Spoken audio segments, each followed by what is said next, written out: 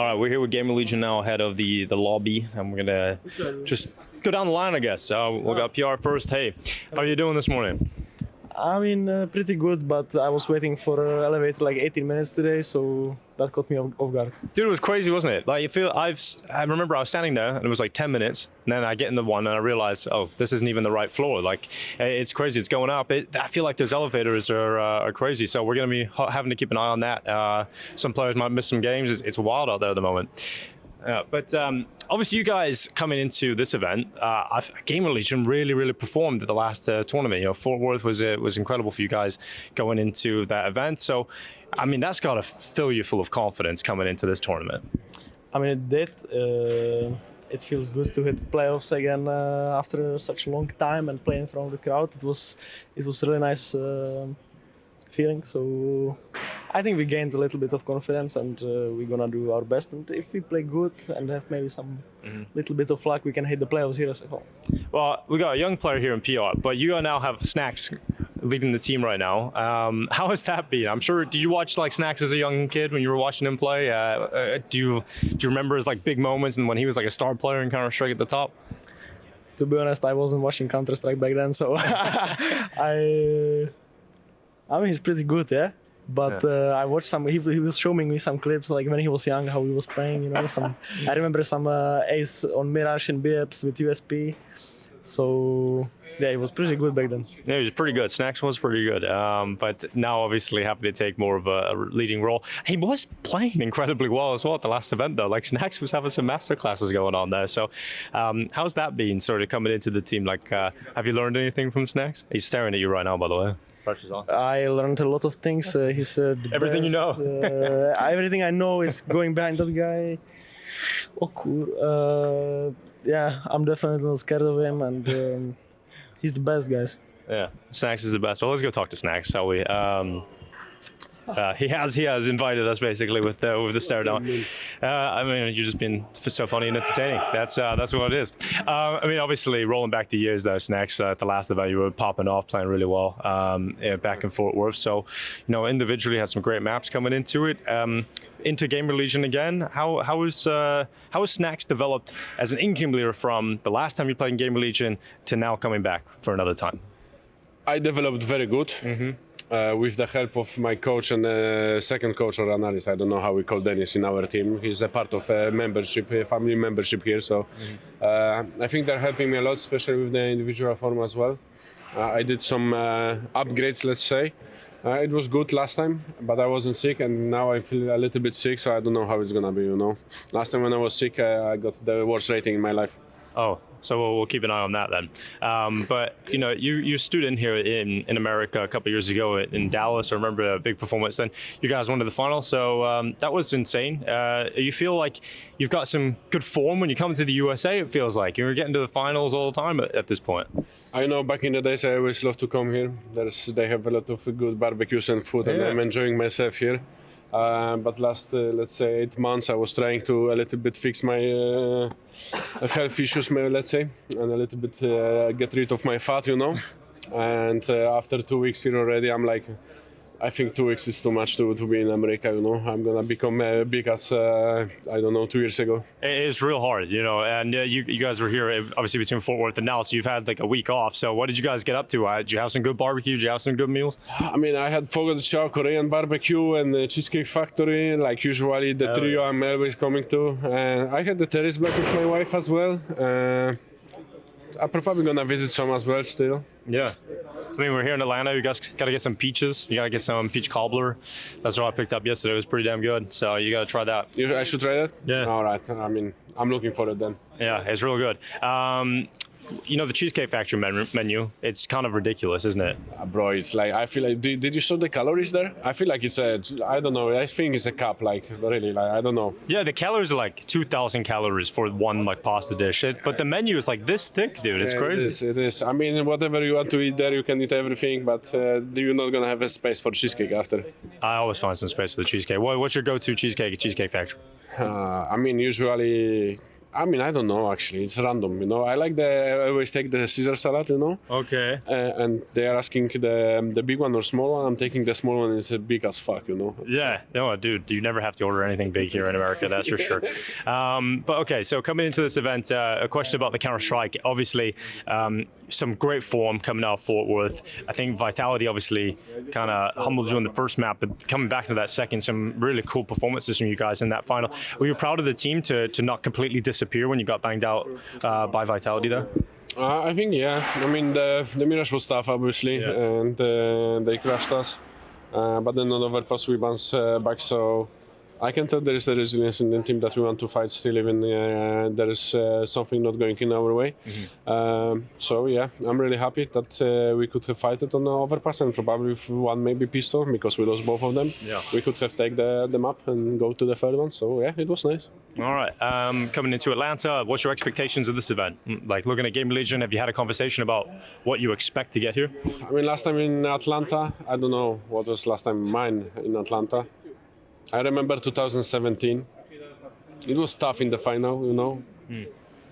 I hope it's gonna be final again, yeah, but maybe not against Astralis. We all remember that one. Has PR even watched that game? I don't even know if he's seen that game. I don't know. I probably play more Counter-Strike than he is on this planet, you know. Yeah, that's. How old are you? 13? I'm 18. 18 years old. Okay. I started in 2000, so. Oh wow, that's the year I was born. So I'll see you later, Snacks. Thank you very much. But let's go talk to some of the other younger players on the team. We got Taliesin here. I got a chair. Hell yeah. How are you doing coming into Atlanta? I'm doing good coming in. We had like a week off. I mean, we played CS, but we had some time off, so it was nice. What'd you do? Went to the pool, ate some good food. Got sick? Got sick as well. Yeah. That's not good. What kind of sickness are we talking? Like fever, or were we like hiding in bed, or? I mean, not fever. It's like a sore throat and a blocked nose and a headache as well. So. All right, it's passed? Not really. Oh shit! Gonna zoom away. Yeah, it's okay. I'll pick it up as the event goes on, I'm sure. But okay, so classic lamb flu symptoms. I mean, obviously for GamerLegion, massive result coming in Fort Worth. Do you feel like this sickness is going to affect you guys coming into this week, or are we going to keep an eye on that? Nah, we're pretty used to this, to be honest. I think PR has like sickness every event we play almost, so yeah, we're used to it. What are we going to do to boost his immune system? We get some more barbecue in, or? We're going to kick him out of the team. Oh, okay, that's fair enough. He can't be around people. All right. You know, when this is coming, you need to get rid of it, you know? Yeah, the weak link. Cut out the weakness. But, okay, well, I'm looking forward to seeing you guys. You know, what's your biggest enjoyment so far this year, Taliesin? Because I think last year we got to see some great performances from you individually. GamerLegion had a lot, I think it was positive things towards the start of last year, then obviously fizzled out.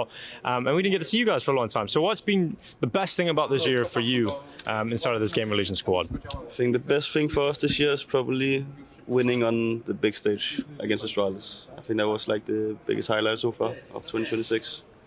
And then, yeah, we'll see if we can continue with that performance in this event.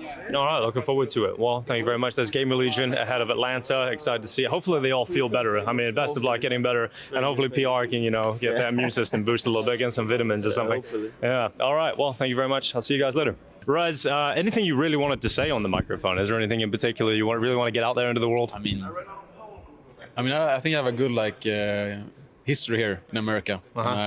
I think That's true. Yeah. That is true. We're not in Oakland, particular event, right? Yeah. All those many centuries ago back then. But you know, coming in, do you feel like you're still riding a high from Oakland? You know, how does that really feel when coming into Atlanta? Yeah, of course, it always feels good, like when I'm here. And I mean, I don't think I'm riding that high anymore, but still, like every time.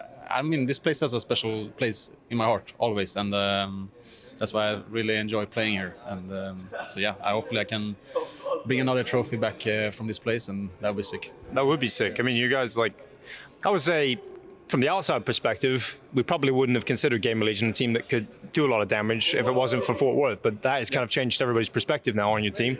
And I think coming into a tournament like this, where the field is not necessarily the strongest, I think we do feel very confident about GamerLegion and what you guys can do. Do you feel that same sentiment?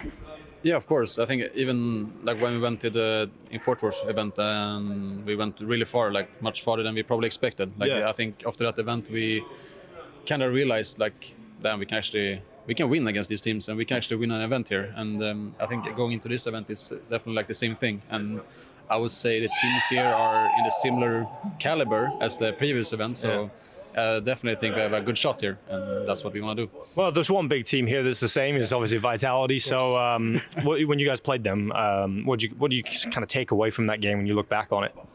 I mean, what I would say is like, you can feel that they're humans. Okay. They're not robots, and they are beatable. And they haven't been practicing. They've been out in like Yosemite and having a good time. Yeah, I mean, that's like what Rob said. Like, if anyone can beat them, it should be like around this time, right? And yeah, maybe this event, who knows? And if they do win, even dominantly in this scenario, the next one, there's another one. But yeah, I mean, this is an event where I know personally, I'm feeling very confident. I'm excited to see GamerLegion play. But you mentioned something that happened a long time ago, which is the Oakland performance. But another player that was around that time was obviously Snacks. But he's back, and you've got to play with him for a while now. How's that feeling, playing with Snacks? I mean, it's definitely a cool experience because you can really feel his experience that he's been around for a long time, and he has a really nice, good view on the game. And I think like he thinks very similar to me and how we view Counter-Strike. Because I mean, we're not from the exact same era of Counter-Strike, but kind of similar maybe. That we developed in the same era as like Astralis and all those teams that had these knew all these metas. And I think that's why we think so alike right now. And I think that's nice, and I'm very comfortable around him. Yeah, so PR hasn't even watched him, man. He wasn't even watching Counter-Strike back when Snacks was top of the world. So it's pretty crazy. Is that crazy for you to realize you're playing with teammates like that young? Yeah, I just feel like the time flies by so quick when you see these kids, but it's fun. It's fun as well to like be in their, what can you say, like development, like their progress, and it's really fun to see these kids develop. Yeah, because you were obviously one of those players, and a very young player coming into a team of experienced players. So, do you have anything you've learned from your experience in your career that you can maybe pass on to them? Maybe we can help PR stop getting sick every event, as they were saying. That's one of the main goals right now. I think I feel like he's sick every event, but look at him. Yeah. As long as he's sick in the server too, Sorry? As long as he's sick in the server as well. That is fine. That is okay. But I mean, I do my absolute best to like bring my experience to them, and like all these things. Well, one of the big problems for GamerLegion has been the AWPer, right? Over the recent months, like it's been hard to find like a consistent AWPer to fit into the team. Hypex was popping off at the last event. Like he had some crazy moments. So I'm sure that gives you a lot of confidence as a team when you can look down at your AWPer and see him capable of pulling off big highlight plays. Of course, I think. I felt it like as soon as he joined the team, like I saw it like when this guy gets comfortable with us and gets the experience he needs, he's gonna perform really well. And I'm starting to see it now that he gets more and more comfortable, and you can see in the server that he's starting to get these highlights that he had in, I don't know, like in BetClick and all like those teams that he played in. Like he's a flashy AWPer, and he can do these insane highlights, and he just needs to be comfortable. I can see that it's happening now. Yeah, he gave us one of the moments to get excited about when everything felt kind of flat in the arena. Back when you were playing in Fort Worth, that overpass clip on the A-bomb side, like that was the big highlight one. So I guess I should go talk to him about it, right? Yeah, for sure. Got him. All right, thank you very much, Rez. Appreciate it. All right, we'll move over and talk to Hypex real quick. Hypex, we just want to touch you real quick. Obviously, you've given us a lot to shout about and get excited about from the last event, some flashy alt plays. I was just talking to Rez about how we're starting to see you hit those clips and those plays that you were hitting in your other teams. So have you just started to feel a lot more comfortable finally inside of this GamerLegion team? Yeah, I think it's a growing system. Like I came with a lot of pressure on me, I think. As I said before, I felt stressed every event. I think now it's just getting better and better, getting more comfortable. And I think there's a lot of potential in this lineup. So I'm happy to show what I can do. So obviously you see all the AWPers who are just getting cut over and over again in GamerLegion before you. So did that add like a certain level of pressure coming into it? Like knowing that, or if I don't perform, I'm just next on the long list of GamerLegion AWPers that didn't work out? Yeah, I knew it straight away. I knew what happened here before. So I had a lot of pressure coming in, a lot of eyes on me, a lot of HLTV guys saying shit, but I just tried to not read it at some point and then just carry on. They believed in me after the New Year's when they didn't swap me out, so that gave me a lot of confidence as well. Yeah, some belief in your teammates to back you, and obviously you're seeing some results from it now. So Fort Worth, you stepped up. You had my favorite highlight of the event in terms of the AWP department on the A-bomb side, so of Overpass. So for you, an event like that, I mean, you're just excited to just get going again in Atlanta and try and continue that form? Yeah, I mean, hopefully the event's going to be better now, personally. Yeah. I don't think I had some bad 2 games in the middle of the event, but yeah, I'm glad that in the last game I got some highlights against Vitality. We could have pulled that Overpass through. Who knows what would have happened on Nuke? I mean, it's Vitality at the end of the day. So yeah, I mean, we're happy that we were able to perform on the second map. All right, so what has been one of the things you've done to try and get like mentally, I guess, stronger from when you started GamerLegion to now, where you're feeling more confident? What's some of the methods you've taken to get into a better mentality? I mean, I just realised that what people say doesn't really matter. I mean, everyone just hates for the hating reason. I mean, Zai was the GOAT and everyone hates on him, so he basically makes not a lot of mistakes and everyone hates. So I think it doesn't matter. I just don't read it anymore. And if I do see something, I just laugh. I think that's the most important thing. Oh, you can shut him up with some good players in the server, and that's the main thing. So, well, looking forward to seeing you guys play here in Atlanta and hoping we get some more highlights. So, Cheers, thanks. Appreciate it. Thank you very much. So, yeah, that's GamerLegion here in Atlanta. We found the tourists, I think we would call them. They come to Counter-Strike events. They don't practice, they win them, and then they go on mini vacations. So right now, we've got a Mezi and we've got a Zaiwu. The rest of them, I imagine, still taking photos, sir. Could be still on holiday. I don't know, actually. I don't know what they're doing. Was it nice to disconnect from what would we call them? The young 3, Rops, Flamesy, and Zaiwu, the rapscallions. You were away for them for a couple days. I was a little worried for them, to be honest. You never know what could happen. I think Grops is, if it was just Flamesy and Zaiwu, I think the bear would have taken them, I think. But I think with how lucky Zaiwu... Well, hold up, mate, hold up. I need you to, sorry, mate, sorry, sir. I need you to talk on the microphone. Okay, we could have done 1 Flamesy gets 100 bill. I think he's gonna still win it. Really? You back your boy that much? I didn't see him in the wood, he was crazy. 100 Flamesy against 1 bear. Well, hold up. Guys, where am I going? What are we doing? You can't, this is Inception vlogging. This is Inception vlogging here. Film the cameraman, not me. Oh, film us. Okay, hold up, wait, hold up. I need to use this hand. Fuck the lobby, mate. No, sorry, yeah. What's up? I'm here to try and do fun stuff. You know, you guys have been having a lot of fun. Yes, we had a lot of fun. Me, Mathieu, and Robin in Yosemite. Michelin team on Apex and Mezi. Have they come back like 15 kilos heavier and you guys, are looking more... I think they walked a lot. We prepared. We only had 2 meals a day, so we had the restaurant in the evening and like a brunch lunch time, and then make sure we did some paddle, some gym. The goal was not to gain any weight. I still want to see if we've been able to do it, but we were very clever with how we did it. We didn't want to gain too much weight, so. Okay, perfect. It's not. I was going to make a UFC reference, but I don't know if anyone. You're Joe Rogan of Counter-Strike. You did say that to me. Don't say that on there. That's gonna. He's cancelled. He's like a. Look, he's a divisive figure, mate. People either love him or hate him. Okay, I don't know. He's just up in the UFC business. Like, yeah, he's there a lot, isn't he? And you're up in CS business. Like, yeah, I'd hope so. Yeah, so maybe I'm in the wrong place. No, I think you're in the right place. Why didn't you want to go to watch the basketball with the boss man? But to be honest, I'm not into I'm not a big basketball guy. Yeah, me either. Yeah, I'm not a big sports guy. No, to be honest, I'm not. But Robin trip was sounded a bit more fancy to me. He recommended nature, hiking. I'm all about that life. But there was 3 teams. Was he part of Jack? Were you part of the Mezi Apex team or? Jeez, he was on his own team. His own team. Him and Matt. Yeah, do you not see them on live television? Yes. I did see it. I thought to myself, you're paying this guy too much. I will no comment on that. He was courtside, mate. Those tickets can't be cheap. Is that coming out of your prize money? We were courtside. It looked like you were courtside.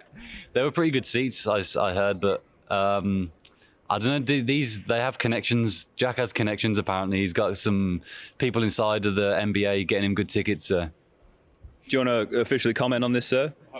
Hold up. Let me bring the microphone. This has been the most chaotic mic session. The truth is, Mathieu, being the French superstar that he is, has some connections with both Rudy Gobert and Victor Wembanyama. So he was able to pull some strings and help us get a good discount on tickets. But they were not courtside. We actually tried to sneak courtside at the end of the game because of blowout, and the security were really unhappy with us. I can imagine so. But you mentioned 2 basketball players. Can you maybe give me Australian sporting athletes of all time who they would be compared to? Because I'm Ian Thorpe, mate. Yeah, he's making a very specific reference there. I see. Okay. Big hands. Well, yeah, big hands, big feet. Big hands. I mean, Big Ed. Oh, he's a freak, mate. There's no one like him. Okay. He's What's up? But Zywu, because he's the king of French Counter-Strike, is he up there with those boys? He going out hanging out with the NBA guys? I think at the moment Zywu's ahead of Wemby. Wemby's young. Okay. He's got a lot of potential, but like he doesn't have the level of dominance. But he could be as dominant as Matsu. Okay. I'd say that Wemby's at the level of like maybe Shane Warne. It's really Warney, really Australian reference. He could. It'll be a race between Zywu and Wemby as who is the greatest French performer of all time. Wow. Okay, that sounds great. Although Wemby goes to like Tibetan monasteries in his off season, Shane Warne had different extracurricular activities. His were of a different lifestyle. Yeah. Yeah, spin bowler. Yeah. Yeah, okay, the Brits know, yeah. The French not really into the cricket, I don't imagine. Let me go and grill some of these. We're going to mix things up. I'm going down the other end. Sorry, I'm whacking people. And here we go. Mr. Robin Call, were you the planner of the Yosemite trip? I initiated it, yeah. Would you recommend that to other people who may be going to the States thinking, is Yosemite a good place to go? Would you recommend it? 100%. Okay, so what were the highlights there besides the bear? Oh, we had 2 days, so there's a lot of things to do. Mostly, I was like, take the different trails and hike. We didn't have time to do that, so we just got to know the valley. The valley itself is really massive. We saw all the mountains. We rode bikes. I think the bikes were the highlight for us. We just, did a whole tour in the valley with the bikes. Talked to some locals, talked to some people who have climbed the mountains there and what it's like, and some people just go chill and they watch their family members they climb the El Capitan, for example, and that's really cool. Nice. I woke up this morning, obviously as a degenerate like I am, over my phone, Instagram. I saw you put up a bunch of pictures and that looks beautiful. It's one of my bucket list destinations. Okay, all right, that's cool. I'll definitely go back when I can. Okay, nice. Matt, did you have a good time out there in the wilderness? Yeah, it was perfect. Like the view, the valley, all the people there was insane, and we have a good time all together as a team. Okay, so yeah. No, go for it. I was gonna say you're only there for 2 days. So what were you doing with the rest of the time? Actually, what do you mean the rest of the time? Like the first 2 days we stayed in Dallas, played a bit of CS. Because actually, when I was doing the planning, it really depended on the weather. So we arrived Wednesday, Thursday, Friday in Yosemite, and actually the days before, so right after Fort Worth, the Monday, Tuesday, it was like less than 10 degrees Celsius. It was really cold in Yosemite those days. So we chose those 3 days to be there, and the 2 days we spent fully there. And it kind of depended on the weather. And the rest of the time, Monday, Tuesday, we just played CS in Fort Worth. Okay, so well, North American Counter-Strike, I asked some of the teams about that, but I guess, did you travel straight from Yosemite to here? So you guys came as like different groups, or did you different groups? So was it fun to be away from some of the other guys for a while? Yeah, we were tired of each other, so it's been good to be released of it. So finally we came back, but it was good to far away of the staff, the leader, all these 2 star player, and finally Okay, well great, all right. So I guess this is a type of tournament where everyone's thinking it's going to be another Vitality Trophy lift, another Vitality Na'Vi final. Is this, look, you guys get these questions all the time, so I'm sure you're fed up of like, oh, you're here to win. We know you're not practicing. We know you've been hanging out, but you can warm into the tournament. There's not that many good teams here, but we got to be fair about that. We can't be bullshitting anybody. We'd be lying, Dan, and we don't want to do that. We want to be honest. Yeah. So you come here, the expectation, like I've seen it in the interviews, it's, when we're here, we want to win. But lifting another trophy in a row, are you trying to go for, 7 straight like last season? How can we make it better?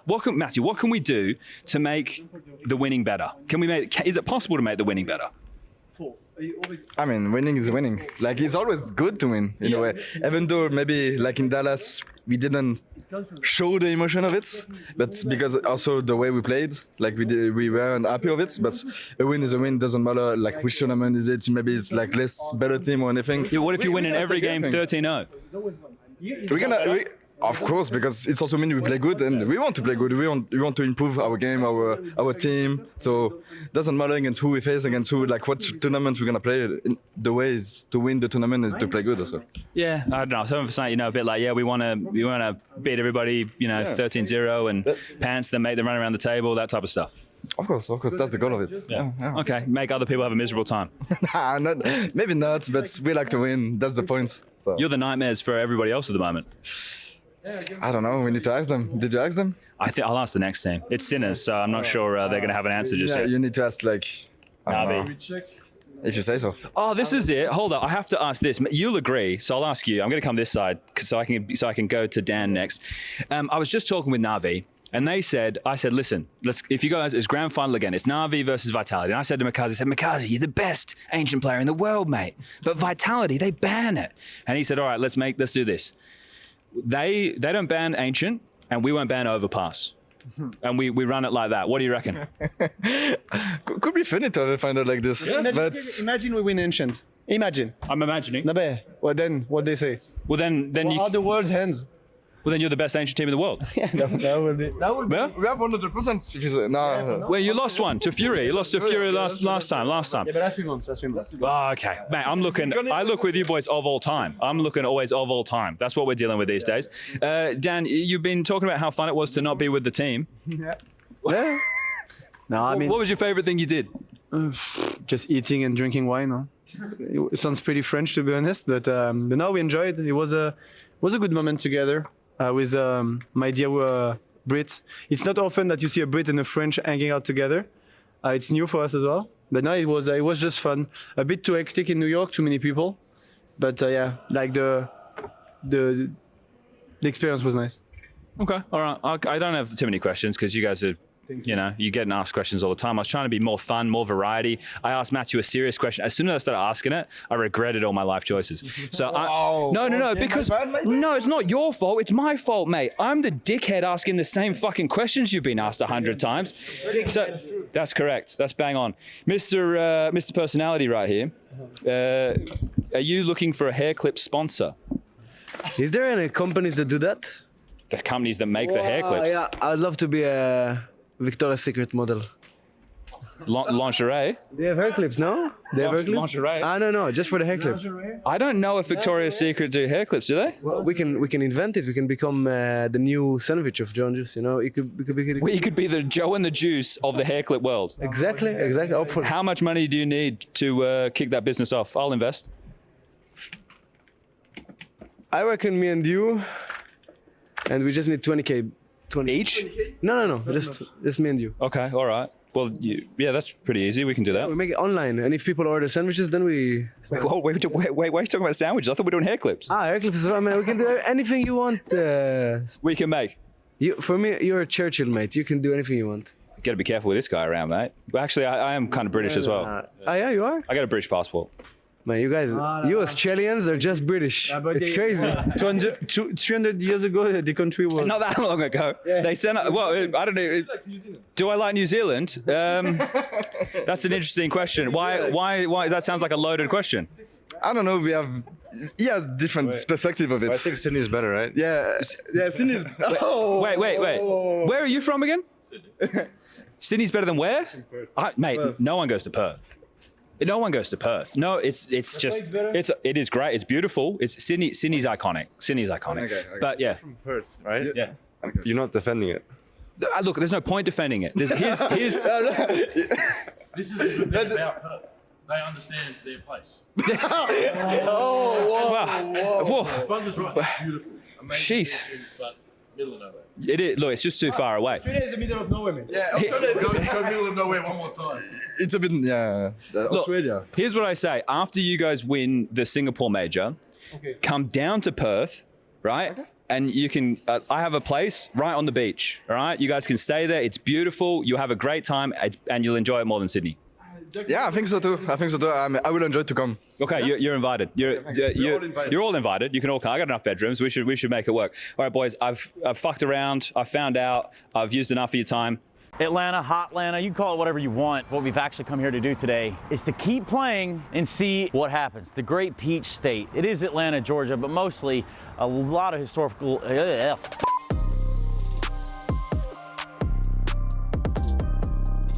hunt continues. I just wanted to know if you knew anything about video games. Huh? You play video games, man? No. All right, man, me either.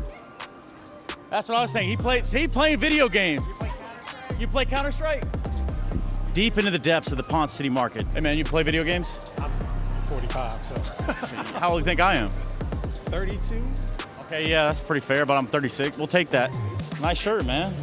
What do you think about two teams or players playing against each other in tournaments and video games?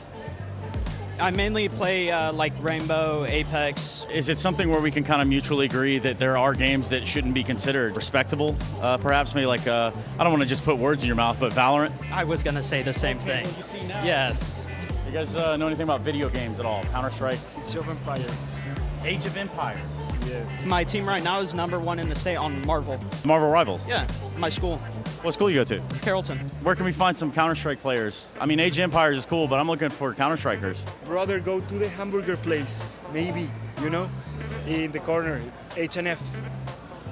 Thanks for the guidance. Well, you want to say something to him? What's up, guys? What's up, guys? This Poverty. What is it? Poverty. P-O-V-E-R-T. Bro, I was about to say, that's the wildest sign-off I think I've ever experienced on the show here is poverty.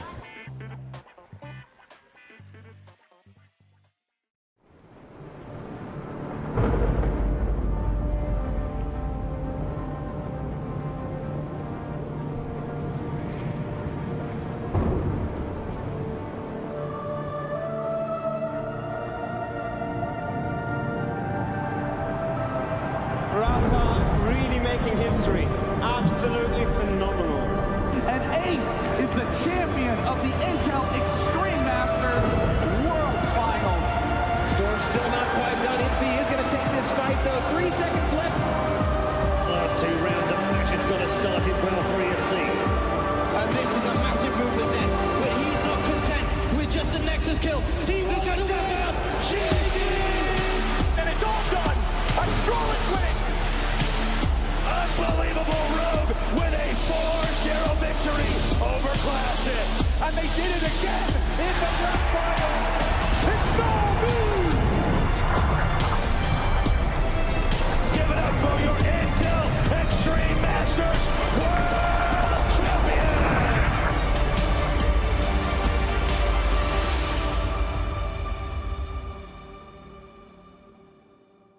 The Intel Extreme Masters Atlanta 2026 is brought to you by ESL in partnership with Intel, Acer Predator, DHL, and Zoe.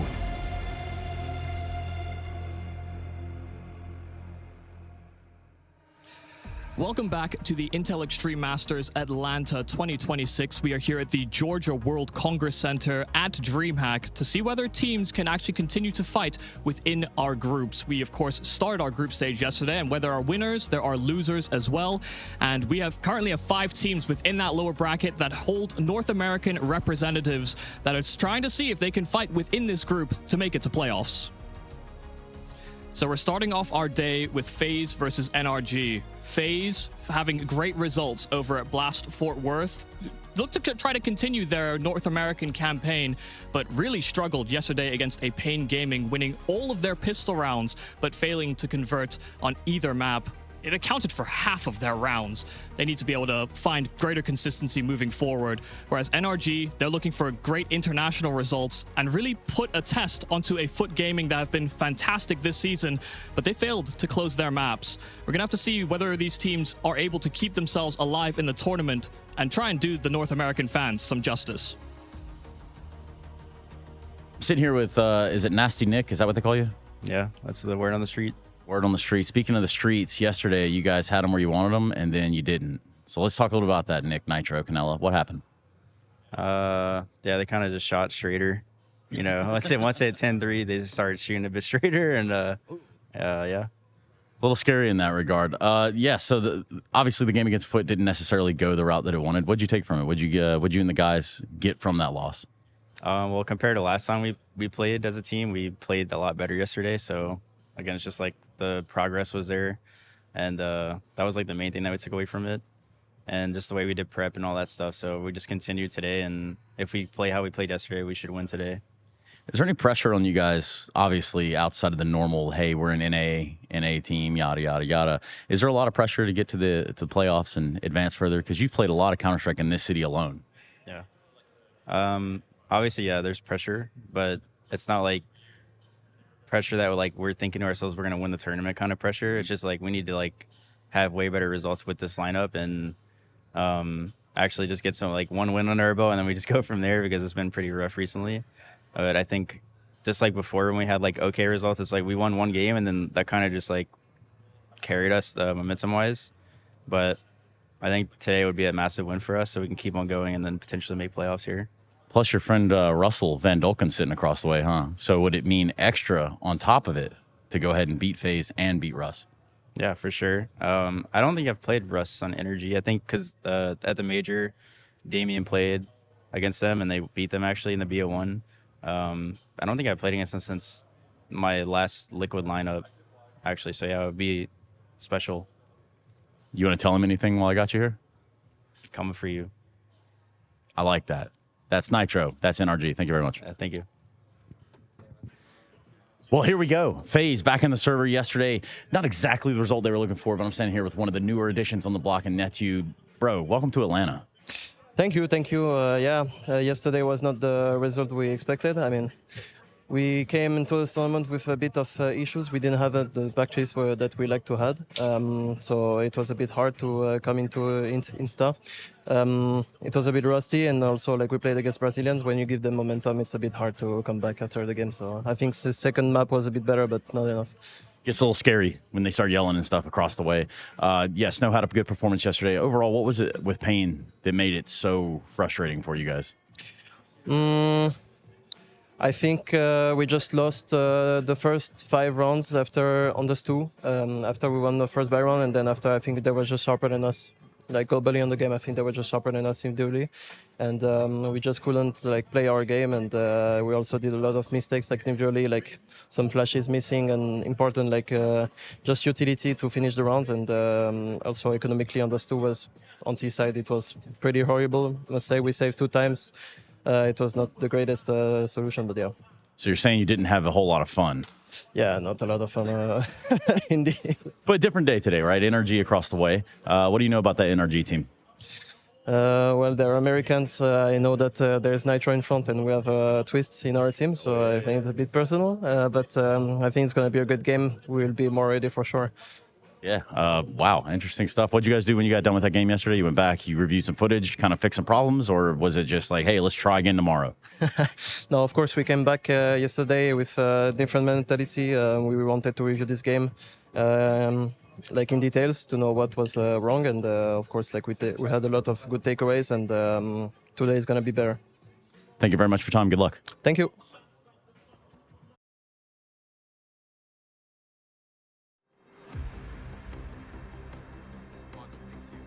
Well, welcome back to the Intel Extreme Masters Atlanta. It's day 2, and we are here in the lower bracket run. We've got FaZe and we've got NRG, and as Nature was just saying, a real strong North American presence in this game, Jason. It would be a shame to see them go, but we are going to say goodbye to one.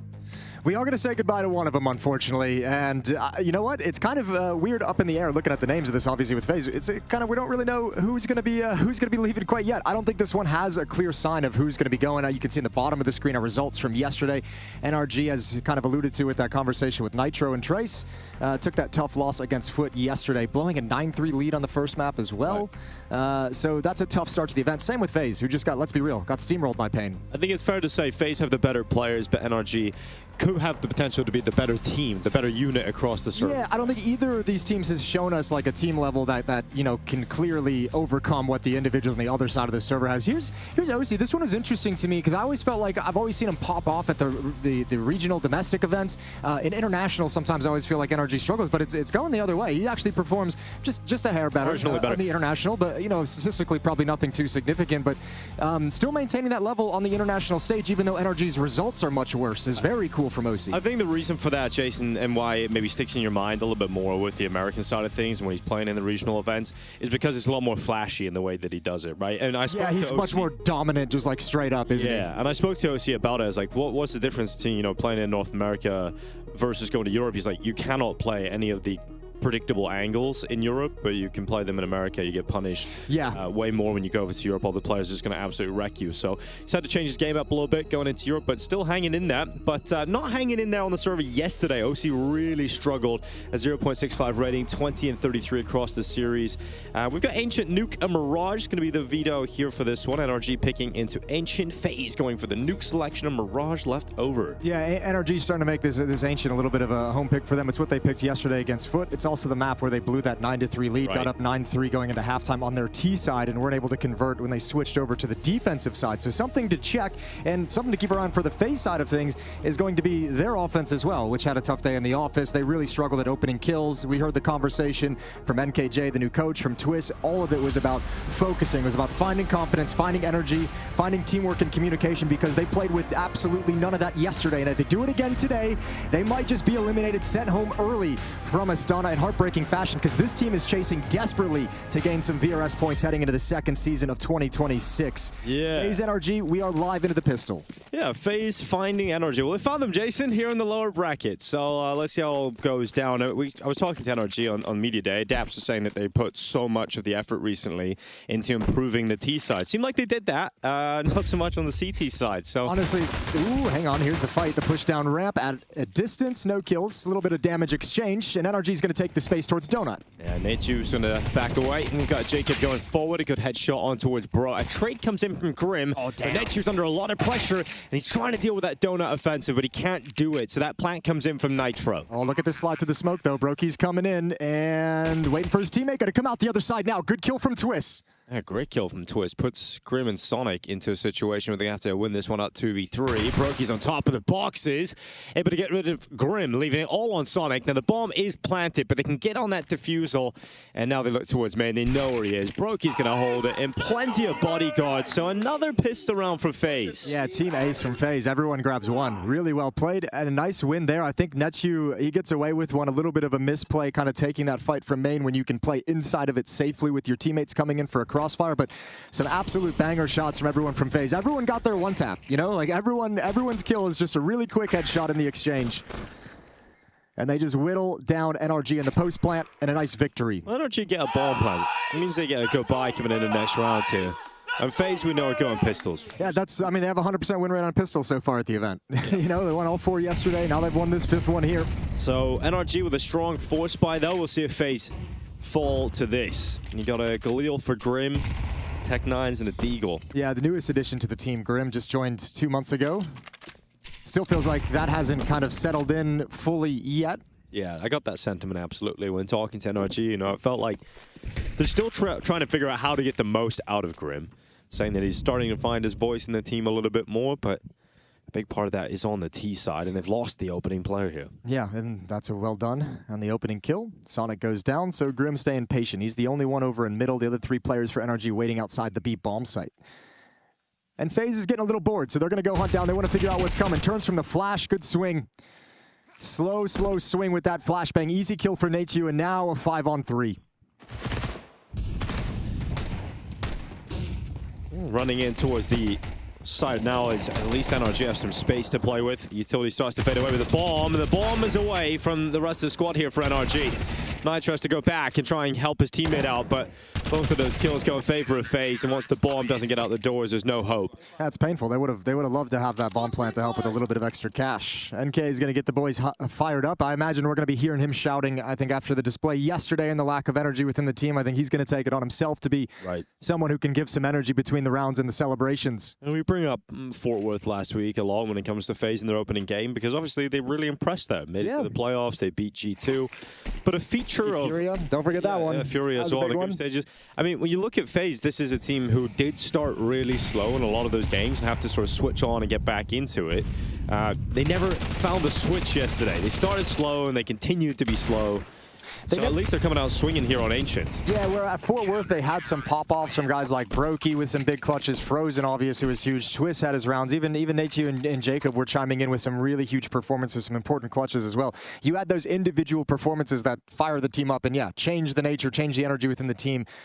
They might not need it today. Nice start, 3-0. However, they did struggle on a certain stretch yesterday once Pain started gaining control, and this is the side that Energy was able to rack up 9 rounds against Foot on. So we'll see what this offense can bring to the table as the first gun round begins. AK-47s across the board. Grim and Sonic coming out elbow. They're going to be aggressive. It's Grim already out towards the bottom boxes. Frozen. When that red smoke breaking open by his own design, trying to get some information, but look at Bro. He's a little bit pushed up the ramp here, trying to catch an overextension from Brokey. Gets that peak, but can't take the opportunity. It's going to back off. Decent piece of pressure applied to the B bomb site, and Bro's not going to relinquish the angle whatsoever. Wants a second crack at it. Utility down into the double doors. Deep nades. That's great to chunk down Nitro and OC. And NRG is called. Nitro's brought everyone over to the B bomb site. Nobody really in middle. Nobody establishing presence there towards A. This is all going to be a hit directly into the B bomb site. Yeah, Bro gets away. Around the corner. Bullet sent towards him, but FaZe will hold 3 players on the side. Starting to feel a little bit uncomfortable about the lack of cave control or information that they have. And with that utility coming in, prevents the peek forward. And Bro finally getting his kill. Brokey tries to get a double, but Nitro swipes away the remaining B defenders and NRG into the site. Felt like FaZe wanted to be aggressive on B ramp there, but didn't pull the trigger earlier. And then when the cave play starts coming in and the Molotov towards like the default plant boxes comes in, they kind of get forced into the play that they kind of were shying away from originally. I think they kind of got stuck in no man's land and the options taken away. So nicely done from NRG, slowly surrounding that B bomb site and forcing the defense into an awkward situation. Yeah, important for Nitro to win both of those fights at the ramp as well. If Brokey somehow gets the multi-kill, it's doable in the retake. But they're just going to hang on to the weapons now over in FaZe. So an M4 brought over for Frozen. And HU bringing a FAMAS and some utility here as well. They got plenty of cash, right? Op is going to come out, you would imagine, in the next round. Brokey's got the money, as you say. Everyone's got cash to drop an Op if they want to. So no sweat at the moment for FaZe. Still content with the 3-1 lead and obviously the tons of cash they've built up in that little bit of a run. But NRG get a pretty clean victory there to start. 1 player goes down, 1 rebuy forced. And you can see by the time they're actually executing this, like, they have the smoke down in double doors, but there's no flash. The nades had been used earlier to chunk them down. You know, maybe they were trying to get into a position where they could defend Cave, but that Molotov kind of ruins the timing. Just that execution with no utility, I think that forced into a play they didn't really want to make at that moment.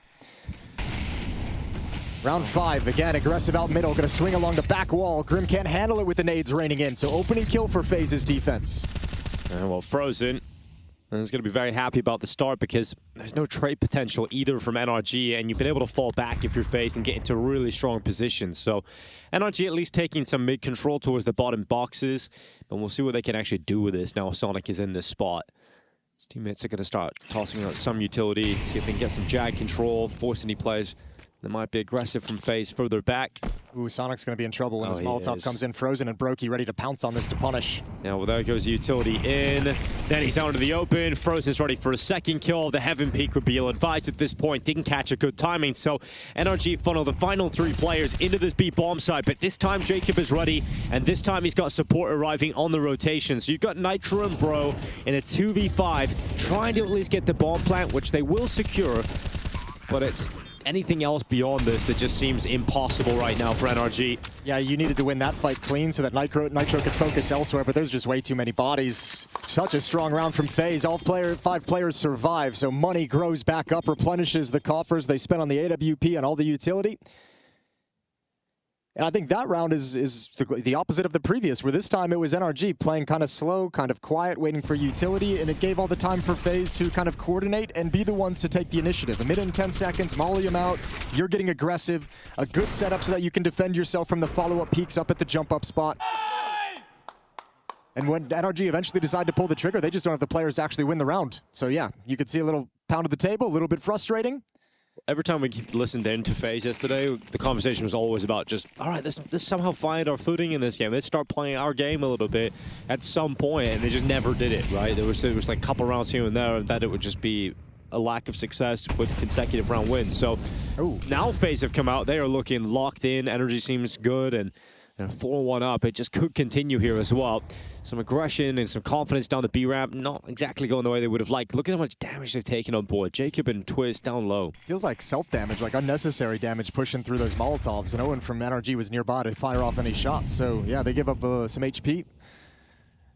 NRG don't have to work for it. but they are going to try and split the A bomb site through Donut. Frozen, if that smoke fades, the timing on that's going to be critical, and Brokey's performance here holding the angle. Comes off the angle, goes back behind the donut, really trying to make something of this AWP. Frozen goes down. Brokey has to somehow win this in the no-scope. He can't get it onto Grim. But there's Natus trying to rotate over. He's in a good spot. He's done very well isolating these fights, and he'll bring them all down. Brilliant work out of Natus. That's earned some celebration out of his teammates because he plays that high-pressure situation perfectly. Yeah, that's a nasty performance. That's a great sequence from Natus. I mean, impressive the way he's been able to step into this team this, as they enter rock bottom, and he's performing very, very well, very admirably. He had that interview with Trace, mentioning getting a little bit shaken by some of the shouting out of the Brazilian players yesterday of pain. You can understand that, but NRG's much more timid, much more quiet, especially when you got your boot on their throat at the moment. 5-1 for FaZe, and another dominant round win off Natus' triple kill. Conversation today for FaZe going to be vastly different. NKJ's probably loving what he's seeing and hearing right now. And if you couldn't find confidence yesterday because Payne just felt a step ahead and a little bit sharper, having this kind of a run and starting to beat up this NRG squad, yeah, that'll fill you with confidence. Now individually you can start swinging and being much more comfortable in these fights. Great sequence here. Round 7's going to begin with NRG playing from a 4-round deficit.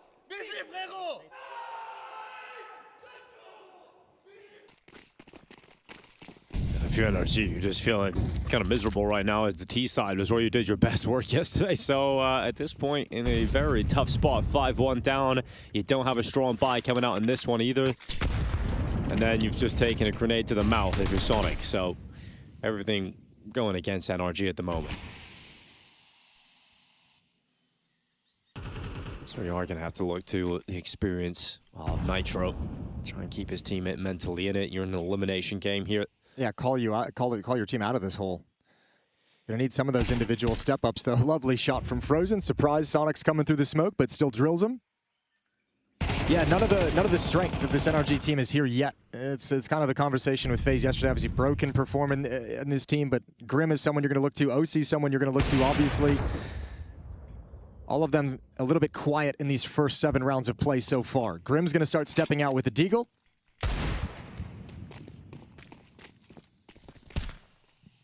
Smoke and Molotov left for the rest of the round for NRG. We got Natus walking in towards Donut. He'll try and fight Nitro in mid, who will start to descend back towards the boxes instead. Climbing up to join the rest of his teammates, looking at this B bomb site.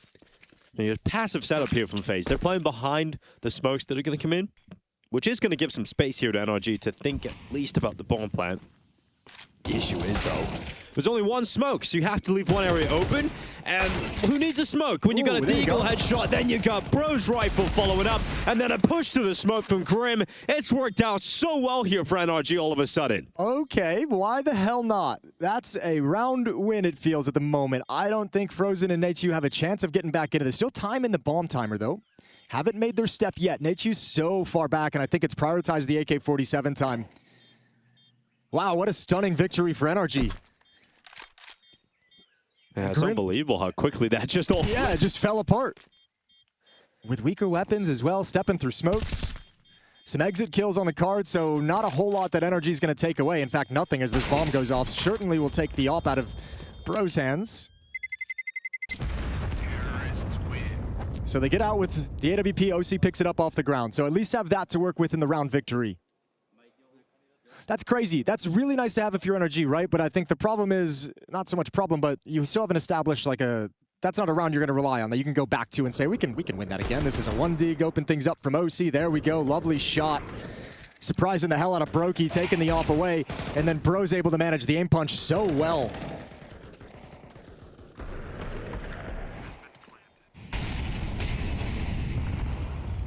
So they've stolen one away from FaZe. Here they come. They build upon it. Quicker into the B site. That's where they just found some success in the last round. They're going to try it again here. There's the mid fight going in favor of FaZe. Jacob's up at heaven, but that does mean this B bomb site's open. The only player that can deal with anything is Twist, and he's done well to grab one and fall away. So this keeps FaZe in a much better position at 5v3, and they can play retake here. All right, Nitro's going to get the bomb planted. Post-plant positions, looks like everyone from NRG is going to be playing around the cube. Nitro's trying to figure out exactly which position he wants to try and hold on to. Goes to the B ramp flank. He's going to have some love heading his direction. Twist and Frozen are going to be there. Good first kill. Yeah, Nitro stays tucked away, looking for a headshot as well next. Oh, he's ready for Frozen. But winning that engagement proves too difficult, and then Grim can't do much, so it's got to be OC. Can he see a way? Can he see them off? He will take two, and then finally dropped by Jacob. Nice shooting, but too many players eventually coming through here for FaZe to win the retake, get the round victory and up to 6-2. Your biggest problem right now for the T side is Sonic and Grim haven't been able to establish any kind of success over in middle coming out of elbow. Even when there's aggressive pushes in the mid round, it's tough for them to contain. They're not finding the opening kill, swinging out of elbow to open up rounds when they call that kind of a tactic. So FaZe is controlling the middle of the map and is able to have a lot of freedom, is able to rotate and flank with impunity even when they do leave the B bomb site, which is part of the reason probably why they're okay with Twist playing at retake in that round. The strength of it is going to be them wrapping around the B bomb site and coming through cave on the flank. And NRG unable to string 2 rounds together.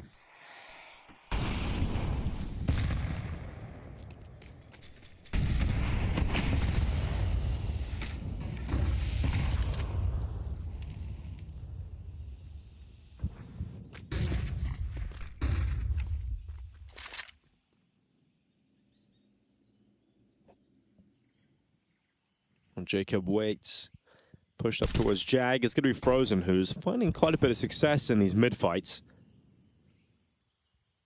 He's got a good amount of teammates with him now, too. I mean, FaZe has done a really good job of having multiple players in middle, fighting from Red Room, breaking smokes. 1 or 2 players in Donut as well, setting up traps, getting in aggressive in the mid-rounds. They've done a very good job containing mid. Brokey's op trained on the position now.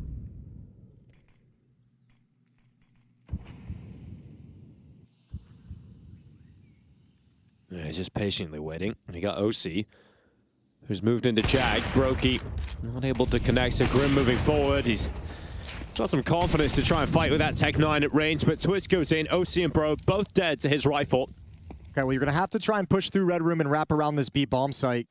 Nitro's alone with the bomb for quite some time.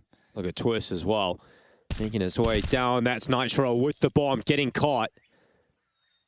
Brokey holding as they try and backtrack in towards the right for AWP. And he'll just not re-peek, not wanting to die. Wants to group up and play the percentages here for FaZe to close it out, pulling them into Twist. Nateju around the backside, Twist to the other. Secures himself a 4K. And Nateju just stealing away that ace opportunity, but that's a 7-2 lead here for FaZe Clan. Feels like NRG's kind of been put in their place a little bit. We're not seeing really a whole lot of aggressive, doesn't feel like a whole lot of initiative being taken to get into fights. I think Bro's the one who's been the most willing to just kind of, you know, stick his chest out there and try and find a fight over at the B ramp when he's looked and peered into the B bomb site. Outside of that, it feels like, you know, no one's making a move. No one's comfortable with what fight they are envisioning coming next in the mid round. So you see, it feels like NRG just kind of stall out, being slow and quiet, and FaZe is taking complete advantage of that. Sonic is taking Nateju down, so at least one of the mid fights going in favor here of NRG. Can they do anything with it? But look at the reaction immediately from Frozen. But OC seems to be aware that this is a possibility. But how long can he really stick around? Because he's the bomb carrier, right? So he has to go back and join his teammates. And in that time, Frozen moves out, catches Nitro at Heaven, and now a spanner thrown into the works immediately for NRG as Frozen continues to push. You've got another kill at Red as Grim just steps into the open. Frozen is so confident right now, just prowling all over the server. Sonic eventually getting rid of him, but NRG, it's about to be disastrous if they don't win these B-ramp fights. Playing the smoke fade is so dangerous. Oh, Bro's in trouble. He's got the first look, and there goes Twist. It goes the way of NRG. The coin toss inside the smoke. Good shot from Brokey. Puts himself in a 1v2, but with the smoke up. Oh, he's just going through it? Okay, here we go, Brokey. Looking for a highlight, and he's got it on Bro. Can he get it again? Yes, he can! That's the kind of Brokey plays that we've all come to see. That is what we're waiting for, and FaZe have just surely ripped the hearts out of NRG in this first half. Yeah, it kicks him right in the balls, doesn't he? That's one of those rounds you lose, and you're just like, oh my God, how is it even possible? That's filthy from Brokey. It's like the idea of this almost feeling just like the worst possible decision, running through the smoke into a Molotov. But that's the Brokey play, isn't it? Yeah, but he was so ready to find Bro, and then just the slow slide out, barely anything of OC showing. Then that will force a timeout out of NRG. Now if you're NRG, you're wondering, is there anything we can do? Like at this point, FaZe is just finding a way to win ridiculous rounds. They can't catch a break now, NRG.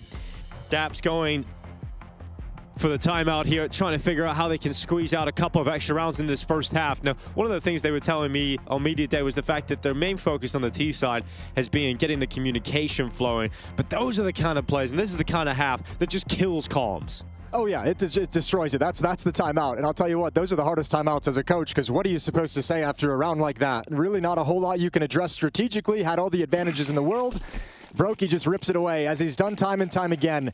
Good to see a flash of it here in Atlanta. Deep utility down mid. Let's say this as well. It also negates the fact that's the first time we've seen Sonic get an opening kill over in middle. I mentioned that earlier in the round. Middle has been completely controlled by FaZe. Finally, NRG have success there, and they can't convert the round into a victory.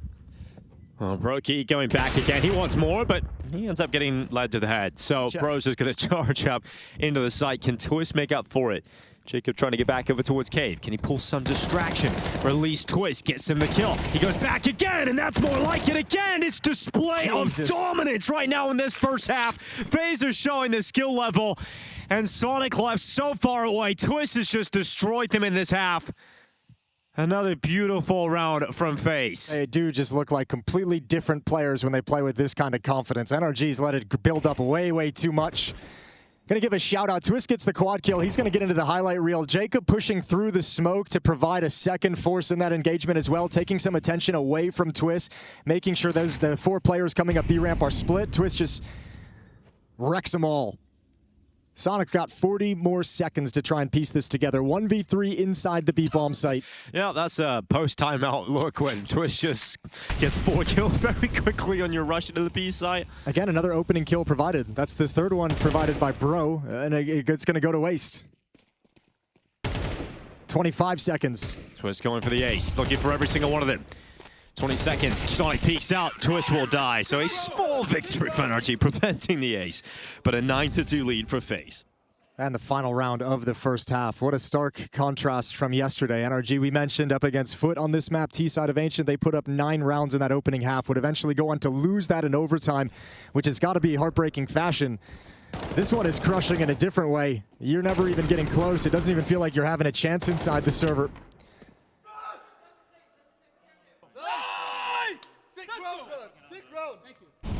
Twist getting hyped up.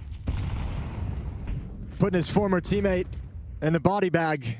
Him and Nitro, many years spent together on Team Liquid, many trophies lifted together, now going head-to-head as IGLs, as captains of their teams. Twist and FaZe with a strong upper hand right now.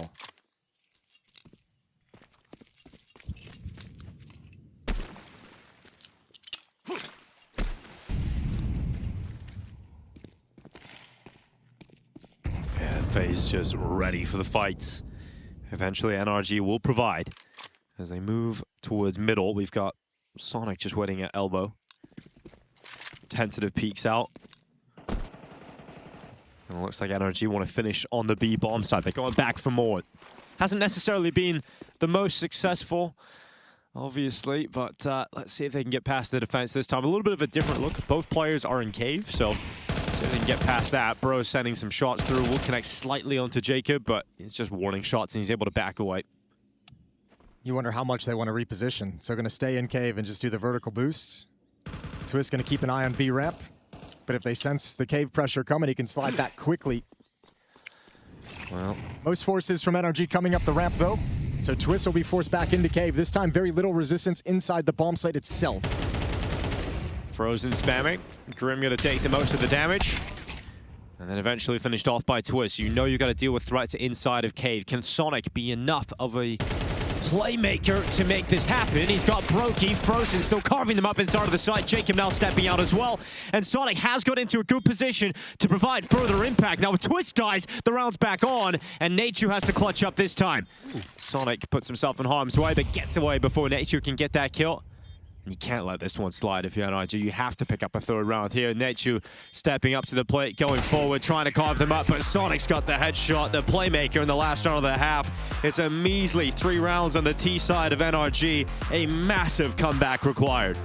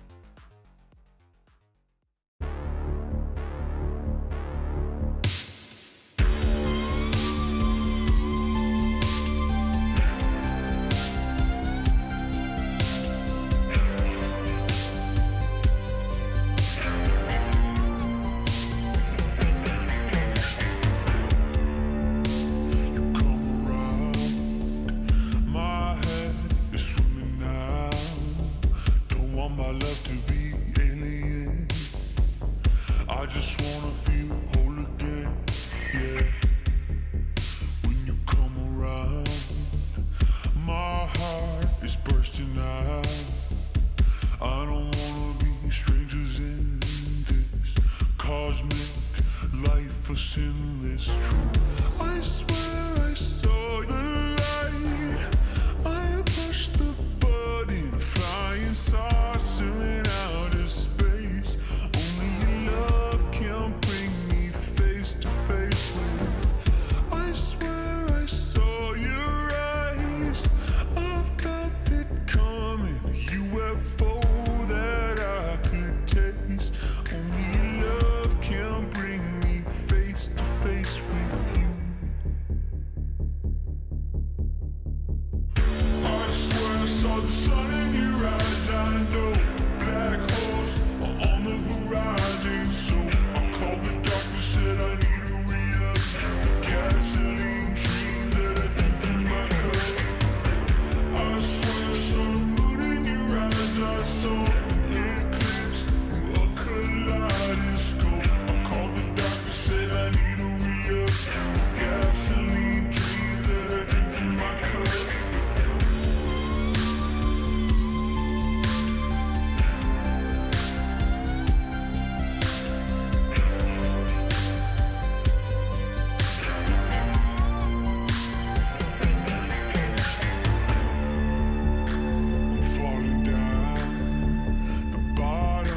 'cause endless now.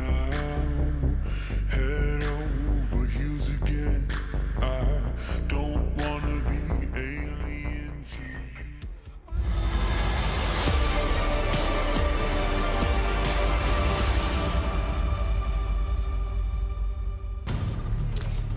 9-3 lead for FaZe coming into the second half. We're looking for Americans on the stage here at IEM Atlanta. Stage feels like it's getting a little bit further away from Nitro at the moment as he's buried at the bottom of the other end. What Canadians do, Jason? Yeah, I use Americans as like a North American kind of a thing, you know? It's like a general term of the continents. Well, I'm just saying it looks more like we're going to see a Canadian in that kind of position. That's fair. Yeah. Well, you know what? I would love to like see Canadians. I think FaZe will get a lot of support. Obviously, we've seen that in Fort Worth. Yeah, Let's see if they can get into form and get themselves into that arena eventually. This is the lower bracket game, though. They're fighting for survival. Elimination game, yes. Yeah. One of these teams going home at the moment. First map is making it feel like NRG might be getting those tickets booked shortly. Well, they choked a big lead like this yesterday, NRG. Now they've got to come back. They choked a 9-3 lead yesterday, so let's see what they do down 3-9. Maybe it's completely different. That would be a very cool storyline, though. Well, let's see how much respect FaZe give this smoke once Sonic drop it. When does he actually get it out? You know, if they're going to start pushing in, yeah, now at this point, he's going to have to drop it really shallow in towards Donut. I imagine they're just going to come right through it. It's really shallow for him, so they can come out the other side. Scary situation for Sonic. Way too many Glocks, way too many bodies. Yeah, just flooding the site. Jacob, he's just a pistol god, apparently. It's just incredible what he's able to do. Jesus. Oh, Kuba the killer taking everybody down and then just getting shot through the smoke. But eventually, you asked about respect. I don't think there's enough, really. No respect given. Jacob just charging at them, killing everybody. So, 10-3. It's 6 for 6 on pistols so far for FaZe here at IEM Atlanta. If it was a pistol competition, man, FaZe would be the best in the world. I saw someone mention yesterday that Jacob is like a modern-day Dennis, like just a comment on on Reddit, and I was like, you know what? That's fair. Like the OG pistol god from the early days of CS:GO of Dennis. If you guys never watched him on the Fnatic teams, absolute freak of nature with pistols. Yeah, it was a good. I think it's my favorite clip of Dennis is the cash. Yeah, clip. Yeah, that's a beauty. Yeah, on the USP. That was a great check that out. Great little sequence. Yeah, Jacob's got a little bit more time to get to that level, but it's looking good. I'll tell you what, Dennis. No, not many people will remember him because I spoke to PR on Media Day. Okay. He plays with Snacks, and he told me he didn't even watch Snacks play. And so, I mean, it's crazy how much time has passed, but it feels like it was just yesterday, Jason. That's awesome. Yeah, I hope he went back on. I'm sure he went back and watched some highlights because Snacks back in the days of CS:GO, back in the VP lineup, he was a monster. Snacks has been showing him the clips, he was actually. A monster. Yeah, good for Snacks. OC just shoulder peeking, trying to block them out of A main. He will for a bit. I mean, you're fine with that if you're FaZe. Forcing them to burn a smoke a little bit early. Jacob as well has now pushed and gained some ground over in Red Room, so you've got map control as well. In a pretty good place so far. Frozen playing very passively towards the B bomb site, just looking for pushes. Frozen has like quietly gotten up to 17 kills and 5 deaths. It's a very like Zywoo-esque performance where you don't even really notice it, and then you look at the scoreboard and you're like, oh, there he is. He was just running around the map. Yeah, he's just getting like 1 kill in mid every single round, shutting it down. Flanking, pushing A main, getting around the back. Yeah, he was having a great time. Ooh. So was OC with that deagle. Going out again, but Brokey silences him. Natus stepping out with the MP7. Gets damaged, but no kill there. Luckily Frozen and Jacob alongside Brokey now getting involved and taking the final frags, leaving Grim 1v3. Yeah, good spacing, good timing on that follow-up. Grim's gonna go down shortly. Not now, though. But, you know, not at this very moment. Just wants that Galil. And he slips in, and he grabs it. Now he'll slip away. He's not going to go down eventually. Eventually, maybe in a couple rounds time, maybe next round. Happen. But it's going to be 11-3 regardless of Grim's life status. Tell you what, it's just getting away with a Galil is really scraping the bottom of the barrel. We're having a tough time if we're NRG. Nothing going right so far in this game. Nuke's up next. Nuke is up next. That's FaZe's map pick. And you at the very least get a start on the CT side. You'd like to, this is that conversation that, you know, you'd like to see them play themselves into this a little bit. Just give us like a couple rounds, a couple glimpses of a few players so it makes you feel like, you know, players are kind of woken up because everyone was been, you know, on this first map pretty ineffective. Outside of Bro, everyone was pretty ineffective in their positions in that first half. I think it's got to be such a disappointing feeling, obviously, for NRG, who came into this event pretty positive, you know, about some of the changes they've been making, the steps they've been taking on the lead up to Atlanta.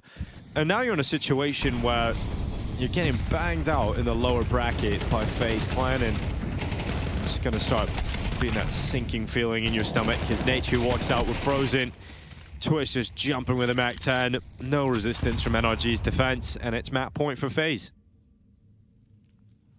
Well, that happened fast. Very, very fast. One chance. Yeah, I don't know. The NRG thing is hard. I know a lot of especially in NA, we like to get excited about any team that's showing us something at the moment because we're trying to latch on to any team that can compete internationally. And there was, it felt like a lot of promise from NRG in the start. Like the start of the year, again, strong in those regional events. Won for Philadelphia, Miami back in January. Second place at the Flomland. OC was popping off at both of those. And then you go to Krakow, they get through stage 1, not able to really do a whole lot in the stage 2 itself. Going out 13th to 16th, there was ESL Pro League. They go out in stage 1, 15th to 16th, Blast Rotterdam, they're going out 9th to 12th.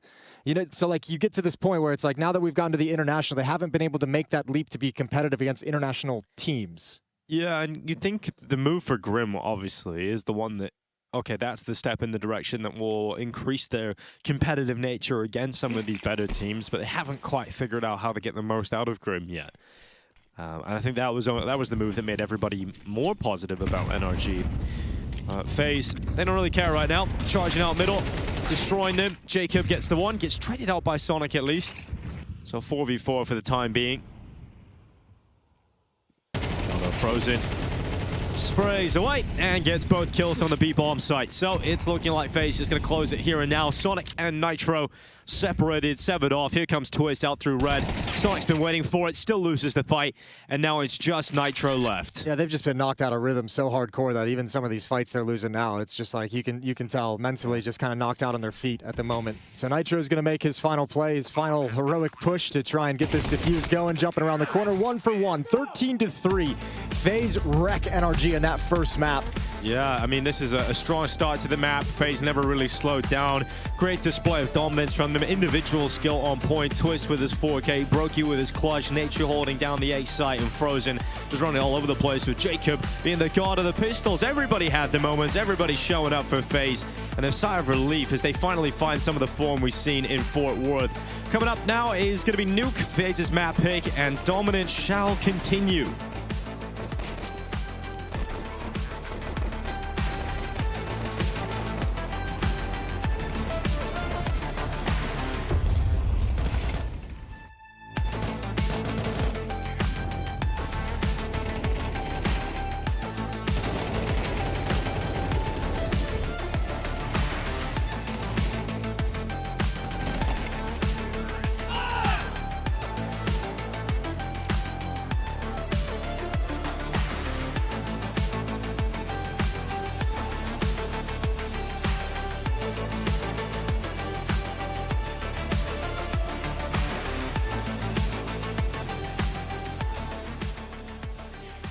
Was that the expected outcome? Because it wasn't pretty on one side of that equation, was it, Yumi?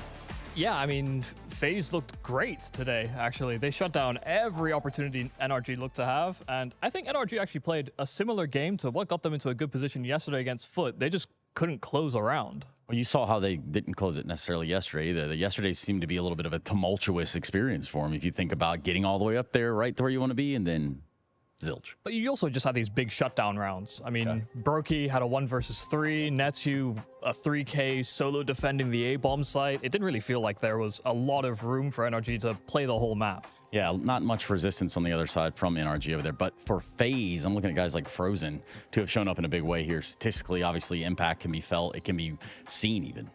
Yeah, I mean, that's part of the conversation around FaZe is whether or not they can maintain the value of the roster so that Frozen feels comfortable because, I mean, he's been exceptional all year round. And when you see FaZe disappear, sometimes Frozen's affected too.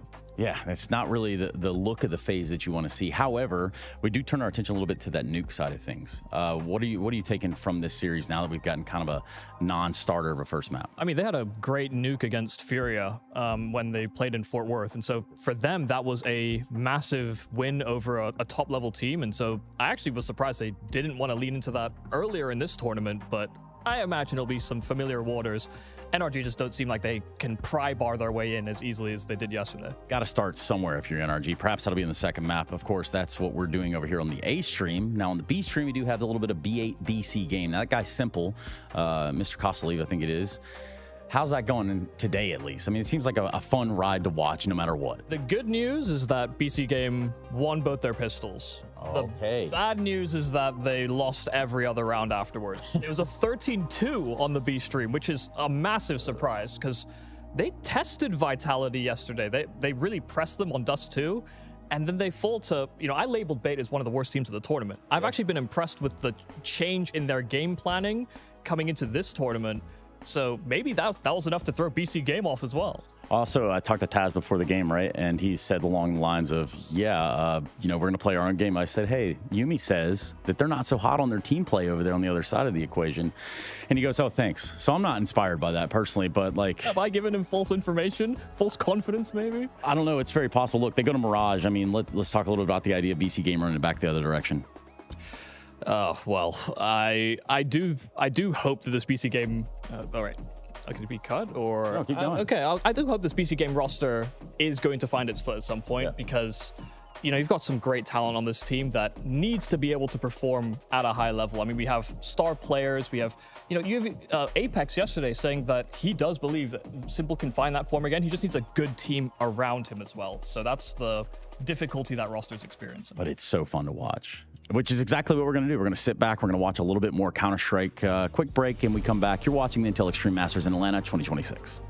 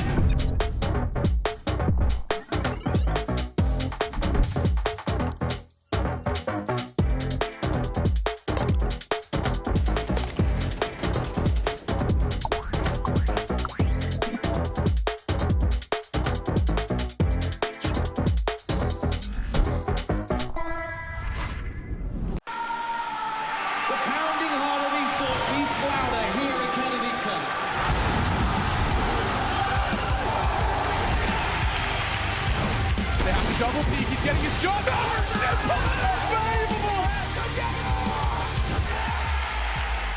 Something special to turn up this deagle, and that's exactly what happens. Katowice! We are back!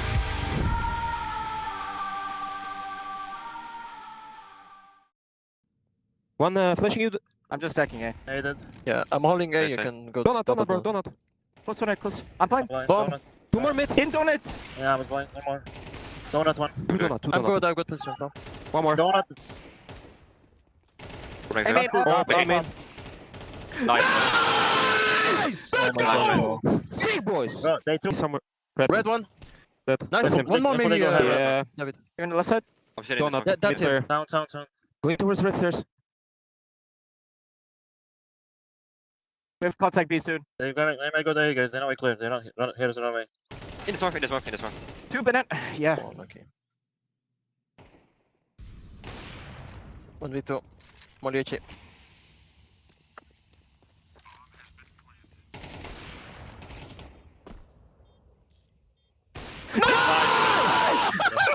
Nice, Elvis.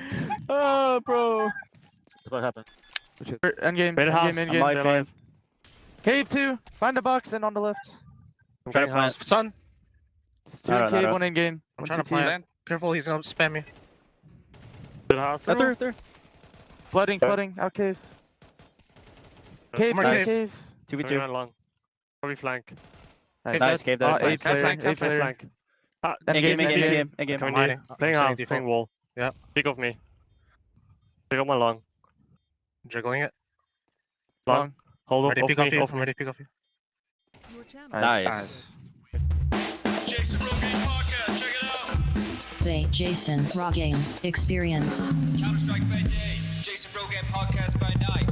Welcome, OC, to the Jason Rogan Experience. You're the long line of you're the next in a long line of North American oppers and marksmen coming onto the show. I guess I'm just looking. If you look back in the history of North American Counter-Strike, what are your big op influences? Is there anyone that's really piqued your interest? No one really. Yeah, there hasn't been a whole lot of good oppers coming out of the region. Yeah, I mean, we kind of suck. What is it about you that you think that makes you such an intriguing sniper for the team? Like, what was it about the weapon that first got you interested?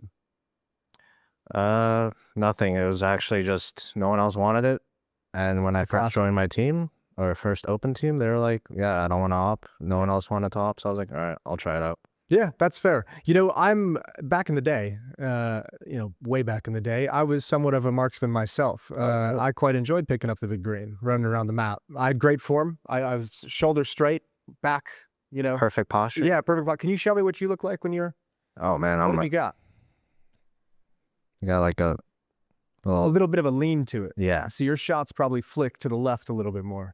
Yeah, I mean, my back has definitely been... feeling the past few years of playing, so yeah. I think that's one of the things most North American operators understand going over to Europe, where they have that perfect posture, is like that little lean that you've got going on, that throws you off quite a bit. If your fundamentals are off, once you get to the big leagues, it's going to be tough. Oh, yeah.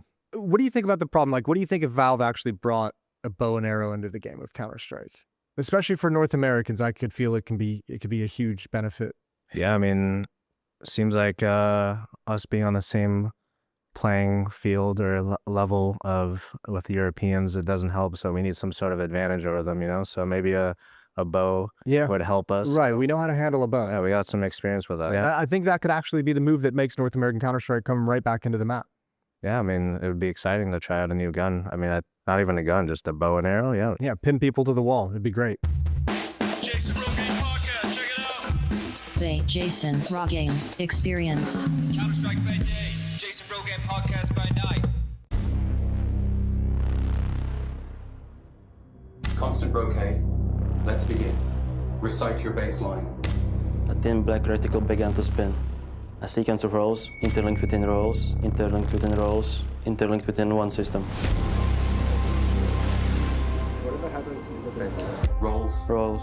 Have you ever been in a system? Roles. Rows. Do they keep you in a role? Cells? Cells. Oh, you don't even smile. Do you long to answer their questions? Frags. Frags. Would they understand if you did? Frags. Frags. When you're not performing your duties, do they reduce you to a number? Stats. Stats. What's it like to hold the drop of someone you loved? Interlinked.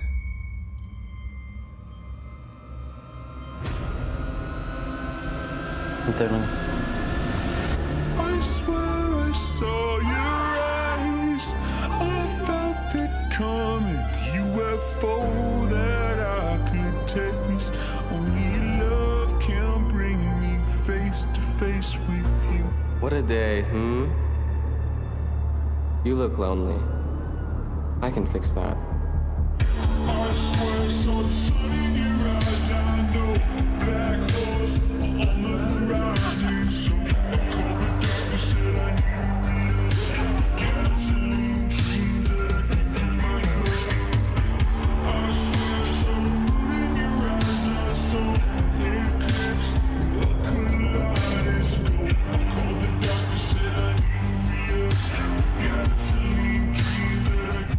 Musketeers, the three superstars.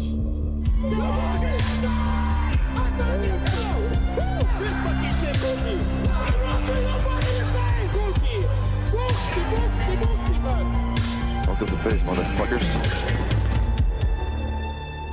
You're not even close to baseline. In 2017, Atlanta became the center of the Counter-Strike world when the E-League major packed out the Fox Theater with fans from across the globe. It was the first CSGO major ever held in North America, proving esports could fill iconic venues just like traditional sports. And guess what? Nearly a decade later, we are right back here in Atlanta. But we're in CS2 now, and we're back in Atlanta, and it is an IEM. Yeah, let's keep the show going, shall we? Y'all know anything about video games? Any video gamers? That man's a video gamer. I can smell it. I know it. Hey, man, I'm curious. See, if I keep doing this, I'm dodging my camera guy. Y'all play video games? No? I like your flowers. Oh! Oh! For some reason, Atlanta seemed a little reluctant to talk to me about video games in some regards. Talking to Atlanta's kind of like this. There's not a whole lot going on here right now. If you play 10 games in one night, how many games out of 10 do you win? 5. What does Atlanta know about video games? I go a little farther back, so I like arcades. Would you play with teammates or do you always play by yourself? Play by myself. Have you ever heard of a game called Counter-Strike? Counter-Strike, yeah, I heard of it before. I never played it though. Have you ever considered team sports? Yes. What do you think about people getting paid money to play video games? That's pretty cool. Is there anything you want to say on your own behalf? No.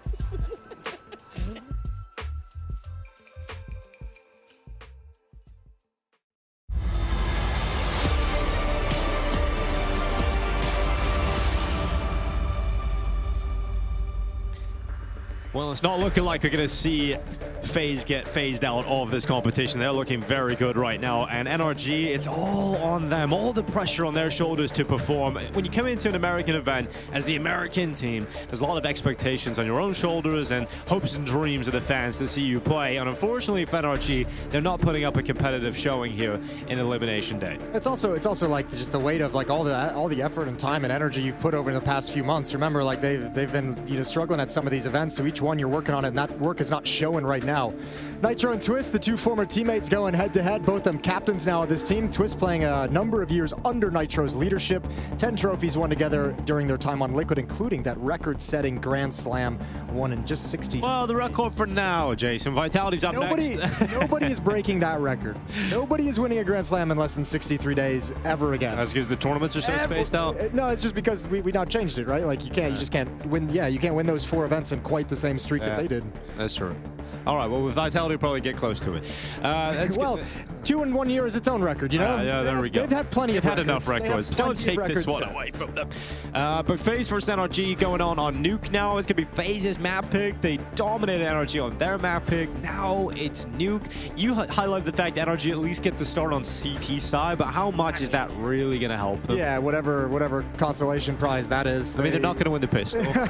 Apparently, they're not going to win pistols because FaZe is 6 for 6 at the event so far, so why the hell not? I mean, just Nuke in terms of win rates over the last 3 months, 6 Nuke maps played for NRG. They've won 17% of them.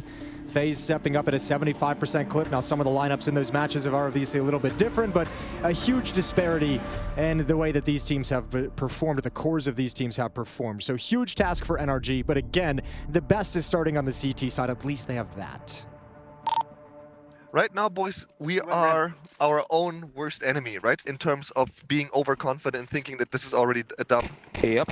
So if we come in fully reset after the first map without any expectations, we're gonna be fine. I like that very much. That's a very astute observation from NKJ. Their own worst enemies based off the confidence built up in the first map. Let's see if it continues in the pistol. Well, pistol round goes early in favor of NRG, then Frozen gets 2, but Sonic's coming in, and finally looking like FaZe are going to lose a pistol round here in Atlanta, and they have. So, and the T-side Nuke pistol is so important, so it's a great one to pick up here if NRG stealing that one away. Yeah, great performance from Sonic. We mentioned a lot of the individuals in NRG, very quiet on Ancient. He's getting out to a good start. 2 kills in the pistol round to help them secure it. And NRG on that CT side, they get the hot start. There's the first kill from Nitro and Grim, each getting one. Traded off eventually, but it's Sonic coming through the mini smoke that just wrecks Frozen and Twists. Lovely pistol rounds, and NRG up by 1. Yeah, stop the bomb plant as well, so it's going to be a full eco for FaZe in the next round. First lead of the series for NRG. Pretty cool? Yeah. Cool or sad, one of the two, but let's see how much they can build on this. I mean, it's going to be a second round as well. You'd think so, right? No utility even invested for FaZe, so taking their time, breaking some windows, having a chit-chat here in round 2. Should be very simple affair for NRG to break this up and take this one with ease. Build up some money themselves for the CT side. Well, over on the other stream, the B stream. Yeah, go on, give it to me. We've got BC Game taking on Bait. Gonna tell you the results, so if you don't want that spoiled for some reason, you have a few seconds. Okay, here we go. I like that. All right, Bait won that first map, Overpass 13-2. BC Game's map pick, they got 2 rounds on it. Has not gone well there. Ooh, that one BC hurts. Game. Oh no. Okay, well that's just the first. Yeah, we're gonna clamp down pretty quickly. 2 kills, not too bad considering what you bring in. Force rebuys out of Grim and OC, and 1 M4 is actually lost after the fact, so that's quite nice for FaZe. Can't believe BC Game only won 2 rounds on their map pick, Jason. That is a bit rough, I'm not gonna lie. Then again, NRG just only won 3 on theirs.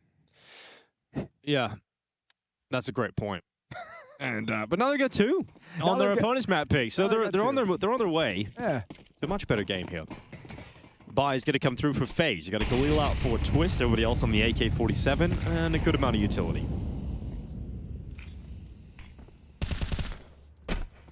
Pretty chill opening thus far.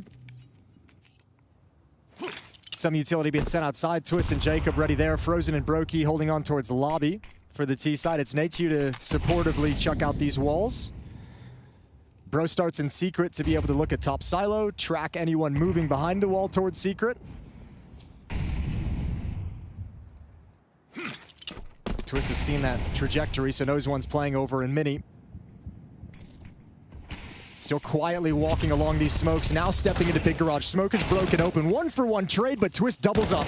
Yeah, then steps out Bro. It's going to be the response. So Twist dies. Now the final 3 from FaZe, making their way through the ramp room, descending down into the B bomb site. And there's one player there to meet them. It is Bro, who's rotating as fast as he can over towards the double doors. But he's been Molotov, so that's going to give time for FaZe to move into the site and get that plant. Everything is going to be how well you can take control side here. Flashbang is out. Nateju spots both. Door opens. 1-for-1. Frozen chimes in, and now it's just OC. Yeah, OC on his own, marching right back in, and really tough to see a world in which he gets into this one. He doesn't have a kit on his back. The positions are so strong from the 2 FaZe players. It would take big whiffs, and it's not going to happen. Brokey kits the headshot.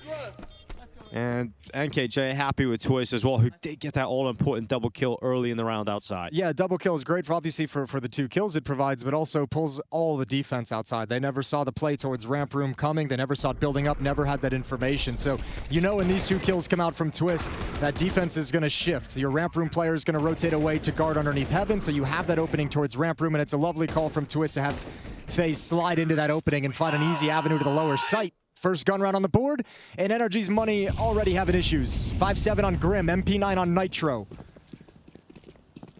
And this time, FaZe is willing to challenge without a smoke wall. They're just saying, take the fight if you want it, we're here.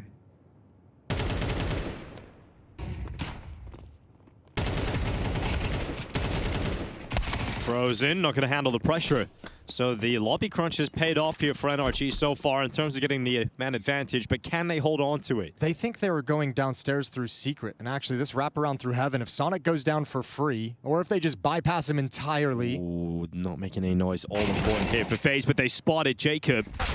So they know what's up. Sonic goes out and checks towards Heaven, spots Twist, and now you've got Brokey left in a 1v4, so it's going to be tough to even see him getting close to this. So at least they clocked that early. They get to spot them climbing up towards Heaven. Otherwise, that could have been pretty disastrous. Yeah, it's probably the best look we've seen out of NRG so far in these 2 maps of plays in terms of reading what was coming and handling kind of that attack. Plugging the gap really, really quickly. Ramp player shifts back to help out Sonic, grabs the first kill. Sonic clears the wraparound through Heaven. Really well done. Off the back of a lobby crunch as well with low econ. Instead of playing it passively, FaZe wanted to fight for that lobby control, and both of them end up going down to the 5-7 and MP9. So NRG are nursing this lead, and they've put FaZe into an awkward monetary situation. An AK-47, a Galil, and upgraded pistols for the T side here in round 5. Neither team's really had money to bring out the AWP yet. That should be coming for OC very, very shortly, especially after a win here that'll wreck the economy of FaZe.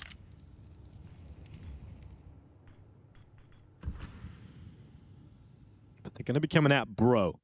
He needs to drop. He's got no utility to delay anything. So as soon as contact is made, if that first kill's not clean, he got a dip. Well, it ain't clean, and he drops. Now calling OC over, but gets caught by Flash. Now that gives Twist room to move.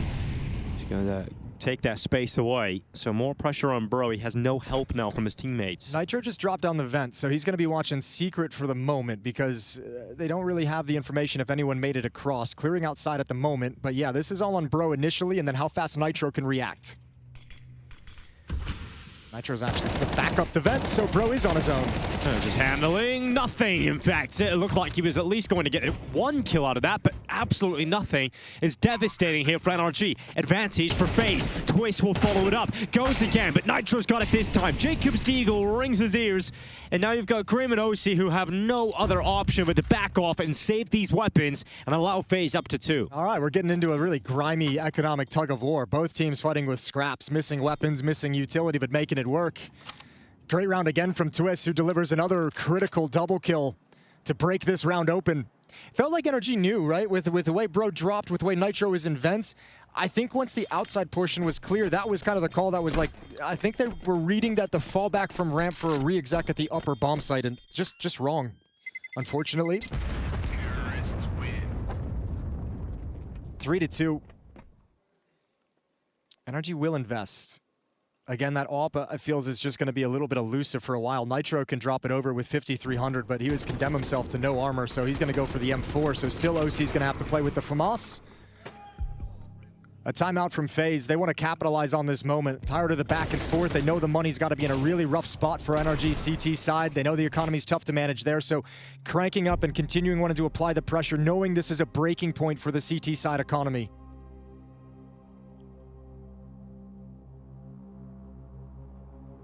And just to highlight it, take a look at OC's money as we have it up on the screen during the timeout, saving $27.50. That's money for an AWP down the road that he wants to get out on this CT side. For FaZe, you're loving the fact that you haven't had to encounter it now for 6. This will be the 6th round and you haven't had to deal with it yet. Making things as easy as possible as we get live into round 6. Yeah, and KJ is still very vocal in that timeout as well, making the most of it. NRG, decent enough buy. Let's see how much resistance they can put up with it.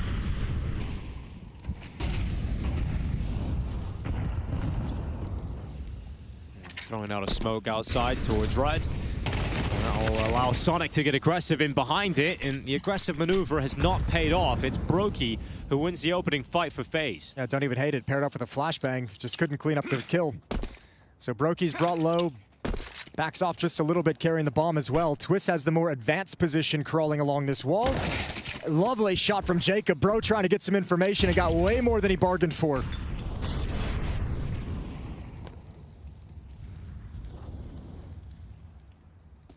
Five on 3 and incredibly strong control outside with Twist in Big Garage. The only option that NRG has is to push this lobby. Nobody's going to be home from the FaZe side of things. So Grim, Nitro, and OC going to have to recover a 3 versus 5. Around the back. They're playing a blind, too. They've got at least some control of the lobby, but the problem is they don't control anything else. So they're worried about getting pushed from anywhere. So OC is starting to try and gather some information, so it goes back over towards Hell. And in the meantime, you see FaZe ascending to the heavens. Yeah, and there's no way for OT to really defend against this in any significant way. So Grim probably is going to end up being a free kill. Like, they know that this option is available. Uh-oh. Up he goes. Sound man on the ladder. He actually does well to get one, but getting traded out. It's got to be Nitro to get a multi-kill. Can't do it, and so it will be FaZe to tie things up. Yeah, would have had to have been something crazy coming up the ladder for OC, but that's the round FaZe was looking for. That's what the timeout was taken. Talk through that round with your full buy. Make sure you string 2 together, and you have gotten that reset of the CT side economy.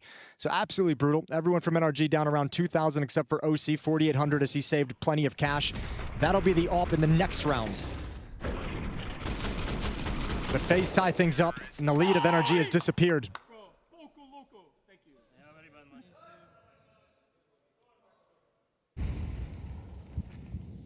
Yeah, Grim not too happy. Whoa, an OC, how have they done that? Okay, double dink to a headshot with the USP, and then we see the Deagle come out, P250 having a go as well. Twist not having fun? No, 2 AKs have been picked up here for NRG. This is doable. All of a sudden, Twist trying to isolate the fights. He's got Bro taking him off the top of red. Grim down to 1 HP in a full panic, swiveling back and forth, still alive somehow. Twist is cleaning up the mess though. And then eventually, the kills do come through to round out in FaZe's favor, but a lot more done than expected in that round from NRG. Twist has been doing a lot for his team in these first 6, 7, 8 rounds of well, 7 rounds of completed play so far. Erupted the chat right there. Multiple double kills. Like this one right here saving the day. I think this is just a little too ambitious. This is a great opening to this like stack outside. I think the follow-up pushes, right? You get so pumped off those 2 kills, the recovery of the weapon, you feel like you can win those fights, but that over-aggression, continue to push, I think is what gave the round back to FaZe. If you can just back off and play the 5-on-3, grab an AK if possible. If not, just play with the pistols. But Twist loves that he gets all those players just pushing into his crosshair.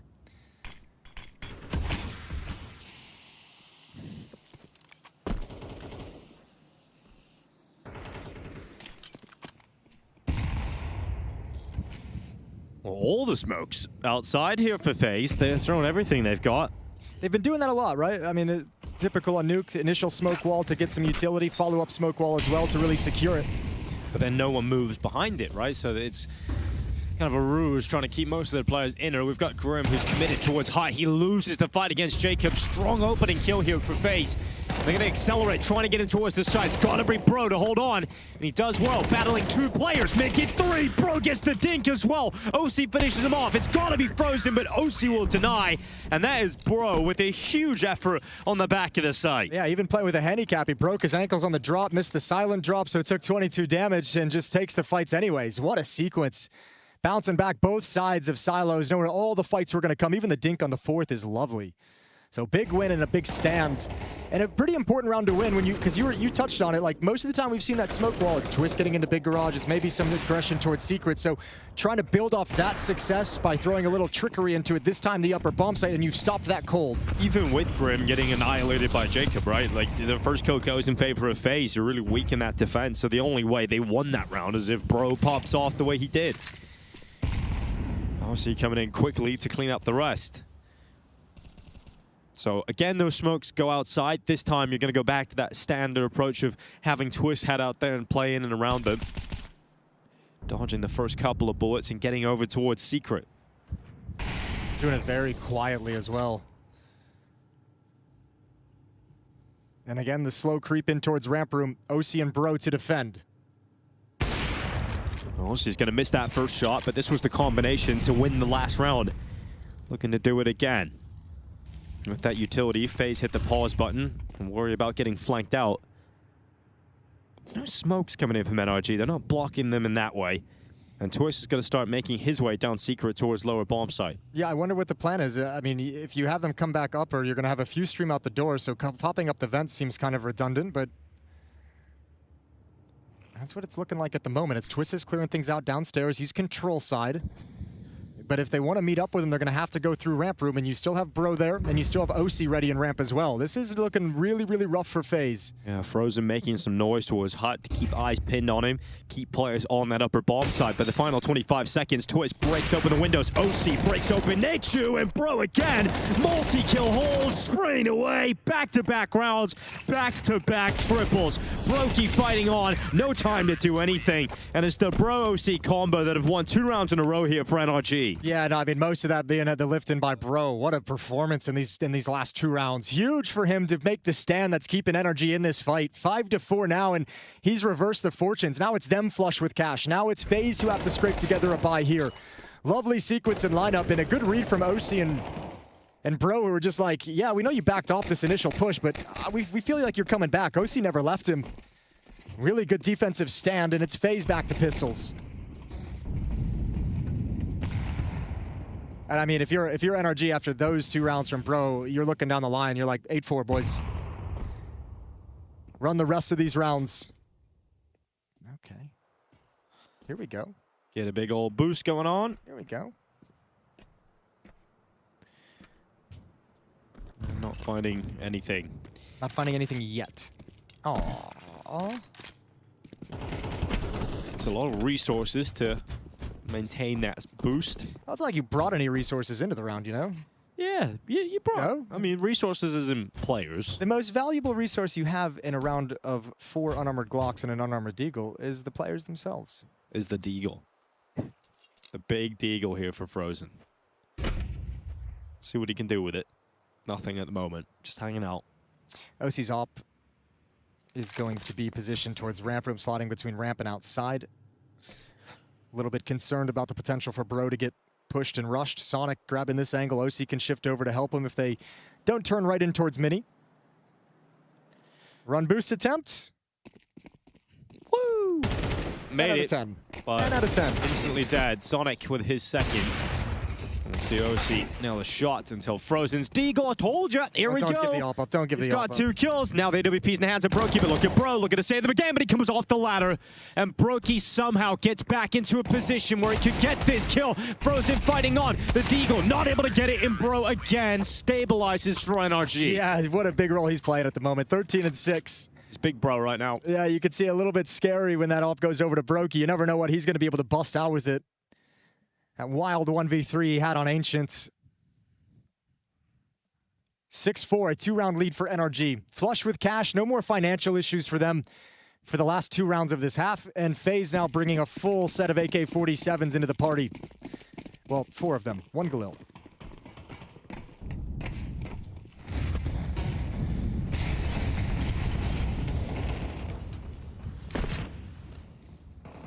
Nature and Nitro damage against one another. Nature to come out on top with utility. Jacob flying to further forward. OC has to back away. Okay, Jacob, how do we want to play this?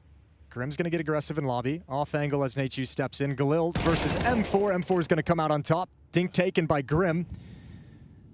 That's the equalized into a 4v4.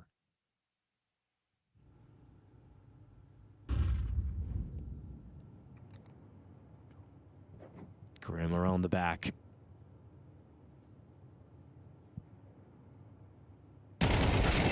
Frozen gonna lose the fight against Bro. Advantage now siding with NRG thanks to Bro again. A lot of damage taken though for both Grim and Bro.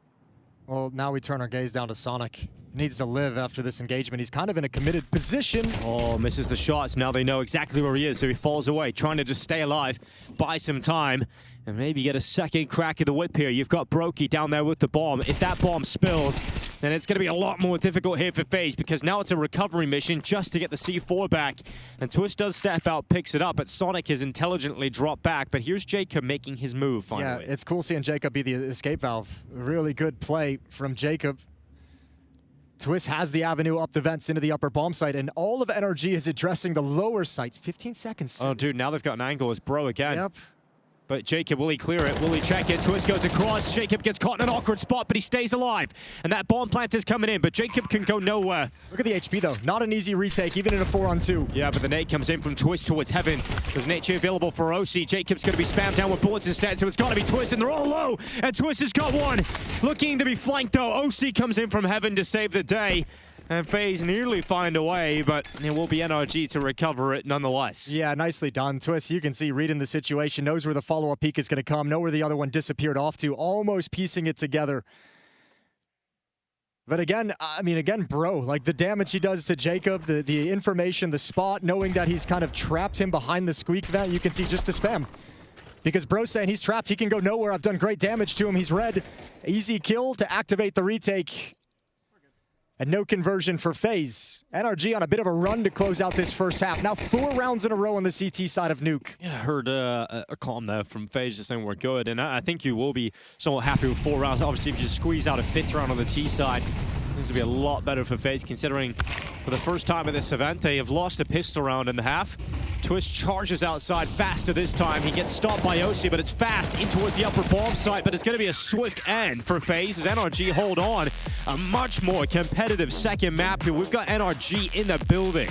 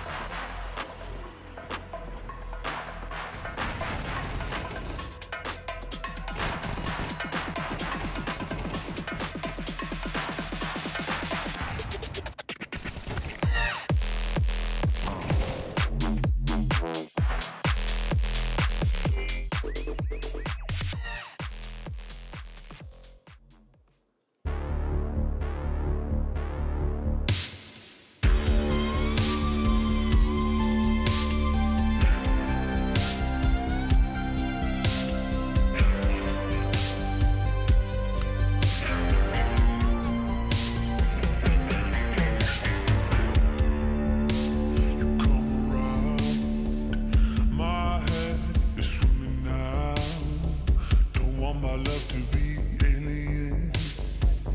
I just wanna feel whole again, yeah. When you come around, my heart is bursting out. I don't wanna be strangers in this cosmic life of sinless truth. I swear I saw the light. I pushed the button, a flying saucer in outer space. Only your love can bring me face to face with. I swear I saw your eyes.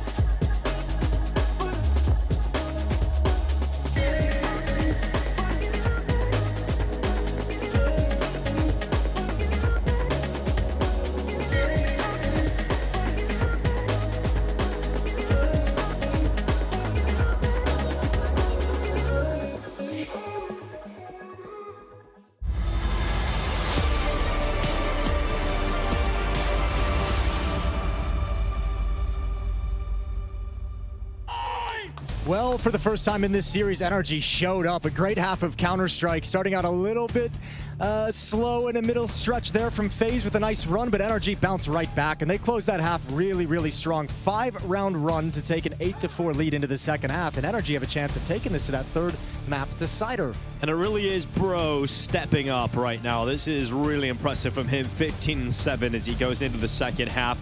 NRG winning the pistol in the first half, dishing out FaZe's first pistol loss of the event so far. And let's see if they can get another one. A T-side pistol on Nuke with an 8-4 lead would be massive for NRG's chances. It's looked like a different NRG team so far on this map versus Ancient, the first one, but the T-side on Ancient was pretty rough. So let's see what this T-side's going to look like. Already whittled down. Brokey and Twist chiming in with taps to the domes. OC and Sonic hit the deck in a 3v5, looking like FaZe is going to continue just having that dominant pistol record.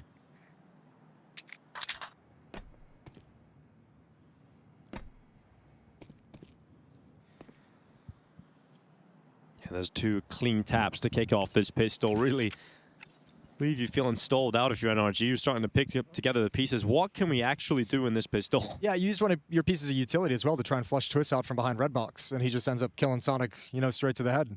So that's a Molotov gone now. Smoke flash remaining for these three NRG players.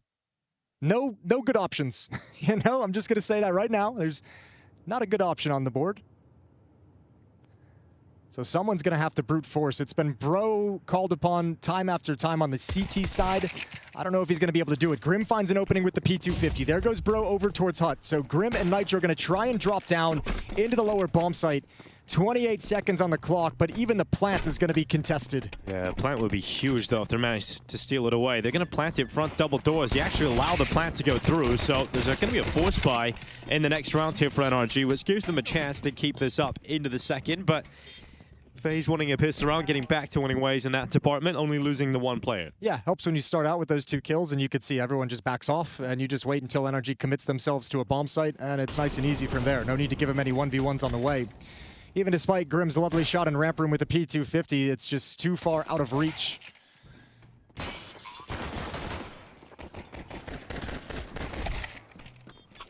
No! 8-5, and here's that second round buy coming in. Mac 10's on the board. Grim, OC, and Bro. Feels like an upper bust. If you're FaZe, that had to have been the conversation too. Watch out for an upper pop real quick.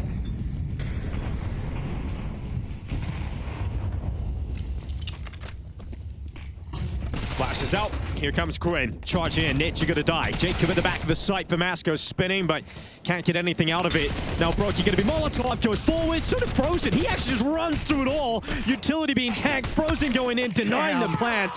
And that's the way FaZe suffocate them. Just legions of players running off the top of heaven. It's also a ton of courage to run through that heaven Molotov and take those fights standing inside the flames, willing to tank the damage as well.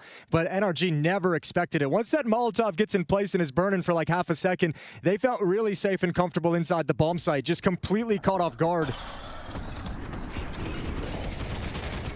Such great work from Frozen, stops the plant. OC and Grim can't contain it, and then Twist slides in through the smoke as well. Big save from FaZe. That's one way to describe it. It is, you know, highly accurate. I chose to go with courage. Big balls was a close second choice. Yes. But I'm glad we didn't say it, because then NKJ got... Yeah, he gets his time in the sun, doesn't he? I've been really enjoying NKJ in this FaZe team, to be honest. I love the energy he's bringing to the team, and every time we do a listen-in, he's just firing them up. He's a fun dude to talk to. He's like a geeky Counter-Strike guy. Yeah. Like, you could just tell he's got like a certain just level of joy and just enjoyment and passion for just the competition of Counter-Strike. And the fact he's got an opportunity to be the coach of FaZe as well, and to have players like Twists and Frozen on his squad. He's quietly had a pretty long coaching career as well. Stepping into this one, I think the FaZe organization, talked to them in Fort Worth. They've been very pleased with the early returns and the early addition of him into this roster and how it fits into the team.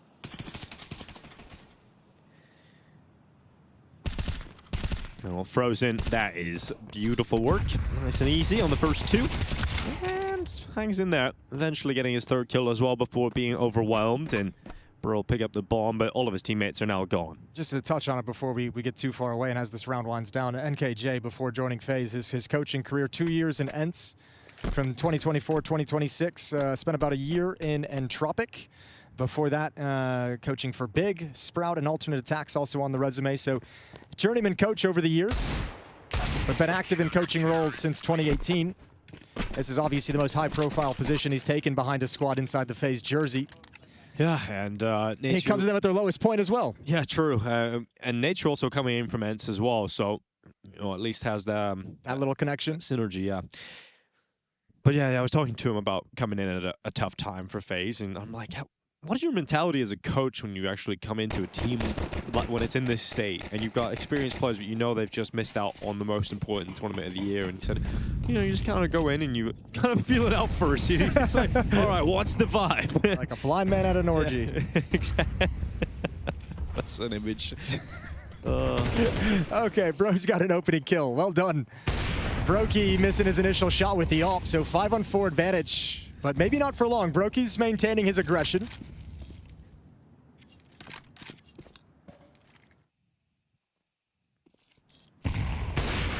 Ooh, Brokey. Oh, that could have been something. Well, he's taken Sonic and removed that play away from NRG. They're going to accelerate. They're going to send players down lower and just try and sprint towards the double doors here. Yeah, and actually, because they're so quick and because Brokey wasn't able to break that second smoke, missed the nade, they have no information. They can't drop down vents when they hear those footsteps. So, once again, it's on Brokey to defend against this. He wants to get aggressive. Here he goes. Brokey misses. And he's going to have to fall back behind the smoke because of that. And it does give NRG a better chance to win this round now. I love those plays from Brokey. Man, if he hits that shot, what a great advantage it is. Unfortunate it doesn't go his way. 4-on-4 in the lower bomb site. There's 2 kits available on Frozen and Nateju. A little bit of utility to activate this retake. OC's also got some to help the post plan, and Bro is in a lurk position, likely to come down vents shortly. All coming in from the same side here. It's not a fun retake for FaZe, but they have to try and get past the first obstacle, and they just won't. Grim shuts them down. Nitro chases after. A little smile on the face of Grim as he's happy with his work. Yeah, those are the kind of performances out of Grim where you're like, God, he's a really valuable, really strong player. We need to see him more consistently. That's a lovely spray down from Grim. Holding off his FaZe, try and turn the corner through the choke point. Great control on the spray, great control dodging the flashes as well. Clean triple. And Nitro finishes it off, 9-7. Yeah, it was nasty. He knows what he's done. Grimothy. Well, you have this is a chance to knock out, oh my, lordy. All right, well, advantage for NRG, and you were saying, Jason? I was going to say, this is a chance for a great knockout blow if you're NRG. You get up to 10 if you win this round. Money for FaZe would be gone. Look at what they've bought into. Look how much is remaining.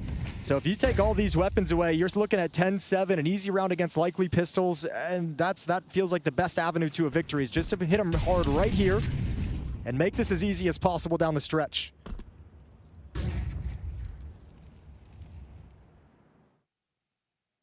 Now, I think FaZe, their philosophy might just be, even at this point already in the round in a 4v5, who cares about the lower bomb site? If they go downstairs, if they plant the bomb there, we need to maintain this AWP, M4, and FAMAS. So I think for them, this is more about just hoping and praying NRG try to finish at the upper bomb site.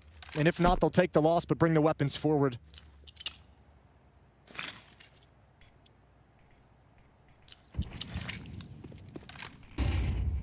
It's a little bit of a fake utility that shows NRG want to wrap outside, want to maybe turn in towards Mini.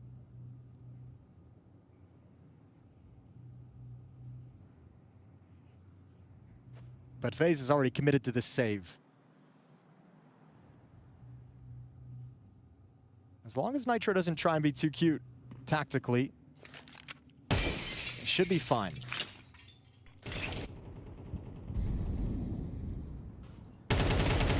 As Grim stepping in towards Nature, will get the kill. Jacob with a swift response, and the plant is coming in. So once you've got control of that B bomb site and you don't really have the resources to think about a retake here for FaZe, NRG will be loving the fact that they're going to go up to double figures without having to fight for it right down to the final wire here. Yeah, 3 weapons saved though and brought into the next round. AK-47 picked up off Grim's body. FaZe will be happy about that one. Op still going to be alive for Brokey, so next round is still going to be a test for NRG. They don't get that really clean round due to the decision of FaZe to stack the upper bomb site. Love the call out of FaZe. Gives them another competitive round down the stretch as this map starts coming to a close.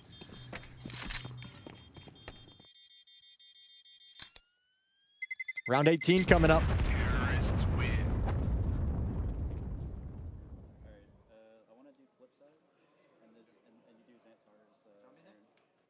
Okay.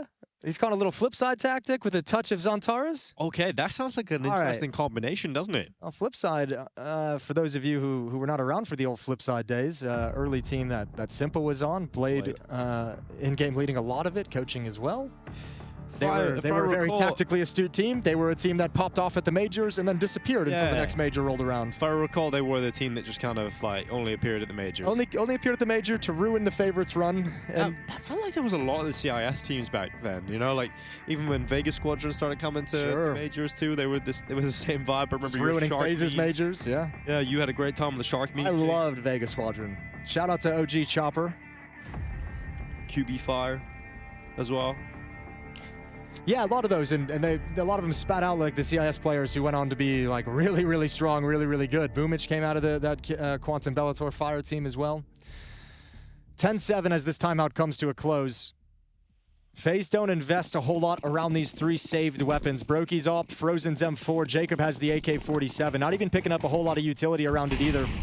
So gonna trust that these 3 weapons can do some damage for FaZe.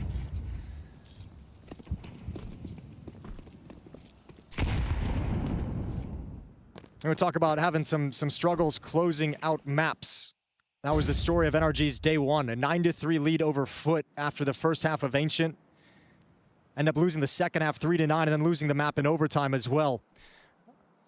Going to get another chance, a retry at closing out a lead here on Nuke. 10-7.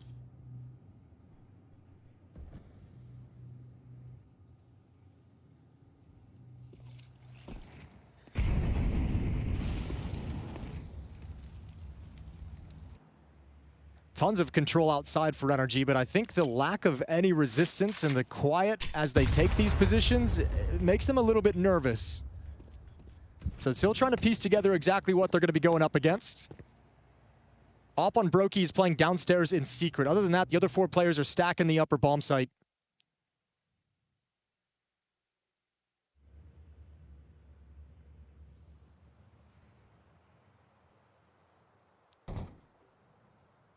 That's a crappy sound cue to make in that moment. It's been heard for sure. Well, luckily, 30 seconds on the clock. Your first target is a USP, and actually clear that corner. So Twist is sad about that. But Frozen, he's got the rifle, and this is Jacob also chiming into the kill feed. And NRG, oh, it's collapsing. 15 seconds. Jacob's got another, and it's just Grim.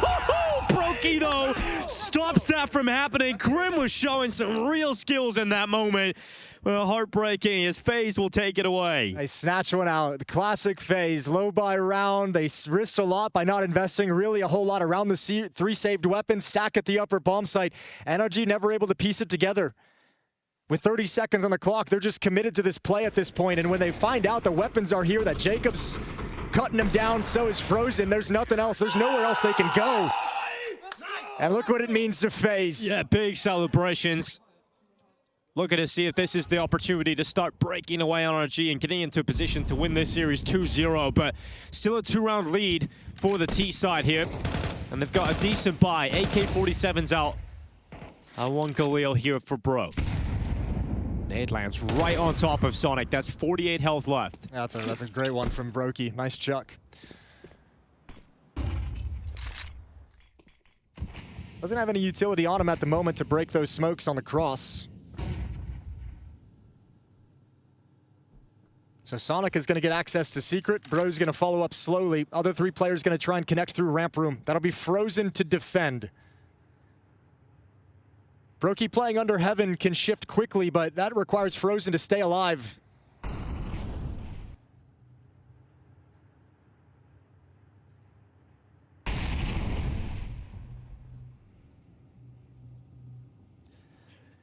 45 seconds. We got Brokey transitioning that AWP over towards ramp. And now going to take a deeper angle.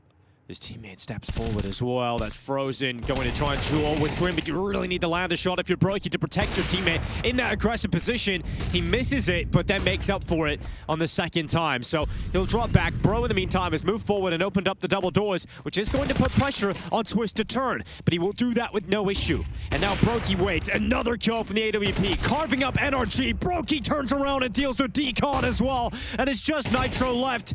Brokey stays alive, barely alive. And then gets the no-scope. Brokey stepping up at the end of the map here, hoping he can get this 2-0 over the line. A reminder of what Brokey looks like when he hits the flow state. He just reads every single fight that follows, grabs the first shot on the jumping player over towards ramp room, secures that kill, drops down. Lovely work with this angle, but it's the turn. It's the realization as Twist goes for another fight deep onto the ramp. It's his responsibility to turn and look behind. What a great shot over towards Decon. And NRG can't believe it, stunned. Here comes Grim out towards Natus. Grim dead first. Brokey trying to drop. Can't get away. Has to fight. And he goes back. This time not going to connect the no-scope. Bro overwhelms him with a Tech 9. And now trying to slip down the vent is Sonic. And unfortunately for him getting caught by Jacob. So a 2v4 here for NRG. And Nature's already rotated down to the lower B site. Yeah, NRG trying to create a bunch of chaos on the map and find some gaps to slip into that FaZe wouldn't be looking at. Not working, especially at that upper bomb site. Well done. So Nitro's got an op. No armor. Bro's got the bomb on his back. No one's inside the bomb site to clear out. Gonna be tough to even get the plants.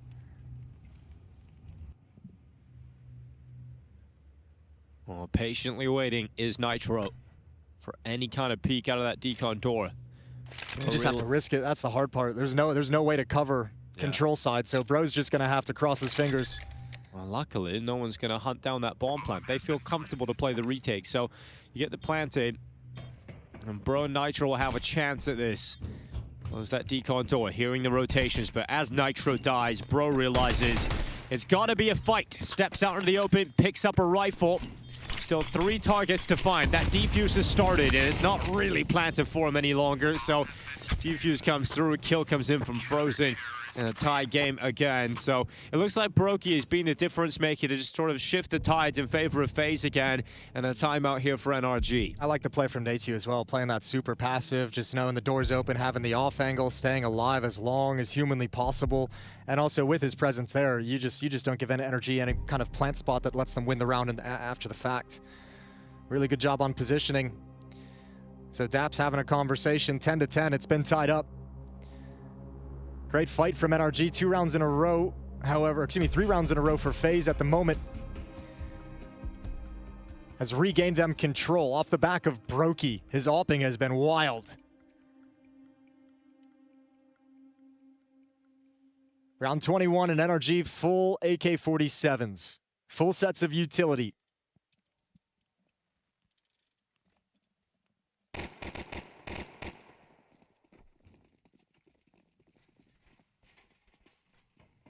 But that momentum that was with NRG now removed. They've got to go and fight for it back. Gonna deal with Brokey, who's just not missing now. Bro, he's down and an opening kill here for FaZe. Yeah, Twist and Brokey have actually set up that stack previously, the previous round as well. Didn't come to any fruition, nobody peeked. This round they get the kill off of it. Yeah, it's a good thing that it didn't get spotted in the last round, right? So you can actually utilize it again. Eventually paying off. We'll see how NRG now respond to a 4v5. Getting spotted outside, sending shots up towards Jacob, who can no longer stand and fight at that range. So you're going to see NRG get a couple of players down secret. Yeah, but at least the information is there for FaZe, and especially with Twist calling out the footsteps. So Frozen's already shifted downstairs as well. Hard thing is, they don't realize it quite yet, but you can't go back up secret as long as Twist is in this corner of Big Garage. He's got everything covered.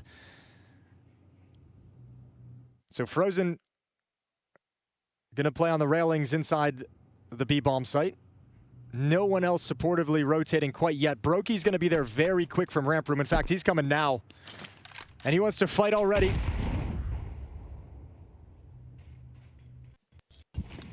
Well, Brokey's waiting, but smokes up, so it's Frozen out first, who gets the one, then Brokey drops down into the darkness and will take away Yossi's life. That plant gonna be secured, but the round looks so far from possible here for NRG. Nitro waits, committed to the site, can go nowhere, so you've got to play forward if you're Sonic. You have to try and get some sort of edge in the round, and he just doesn't find any success. Nitro slips out into the open, a good double, and then Brokey again denies. It really has been the reckoning here, Brokey. We've seen some good individual performances from the NRG players in these kinds of like really out of reach scenarios. It's just such a testament to how well FaZe is playing them that there's not a more comfortable position for them to play. I mean, look at that from Nitro. It's like, what are you supposed to do? Way too many choke points. And I'm actually kind of, what's going through my head, I'm kind of struck the interview that Nitro gave with Trace at the start of this series. Trace had asked him, you know, what happened against Foot? What went wrong against that team? Like, what was the thing that made you kind of fall apart? And he was like, I don't know. Once they got to 10 rounds, they just started shooting much straighter than we did. And it feels very much like that's happening now as well. It feels very much like FaZe have gained control of this game, and for NRG, it's like, here we go again. And now we're not seeing those individual performances when it matters the most, and the moments in the round where it can have the impact. Yeah, I mean, I'm also keeping an eye on the opening kills here now over the next few rounds. Can NRG get any openers? It's obviously great when Brokey can just pick off the first, and then you can fall back and play. And then there's another opening kill from Twist, not going to be traded. Frozen just shoots through the smoke. OC's caught, that frees up Twist. Wild. He walks through the smoke, and it's just the confidence now oozing out of FaZe Clan. They're just looking to take this one over the line. It's going to be series point in a couple of seconds here unless Sonic and Grim can finally pull off one of these heavy deficit situations, and straight through the smoke. Nature's got another one.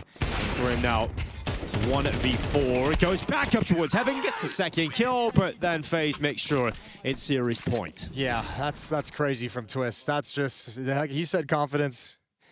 He realized that's chaos he's thrown into the mix. He realizes with those smokes, he's got a play to make. That's a thing of beauty. Stepping through the least expected thing from NRG. 5 rounds in a straight. 5 rounds straight now for FaZe, looking to close this out on quite a run. 1 round away from taking this series. That would knock NRG out of IEM Atlanta. Painful loss for a team with Americans who wanted to be playing in front of the crowd for sure. Painful loss as they still have yet to show significant improvement across the year at these bigger events. Well, FaZe, if they win this, which is looking likely now, will go on to the next lower semifinal when they will play the loser of Vitality or BetBoom. That'll be coming up next as well. Yeah.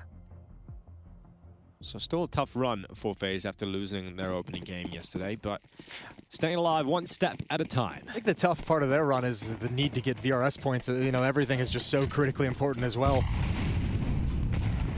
Well, hit towards the upper bomb site. Jacob wanted to try and be aggressive behind the Molotov. OC's ready for it. Okay, so opening kill for NRG. Haven't had one of those in a while. Let's see if it's enough to squeeze out an 11th round. Do you stick with your plan, though? Because this always felt like it was going to be towards the upper bomb site. Do you just re-exec now that you get that kill? It looks like it. Natu's going to play inside the bomb site. Yeah, running in. Bro at the front. Can Natu do much here? Been a little bit quieter on this map. But Natu looking to step up. He does wall on Bro. Turns out to that left side. Goes back in. Can't get a second kill, but that smoke breaks open. Twist dies at the hand of Grim this time. And FaZe so far away from winning this retake, so they start to back away. So this will come down to the final round of regulation on Nuke. Whether or not it'll be FaZe moving into the 2-0 win or NRG into overtime, yet to be seen. But great to see them finding some life right at the end. Yeah, good crack into the bomb site. Kill a piece on Grim, Nitro, and OC. Pretty crispy shot from Grim as well, who's kind of woken up towards this, in this second half. Has some cool sequences. 12-11, we go the distance. Trying to maybe keep someone from NRG close enough to the bomb. Trying to scare him with that late retake, that late diffuse drop in. But everyone's gonna get away and survive the bomb blast. Terrorists win.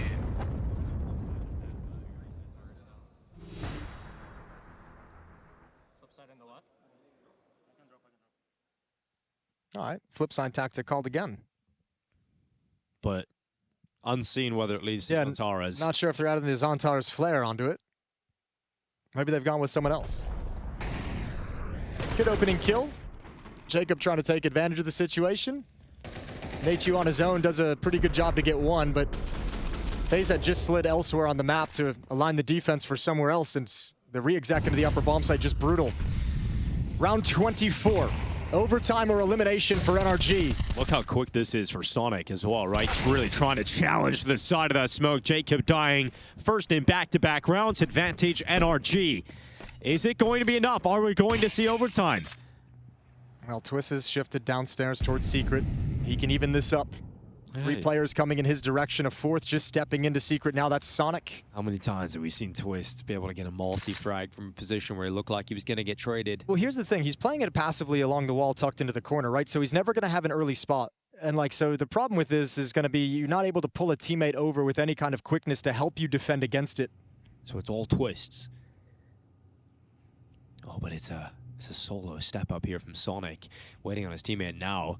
Can Twist get more than one hit? There's the first headshot. You better believe he can get two, and a lot of damage onto that third player as well. He's given FaZe a chance to close this one out. Here goes Grim, getting spotted, getting taken down by Natu, and it's OC and Bro. A 2 versus 3, and it's by the hand of Twist. It looks like NRG are about to be eliminated. The plan comes through. Bro at the back of the site. OC goes back. He knows Natu's coming. There's a little shoulder peek to bait out the bullets and get that information quickly. Pass that over to the other two FaZe players who are coming down through the ramp.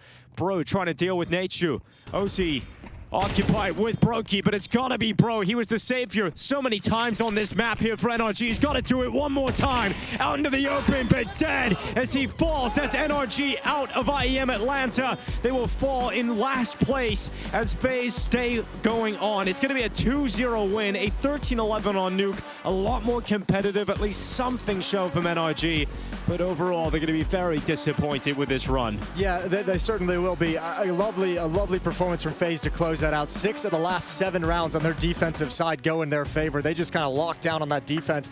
And yeah, for NRG, you mentioned they said they'd been working a lot on the T sides. I think it's back to the drawing board, reinforce some of the things you discussed. 3 T rounds across both maps played in this series, or 6 T rounds combined across both maps played, excuse me. Not going to be something that you're super pumped for. So some struggles instituting some of the new ideas, instituting Grim into this team, getting him comfortable as well. And NRG, that's a really tough loss and a tough elimination to take. Yeah, especially here in the USA. I wanted to give a great performance there. NRG, a last place finish is going to hurt, but for FaZe, just getting through their opponent today. It was Twist that had the heavy impact, the most decorated North American player of all time, still inside of the competition, and unfortunately sending home one of the North American teams. Yeah, that, you know, sometimes it's got to happen. He's used to sending home North American teams as well. Regardless, Trace is ready with an interview after the series. Yeah, I'm down here on the sidelines with NRG. I've got Daps, and this is an exit. It's unfortunate. Anything you want to say right out of the gate? I mean, to be honest, even though we came last place, the foot game was well played by us, and we made tremendous improvements from Bucharest, because Bucharest we played terrible. And I mean, this game, Ancient, we just started really slow. Our comms were quiet. I think people were a little tired. And then Nuke, I mean, it was competitive, but lost some crucial rounds and went their way. What do you think it was with the T-sides today in specific? The T-sides give you a little bit of trouble? I think it's kind of an unfair assessment to like generalize it like that. Like we lost both T pistols, which makes it more difficult. Like our T-side Ancient was amazing versus Foot yesterday, and we played rounds slow and patient and played the rounds out really well. So T-side Ancient went more poorly today because we lost pistol and kind of started slow. And I mean, T-side Nuke today, we lost T pistol again, but T-side Nuke was fine. Like we had a good game plan. First gun round worked really well. But again, we just still need more practice on certain maps, and Nuke is one of those maps. So, well, as hurtful as it is to say goodbye to NRG here in a tournament, for you guys, this must hit a little harder, right? To some extent, but it's like at the end of the day, it's like our goal has been to peak at the major, because again, we just haven't had great practice. I mean, we're practicing North America this week after Bucharest, and the main goal is to do well at the major. Yep. And if we don't do well at the major, then that's where, you know, we need to be really hard on ourselves, because that's been the whole goal the whole season. Yeah, I think next for you guys is CAC. What are you going to do up until that point? I mean, we have 2 days here. So scrim, review, just try and fix as many mistakes as we can, do as best as we can at CAC. And then we have a little boot camp before the major. And again, goal is to do as best as we can at the major. So in peak there, like you said, Daps, anything you want to say on the way out? Just not really. I mean, disappointing loss. We'll do our best to come back stronger. Thank you, NRG. Thank you, Daps. Thank you. Yeah, and the show does just continue to go on. Yumi, yeah, we say goodbye to NRG. Not necessarily the most ideal situation for them, but yeah, it's the end of the run for them in Atlanta. Yeah, I think there's things to be optimistic about for NRG, especially moving into the opening set of rounds on Nuke. You know, those, I think, reason to maybe overreact on your rotations or cheat players to lower, but they actually did a really good job on CT side, staying true to the sort of default setups, because they were losing a lot of opening kills outside to start. And we actually started to see FaZe shift away from that outside game plan and hope that other areas of the map were more exposed in that overreaction, and that didn't happen. So I mean, I liked what I got out of NRG by and large. We had some great individual moments, but I just think the problem they run into is FaZe have had these players that can step up in those moments. I think Netu had that great shutdown on Ancient. You know, we had Frozen and Twist that were pulling multi-kills out the wazoo. Brokey finding that his crosshair can't miss sometimes, and then other times it can. But definitely in this matchup, it felt like he had the impact. But that was the thing, Trace. It was the idea that a lot of these closer rounds are winning position rounds for NRG. That's when these players stepped into those moments for FaZe Clan. So it is a shame, because those are the types of rounds that you're hoping to convert and pull over the line and hope you trade out. But that can be the caliber that FaZe can offer up sometimes. Now, for FaZe, they do stay alive here in Atlanta. So you're thinking you get a little more promise out of FaZe, you get a little more face out of FaZe here in the second match for them. There was a lethality to them today. I think some of that is the confidence of the difference in rankings. They maybe even reflected on some of the games that they won at Fort Worth as well, and thought, why can't we play to that level or confidence? And we got what we wanted out of them today.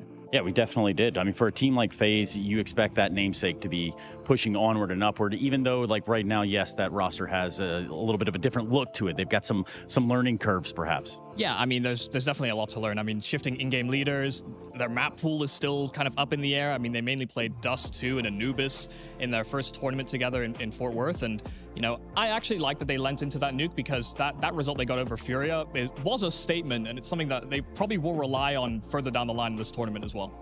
Yeah, I mean, that's just our first game of the day. We had the B8 BCG going on the other stream. I didn't quite catch how that ended, but I know after the first map, it wasn't looking so hot to trot for one side. Yeah, I mean, it seemed like BC game were able to rally a little bit. I mean, again, it was another nail-biter finish, but we were setting things up over here. So, they're in a weird spot. I don't know how to assess BC game at the moment, because that bait team, firepower-wise, just sort of individually, shouldn't be able to stack up to the players that BCG have signed. It's just they are a better team. I will concede my point. They are a better team at this event. Look right down the pipe when you say that, man. You got to mean it. I'm sorry, Bait. You're a good team now. There we go. Thank you, Yumi. I appreciate that. I think we get to a quick break. We got plenty of Counter-Strike to come up. Vitality, BetBoom, Pain, Foot, Navi, GamerLegion, Passion UA Centers. And that's just some of them because you're watching the Intel Extreme Masters in Atlanta 2026. And we'll be right back after this.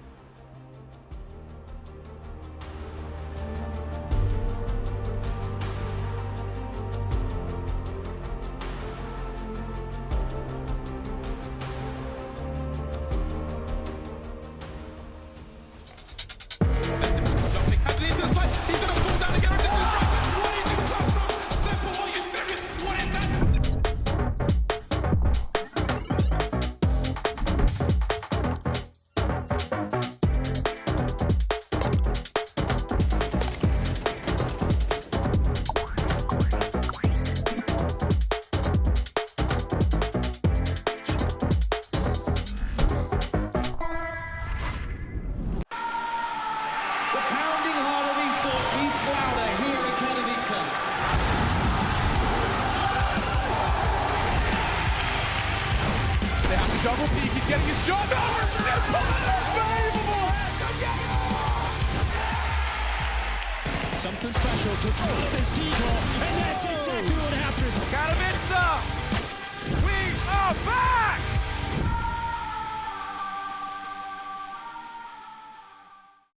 They could be Robin, I'm gonna flash Xbox.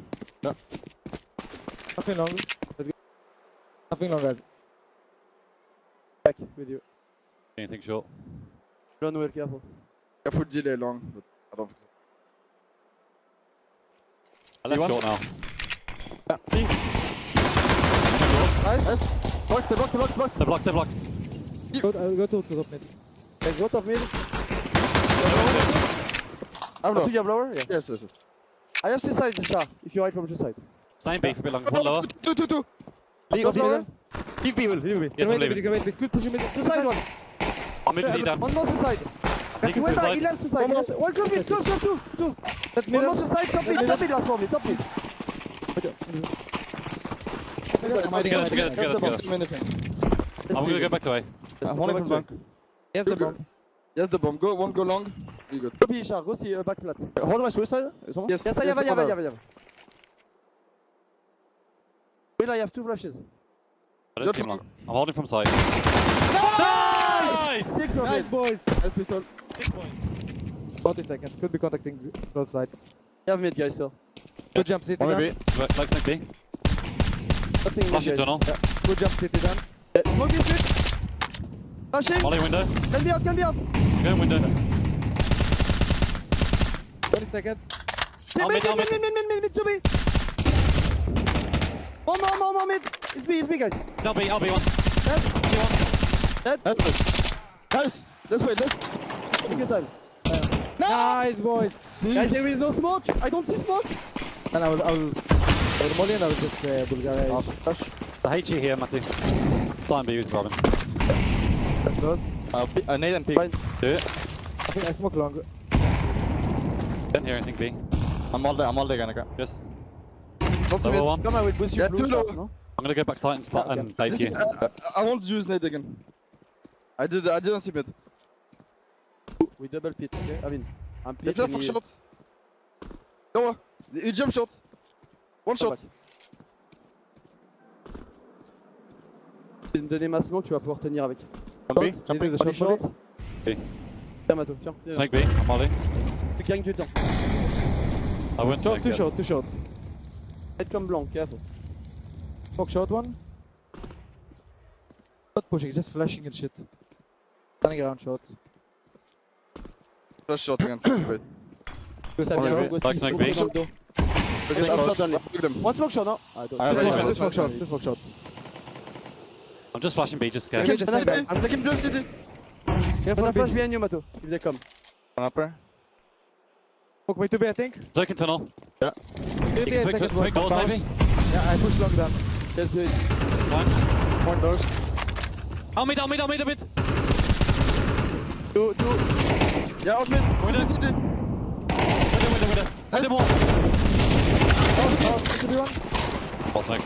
Tout ça pourrait être dans ton dos, hein, They smoke mid insta. Let me go first, Willow. Yep. Long. Andy, careful at the razor. One suicide. Could be close B. Be derrière toi. I'm Can you just push hiding. B, Min. Come B. Push B. Nice. Nice boys. Careful mid. A lot more. They got you by sanity. Out mid one. Push me towards you. I'm almost tunnel. I can flash in front of the Robin. Okay. Whenever you're ready, Robin. Ready. 3, 2, 1, flashing. And I will smoke corner, guys. I will smoke. Africa, red line. Just be dead. Oh, no, I'll smoke. Wait, I'm reloading. Could be pit. Let's make you time. Let's make. I will swing. 3, 2, 1. City. Careful. Very close. You can be on. Side. I'm anti-flash. Go close. Insta. Cross. Crossing boys. 2. Short one. You ready to swing? Yes. 3, 2, 1. One city. Tight. Smoke shot. Two shot. Two. Gun down. One shot. Maybe Gundam still alive? I have shot. Get him. Shot. Nice boys.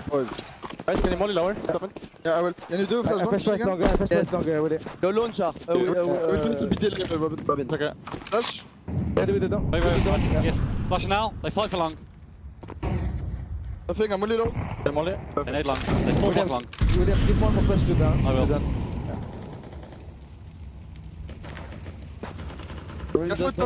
Robin don't have flash. Again. I can give. Okay. But you need to smoke mid then. Go on the right, Char, I'm gonna spam. Yeah. Nice. We can stick long, I think. Yeah, let's go. Let's stick. Yeah. Leaving B. Nice. We need to chill. One more B. 5v2 boys, calm down, chill. You have a flash down? I'm with you. But they have an offer, yes. So, listen, we flash, and then we go back, I'll molly car and you flash again. Flash, come with me with it. Yes, I'm close. Molly car. Flashing again. I'll go back. Side top. It would be nice to kill him. Give me the bomb. Stay long. No, let's go. I need to. I did it. Okay. I give you my smoke then, Dan. Flash again. Hey, let's go fast. Yeah, we can go. Flashing once. Flashing twice. Careful flash. One corner. Flash again. Flash behind you. Let's go, boys. Boom. Shot, Robin. Okay. Okay, guys. Leave Matsu and it's switch B. Nice. Oh my god. Chill, Robin, chill. Fuck the ref.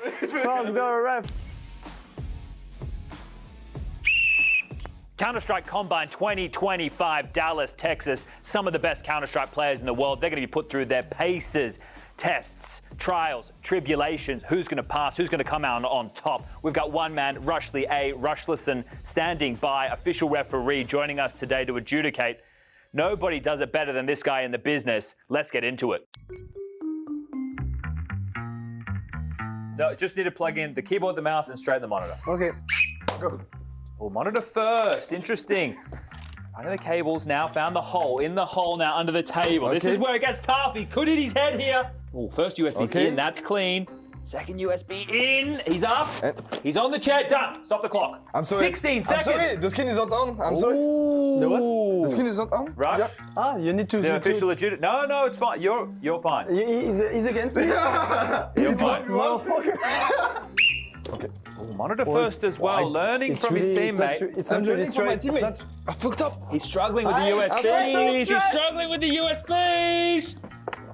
Stop the clock. 17 seconds. Fuck! All right. Are you feeling prepped and ready for this? This is about reactions. It's about reaction and I feel ready now. Okay.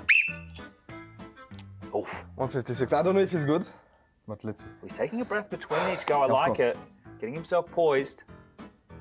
He's gonna be good. He's gonna be good. Are you gonna take this technique? I can do better than this. Okay, sorry, mate. Excuse us. Oh, the consistency! He's consistent for a couple of years now. You got in his head. You got in his head. Ooh. Consistency across the board there. Yeah. 157 average for Zai. We're all right. Apex up to bat. Oh. Now look, he is an older gentleman. Yeah, let's see if all people can have They good do reaction. say that the reaction times start going down at 25. I want you to be comfortable. Mom, I love you. Oh! He's done him on the first! You see? 22 years old. It's about the averages. It's about the averages. I know. You can't get overconfident here. Don't let me stress. Oh, that was so long. Yeah, this one was really Mate, long. you're holding the angle, you're holding the angle, you're holding the angle. I'm not good at holding We angles. are not used to be long like But this. still, 158. We can work with that. Oh, it's getting Still worse. in it though. Still in it though. Still in it though. It's getting worse. Oh, it's getting worse and worse. But you can redeem it all here. No. It's about now. He can redeem it all right now. You can do 120. No. 158 average though. 157, 158. So Zai was getting by He's younger. nothing. The best player in the world. I mean. I'm just being consistent. Okay, so let's set the scene. 12-11, map 5. Major on the line. Oh, mate.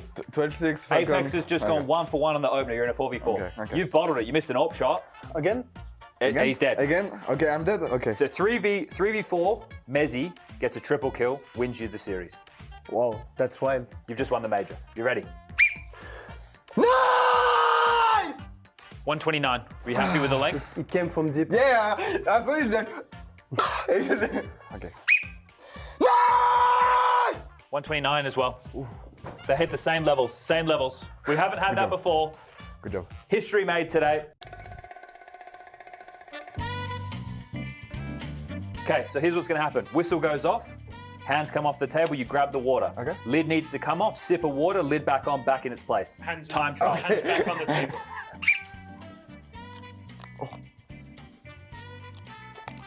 Oh, the lid! 6 seconds. Could have shaved a second off there.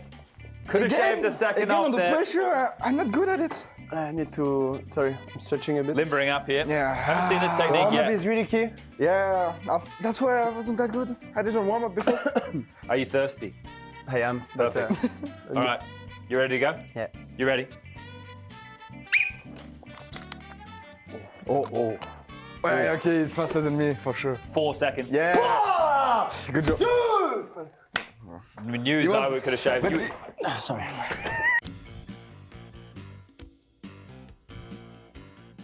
When you're ready. Referee?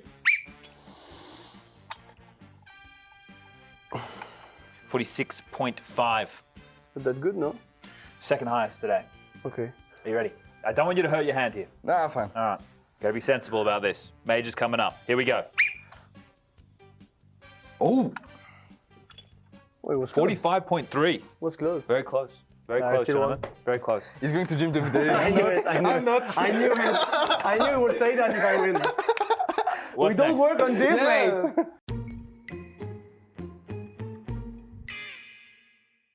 This is the strats in this book to win the major. Okay. Now what's going to happen is, I'm going to call out a number. Okay. I will need to then find the number. blow the whistle. Once the whistle goes, you open the book to the page corresponding with the number I give you, and you must read the strategy aloud. Okay. What's the page? Wait, sorry.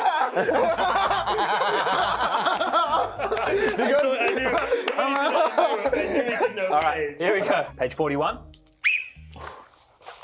Okay. Oh, it's long already. Okay. It's a lot of pages. Yes, go B. 9 seconds. A lot of pages to handle there. It can get tough. Cumbersome. Page 52.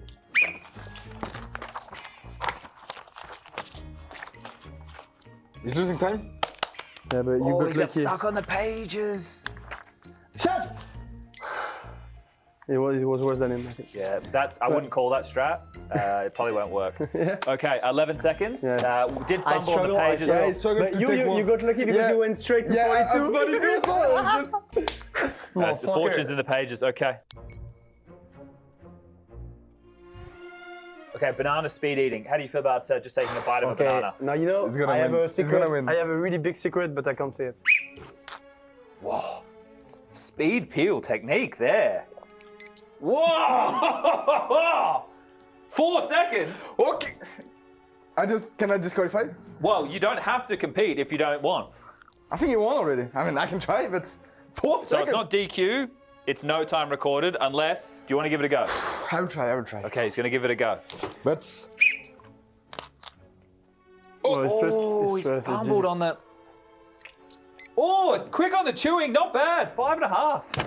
Not bad though. I'll finish the banana at least. Yeah, good job. You 3 bananas.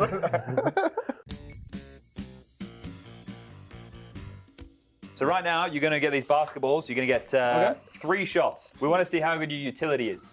So sometimes it's not a set nade. Sometimes it needs to be on the fly, and you need to be ready with the distances. But there's no time. I can 3 take shots. my time. Take your time. Take your time. It's easy. Okay. Look, little surprise if you want. I can do it with my team. Oh, again. No. 0-3. At least I have no pressure. Yeah. Okay. Oh, okay. It gets up now. Oh, that's an extra point. I tried to dunk and it went down. Right. Oh no, again. What do we say about that, Rush? The fact that it fell off on the shot. Are we going again? No? It's done? He's going again? It's done. He's called it there. He's called it there. The referee. Fuck the ref. Gentlemen, how do you feel about your performance overall? I had 2 shots only and I beat him. Yeah. Fuck the ref. I think they will pay the ref, but it's all right. Okay. Do you guys feel like you're ready to win in Dallas? Yep. I think we are ready. What's the last one? That's it. Okay, we good. Okay, yeah, I hope we're gonna win. 6 tournaments in a row would be nice. Yeah, okay, beautiful. Thank you very much. Thank you. Good luck. Thank you. Thank you very much.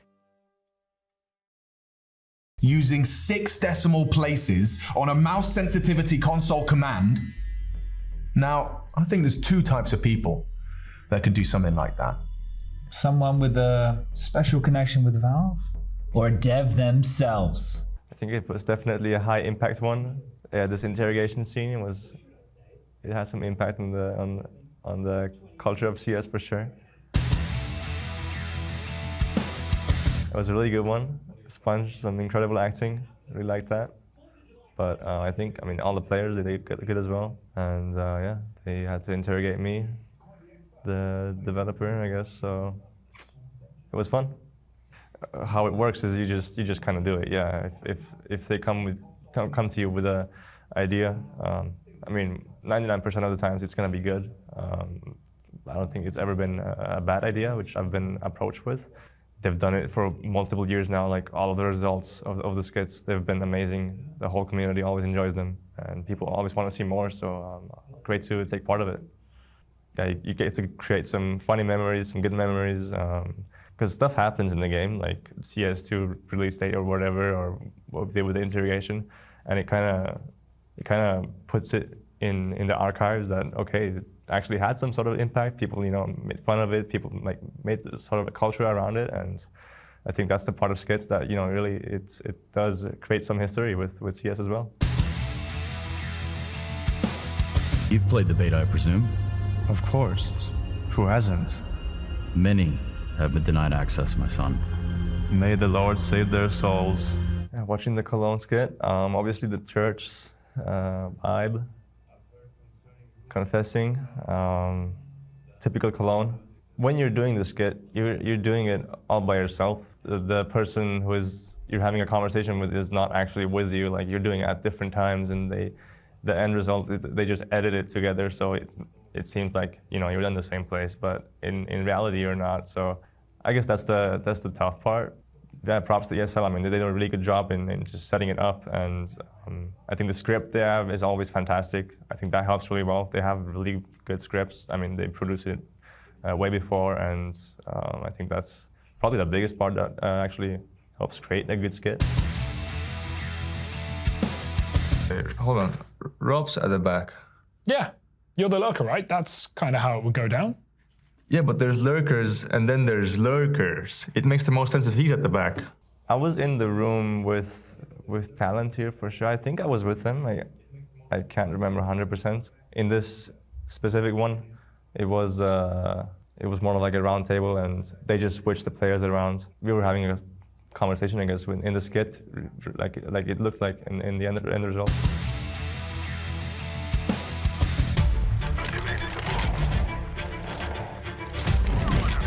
This one was really fun. I remember I wasn't sure what we're gonna do when they approached us with this.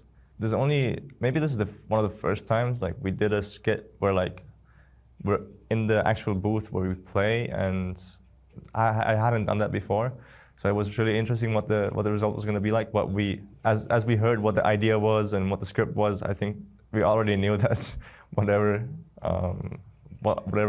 we're gonna act or whatever we do is gonna turn out really good, because the script was that good and the idea was perfect. Hey, chill. One eco and we win, okay? What do you mean eco? I just run around. How?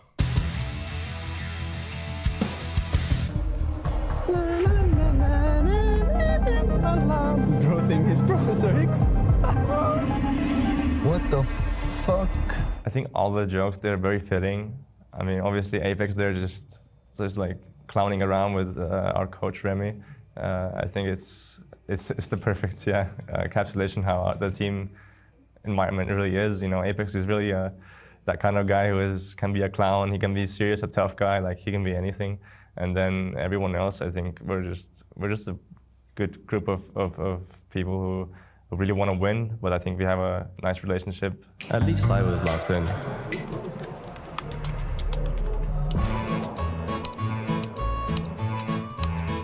Obviously, I play old school RuneScape. Zaibo does not.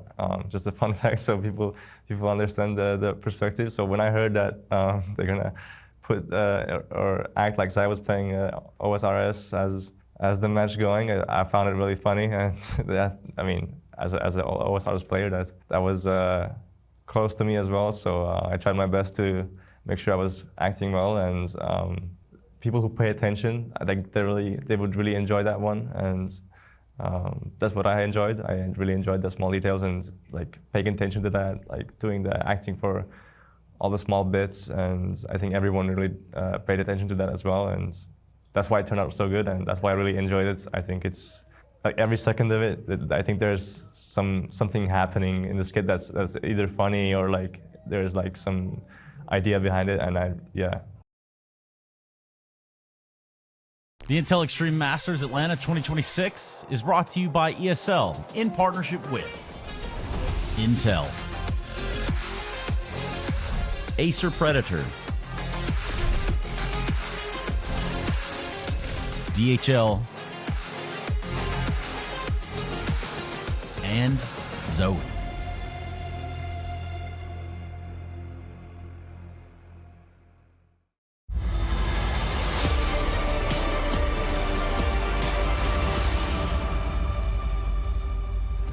Day 2 of the Intel Extreme Masters Atlanta, and already playoffs is on the line. Now, it's no shock that Vitality are one of the one of the first, not one of the worst. They're one of the best teams in the world. Sorry for that fumble there. Obviously within striking distance already, looking to continue that trophy crusade. Whereas for BetBoom, it's not often, Jacob, that you get an opportunity to swing at the Kings.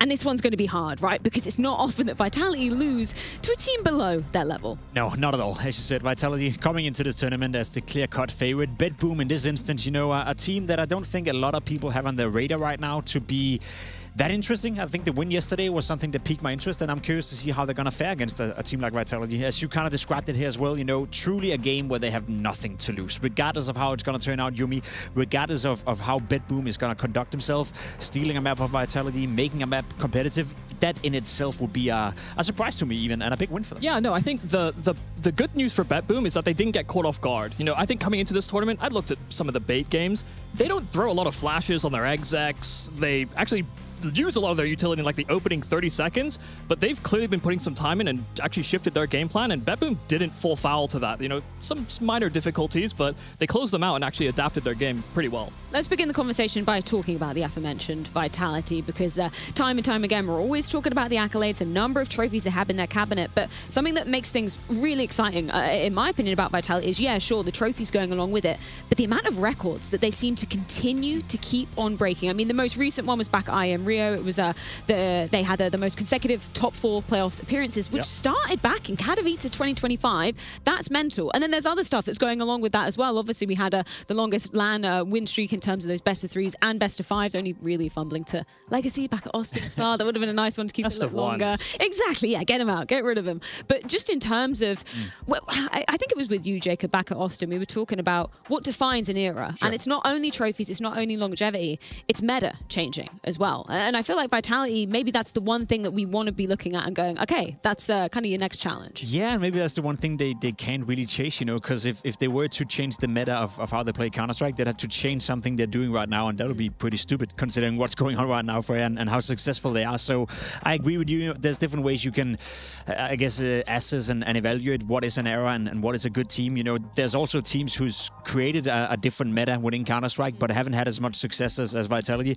Heroic is a great example. The Danish iteration with Cadian, the way they proactively played their CT sides, the way they kind of inspired everyone in the world to copy them. Sure thing, that was a nice thing to see, but they didn't really have the results to back it up. So would you rather be Vitality, you know, claiming records left, right, and center without even chasing it, or be Heroic, who sets a new meta but doesn't really win anything? I think what people sort of underplay with Vitality, though, is that, you know, we saw the Astralis era and just how good they were at sort of coming up with tricks and new ideas and optimizing their utility. Vitality are currently doing that in an era prior where we actually didn't have a team that was actually making use of all those tools in the same way.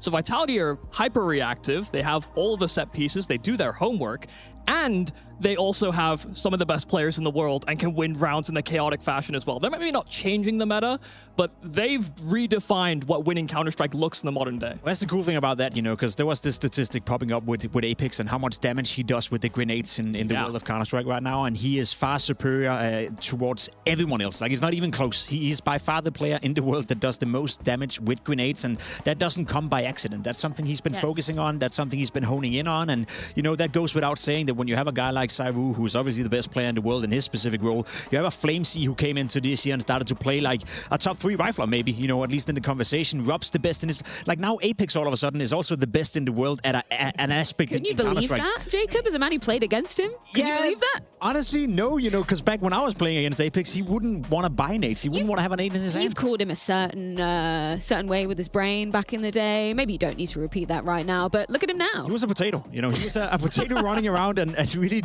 you know, being annoying to play against, sort of like Angel back in the days of Hellraisers, to those who remember him as well. But that's the fascinating thing about Apex. Like, he's been through it all. He has so much experience, and nowadays you'd argue he's one of the smarter players in the world of Counter-Strike. So the development that he's been going through is immaculate. And I think that's the thing, you know, retroactively people are like, oh, this is a super team. I mean, they got Rops, they got Mezzi, some of the best players in the world in their positions, but Vitality's journey as an organization actually has been about growth, and Apex has grown, ZywOo has grown his game, FlameZ wasn't always this dynamic anchor, aggressor as well, that, you know, actually picks his right moments. Mezzi as well. Like, everybody has undergone some sort of metamorphosis, maybe outside of Robs. And I think that's a very valid point and a good point, you know, because when FlameZ came in instead of Dupree, a lot of people were like, why would you do that? You know, Dupree just won a major. Why would FlameZ replace him? People were questioning it. Nowadays, people are like, yeah, of course that made sense, you know. But at the time being, it wasn't such a clear cut. I even, you know, were sharing desk with people. I don't want to drop any names, you know, but saying that when Robs came in instead of Spinks, it was more a move to the side instead of an upgrade as well. And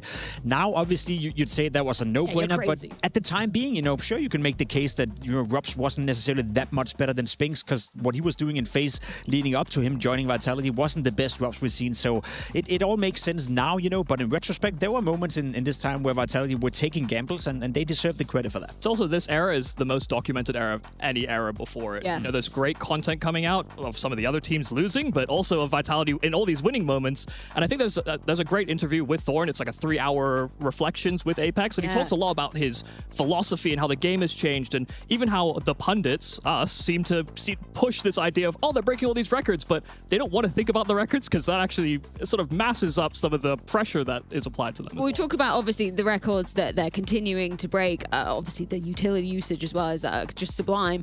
They also know how to take a bit of time off as well, which is surprising, no? Yeah, a bit, you know. Calendar management is an underrated underrated aspect of Counter-Strike, especially in an era now where there's tournaments left, right, and center. We're going to head into, obviously, this year where there's tournaments all the time, but even more so next year where tournaments are going to overlap. So being able to construct your calendar, look ahead a bit of time and see, okay, what makes sense in terms of the build-up to Cologne? What makes sense in terms of making sure that we have the best odds of winning the ESL Grand Slam, etc., etc. It's a long game, and I think Vitality, now obviously when you're winning everything and you're in this position, it's a luxury to have. You can skip certain events. You don't need the VIS points at some point, but there's been teams out there before. Take Aurora as an example last year. When they broke through, they just hammered every single event back to back to back to back, and that kind of broke their back. Vitality, they're trying to manage their time and their energy. We saw the pictures there. I mean, everybody looks so happy.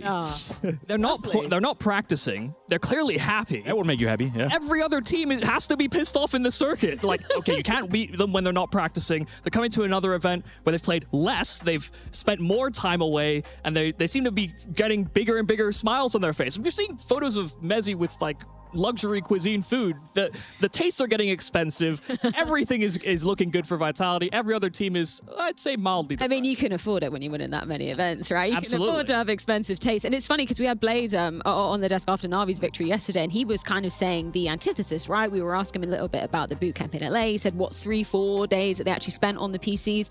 And he said, I don't want the guys, to kind of, summarize it, to be having those cheap dopamine fixes, right? No doom scrolling for them. Zonix ban and Face It, Blaze ban and doom scrolling on TikTok. Like, he seems to have a much more regimented approach to, we don't want to waste time between the events. Like, what do you think? Yeah, I get why as well, because they're playing a catch-up game right now. Yeah. If you're Navi, you're trying to catch up to Vitality. You're trying to make sure that, team number 3, 4, and 5 are not going to catch up to you as well. So if you're Navi and if you want to win Cologne, maybe you're looking at this as an opportunity, right? Vitality are not practicing right now that much. They're kind of trying to conserve a bit of energy heading into Cologne. So if you were to try to close the gap that is between the two teams, then Blade has probably given the team a motivational speech saying, if we practice hard now, if we spend more times on the server, then maybe there's a world where we close a bit of that gap to Vitality, which makes us slightly more competitive heading into Cologne. Yeah, no, I think it's also the idea that, you can't get these dopamine rushes when you don't have any accomplishments alongside it. Sure, you may have been able to win a tournament where Vitality weren't in attendance, but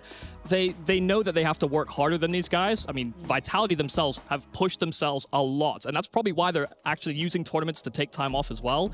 Because if they're anti-stratting the red canids in a game, they are anti-stratting everybody else to the nth degree as well. And I will say, just on a note on that for as well, it is a dangerous game to play. The same thing happened back in Astralis. If you ever were to ask Dupree about that as well, when you were winning everything, you had the luxury of taking time off. You could walk into certain tournaments not practicing, but at some time, it's going to catch up. So yes, you can do it occasionally, but you got to obviously put in the practice. You got to conserve a bit of energy, come into Cologne in your best shape. But if you do this more often than not for Vitality, at some point, that's going to hit you. It was funny though, because I think they're being a little bit more public about it this year, but whenever we kind of spoke to any of the players last year, they would say, if I'm being honest, we feel like we're one of the teams where we're actually taking more of the time off, right? Like maybe they weren't going on, Yosemite trips, going Michelin star dining, but it's about having that management, right? And I feel like obviously Apex said it yesterday that it's not him deciding, it's the upper management deciding. So I guess being able to structure things in that way, clearly paying off for them. Clearly paying off, and I said, I think it's very important for people at home to understand that it's a luxury that you're having. You can only afford to do it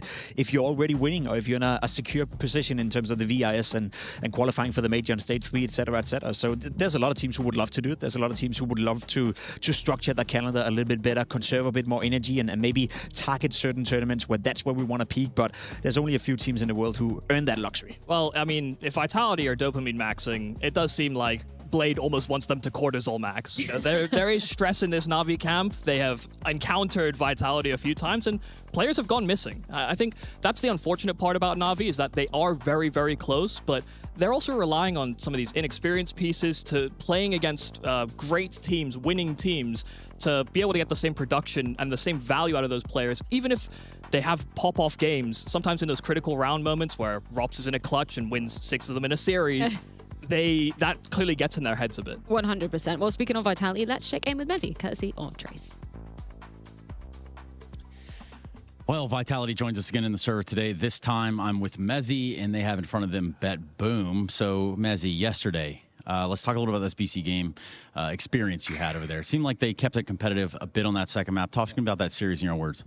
Yeah, I mean, I think, honestly, it was one of our better games to start a tournament. Usually we're pretty sloppy. I think yesterday as well, we had rough starts on both. I think down 4-0 on both starts of the map. So it can always be tough after you lose the first one. And also for us, preparation's always key for us. But against them, it was tough. Well, they've got a stand-in, they've got a new player. So it was tough at times, but we tried to adapt as much as we can. And yeah, I think Simple, of course, especially on the second map, was tough to play against. He had a lot of impact. So yeah, I think it was a better start for at least. A 2-0 is always good.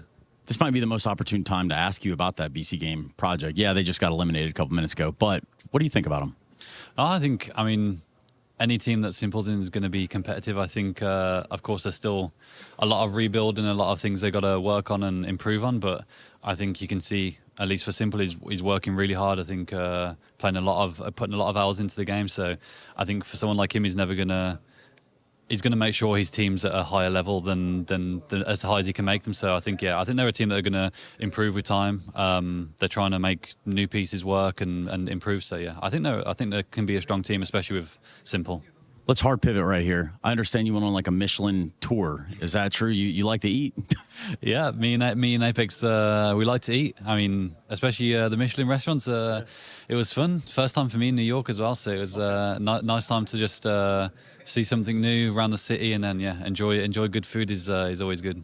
Yeah, it's a good thing. Well, we're in Atlanta now. What do you think of Atlanta? I mean, I'm excited to just be in a new city, a new place. It's I've never been here before, so not so much time to explore yet, but hopefully we can get a win, maybe make playoffs quickly, and then have a day or two to enjoy. So look around and see what it's all about. This could just be another city that Vitality checks off the list as champions in. Thank you for your time today. Thank you. It just seems like that list is never ending for Vitality. Mezzi obviously speaks about the level that we saw BC game at and where they can find those improvements just as yesterday. But I want to flip that script to BetBoom right now. Yumi, where do you put BetBoom in terms of their current level? I would actually say, I mean, they're in a weird situation right now. I mean, Diladez has some visa issues, so they're playing with Flamus. And I actually like this version of the team more than I do with Diladez. Okay. So how come? It's just the explosiveness that it offers up. Yes. They're pairing between Magnojez, Flamus, Boomich as well, going for these hard entries. The pack play for BetBoom is really, really explosive, and they actually catch a lot of teams off. And they're one of the few teams as well that don't always run with a lurker. They actually want to trade down and simplify the game into the late rounds. So I'd actually put them kind of almost above their current ranking. I'd say they're about like 20 odd, but I'd maybe even shy themselves to like a 15 at the moment. Damn, It's the potential of maybe unlocking Flamus, right? I think that's what everyone has been looking to do, and maybe that's where they feel a little bit, scared, because there's been other players within that lineup, Exile, great example, if we can only activate him one more time, or if he can rediscover his old level, then that could be interesting. The same could be the case for Flamus. A lot of different teams have tried now. Flamus himself have tried as well in OG. So if they can come in now and activate there's a good old Flamus who is very explosive, who's a player with the rifle who can make the difference together with Magnojez, then I would tend to agree with you. Nobody will forgive VP for what happened to Flamus. I know, I was going to say. That was, I mean, he was the most exciting prospect we had in that position, and then all of a sudden, he's playing lurking passive role. Like, what is happening here? That's how they've massacred my boy. Yeah, no, I mean, watching him back at Shanghai with GamerLegion as well, that was like, man, this guy is so exciting, such a hot prospect. Obviously, he is going to be in the roster as we move on forward to Cologne. What do you make of that, in your opinion, Yumi? I think the problem that they'll have maybe is that their game sometimes is too simple looking. Okay. I do think Boomich is trying to be dynamic in his calling. They throw execs, they go for bursts, they occasionally run Siren or Boomich or Zorte as lurkers. They try and swap the nameplates around so it's harder and harder to read. But as you play more experienced teams, you want someone that's going to be dedicated to a position that knows how to dodge the right flash or dodge a particular timing, and that becomes more difficult if you're chopping and changing those spots on T side. I kind of like it, it does seem like Boomich is going back to the old roots of how he was in-game leading Na'Vi back in the days, was also somewhat simplified to a point where obviously having Simple on the server is going to give the X factor, but staying together as a pack, not necessarily always playing the lurker, not necessarily trying to overthink certain scenarios. You just trust in your individuals, you trust in your initial game plan, and don't try to overcomplicate it. Maybe there's a case to be said that that's going to hinder them or put a ceiling to them, but for BetBoom, let's be honest, as you said, a top 20 team right now, if they can, punch their way into stage 2, stage 3, be at a major and overperform in that regard by simplifying things, then I'd go for it. It's just when plan A doesn't work, maybe there isn't a plan B. Yeah, I mean, that's to be expected, right? When you're with a roster that you're not exactly sure who's going to be stepping into the server, right? Yumi, you made a good point, which I'm going to be honest, Apex really shut down yesterday when you were asking about I think he just misheard me, or I don't think he understood exactly what you were going for, but you were totally correct, right? The back in the day Na'Vi roster with Boomage at the helm, they were a difficult beast for Vitality to tame. Yeah, and I was focused more on the electronic simple angle, and then also pivoting into electronic trolling a round or two. But yeah, I mean, he gave a lot of respect to that roster and what they were able to do back in the day. And I think especially simple, he understands that all that guy needs is a good team. Yeah, 100%. I mean, for Boomage on Na'Vi, that's where he really made a name for himself, right? In terms of getting a major win, getting multiple trophies under his belt as well. How do you view him now with this new iteration? Do you think they have the potential to get to those great heights again? I think it's going to be tough for Boomage in this current iteration of BetBoom to be a stable within the top 8. You know, I said I think the bar has to be set a little bit lower. Try to establish yourself as a team that we see more and more often at Tier 1 tournaments. For Boomage specifically as well. Again, if you were to look over the career of his, you know, Cloud9 wasn't necessarily a great success. One win wasn't necessarily great. What he's done so far in BetBoom hasn't been great, hasn't been bad. So in terms of how much stock value you put into his career, there's something to be said about playing together with Electronic and Simple in their prime. Has probably helped Boomage, you know, to be rated higher as an in-game leader than maybe he would have been regardless. This team is a reputation raiser for Boomage for sure. I mean, when you're with Blade, people just assume it's Blade that's kind of leading everything. So for him, this is a project that, yes, I agree with you, Jacob. You know, it's the idea that he's raising his own stock as that in-game leader that's fleshing out his own ideas. 100%. It's always really exciting as well when you get to see these kind of, you know, veteran stars, right, coming back. And I mean, same happened with Apex, obviously taking up the mantle of IGL after being that entry fragger for so long and having these new puzzle pieces to work with. So this is one of the teams that I'm way more excited to see entering the major, to see if they can maybe make a little bit of an upset run. Yeah, and if anything, you know, just show a glimpse of potential, because one thing that goes underrated when we speak Boomage and we speak BetBoom is just the general strength of the CIS scene. There's so many talents coming out left, right, and center. So let's say again that you do a good job here, you do a good job at the major, and all of a sudden you become attractive to some of the higher wanted talents, I guess, within the CIS scene. So I think it's all about setting the precedence for the future for them, and whether or not they're playing with Flammers or Dillidas for the future or someone else, just make sure that you remain competitive so you're an attractive team to join. Especially if Dastan is saying things like, well, we can't cut anyone before the major. So there's always some conversation to be had about finding the next talent, the next one to call up. And there's a Paravision that maybe want to make some moves. Let's find out what maps we're going to be playing in this best of 3. Do either of you have any inclinations of what we should expect here? I would love for Vitality to test out the playing field a little bit again. They've been doing that, you know, a couple of times with the Ancient thing, allowing that to be in the pool.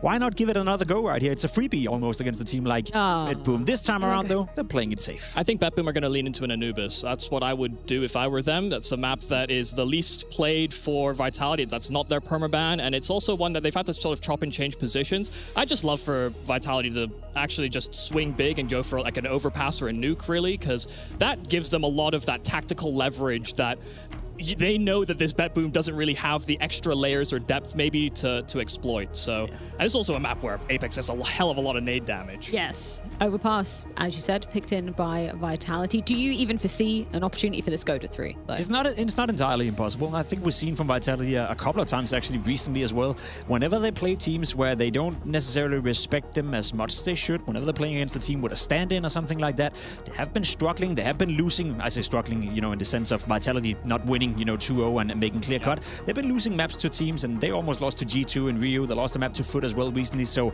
it's not entirely possible that we get to see. I'm a bit surprised that Nuke made it through the last round of the veto, though. If I was BetBoom, I would have banned that immediately and tried to take them to a brawly map like a Dust 2 or Mirage. And even though Vitality have maybe figured out Dust 2, you have to trust that your pieces are going to brute force your way into some of those rounds. Just going back to that first map in the series, as you said, Yumi, Anubis, what makes BetBoom, you know, a solid team on this map? Well, they do love having Siren on the wings, but when they want to go for those B executions, expect Flammis and Magnogest to be hand-in-hand breaking into bomb sites. Well, let's get this show restarted. It's Vitality versus BetBoom with Dinko and Moses.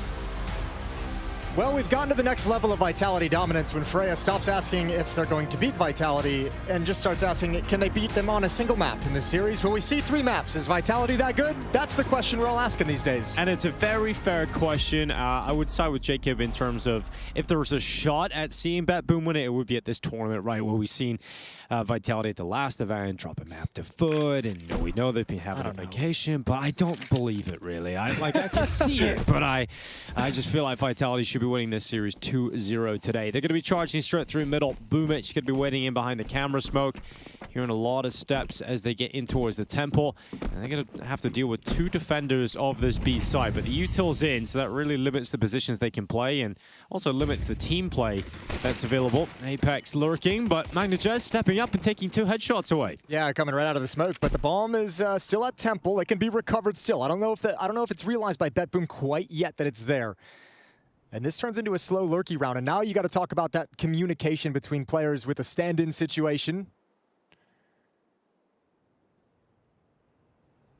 Rop's waiting patiently, sees the shoulder, immediate gush, immediate kill. Good trade from Siren, but then the next player steps up. You never expected Apex to still be there, and the B-bomb site is open. Vitality, just like life, they always find a way. They do find a way. Well, let's see if Magnajez can find a way. A 1v2. It's got 2 in the round so far. Needing to double that.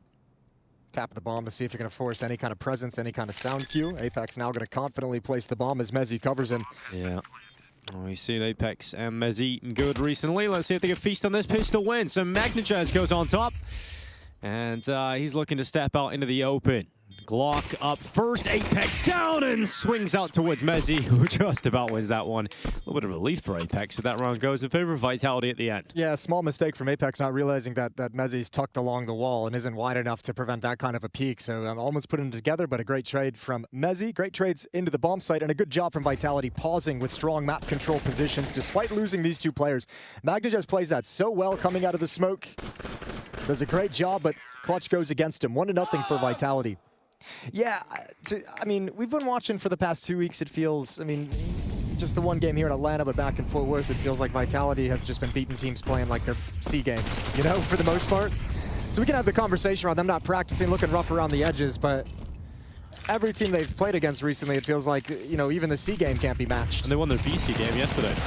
We've got Rob stepping in towards A main. He's popped that shot up. Oh, it was right there, man. It was right there. It was hanging. Boomich, little CZ going out, dying. Flamez able to take him away. And Magnajez sending 1 shot back with a FAMAS. So, okay, Magnajez making this one interesting. Still a long way off getting back in for the total round victory, but you're hoping Flamus can come in a little bit later here and actually take Apex down distracted. So once again, Mezzi is asked to clutch up and deliver here for Vitality. He's taking damage, he's spamming away, and Mezzi coming close, but Zorte able to come away with it here on the FAMAS. So it's going to be 1-1. BetBoom actually getting in the fight early, getting in the brawl. I think that's the one where I'll notice a little bit rough around the edges. That's where I can point to that a little bit. I feel like Apex got into that like cutesy little nade game, just dropping the HE grenade, chucking a flash in, nades being exchanged as well, throws a Molotov, but no cares in the world, and that flank is just wide open the whole time. It's maybe a little bit of slippage and of focus, or not realizing it was going to be that dangerous that early on. Either way, a nice win and a rebuttal in round 2 for BetBoom. And I guess this is a conversation you have to kind of have in a way, is like, yeah, Vitality's played like their C game for a lot of these, but most of their games, especially once they get into the playoffs, we see them at some point snap into that A game, right? Like, they'll play like a C game for like 15 rounds, and then you see them kind of break in, and it all comes together, and then it's like, oh God, they're here. That ability is just too crazy to overcome. I don't see a world in which you're going to be able to handle them. So if BetBoom, I guess what I'm trying to say is I think the best way you win this is if you grab early lead and momentum and you just have to knock them out quickly. Like if you let them linger in too long, it's just going to be a problem. Yeah, it feels like underdogs always make one crucial mistake on a map, and then that's it. Losing against a low buy, losing a 4v5, losing a 5v3 or something. BC game is like they were starting to get into the Mirage, and then Electronic just turned off his brain and jumped out window. Yeah, and they went around with Glocks essentially. The Glocks won, yeah. Yeah, it's like those kinds of things, and every time there's that, like Vitality's so resilient to those mistakes when they make them, and other teams don't have that same resilience built up across lifting every single trophy in the world over 2 years. So, one of those situations, those classic situations. Yeah, well, they've got a decent enough purchase here, Vitality, all things considered. You've got an AK in Saiwu's hands, which means there's always a shot at winning this round. And then around it, you've got pistols and a Galil for Flames. So, BetBoom will definitely have to respect what they're up against. Have to figure it out what they've got on the other side first, though.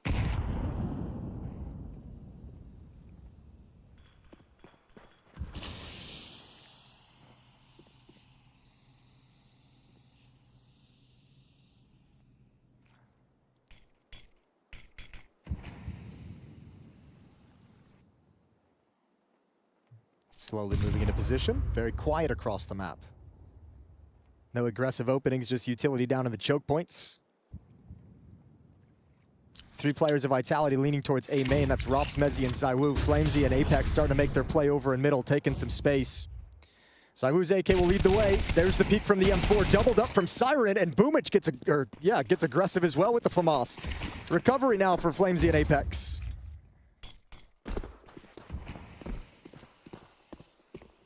I think the fun thing too with these Vitality matches also, while waxing lyrical about them not playing their best Counter-Strike over the last 2 weeks, is every time a team steps in against Vitality, they're fully focused. Like, they're snapped in. This is a game against the best team in the world. So all the underdogs are coming in, and it's a focus that you don't typically see out of them as well.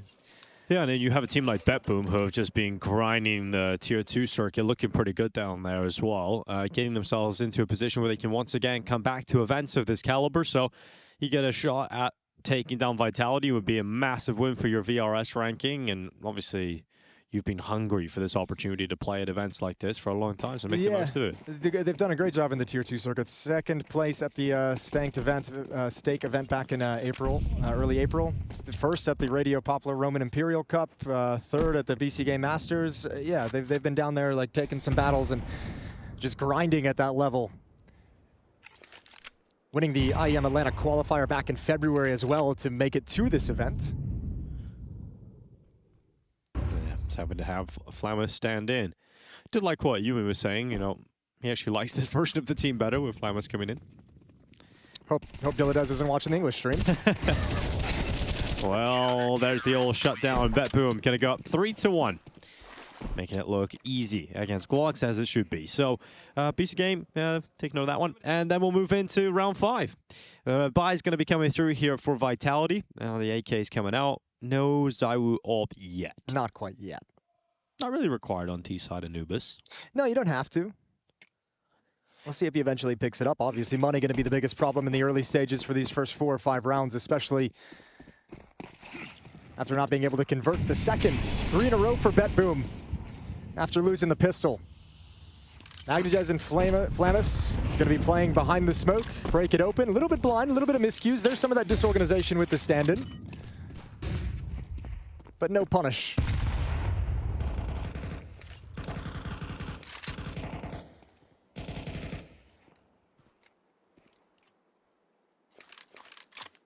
Boomich being very active in middle, close up to the smoke. He's actually called the A defender. Siren and Zorte both leave the bomb site entirely to come set up a trap and aggressive play. Flames, he's in the open and blinded. Good peek follow-up from Zywoo. There's the peek out from Zorte. Commits to the spray for a long time, unable to make anything of it. So Mezzi will put Vitality in the advantageous position as we head under 1 minute. Yeah, nice damage done though. You've kind of set Apex and Zywoo up to be a double kill. Mop the damage up at some point when the exec comes in. Still spread around the map is Vitality. Zywoo with the bomb shifting over towards the B bomb site. Mezzi creeps a little bit closer to B main while it's still smoked. So Rops will be a distraction as he lurks. 1 kill, sees the other, and now Vitality's gonna pick up the pace and step into the B bomb site. Flamus has fallen all the way back towards CT spawn. Now only 25 seconds left as Vitality arrive to the site. Zywoo will be out of commission for just a second as he puts that bomb down. Flamus not in a position to make a play forward. He's waiting on his teammate to come on over, but they have to get a move on soon. They've got no utility and no kit, so they gotta go in loud, and they don't really have anything to block or put pressure on Vitality. Yeah, this is going to be a huge issue. All the timing as he looks away. Flamus goes down, Magnagez 1v3, and everyone from Vitality is playing this so passively. There's no way for Magnagez to win this. Nobody else peeking, so I guess you just go for an exit kill at, before the bomb goes off. Yeah, Mezzi hanging around to make sure there's no last-second attempt. Gets his gun out as well, and Mezzi makes sure to take everything away. Still got it. Caught off guard, but still recovers. Second round for Vitality, nice and easy as the guns come back out. Yeah, Mezzi being a consistent player for this Vitality team as usual. 6-3 at the moment, a strong start. Yeah, Mezzi's had some success on Anubis at American events here at IEM. Remember his big ace on the B bomb site defense? Yes. A couple years ago here, it was in Dallas. So, level of comfort for Mezzi on this particular map. Zorte about to break open the connector smoke and look down into the water. Not spotting too much, will drop back to safety. I like that BetBoom has played these rounds pretty aggressive to open up. I like that we saw them test middle and have that flashbang set up, and they followed up with another kind of flash peek as well. We've seen them get aggressive at A main a number of times. I like that we're not seeing them shy away from the fight and kind of play on their heels. It's going to be tough as the half goes on to maintain that. You're going to have to start finding timings. Look at the passive openings that Vitality's having, so you're kind of going to start getting the sense that maybe those aggressive pieces that you want to put into play are going to have to come in the mid rounds. But to do that, you're going to have information about what exactly Vitality's doing on the map. So a quiet creep towards middle. 4 players of Vitality here. Apex with the bomb in support. Oh, flash up allows Flames and Mezzi to step up to the double doors. And they're going to be walking into Boomage, their first obstacle in the way. Let's see how much he can do. He's got Flammers backing him up here, but they're about to be smoked out. Do they want to play in front of it? Looks like it. Vitality going to be aware of this possibility, but they turn just as Boomage moves in, and he gets a triple. Flammers right in behind him, committed to that defensive middle. And they carve up the entire Vitality squad, leaving Rops alone, having to fight on these extremities. And there's not enough time for him to get into a competitive position to actually go for the round win. Yeah, planned the whole way from BetBoom. That's a great play from Boomich and Flammus. I mean, you could see they were partnered up that whole time, playing at each other's hip, and that was the entire idea when that smoke comes up. Boomich is going to swing through. If he's alone, probably doesn't, but with the backup, with the teammate, with the bait coming through as well. But damn, the triple kill makes it not even really all that necessary. Great performance from Boomich, and a 4th round for BetBoom as they maintain the lead. As you mentioned, we've seen this a number of times throughout the American campaign for Vitality back at Fort Worth. Yesterday as well, couple slow starts, couple games where they kind of look a little shaky. But there's always that moment, we just haven't gotten there yet. I think Mezzi was saying that in the interview ahead of the game as well, right? The fact that you're pretty surprised at how smoothly things went yesterday in their opening game. He said they expected maybe to start a little bit slower, but they came out looking pretty strong. Everybody was together on Mirage. They also outlasted 28 kills from Simple as well on Dust 2. Yeah, so maybe the slower game comes here in the second. We'll wait and see. So far, BetBoom putting up some decent resistance. We've got Zorte, who's lost half of his health to kick off the round. Made right towards Flames to return some of that favor.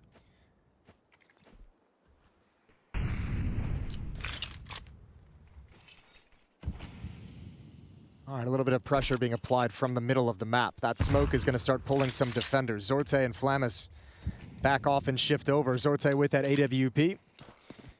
A bomb site defense been bolstered by the addition of the off. Full exec. Vitality's relinquished map control. It all ends here at the A bomb site.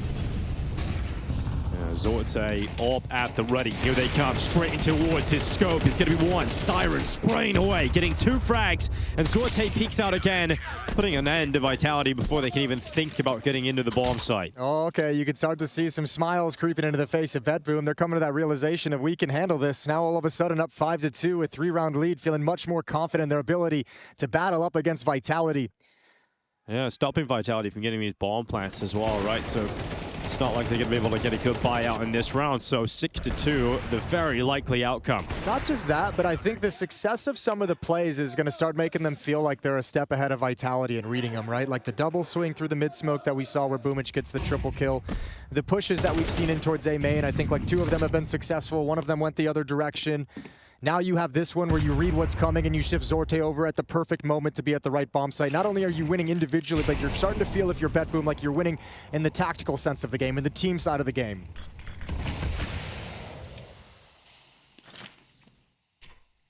Well, Flamus is going to have a really important job on this CT side once those guns come out again. Playing over towards Connector. An important job in this round too. Not wanting to put himself at risk to some of the weaker weapons that could take him down and be the first domino to fall in this B bomb site defense. So yes, he starts the round in Connector, but he's now dropped back to play from platform. And that's given the space to Apex to move out. But now the surprise is that they know exactly what's happening. Flamus has got the first headshot. Apex torn away. They're trying to just sprint into the site, but enough defenders here to make sure it's going to be difficult. But Robs' Deagle's arrived and starts to unravel them. Mezzi's got one of his own. Can Mezzi pull off another big play here on the A site? But he's looking for a better gun. Couldn't find one and ends up going down in all that distraction on Zorte's rotation. Yeah, I think he was scrambling. Yeah, gun, bomb. He was trying to find everything. Needed to recover an AK to try and win that 1v2. Some lovely shots from the Deagle. Do some economic damage to BetBoom, but that's about it. So a timeout forced out of Vitality. Now down by 4 on the T side of Anubis. Yeah, Xtaz taking this time to really translate some of his thoughts over here. Here's 2 critical pieces that they have that BetBoom hasn't had to contend with, that we haven't seen kind of come online and make their presence inside the server known quite yet. ZywOo on the screen right now, obviously. Best player in the world. 1-7 at the moment, so he's been very quiet, been a great piece for Vitality, obviously. Flamesy as well, 1-8, and he's kind of the playmaker, kind of the guy who likes to get things started. He's having a very quiet opening, so not providing some early advantages for Vitality the way we see him do frequently. Those pieces, 2 critical ones for Vitality. Need to see them start stepping up to come back into this game. Round 9 is live. We've got AK-47s back in play for Vitality down the board. Full sets of utility, they're going to try again, but more aggression from BetBoom. Sandwich from both sides, 1 for 1 as Messi still stands tall. Oh, he does. And he's handling all the pressure easily. A second kill as well on that B main push. That's put Vitality into a very comfortable position because Apex pushes out of Connector. Even if there was an extra player there, he was happy to take the 1v1 fight. No one's shifted really from BetBoom either. Nobody's even really come over to address the B bomb site. Zorte's being loud about it, but he's got to realize this bomb site's been wide open for some time. Look at all the positions he's got to clear, and nope, he hasn't. He hasn't thought about Apex being deep on that platform. So we'll play from Vitality. That's going to be a 3rd round 1, and for BetBoom, just save the AWP, save the rifle. Tough game, tough round for Flames as well. I mean, you saw him, they pushed B main, they pushed from middle as well. He was getting shot from 2 different angles. I mean, Mezzi's been keeping Vitality in this game. Like, yeah. he has kept a minute. He won the pistol round for them. He's won the round, he did the damage on the B site, nearly winning them around there, and now this one as well. So Mezzi definitely keeping Vitality alive long enough so that the likes of Flames and ZywOo can show up a little bit more. That's been the conversation around Mezzi since, I guess, since Spinks left the team, really, is you're just like, man, this guy, he's like this role player that we discuss and talk about, but whenever there's any of the stars going quiet, he fills that gap so well. And he's British. And he's British. I know Apex loves that. We can all kind of appreciate it. 6-3. Mezzi holding off this push after his teammate goes down. That's a lovely shot onto Siren, and unfortunately for Zorte, falls prey to Apex, who again, that's just the X factor of Apex, like taking the risk. Oh, they pushed B, 2 players were killed, Mezzi got both those, okay. We'll see if there's a 3rd defender there. And there wasn't. So for Vitality, it's again all AKs. The AWP still present for Zorte.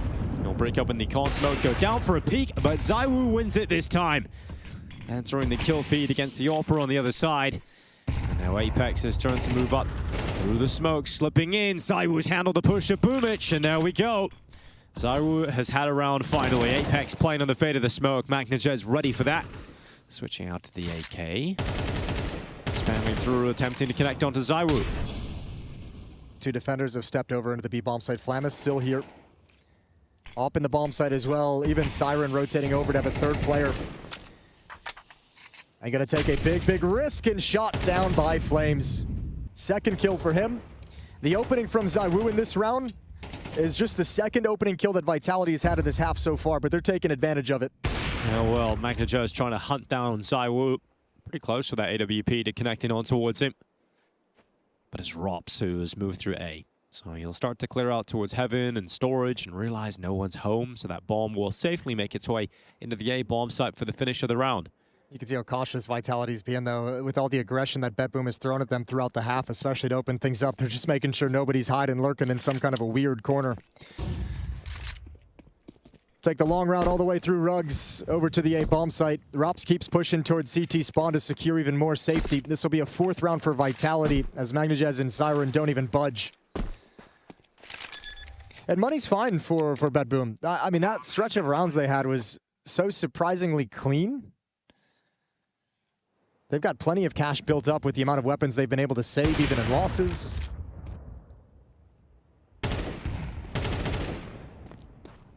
Painful gun to take away. He's got another. There we go. Mezzi, more impacts, forcing a lot of rebuys. Money is still good, but this is going to cause them to buy up right to the brink.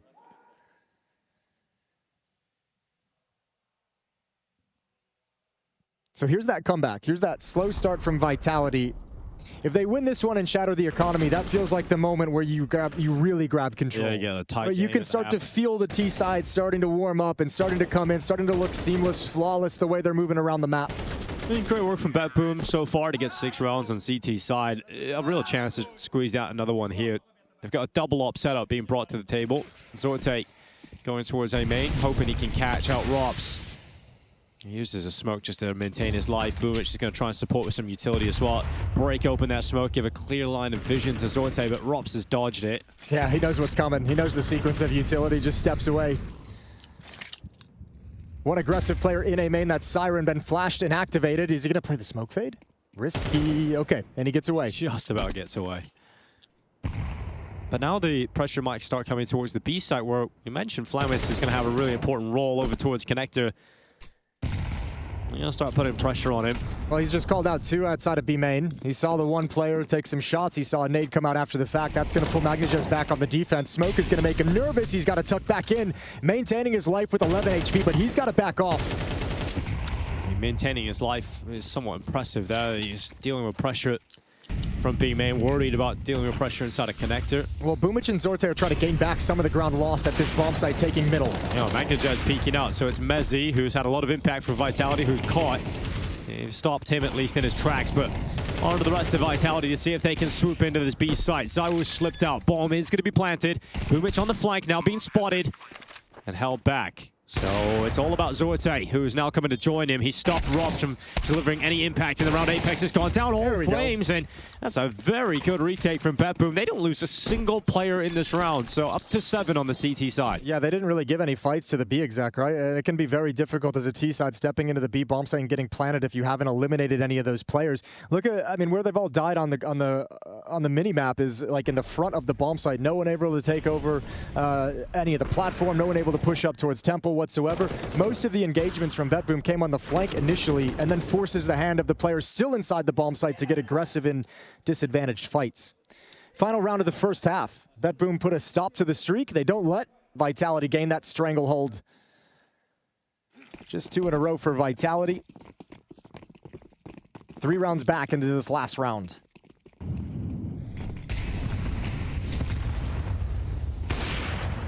Zorte nips out, snatch Zywu. It's beautiful. They're still keeping up the aggression. Got to appreciate the confidence out of the players. 3 and 9 half from Zywu as well. He really kept him quiet on this T side. Flammers, no problem in stopping Apex and trying to a cheeky move through the smoke. And now you've got a 3v5 to try and turn here. So Vitality going to leave the first half of Anubis with only 4 rounds on the T side. Unless they pull off a 3v5, now 2v5. This is great work from BetBoom. Yeah, really, really good work from BetBoom. Deep nade behind the smoke. Barely any damage even taken.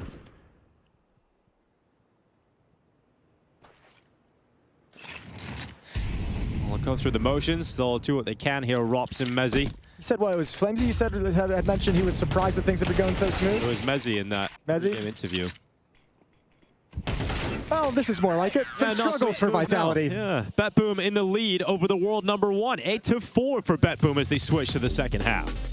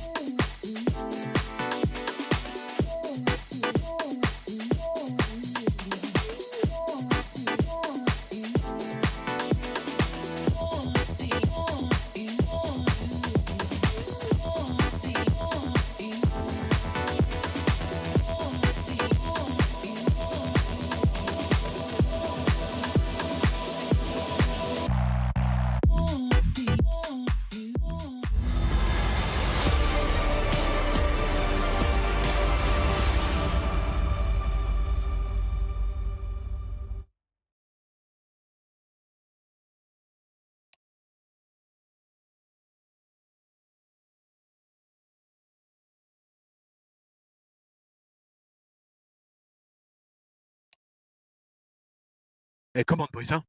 I want to hear you. Much more. Well, I always know when production calls us up and says, we're going to do an audio segment on the way back in from the break, I always know it's going to be spicy. I want to hear you more. Hopefully, at all. As always said, that is the comms of the #1 team. It's so ridiculous. They are so good now. They communicate versus via telepathy, and I really appreciate that. They're still in the Michelin restaurant. They're just hanging out. It's like 3 of them are in the mountains, 2 of them are in some high-rise restaurant in New York. No one cares. 8-4 down versus BetBoom. All right, let's see if Vitality can pull this back. It's going to be ZywOo with the first kill. Flamus able to make the most of the trade opportunity. Now we've got Apex trying to come back in, but Boomich denies even that. So Flames under pressure, can't do anything. And it really does have that BetBoom winning Anubis feeling all over it, doesn't it? It's also what we talked about earlier is you better win this like quick. You know, don't even give them the chance, because now is when Apex starts yelling at people. Now is where Apex is like, all right, boys, focus up. Everyone get into it. What are we doing? Or maybe he doesn't. I don't know. Not talking to them. Still not talking. Silent treatment. Okay. Well, they're fine. Good win, though. Great trade in A main. The split onto the A bomb site is really effective. You handle the flank attempt to come in from middle. I mean, look at how aggressive BetBoom has been when they get the space, pushing up to the choke points, not giving Vitality a whole lot of room to operate in the retake. That's a bad word in French, I think. I think so, too. Mm-hmm. Well. Hello. That'll be a good word in French. Yeah. ZywOo taking down Boomich. Ooh la la. Magnifique. Siren flashed in. And we will get main control, but smoked out, so slowed down. Magnajez in a long-range fight has called his teammate with a better weapon over, and Apex is finished off. So advantage that ZywOo picked up, immediately traded out. That would have been really disappointing for BetBoom if they weren't able to capitalize on a little push out from Apex. Kind of caught in no man's land, and you could tell the MAC-10 didn't want to take the fight, so for Zorte to swing is beautiful to find the equalizing kill. Flames is forced into an aggressive position, playing in front of the pillar for the moment. Naded down to 35. Rough game for Flames today.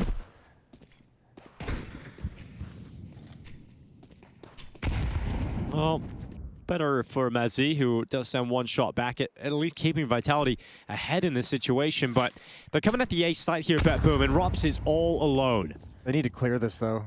And actually, they're not really taking any speed, any kind of like... Doesn't seem like they're super motivated to really press into that A bomb site with the space that Magnajez have over towards Temple. They're trying to figure out where they want to finish. They can go either way. And he's told them, go back to A main. I'm going to be splitting. I have the second front. 27 seconds. Oh, Rops peeks out, 5-7, instant death, looks for the next fight, and it's going to be Magnajez saving the day here for BetBoom, getting into the site, but it's still doable here for Vitality. ZywOo coming in from heaven, Deagle out, low HP, finishes on Sorte, and the follow-up is there as well.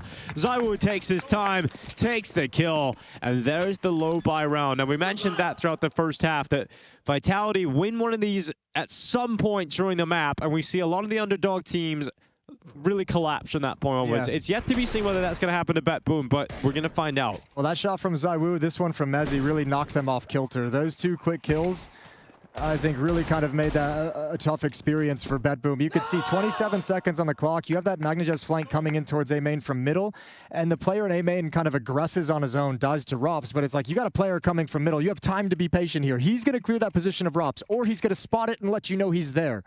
So maybe a little bit early on the A main play, but regardless, it's Vitality's kills in the low econ round that put them under pressure, and BetBoom make the mistakes.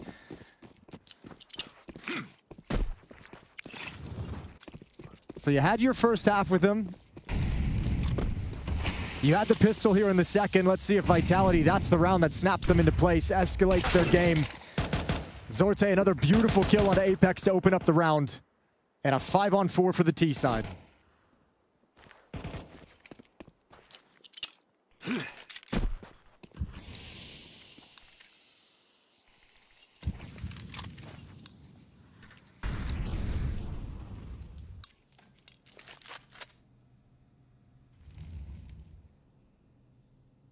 Where does Vitality look to find information? Where's the next play that they're going to make? 3 players for BetBoom outside of A main. Flamus, Siren, and Zorte. Magnajez sliding to meet up with them. Boomich is going to play Lurk in middle. For Vitality, this defense, they have Rops alone at the A bomb site passive.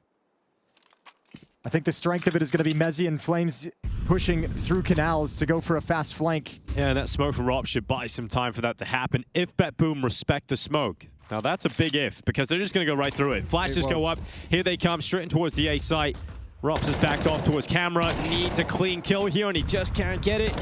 Now ZywOo with him, but BetBoom have completely populated the A bomb site. Yeah, and they've actually forced this defense back into a really ugly position. Everyone's in the choke point. They need a kill right now if they want the safety to push in and go for the retake. There's one, it's traded, still a man disadvantage. Yeah, it's really tough to see how Vitality would win this. So yeah, I think they're saying the same thing, and they're going to back away. They're going to save these weapons. Yeah, it's a lot of things, right? It's like backing off into the... Well, you're executing the aggression in middle to take out that half of the attack. Unfortunately, the attack comes from A main, but it's also that flank from FaZe and Apex spotted as well through canals. So Flames realize he's not as effective on that flank, so they decide to back off and save these weapons. BetBoom not letting them string 2 rounds together here in the second half to open things up. Lovely kill, taking some extra guns away right at the end. Actually, a ton of weapons being taken away. Yeah, this everything. Okay, this might not be a game that Vitality recovers. No, it doesn't feel like it at all. So BetBoom doing a great job right now. This is what the grind's all been about for BetBoom, right? All these tier 2 events, the online ones, the smaller lands, always trying to build themselves back up to get into the invite pool, qualifying for IEM Atlanta. And coming over here and getting a chance to play Team Vitality. They look so all sharp. that hard work that they've been putting in. And now 10-5 up against Vitality with the stand-in. Perhaps it's the stand-in issue. Maybe that's Vitality's weakness right now. Yeah, the stand-ins when you can't do the research. Yeah, they lost their foot with the coach on Dust 2. True. They might just lose this map. And well, Freya asked the question, is it possible for BetBoom to win a map in this series? Looking very likely it's going to be a yes. Looks like they're just going back to the A-bomb site, and they've done a number of rounds toward this where they've kind of found Rops as the solo defender in the late situation, so might be something they think is a tendency they can take advantage of. Still BetBoom spread around the map. Flamus watching for pushes outside of B main. Double Molotovs as well to show they want to take a little bit of control and a little bit of space. No real commitment quite yet. ZywOo gets pulled into a fight that Zorte wins. And finally a rebuttal. But it's a 4-on-3 in the favor of BetBoom.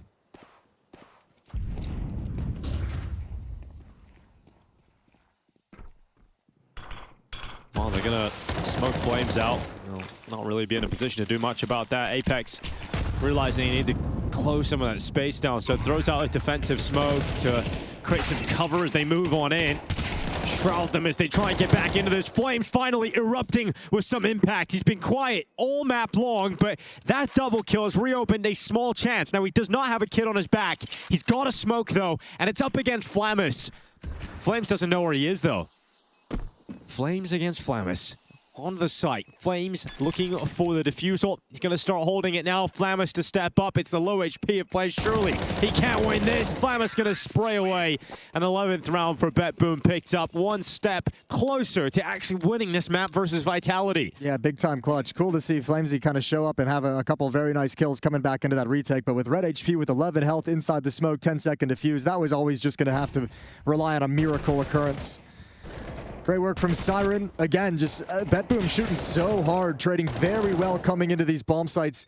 And now that they're up 11-5, I mean, they haven't been showing any fear throughout this. There's certainly no reason for them to be afraid at the moment. No one shying away from the fights. Vitality down by 6. Oh, Mezzy just spotted. Magnet's going to go back and address that. Nade up. Looking to weaken Mezzy. Will do so very effectively. ZywOo grabbing one on the Deagle. Magnet's finally finishing off Mezzy. Apex stepping out, hoping his Deagle can ring out in the kill feed as well. And it will, but not ready for Siren to come down the stairway and get that trade instantly. So Flames and ZywOo with 2 pistols left. It's going to be map point for BetBoom. All right, how far does Flamus want to go to secure the B bomb site? They know the position of one player over in middle.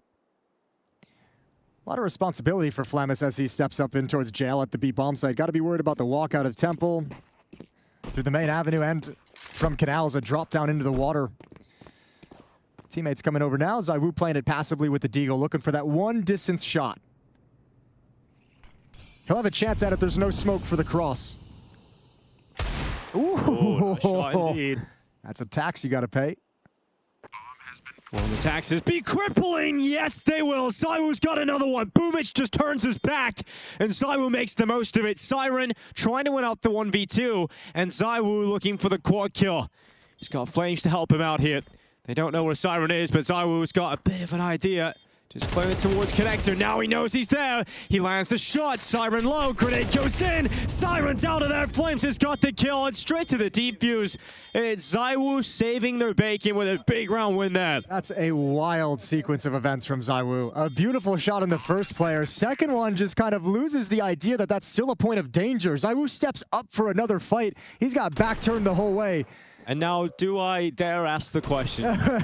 Let's see how this next round goes. Ask it after this one. I mean, could that be the moment, James? Okay, I'm going to ask it. I wanted to get into it anyway, yeah. I mean, it would be the most heartbreaking but typical way for the underdog to lose. But let's see if BetBoom can stabilize. They're coming into this. We've got AKs. We've got a Tech 9 for Boomich. Yeah, it's just, I mean, that's just ZywOo just keeping that door cracked ajar just a little bit still. Org out for Robs. Love that for him. Excited for him. This is going to be fast towards the B bomb site. They aren't slowing down. Already going to be a hit. Magnajez and Siren. Molotov will change the pacing of this, but it looks like they're ready to knock on the doors of this B bomb site. 3 players here for Vitality. Utility's going to slow them down. Stall them out. Bomb carrier getting tagged low, but Mezzi's the first to fall. Flamish just sent bullets back. Mezzi's dead. Flame's not ready. Gets 1 kill regardless. Apex has to step up, and his teammate's dead. He's lost his 2 defending teammates. And Apex, they know exactly where you are, but he's trying to puff up his chest and show that there's more presence here than really is. Grenade goes in, denies the plant. ZywOo's dead, and it's got to be Apex and Rops to combine. And Rops has the AUG. He does indeed. Oh, but Apex, smoke faded, stays alive, but takes damage, going back into the fights, not winning them. Rob steps up on his own now, 1v3, tapping away, but Flamus responds. And BetBoom, every time they lose a ridiculous round they shouldn't, they do bounce back. And this time, it's map point being grabbed. That's a long, extended, grindy hit into the B bomb site where you don't get that initial success right on the first blow. You actually have to play it such a long time to fight for that bomb site. Smokes are up as chaos everywhere, flashes and nades raining in. You know there's a couple players behind the smoke. Flamus just delivers the goods. I believe he got a spam kill on the Mezzi to open things up through the smoke, and then staying in this perch far back, providing supportive fire. 2 more added into it. 12-6 and 6 chances for BetBoom to take this opening map away from Vitality. And I can see why Yumi said he likes this version better with Flamus. Big impact from Flamus in that last round. 15 and 8 right now as well. This is really fun to watch from BetBoom. 12-6. Can they close now? This is a great chance to do it. Yes, you've got the ZywOo AWP out, but the rest are on SMGs or pistols. But they slow things down. Wanting to maximize their chances of closing this one out.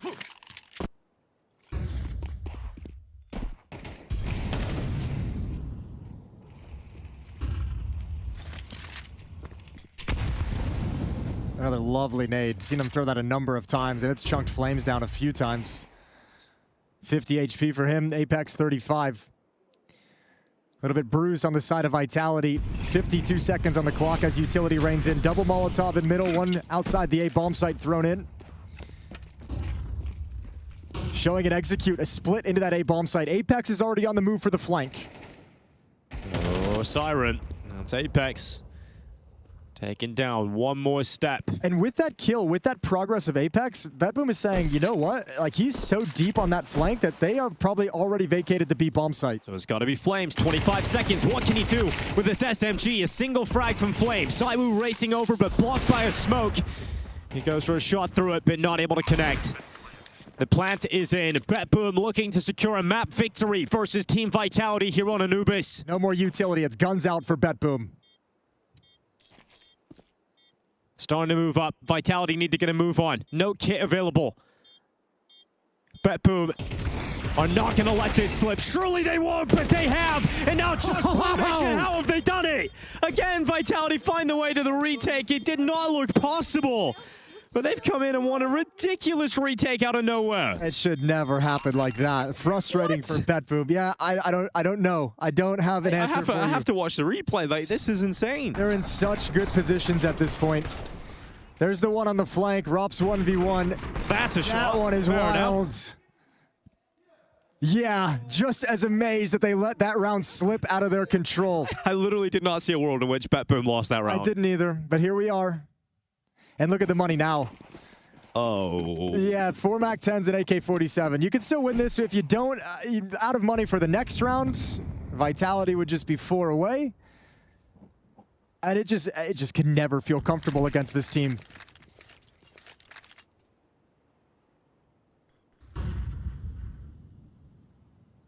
ZywOo waits. Orb at the ready. There's the peak. Missed shot. Now it's Mezzy. Double kill. Spraying away. And Apex gets involved. Down to 2 MAC-10s here. 1 AK picked up now in the hands of Magnajez. But a 2v4 recovering. Grenades landing towards the head of Boomich. They boost Magnajez up. Another missed shot from ZywOo. So getting away with one here for BetBoom for the time being. We'll see if they can actually pull anything off. ZywOo playing it a little bit safe, dropping to that low level so it couldn't be seen by the boost. Now swings out, ready for it. Knew that boost was there the whole time, trying to find it through the smoke, but at the end of the day, he will get his kill. 12-8 for BetBoom, but out of money after the Vitality victory. 2 in a row for this CT side, and a timeout called. That one out of BetBoom to talk things over.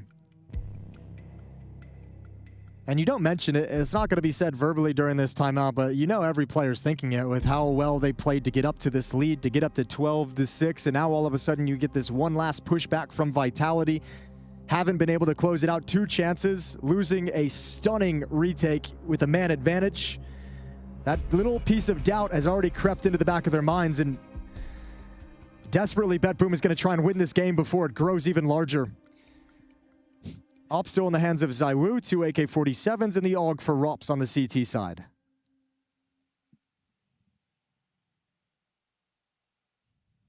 And with no investment out of the BetBoom side, a Deagle picked up for Flamus with light armor. Vitality looking to close the gap to just 3 after round 21.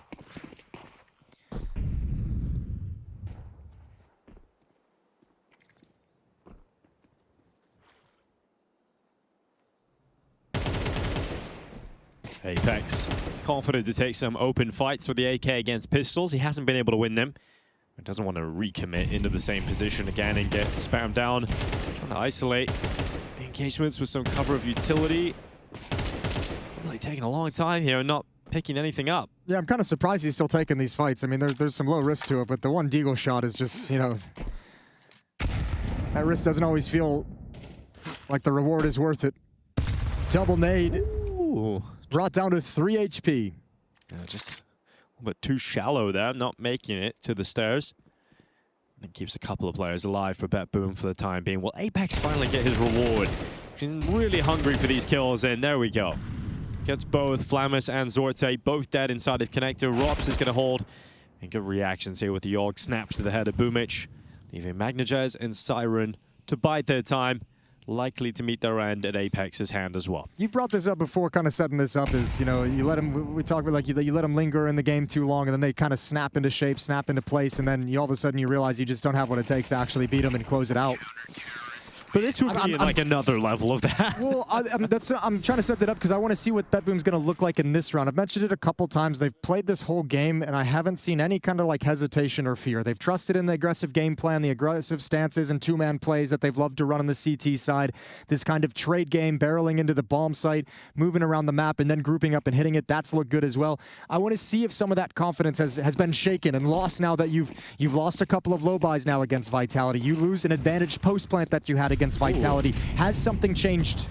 Well, they're leaving some money in the bank because they want to go for 3 MAC-10s at Galil here. Trying to maximize really, really strong buys down the stretch. A loss here, they'd have the full losing bonus, giving them 2 full buys for the final 2 rounds. And even enough danger in this one to just win it outright here. It's misdirection, trying to show mid-control and burst into the B bomb site with MAC-10s. No flash or utility, it's just going to be contact.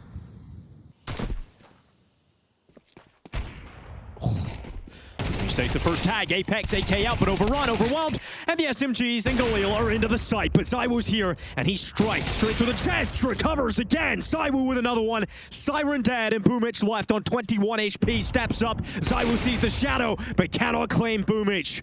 Can Boomich win it? The leader looking to close. Bomb in the open. 2 Vitality players, same position. Boomich walks out, grabs the bomb, gets around the corner, taps it into the fight, but Rops has picked it up. And now Vitality 2 rounds away from bringing this one into overtime. I love that. That's actually a really, really cool idea for BetBoom. It almost works, but that lack of any utility means when ZywOo comes over and there's no smoke in his face, you've got nothing to protect you against that ult. Comes in so fast and so aggressive with it. 1 for 1 for the 2 defenders, Apex and Mezzi. Caught off guard by the push of the Mac 10 and the timing of it, but ZywOo's just like, perfect. Clear lines of sight everywhere I want. Lovely shooting with the up, and Vitality's within 2. That's 4 chances gone to the wayside for BetBoom to close out this map.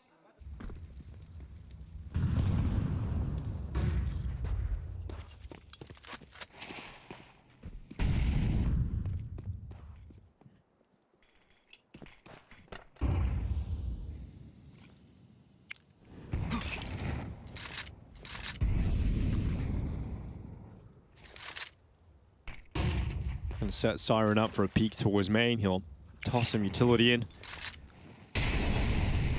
Just trying to stake his claim of control of the A main area. More flashes from Zorte, looking to support his team going forward. That one is going to connect to the vision of ZywOo. We'll drop back and play from Cake now with Util. And at this point, BetBoom being very methodical every step of the way towards A. This is a big engagement. How does Flames handle this?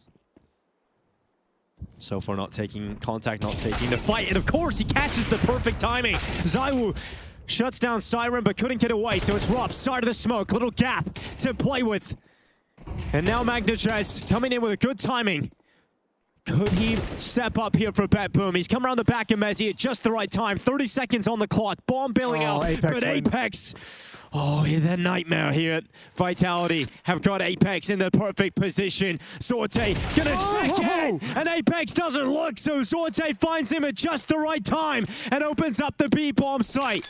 BetBoom have a chance again. All right, bomb planted. Where do they position themselves? Be careful running out into the open. Flames is ready. Rops rotating over as well. Open fight, double peaked. And it's all on Rops 1v2 to keep it alive. And how many times has Rops won a clutch like this? No utility, but he does have a kit. Well, let's see if Rops can pull it off, or if BetBoom finally done it. There's the first, now down to a 1v1, but it's 5 HP, and Rops so close, but BetBoom finally get it done. A 13-10 win over Vitality. They take the opening map of this series. What a surprising result in the fashion that they've done it. Vitality looked like they were coming back, but BetBoom withstand. A stunning performance from BetBoom. We can see it on the faces of Vitality, left in frustration, understandably so, because I'm going to be honest, I thought we were going to be witnessing one of those classic Vitality comebacks. They tease the map right in front of you, and then they push it to OT. No, BetBoom today, Yumi, they do not let that happen, and that is so impressive. They played aggressive Counter-Strike. I think, you know, when we talk and interview players and they say, oh, we just want to go in and play our own game, there is a fear that when you're facing off against massive favorites that you are going to adjust your game plan and try and play a bit more conservatively. BetBoom didn't do that. They actually tried to take fights, and they frequently found great timings while doing so. A game that had many facets to it, because I agree, they, especially on the CT side, you know, very proactive, in your face, sometimes playing aggressive Counter-Strike and taking the duels all the way to the end, but there was many facets to it in the sense that the stacking game as well, in terms of reading Vitality, in terms of coming in well prepared, kind of figuring out the economy. Okay, whenever they had Tech 9s, whenever they had limited utility, you could clearly see that BetBoom would change the course of the round and change the way they approach it. So it was a very well-rounded performance, and a performance that didn't necessarily just, you know, demanded players individually to show up and kill the Vitality players, more so, you know, as a team, cohesion, and actually playing, you know, dare I say, better as a team compared to Vitality. And we know how difficult that CT side can be to read what's going on the map. It didn't always feel like BetBoom were sending in all the troops to just get information. They were picking timings, and I think that has to go a lot of credit over to Boomich, who was able to call and muster those stacks at the right time. 100%. It goes without saying this is one of the most difficult teams to be doing that against as well, and the most unlikely teams to make Vitality seem kind of caught off guard in some situations. There were so many moments where it was very clear that Vitality didn't know exactly where the players were coming from. from the side of BetBoom too, which is a very rare feat to achieve. Yeah, you know, it's a good question in terms of how much is that Vitality, you know, not being focused enough, and how much is that Vitality not really showing up for this game, and how much is it BetBoom making the playing field tough for Vitality last round as well with Apex, you know, in the position where he gets checked out. That was weird. It was a bit weird. He called sound, you know, so he told his teammates to be quiet, and I thought when he was running through the water, that's going to be a clear kill for Apex, but I don't know if he waited for the second player to come by, or he didn't anticipate being checked or whatever, but it was just an odd game all around for Vitality, and as you said, you know, it felt like they were coming back, but that's why I'm low-key happy that BetBoom got the job done. All I'm saying is they added an ability to swap over to left hand, and his gun is in the one position where a player actually can't come out from as well, but that's one of those split-second decisions where he's trying to read the rotation, and yeah, he just doesn't hear him in time to react. 100%, and that's why it's so surprising, right? 9 times out of 10, any of those Vitality players would make the correct call in that situation. Obviously, that ends up failing, and BetBoom managed to seal the map, but we should talk about the, massive amount of positives for BetBoom coming out of this one. Let's go back to the first half, CT side. Start off with round 6, Shumi. What do you notice? Yeah, I just wanted to pick a round really to talk about the mentality of BetBoom. You know, you could see them on this CT side really try and press the attack. There are many times where you look at anchors or you look at how the rotating players are going to operate, and you think,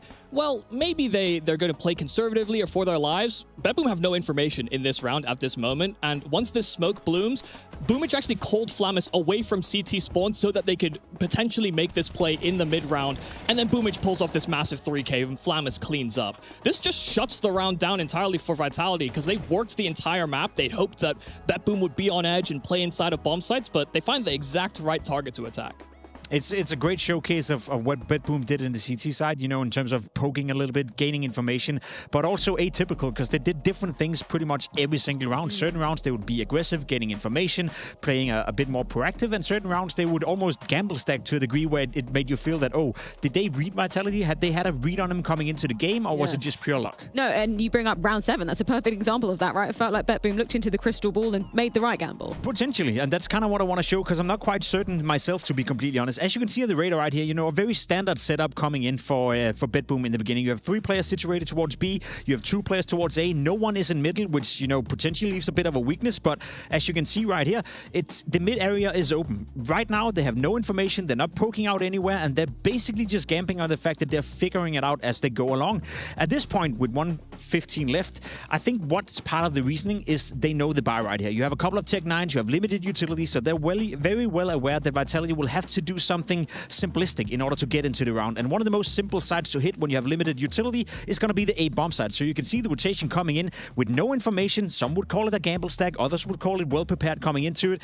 You're walking in towards the A bomb side. Your Vitality, you think you hit a nice timing, but you're walking straight into 3 different players. You have Sorter with the AWP, who even blocked out a smoke right here, not really hinted by it. He gets the first kill, and then you have 2 players ready for it as well. You have Magnujes and Siren coming in and getting a multi-kill at that point, and it almost felt like Vitality at this point was just read from the beginning of the round. Now again, it wasn't proactive Counter-Strike on the CT side. It wasn't players poking out, getting information that they weren't towards B. It simply felt like BetBoom just knew that, okay, with limited economy, Vitality tends to go towards the A bomb side. Let's just make the rotation through CT spawn from the beginning of the round, gamble on the fact they're coming in, and they did that. There's also the understanding as well. The positions they picked for that stack. Sure. There's a boosted Boomage, there's a Zorte that can actually disrupt that smoke inside of Heaven, and then a presence on the bomb side as well. So yeah, I'm really impressed with what BetBoom offered up in just terms of the variety they had. 100%. It kind of goes back to your point earlier of the reputation building opportunity for Boomage, right? You brought up the apps point that sometimes we used to look at that old Na'Vi roster and go, how much is Blade doing there versus Boomage, right? Whereas you look at this and it's like, okay, he's clearly got a mind for the game and maybe a mind for how Apex likes to call things as well.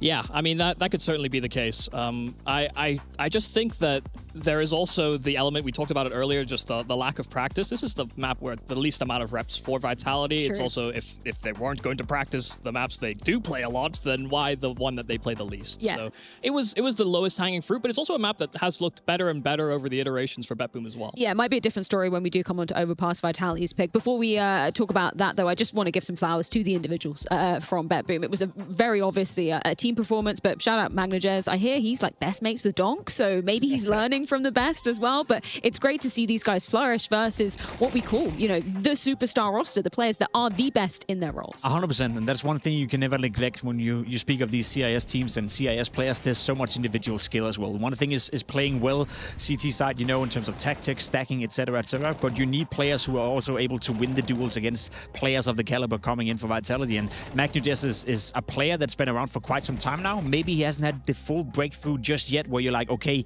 he's a new star in the making, but you definitely see signs, you know, here and there that he's a skilled player, and doing this well against Vitality, that's building a great case to be a good player. Yeah, I mean, he looked great, but let's also not beat around the bush. There was a moment where it did look like this was going to go into OT, because as an underdog team, when you know it's Vitality, they did that 11-0 against a Na'Vi, which is, if we're going to hold that as a frame of reference, then you know that these guys can come in clutch. But they had some pretty nonsense rounds towards the tail end of that game that really could have changed everything. I guess that's what makes it more impressive, that they managed to kind of, you know, put that to bed, any of those worries, right? Exactly. The hurdle of Overpass, though, Yumi, I would argue that's a much bigger one, a much more tactical map. Obviously, you were kind of interested to see if Vitality was going to be picking into that one as well. Do you think this is where order should be restored and Vitality will bounce back? I think the problem I have is Boomage as a caller on Overpass hasn't had the best reputation over his iterations. Even back in that old Na'Vi, they had a lot of really, really slow, drawn-out rounds that didn't amount to anything. And then there was questions about, you know, is that Blades doing, or is that Boomage and not making the right reads? I'm not sure that this team, especially with the addition of Flammus, that this explosive style, it translates that well, because you run into really solid choke points, some great fallback positions for your aggressive CT riflers on Vitality as well.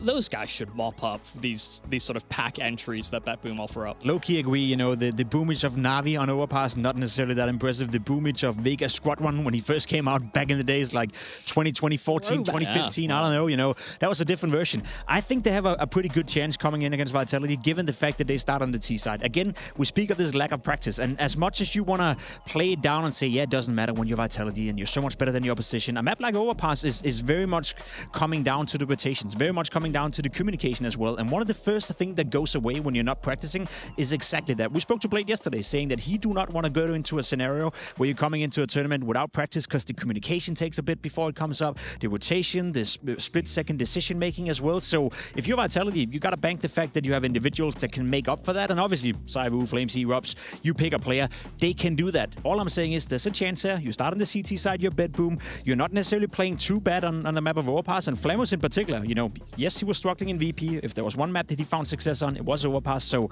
I'm building a case here that there's a chance. Well, if you BetBoom, you managed to weather the storm on your own map pick of Anubis. But as we were just iterating, Overpass, that is going to be a different beast. We're going to see them going down after this short break.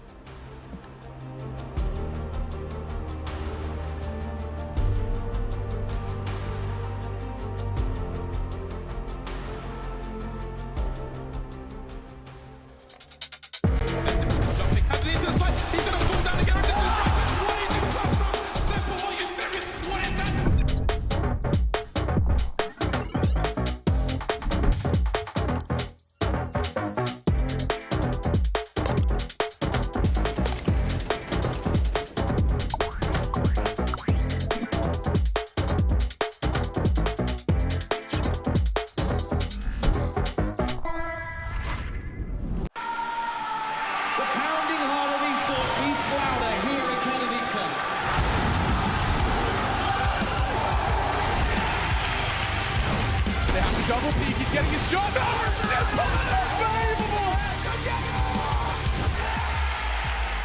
Something special to throw this decoy, and that's exactly what happens. Katowice!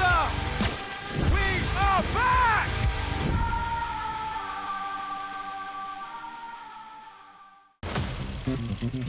Come on, come on.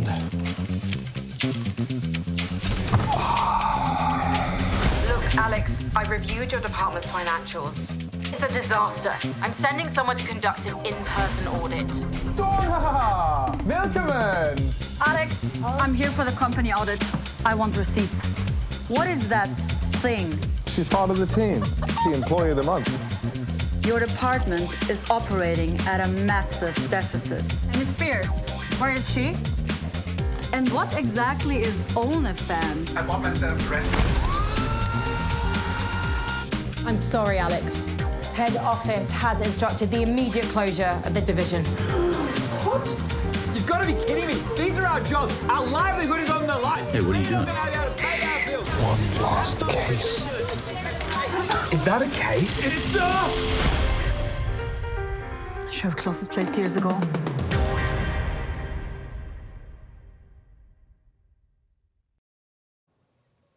BetBoom. What's up, man? How you doing? It's been a long time. Yeah, I'm feeling good.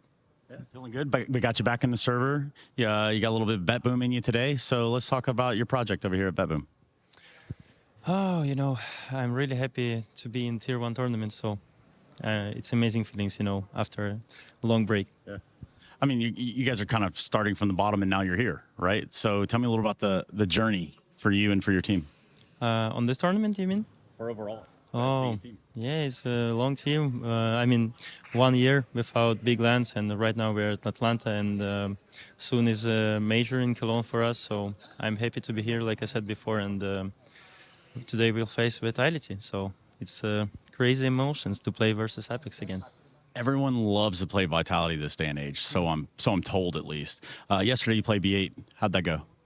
Oh, it's great. Of course, then you win the first match in the tournament. It's crazy feelings, and after a long journey with the 12 flight hours, you know, yeah, but still don't have the jet lag, so I'm happy. And you know, 2-1 game, we lost the Mirage 16-14. It was the crazy match, but on second map we go back, and the third map was 13-5, but still it was a hard match for us. So, and today we will face Vitality. Yeah, I was about to say, speaking of hard matches and the one you've got today, how do you look at a team like Vitality and try to prepare playing against them? They have a ton of tape, ton of demos. You know, everyone wants to kind of see how they're doing what they're doing. How do you guys approach it? You know, we're playing with Flamus, so we have only 4 days in practice, and of course they're better team today. But I think the main reason if we can win, it's about individual skill. So we need to step up. That's all. Vumich, it's good to see you. It's good to talk to you. It's good to see you in the servers. Anything you want to say to the fans at home? No, just thank you for support, guys, and happy to see us and you again and again. Thank you very much. Thank you.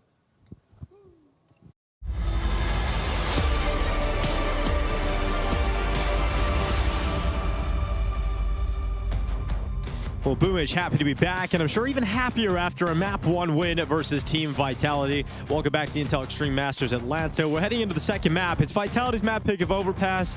And Jason, it does feel like Vitality will be able to bounce back in this series, but it's great to see BetBoom bringing this level to the game. Yeah, that's the thing. I'm like, yeah, you're probably right. It probably should be that way. It probably will be that way, but I'm going to see what BetBoom opens up with and looks like, because, I mean, you know, you hear Boomich there saying a lot of it's going to be on individual skill. Well, he got the benefit of that individual skill, helped out obviously by a quiet game from Flames. Zywoo started out very, very slow, but if you look at the BetBoom side from map 1, three players have 18 kills, and the fourth player has 19 kills. Those are your top 4 performers, so it's individual skill across the board. You add into that the fact that the game plan was adhered to. You could see they wanted to be aggressive. They wanted to be in the face from Vitality. They wanted to be disruptive and not fighting on their heels as they back away. It's exactly what they did throughout that entire first map of the series, and I think that's awesome. Let's see what they come in with here, because they shocked us all in the first map. It could be another surprise here on Overpass. Vitality starting on the T side. Pistol Round is live, attacking into BetBoom's defense. Well, plenty of utility here for Apex and Messi coming into the pistol. We'll see Boomich get boosted up. Siren, with the information that Boomich is able to pick up, can feel comfortable about playing aggressively on short, and they have a strong setup to deal with Vitality coming down water, but they're going heavy long. Nothing spotted yet. Rop's going to play very slow as the man away from the pack. Turn in towards bathrooms and go quiet here at this point. Clear things out early on. See no one peeking long. Footsteps starting to be made. Defense not shifting. Still no information of what Vitality's doing. And the runway coming up long is wide the hell open. Utilities out. I don't know if Sorte's going to be here in time to provide any real resistance. Yeah, he's all the way back, and look at that. Vitality already have 2 players running down the stairs at him. So a lot of space taken in this pistol round. It's going to be a real fight to get even some of the space back from BetBoom. Not even close to the pistol round win yet, but Magnajaz, he's got by, and they haven't seen him, haven't spotted him, but he hasn't been able to take a kill just yet. Now comes the bank attack. ZywOo and Apex taking the first couple of kills. Apex has one more in for good measure, and eventually Flames toppling Boomich, and all 5 players of Vitality stay alive. Yeah, you could see. I mean, just so much space gain from Vitality on that retake. I think actually the fact that Magnajaz slips past the net and is able to even get a clean shot on Apex and another player pushed up close towards CT stairs, that's actually pretty incredible. He lands those, that pistol round can go on its head. That was the one detail Vitality missed, but it doesn't end up biting them whatsoever. So pistol for Vitality, they get started on the right foot.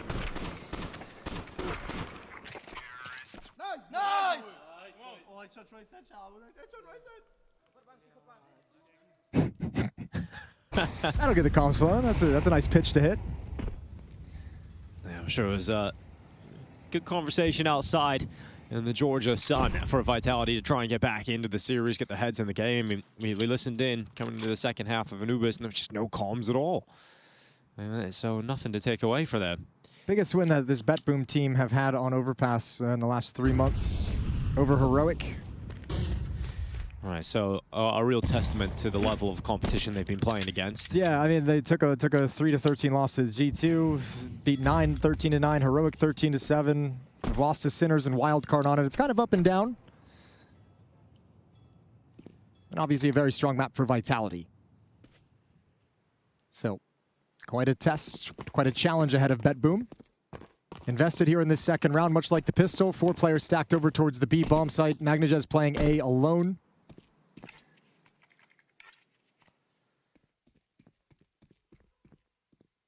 Very quiet round from both teams. No one really too motivated to get into any early fights. BetBoom playing pretty much without any information.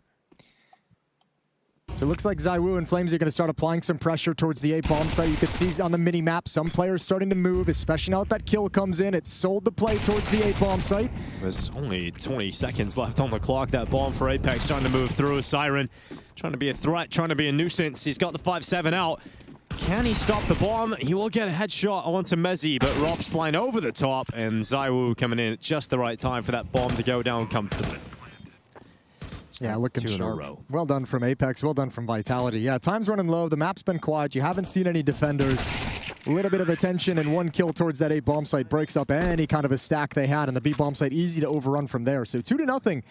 Vitality looking clinical in these first 2 rounds of play. Only one player has gone down, and that was Mezzi in the only death Vitality's taken thus far. So no real threats coming up in this round from BetBoom. You got Deagles for Siren and Magnajaz alongside Flamus. But that's really it. So could be a nice 3-0 start. Should be a nice 3-0 start here for Vitality on the T side of Overpass. It's always great to get that early lead on the T side. Makes things a lot easier for the rest of the half. Sprinkling a few gun rounds here and there through. You got Magnajaz pushed up towards Fountain. The Deagle goes out for a couple of body shots, but not enough to stop Flames. So the MAC-10 comes out on top of the first fight. Galil also for Apex. Now 5v3. Rops has missed this little piece of aggression from Siren and Boomich pushing in towards short behind that smoke, but I mean, there's really no consequence, no situation in where that turns this round on its head. Vitality still playing this very far back.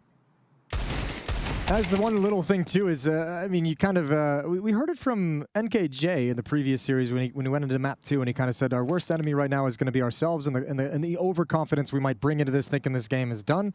Maybe a small wake-up call for Vitality. I think coming into this, they've done a good job of mentally kind of talking about how they've taken a little bit of a break from heavy practice. So their expectations have shifted, at least internally within the team. But still a loss like that where you kind of start getting bodied through different stretches of Anubis by BetBoom. Yeah, especially the opener, right? Opening half was very one-sided for many parts of it. I just look how ruthless they're being. Like, they've been walking around the map in like a 5-on-4 for like 30 seconds, and they don't even make a move until they realize they know exactly where he is. ZywOo's gone down, it's all good. I mean, we can bring it up to literally the last event, right, where they lost that map on Dust 2 to Foot playing with their coach, right? And came in, locked in. You heard Apex saying the way we're playing is unacceptable. Managed to pull it all together and finish with a trophy. Finish with a trophy, but in that series, you know, they limped through Nuke. I mean, but they got through the series and then got into shape for the rest of the competition. Well, guns are out for the first time for BetBoom. AWP in the hands of Zorzi. One kit picked up on Boomich. Good sets of utility for the CT side. Vitality going to be playing a little handicapped here with 2 Galils and a MAC-10 on Flames. Good to see Sorte back. It's been a while since we've seen him on the AWP. Enjoy watching him when he's having a good game. And he's got no challenge on the other side right now in this round with the AWP. So let's see what he's able to pull off. Well, Rops has already slid into position to protect against an aggressive play towards short and sandbags. Exactly what they want to do. Zorte has to trade it. And not able to get it on Rob. Doesn't round the corner too far. Not wanting to put himself in a position where you get 1 kill and then can't fall back. Boomich has been spammed down to 8 HP. He's at this beat bomb site. There's the kill from Zorte. Finds the equalizer, but HP still a problem for many of the BetBoom players, but boosted up. Flamus has one as well. And the swing out monster is coming. Here comes Apex. He's already up towards the barrels. Great flashbang. That's Flamus dead. Flames moves in, replacing Apex's attack. And Zorte stuck at heaven. He manages to fall back to a position where he can try and get a little bit more impact, but he's going to be smoked out and held back, so that plant will be coming through.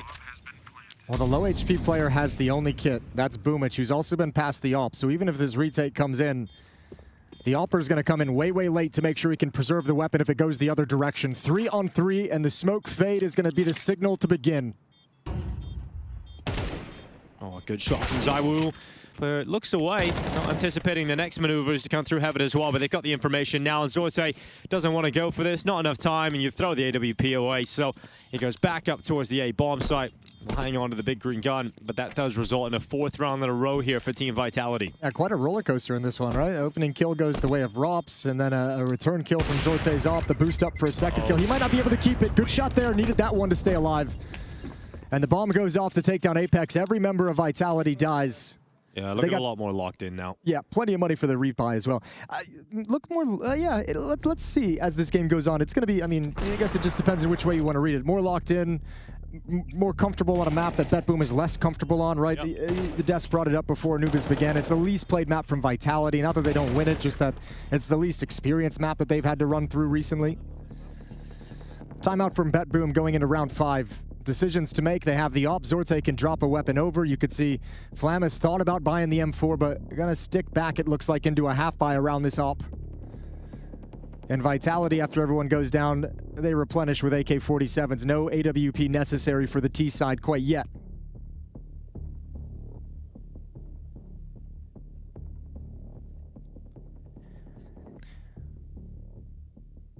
Round 5 begins. M4 in the hands of Magnajez? I don't know, I sometimes just revert to that. Like, mayonnaise? Should we just call him that? Yeah. AWP on Zorte. It was weird with the European players. Jason, sometimes Jays are wise. Most often, they're wise. I just never know. And it's Zywoo or Ziwoo. We got Rops just waiting down in water.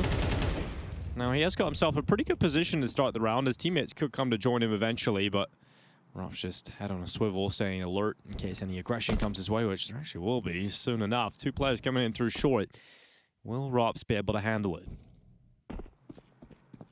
Siren, slowly but surely creeping towards him, and Rops gets cleared out by that 5-7. Yeah, timing of that jiggle benefits the 5-7 for sure. Good swing from Siren. Apex wants to get into a bit more safety, but pushes up, down, a little bit of no man's land. Good angle. Brought Flamus very, very low. The only one who can take this fight for Apex is Magnajez, and he wins as well. Brought down to 21 HP, but that's 2 opening kills for BetBoom's defense. Yeah, they worked hard for them, and very happy to collect them. 45 seconds, and here go Vitality towards A. Funneled into the AWP as well. And Zorte's just jump spotting, looking to detect them. Oh, Boomich just about getting to a safe spot. Missed shot from Zorte. He will get a couple of chances at this, though. Out from the dice box. Needs to connect them. And we'll go out there. Flames to fall. Mezzi and Zywoo. Oh my God. Right back grenade. Yep, look at that. That's going to be huge. That's 1. And the utility to burn away the 2nd. Force him into the open. Now the chase is on towards the dice box. And Zywoo pulling out the AK. Jumps up. Dice box close. Is Magnajez. Pulls out the 5-7 instead. Oh, he didn't land that one. But the shots were free. He just couldn't connect them. And Mezzi only gives you 1 opportunity before he turns and takes that kill. That's a 2v5 conversion. That's a 2v5. Yeah. 2 kills at the B bomb site. Zorte gets the next one with the AWP wall blind. But the low HP The nade into the bomb site, the Molotov to follow it up, forces the low HP players into the open, and then just a little bit of luck going your way. MagnaJets couldn't find a clean fight at the end, wrapping around dice boxes. It started out so well. Must be such a deflating feeling to fight so hard, play it so well towards B to get those advantages. You come back up to the A site, you've got enough numbers there, rotated early before Vitality have arrived to the site, and you still lose the round. Yeah, Vitality playing with some plot armor in that round. You just weren't going to win it. Now we're going to change the pace. We're going to double flash and come through this monster smoke. Never expected it, but nobody was home. So Flames happy to fall back. Zorte got blind and retreated into safety just at the perfect moment. Here they come, straight in towards the site, but they're going to be blocked by utility. They'll get by it anyway. Flames just runs forward. The AWP is dead to an MP9. Boomich, the only player getting a defensive kill until Siren also enters the feed. Yeah, but now they know there's two. They know there's both there. That Molotov going to force him out of the fight. A little bit of damage, but stalls them out. Bomb is still far back, which is a little bit scary because ZywOo's got a cross. Well, he's having smoke. He's tentative about it, and yeah, missed smoke. Allows Rops to die, so you need Apex to get something. He looks away at the wrong time. So ZywOo in the clutch. Now, we talked about the bomb being back as a weakness. Is it going to turn out to be the strength? ZywOo to be lagging behind the rest of the pack. He has 40 seconds here. Strength might not be the right word, but maybe saving grace. Maybe he can do something with it that he still retains that control. But tell you what, this is a round Vitality beats themselves. Very uncharacteristic. Missed smoke up towards heaven. Missed piece of utility. Bomb separated and segmented very, very far back. All right, ZywOo steps out into the open, misses the shot, needed to land it immediately if he had any chance of winning that one.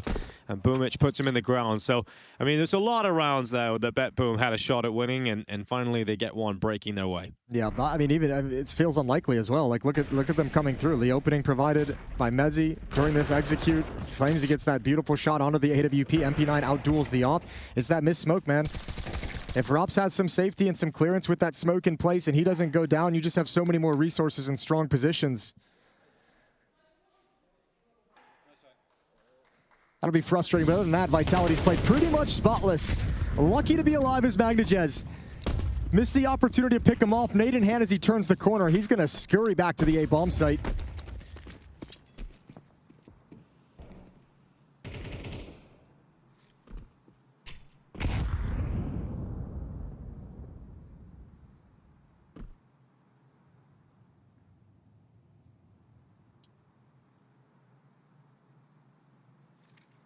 Zorte being patient, hoping it can be another opening kill found onto Rops, and it will be. So back-to-back rounds, Rops picked off towards B, and it's putting Vitality in a really tough spot here. Slows things down a little bit. He was meant to fall back at some point and pick up the bomb to rejoin his teammates over towards bathrooms potentially. So they'll scramble back to T-spawn, make sure there's no pushes off that kill. Changes the plans a little bit. Now no more aggression in bathrooms. It's two players to come down towards blue door. Flamus they need to find. Yeah, pushed up. And Robs was so passive this round, they have no idea about this aggression. Yeah, gotta clear it, gotta spot him. Flamus getting the one before being traded out by Flames, but that will keep BetBoom ahead with the player count, but it will also give them enough information early enough that they can rotate some of their forces down to this B site in time. Okay, safety, Heaven smokes. It's gonna be broken, off in the open. Good shot, good trade. Yeah, ZywOo really quick to get that trade in, so Vitality have evened out the numbers. 20 seconds, ZywOo goes forward, but Boomich this time winning the duel. It's all on Flames, up on top. Boomich dead, and Flames looking for the clutch, up against MagnaJets. 10 seconds, gotta get the bomb, gotta get it to the site, but he's lost him. MagnaJets into the open, free kill, and another round for BetBoom. Yeah, it took the risk that he was coming on the flank and be coming up sandbags wide open to that play from MagnaJets. Barely held on by BetBoom, almost trading their way is Vitality. But man, what a good hold from BetBoom. Defenses look strong at points today. This is now 2 rounds in a row. Good opening pick. Zorte's AWP starting to have quite a bit of impact in this map. Even the jump up over the top looks great, but Flamesy can never locate the last player.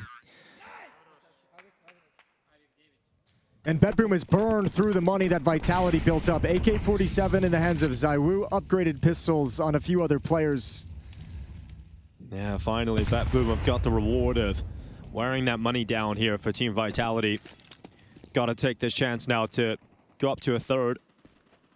But this is what I was talking about at the start of the map. You know, when Vitality gets such a strong lead on the T side, they win the pistol, they're able to convert them. You've already got a really good foundation laid out to build on. You got 5 rounds T-side already. You're going to take a pause here, but you'd imagine they'll squeeze out an extra round or 2.5. So that's really points to how important it is to get a good lead out early. And we've got ZywOo losing the AK-47, so that Hero AK picked off, and Zorte can start to have a field day. Zorte, yep. He's liking what he's seeing right now. Vitality players walking into a 1-by-1. A conveyor belt of death provided towards him. And he's just feasting on them. There's another one. Zorte's off, ringing out in the feed, and Magnajez to come up the stairway to secure a 3rd round for BetBoom. You love that feeling if you're on the BetBoom side. Just watching the kill feed, watching your opper just rack them up 1-by-1. Quad kill overall. Feels really good when your op starts delivering like that for you, because you know the op just makes your life so much easier if it's on point like this. Beautiful shooting, maintaining the aggression. And well done. Another buy for Vitality now. ZywOo's going to be stuck on the Tech 9 due to the Hero AK in the previous.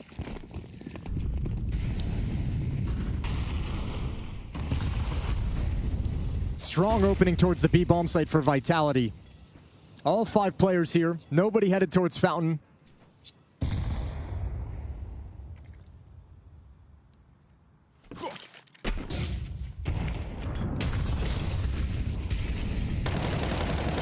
Just going through Monster at Siren. Stop in Apex. Flammers will get the same result this time on Flame. So Vitality limping to the deaths right now as they try and get out, but Rops might just relieve them of their pain. He's got himself a second. Here comes Mezzi, needs the other, and Vitality have found a way again. So Zorte, yes, farmed them in the last round when they were on the weaker guns, but now has to do it in the gun round. Now that grenade is good. It softens ZywOo up, but it might not matter much against the AWP. Well, let's see if Zorte can pull this one off. Around the corner he goes. Looking for the rifle instead, the AK-47. Now the low HP really matters. Steps into the open, needs a quick one, and nearly gets back to ZywOo. But Vitality somehow prevail from that. After losing double members coming through the Monster Tunnel, they still get through from short. Yeah, that was a really grimy execute. Both of them just going blow for blow, trading kills. Vitality kind of playing BetBoom's game in that round where there's no finesse to it whatsoever. It's just brute force, making sure the trade kills. But again, another round where BetBoom do so good at the start, right? First 2 kills, you're sitting in a 5-on-3 at that point. Rob steps up, is able to grab you 2, and then activate Mezzi around the corner. Snatches that round away from a strong BetBoom defense. Rops once again going to have pressure put on him early. Yeah, well, Siren just running down. He's blind, completely blinded. So Rops will take that kill, no issue. And this time, getting away. So Vitality get a clean opening. It's been a while since we've seen that. Yeah, and low health on Rops, so he just grabs the Galil. He's going to just play very, very far back. Lurk watching for pushes. He'll be covering the back, the flank of the team as they progress. Well, Magnajez still in advanced position. A little bit of an unpredictable angle. But Flames predicted it pretty easily, so he's just very, very ready for that position. He made that look so easy, didn't he? There was a time that position was really, really strong. But not as much these days. No, it's kind of been, that's an angle that everyone clears now. Because if you don't assume it's going to be covered, you're just in trouble if someone's there. No real chance of a reaction. So lovely job coming through the smoke as well. Great flashbang. It's round 1 by teamwork and utility. Apex activated Rops with the flash to get the opening kill towards short on a blind opponent. Now again to crack into the A bomb site. Completely blind defender with no chance. All plan comes in from Mezzi, front of the dice box. Here goes Rops around the back. Boomich about to get an easy kill on Rops. He just strolls on in. But the round's already dead in favor of Vitality. It's up 7-3 now.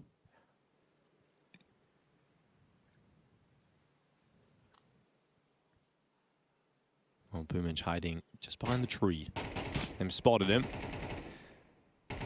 Oh. Trying to spam away. And now ZywOo going back over towards Zorte, who's making quite a lot of steps on the stairs, trying to use utility to keep ZywOo back, but they've gone to backtrack and remove Boomich first. Zorte gets away with the AWP. Yep, he'll survive. At least we have that going for us. You can drop a weapon over if BetBoom want to invest here. They'd be shoving their chips all in round 11. I think more likely a small buy and save up for the final round of the half. Potentially even a timeout just to talk through the financial situation. Yeah, nice and easy. Magnajez doesn't even get a chance to react. Yeah, shaking your head. It's just too fast.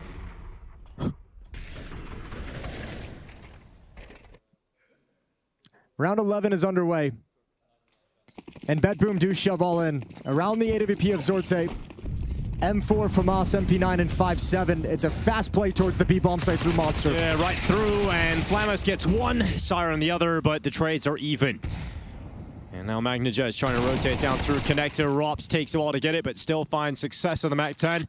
Now 2v3 for BetBoom to try and recover. Yeah, I don't think it was nearly as much of a knockout blow that Vitality wanted, so they know the rotation is going to be here. You're looking at a Mezzi with 25 HP, Rops with 32, and they just want to move around the map.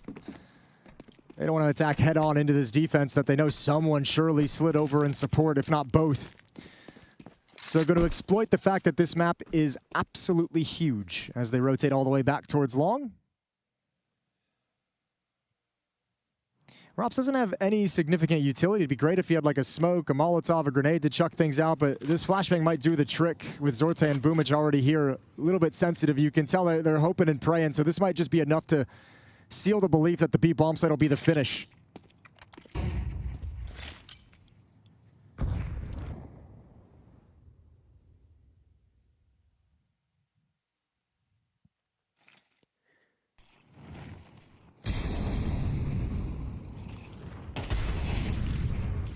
There's the plant from Mezzi, puts us down on the dice box.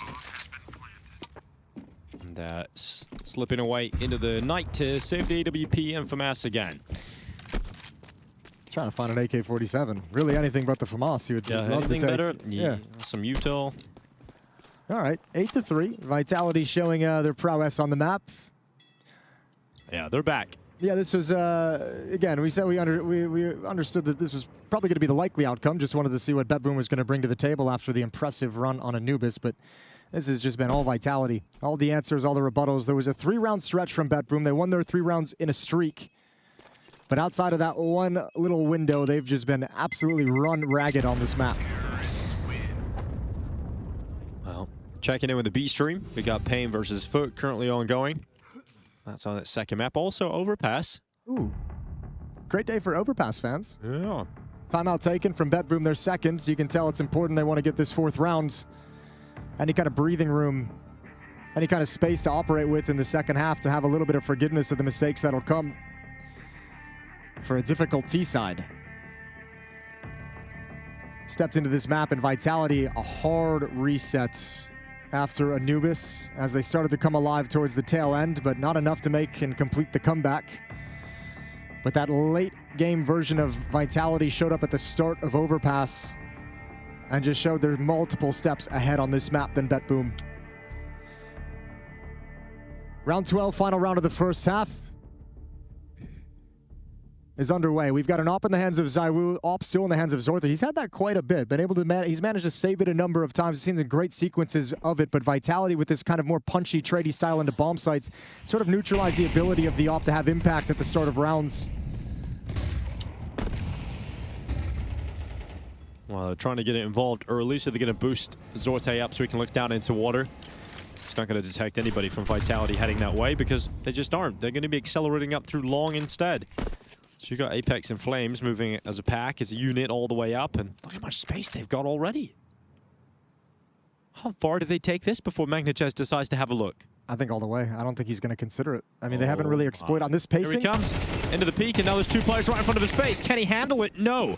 Does a good amount of damage, but can't get a kill. Now Mezzi and Khan, a great position here to cut off rotations. It's so hard to deal with this. It's so hard to deal with this if you're BetBoom, because 2 players being that deep at long is usually a signal that that's like a finishing, like, oh, timing hit, you know, like it's coming at the A bomb site, so the players at B move a little bit quicker. But it's only been 2 guys who backed away, and the rest of Vitality is waiting for your reaction. I just want to rotate fast, try and get those reinforcements up to the site, but you've now got Zorte and Boomage. How often have we had Zorte and Boomage in a 2v5 or a 2v4? You know, these 2 players always in some impossible situation. Looking likely it's going to be 9-3 here for Vitality at the half. This time, they won't be saving their weapons. They have to go for it. Still flying into the sky, final execution on the B site, but they go before the smoke pops, so they've actually given them a chance. Yeah, it's a really nice find to get just at this point of them stepping into the bomb site. Mezzi looking for the flank. No one's going to be home. If they boost up here, that'll be the indication that Mezzi can face forward, and they do get the boosts. Yeah, Zai was just ready for it, and he gets damage off onto the second play, which allows Apex to get the finishing nade. It's a 9-3 lead for Team Vitality. They lose Anubis, but they're bouncing back in a big way here on Overpass.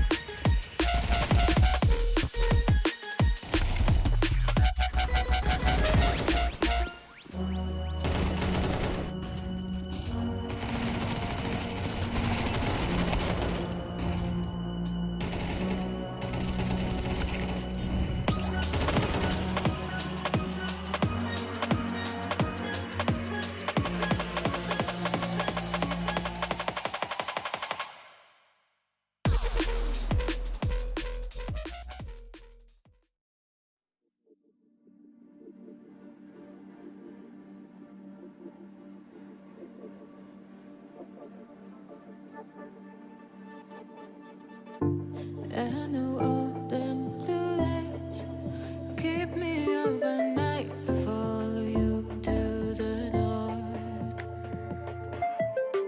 I know all them blue lights keep me up at night, I'm gonna follow the spark. Paved roads to my door, had to leave my home before. I know we must go on. Shadows from my mind, who knows what we will find. I know we must go on. Tell me everything that goes on into your life. Tell me everything that goes on into your mind.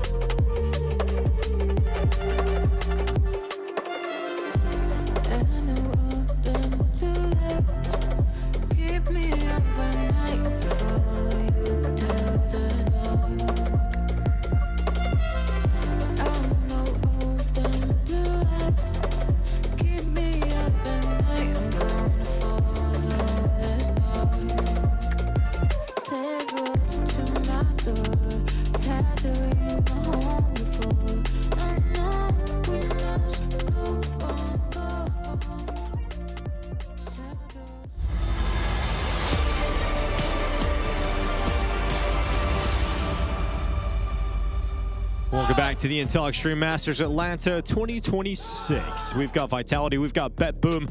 BetBoom, one map up in the series, but we now go to Vitality's map pick, where they are now in full control and looking likely we're going to see Nuke in the next few minutes, Jason. Yeah, different Vitality than what we saw on the first map, right? No quiet starts, no slow starts, everyone chiming in. Saw the engine starting to get cranking up and running in that first half, 9-3 lead, and they get to switch to the defensive side of Overpass. So let's see what BetBoom brings to the table. Not a whole lot of mistakes, not a whole lot of runway to work with. All 5 players towards the B bomb site. Looks like a rush. Yeah, a real quick pistol coming at them. Can Zaiwu handle it? Jewel Berettas are out. He's got Mezzi trying to take some of that attention away. He will be successful. Zaiwu so rapid on the trigger, gets another one.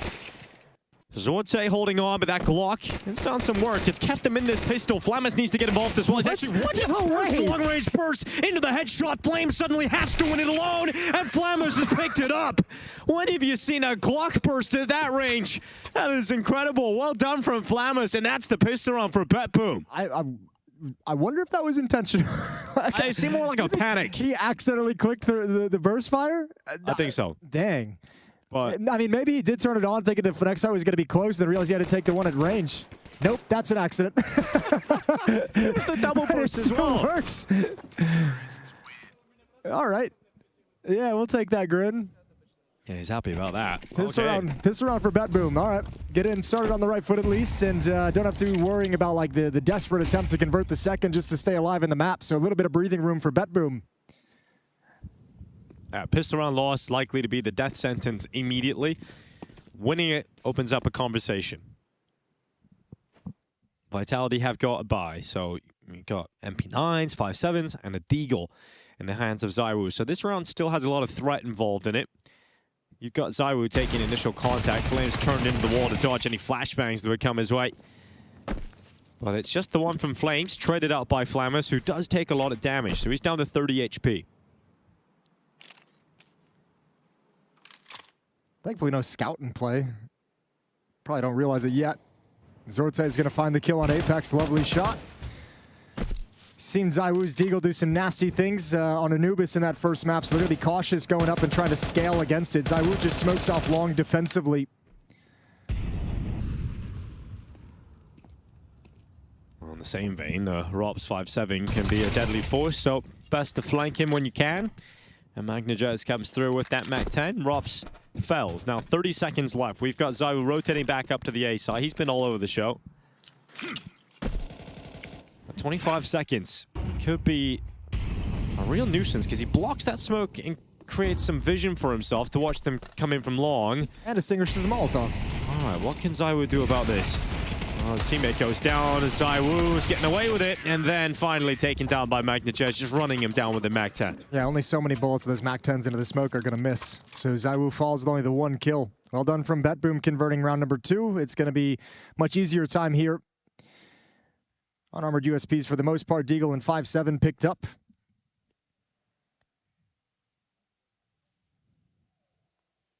I love how ZywOo was holding that angle on the bin for so long. Mezzi runs up instantly, takes a headshot. Yeah, yeah. Bullet meant for ZywOo hits Mezzi. I'm sure Mezzi loves that one too. Well, we've got Mac-10 for Siren. Everybody else on a rifle here for BetBoom. So Siren probably be a little bit aggressive. He's playing short right now to guard against any pushes. Flammus, MagnaJez, and Zortse taking control of bathrooms. It's only Rops who's playing Divider at the moment, and they're scaling pretty quickly. And MagnaJez spotting out Rops. We'll clear him out inside of Khan. And we've now into the Divider, rather. And we've got Siren holding down water. Mac-10 cleaning up both as Flames and Mezzi step into their death. Now ZywOo and Apex, both with Deagles, but both out of position. Yeah. Smokes are in place. It's going to be a 6th round for BetBoom, so they're now within 3. Very, very quickly within striking distance. Yeah, staying in it. They were sharp on their T side on Anubis. They played a lot of the trade game. Yumi kind of described it a little bit more grouped up, not really leaving too many lurkers all over the map. They're more about kind of trading and just kind of hitting you in the face when they pull the trigger on the execute. Well, ZywOo dealt with. Apex will grab a Deagle headshot before going to the grave himself. And the high fives in. As Vitality ready themselves for the first full buy round of the second half. You're going to get the AWP out here for ZywOo. Everybody else going to be on the rifles. It's going to be a really good first glimpse of what the BetBoom T side can do when the guns are out and what they're going to look like. So I'm curious to see. I feel like this is going to be a good sense of whether this it's going to be possible for them to close the gap even further and eventually take this map and maybe steal this series. But I want to see what kind of a round they're going to be running here. What they look like when they attack into the bomb sites. It's a huge map, not like Anubis where you kind of get a lot of freedom and safety to kind of scale to the different choke points. Now, you got to work a large map before you're able to knock on the door.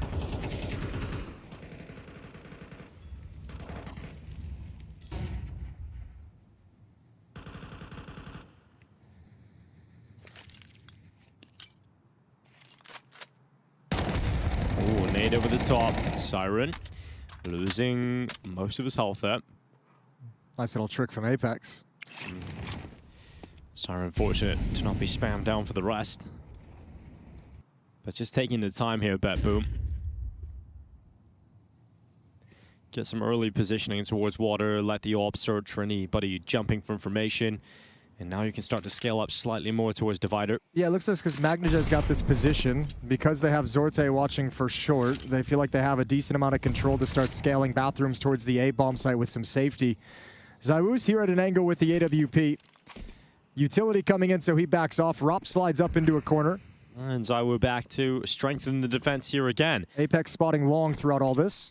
Going to be a tough attack here for BetBoom. 35 seconds left. You got to come into a setup that involves ZywOo taking first contact. It's collateral damage, but no kill. Now Rops, you've got softened up opponents right in front of you. Only manages the one. But ZywOo off the dice box. And Flamma's gone. Apex out. Boomich dead. Bomb spills. Headshot from the AWP. And now Zorte left a long way away. 15 seconds. No chance of winning the round once again. That old familiar position here for Zorte of having to save the AWP into the next one. But this time, Vitality go up to double figures. It's just hard. Vitality playing for their strengths. Smoking off the front of bathrooms, re-smoking it as well as the clock starting to run low. So BetBoom have to execute despite its smoke. So because of that, they all get funneled, you know, up sidewalking right into ZywOo's AWP. Exactly where the best player is positioned, ready to take a fight. And then you have to kind of scramble and chaotically try to execute into the bomb site while he's taking kills. And you've got Rops pushed up, so defense from Vitality just absolutely perfect in this round, and ZywOo manages everything, even helping out over at long to take a player away. Everyone's blind, so Boomich is alone with low HP, and then they come in late, and it's easy picking for ZywOo. Double digits for Vitality, 4-round lead.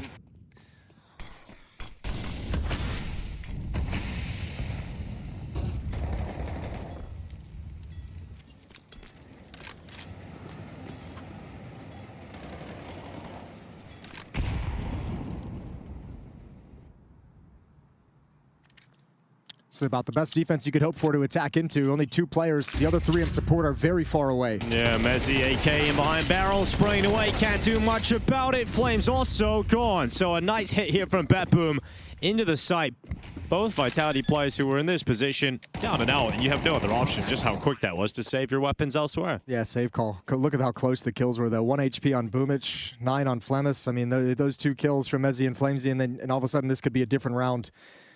But BetBoom staying in it. It's a little sloppy on the kills. Or on the fights. The lack of kills.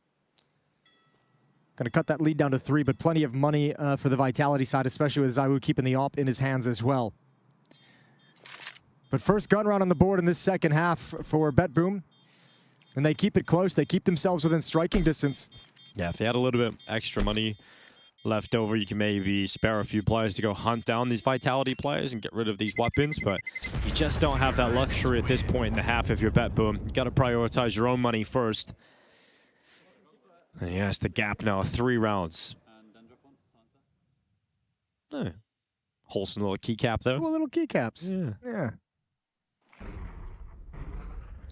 So flashbangs come in, make it a little of an awkward fight, but the MAC-10 wins out at the end of the day. Ooh, the double dink there in that spray. Boomich with good support as the trade attempt comes in, and we go live into round 18. Still money behind this buy from Vitality, but they had to spend a lot to drop some M4s over to teammates.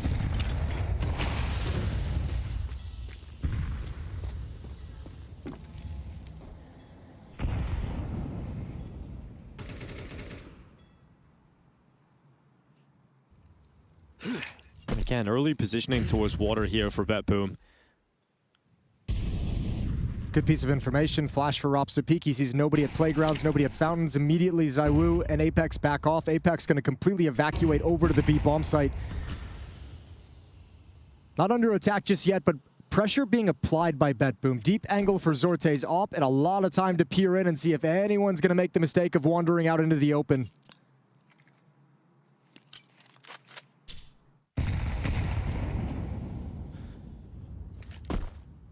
Just trying to get information to see how many players are down in the water. You know, usually throughout a half of Overpass, you see Vitality throwing a few aggressive looks towards short. It's been much more passive, a willingness to play back on the bomb site.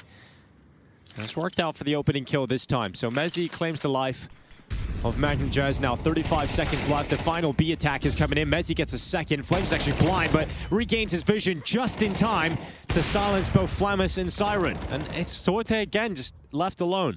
Yeah, it's kind of a weird round, I think, for BetBoom, where I mean Vitality just had an easy time reading it. There was no pressure. Remember, Rops takes that peek out towards long, sees nothing. So never was there any presence established towards bathrooms, towards fountain, towards playgrounds. No one had to be concerned. So Apex is able to come over, and then you're just kind of going through the motions, hitting the details, double nading a spot that T's normally play, being prepared, flash peeking, getting aggressive at the point of attack because you have players to send forward because of the over-rotation. And Vitality just way too strong in that one. 11-7, BetBoom's attack falls flat. They got money to replenish and try again.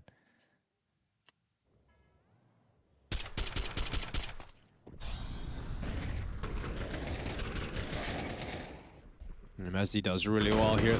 And Flames just about getting that second You see how vision. it's them taking the initiative. It's Mezzi peeking with the flashbang, getting a kill, spotting 2 more, and then Flamesy slides over into the same position. They run the same exact play, and you just never actually get to run the tactic if you're BetBoom because the fights are going on at the choke points. Oh my goodness, protection from the Flames.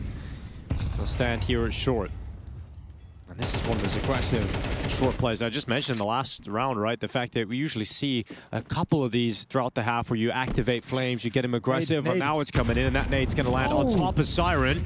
Keeps him on 2 HP. But Flammer is actually just going to move in, and they come in at the right time because it's surprising with Flames able to get the kill regardless. Now the pressure's on Boomich, he can't get a thing. And Flames does so much work from short, but finally he's gone. But Zorte, he's had enough of sitting back and not being involved in these rounds. But the unfortunate thing is, Apex just walks up and blindsides him, and he's gone. And now you got a Rops line coming in. Yeah, Rops heard the footsteps, although equally it sounds like Magnajez, you heard a sound cue from Rops as well. And he wants to keep this AK-47, so he says, nope, I'm good. Well, that's map point for Team Vitality. Map point for Team Vitality. They got 5 chances to close it out. BetBoom had 6 back on Anubis. It took them all 6. Unfortunately for them, I think in this round win 12-7, there's no money left for a buy in the next one, really. Zorte's got 3,900. Magnajez needs to keep this AK if he wants to drop a gun over. So an extended save coming in as a very important weapon for round 20 to try and bring forward. But the B-bomb site is closed, and I think BetBoom felt on their initial attack towards the A-bomb site, they felt their own discomfort with how they were going to handle it and the protocols and getting around the way Vitality's going to defend it. So now you have an extreme issue for BetBoom where nothing on the map is really successful for you to attack into, to play for.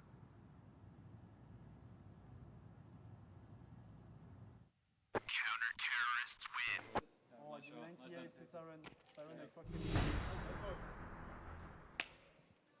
A lot more in control now for Team Vitality. Nuke winning as a 3rd and final map here.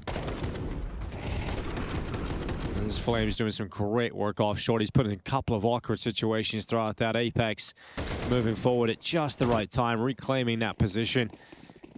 And this is the buy to try and keep your hopes alive on Overpass. 3 Tech 9s, an AK, and an AWP on Zorte.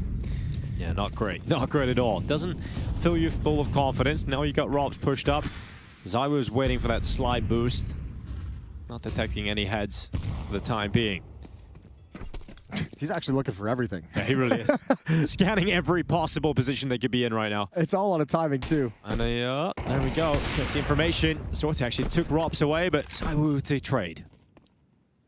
And he's backed off after that. So a little bit of ground for BetBoom to step into.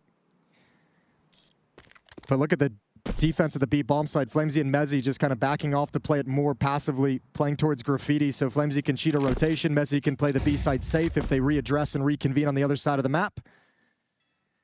Bolster the defense towards this A bomb site where Vitality sense the final push coming.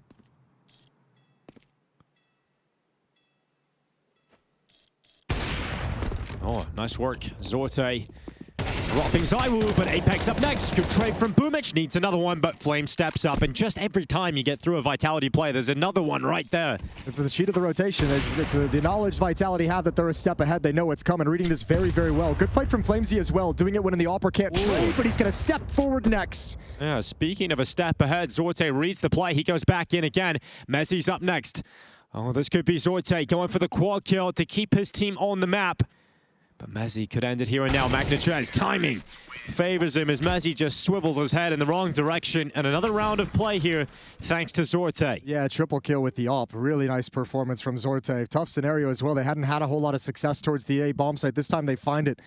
Clever little boost to jump onto the head, and ZywOo had no time to react. 1 for 1 at Apex in that position without an op far back taking attention. Really hard to multi-kill from that position. So BetBoom keep it alive. 4 rounds they need to force overtime. And they've almost got themselves to breaking the economy of Vitality. They almost got themselves to a bit of reprieve. 2 MP9s in this round. Everyone's very low on cash for the Vitality side.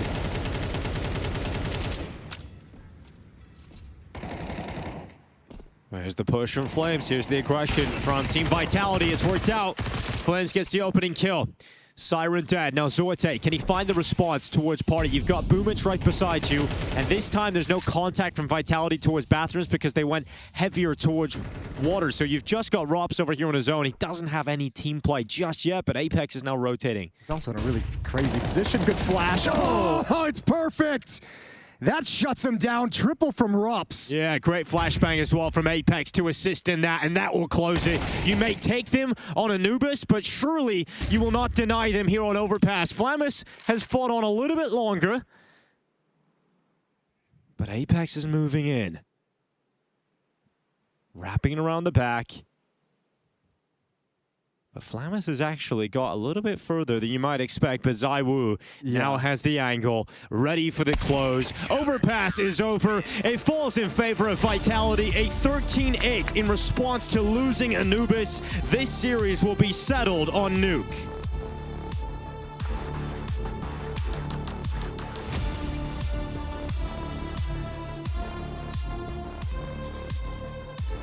Vitality restore order as BetBoom sadly flounder. We predicted that Overpass would indeed be a trickier map for BetBoom, and sadly that did come to fruition. And when you're making one too many mistakes, as BetBoom did, Jacob, if you're a team of Vitality's reputation, they're going to take full advantage of that. Yeah, a little bit of an unfortunate scenario for BetBoom. You would have hoped they could come into Overpass and make a game out of it. I know the scoreline in the later part of the second half right here suggested that maybe there was a chance they could come back, but don't know about you, Yumi. It felt like one of those games that once we saw the first 5-6 rounds play out, it was just a question of time before Vitality would win. Whether that would be 13-3, 13-5, 13-8, I guess nobody really cares. I think both teams would be disappointed with how they played that out. You know, we saw great mechanical failings from Vitality, but BetBoom also had a couple of opportunities that just slipped through their fingertips, either by a misplay or by a whiff. And listen, those are the types of moments we expect Vitality to get away with, because they do kind of have plot armor at times, which is a bit of a shame for a team that looked like it had conceptually the right ideas. They got themselves into advantages frequently, but the caliber of player on Vitality, they get these multi-kills when and they succeed in these hectic moments where very other few teams do. No, it's such a good point, and it kind of really goes to show the difference between that approach to Anubis versus an Overpass, when you've got a Vitality who's much more comfortable in that calling department. Sure, they did make a few mistakes, but having that plan B, as you mentioned, Yumi, that sadly BetBoom just don't often have, right? Yeah, and I think that just in general, I could tell that Vitality were trying to call more targeted as the game went on. You know, they were going for these eggs, for these quick splits. They were seeing if they can get a reaction out of BetBoom. They'd punish them a couple of times, but because of some of the mechanical failings that Vitality had, I think Apex might have just called something that simplified the game enough that his team could know which area they were targeting, and then the game could slow down, and then they could really sort of get their bearings from there. As also a way of making sure that you use the fact that you have the fast superior players on the server, right? Sometimes we can talk about different tactics, different approach. You can try to almost overhype it in a sense, but at the end of the day, I think Apex is well aware, as you also, you know, alluding to right here, that simplifying it allows for players like Flamesy, allows for players like Messi, allows for players like Robs and ZywOo for that matter as well, to get the job done. You know, whenever you go into a duel against those guys, odds are you are going to win it. Yep. The vast majority of time. So it's good to see Vitality bounce back. And I also will say, you know, that it seemed like Vitality came in with a point to prove, in the sense that, yes, they didn't like the fact that they lost Anubis, not in that fashion as well. Now they want to get the job done without sweating too much. What do you think? Is that a fair assessment? Like, obviously, we're not inside the team comms of Vitality and of Apex making those calls, but do you think it's fair sometimes for him to go, hey, guys, you are just really damn good at shooting heads. Maybe just take some initiative right now. Yeah, I think it was more that when they were going into the chaos of the bomb sites, I mean, when they lost those first couple of kills, they saw some of the failings that they had in terms of getting their spacing right or their entry work. And so by working with a simple target, you know, that's not to say they rushed sites or played a scrappy game to simplify their play style, but they wanted to move in with one or two pieces to target areas and from that, they served as a springboard because they know BetBoom are going to make a reaction somewhere else. Well, as we're talking about the T-side for Vitality, should we take a look at round 12?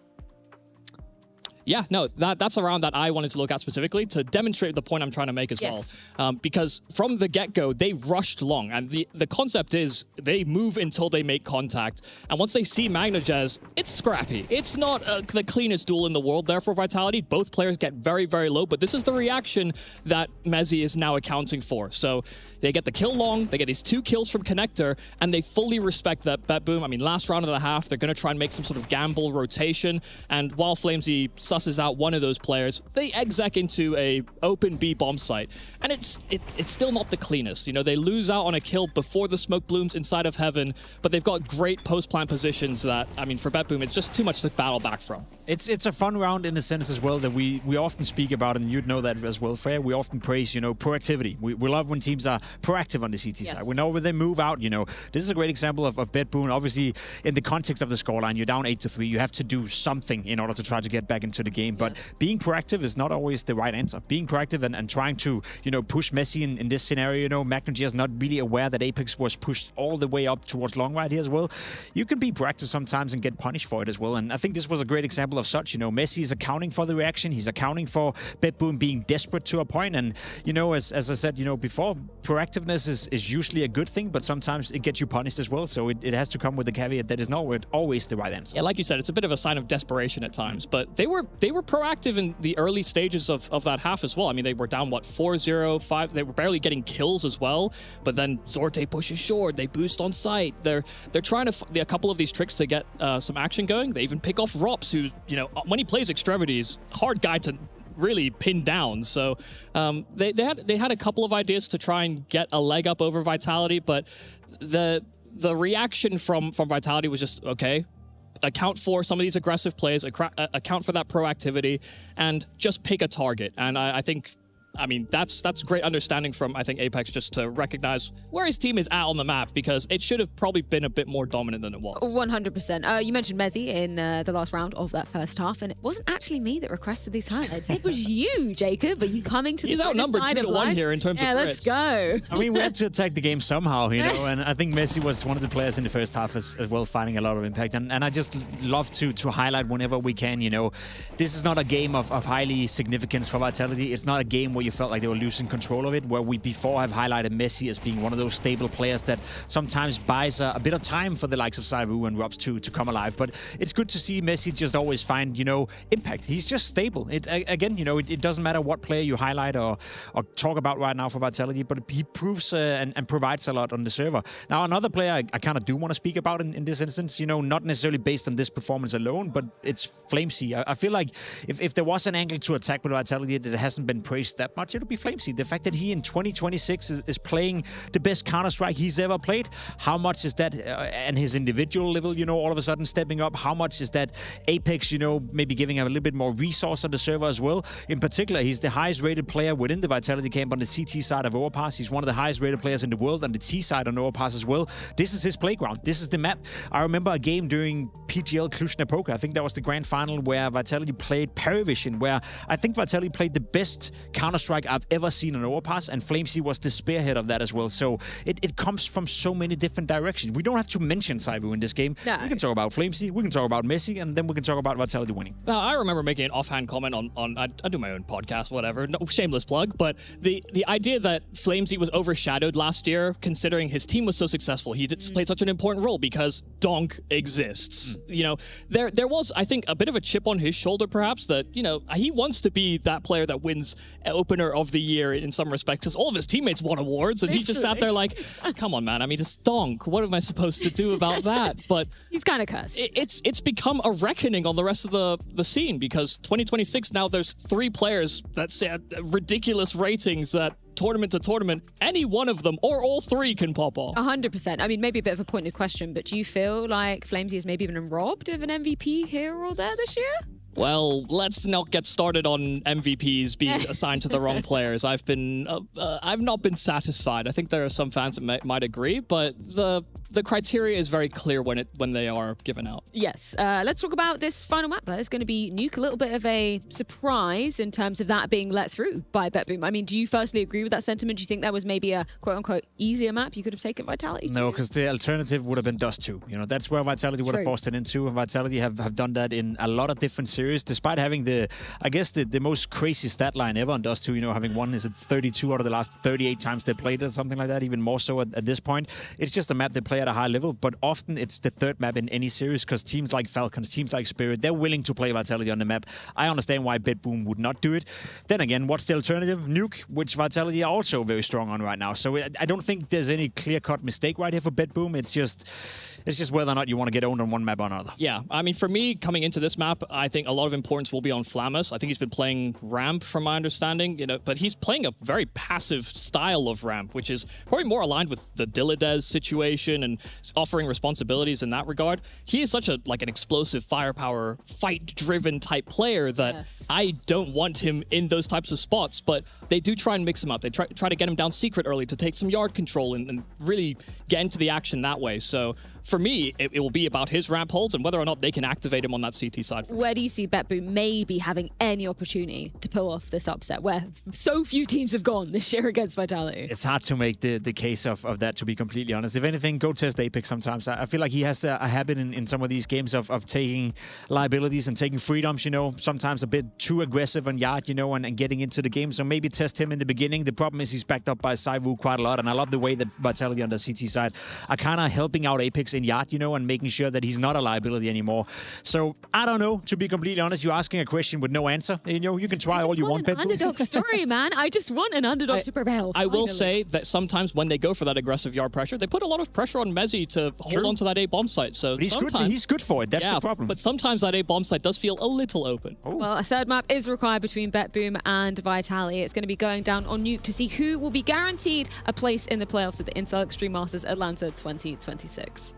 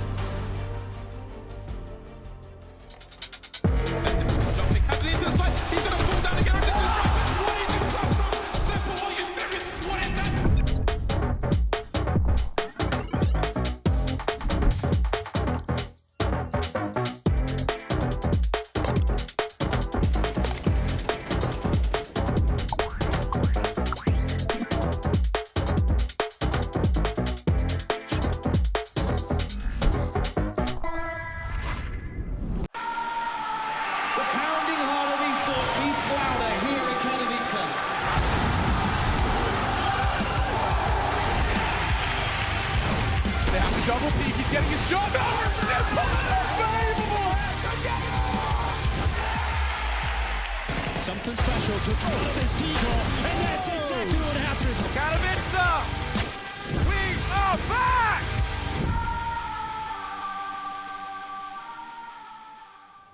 Either way, this is an easy one to put to bed. Another flawless one, back-to-back 4 foot. This is a very important round for Pain. It feels like a kind of a necessity, to be perfectly honest. They've lost control of this game with these couple back-to-back-to-back, and we're now in a spot where you lose this, you've essentially got one more actual gun round before Foot take the map and push us towards the decider, which, to be fair, is what we expected. Still close, still very, very close. I think the pistol in particular has given Pain enough breathing room to allow this one to come close. But we'll find out here. Last rifle round went straight in the bin. Slow move up here to just try and get bits of control that they couldn't get last time out. Bomb's still behind, you know, so just looking for this first kill. The Krieg. Surely doesn't win here.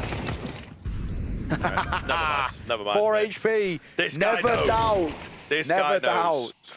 doubt. Crazy stuff. Big fight from Cemetery. That's a really audacious move from Snow. Unnecessary, I think, is the other word for it. Dives to the smoke and just dives to the AWP. Yeah. No bomb as well to boot. Cemetery going to go down, though. He takes an overface himself into safe. So 3-on-3, really difficult to predict. Pain all over the place at the moment. Look at this long control. He got this for free. Big battle here. Big battle here. Oh, and Long's going to win it. Ducks under the bullet. That bomb is still in transition. So Pain, at a certain point, you would say maybe do needs to group up Pryor Jr. with a big find, and he's got an idea of dropping down below. Wow. But Demon will be there in good time. So pretty important, I think, that Safe finds this kill, which he does. And, well, Pryor Jr.'s like, okie dokie, yeah, Demon's understood. so confused. See you in a bit. Maybe that's part of the plan. He's doing shuttle runs between the A I think and B Demon site. gives it away, though, as he smokes short. Yeah. You know, how is he to know that they're not both together, though? Really kind of silly round on paper here for Pain. And it is Safe with an individual 3K that kind of bails them out of a lot of questionable moves and pushes and bomb going down and then back up. Yeah. Really, really indecisive kind of round from Pain that could have gone against them. Yeah, so easily could have fallen flat. It's not to be. So, still kicking, tying this game back up. Still an opportunity for the upset here by Pain. Into a buy, of course, for Foot. They got so much money to fall back on for this.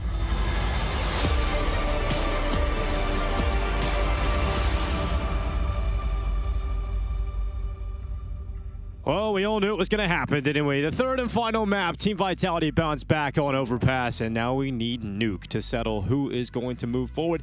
I mean, this is a situation where Team Vitality are absolutely the favorites coming into this third map now. BetBoom have impressed us, winning the first map, competitive for a little patch there of Overpass, but let's be real, Jason. I think this is where the story for BetBoom ends in terms of being able to pull off the win versus Vitality. Yeah, asking them to take 2 maps out of this pool for Vitality, that's just so strong as well. I mean, even if you just look at Nuke statistically, the win rate doesn't look that bad for BetBoom. I think it's around 72, 73%, but it's the quality of those games, as always, where you're just like, the competition Vitality's been racking up on these maps is just way, way different, way escalated. They're going to be very, very strong here on Nuke, and BetBoom got to be looking at the CT side of Nuke and saying, we need to start hot, we need to get out to a huge lead in this opening half, we need to ride this defense to the victory and be as suffocating as humanly possible against this Vitality attack. Deciding map, Nuke set to begin. Pistol round is live. Vitality attacking into BetBoom's defense. No one eliminated in this game. It's the upper semifinals of Group A. Yeah. The loser will drop down to face FaZe in the lower bracket. And the winner will go on to play against the winner of Pain versus Foot for a spot in the semifinals. We got Rops, who is 70 HP. For initial damage being taken, and right now settling into things, getting ready for what is going to be a heavy attack in towards the A-bomb side. Vitality dropping Rops into the vent, but the rest of the players flooding out of the hut into the fight against Siren, who does well against Apex, couldn't quite match the output of Flames, and then Rops comes back up and makes sure that that surprise is there for Boomich. It was like Rops just faked the vent drop, yeah. So that, you know, maybe the call came out, kind of made BetBoom hesitate on the rotation, so support a little bit late coming in. 3 Vitality players inside the bomb site, so good luck for the Heaven players getting out here. Well, they try. Well, they are stopped by Zywoo. It's now just Zorte left. He'll play towards the door. He'll give it a good go against Rops, and he does win that fight. Turns back and was ready for the next engagement with Mezzi.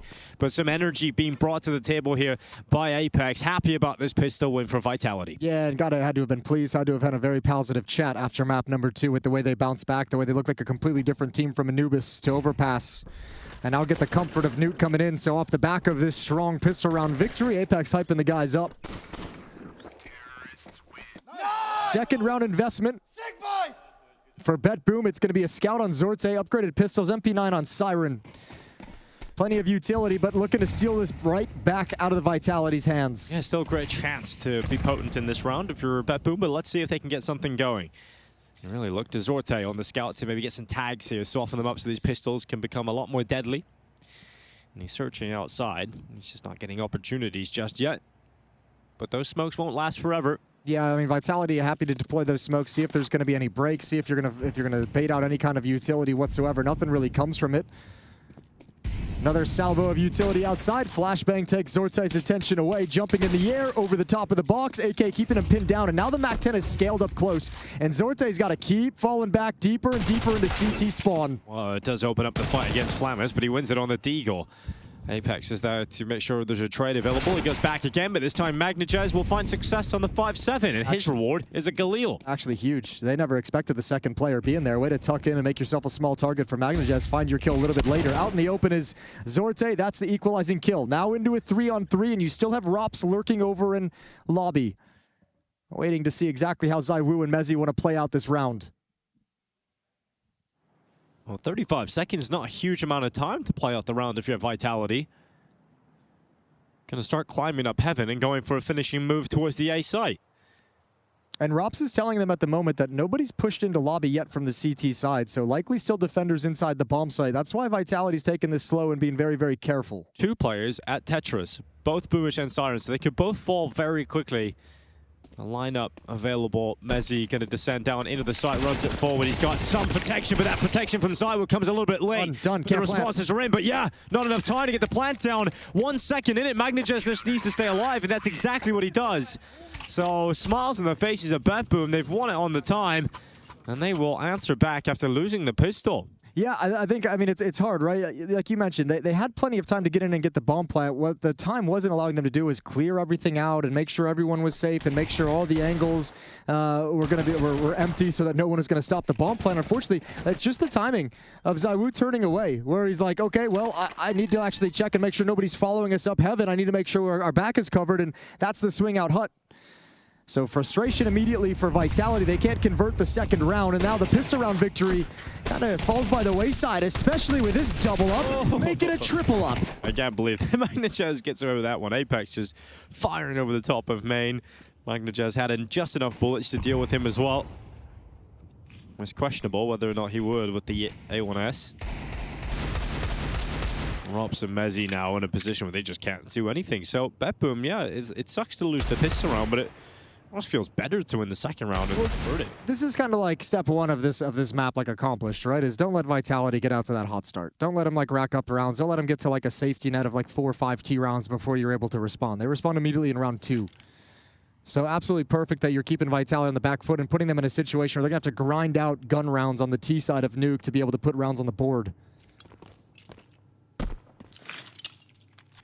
Smoke is gonna take away the ramp room option.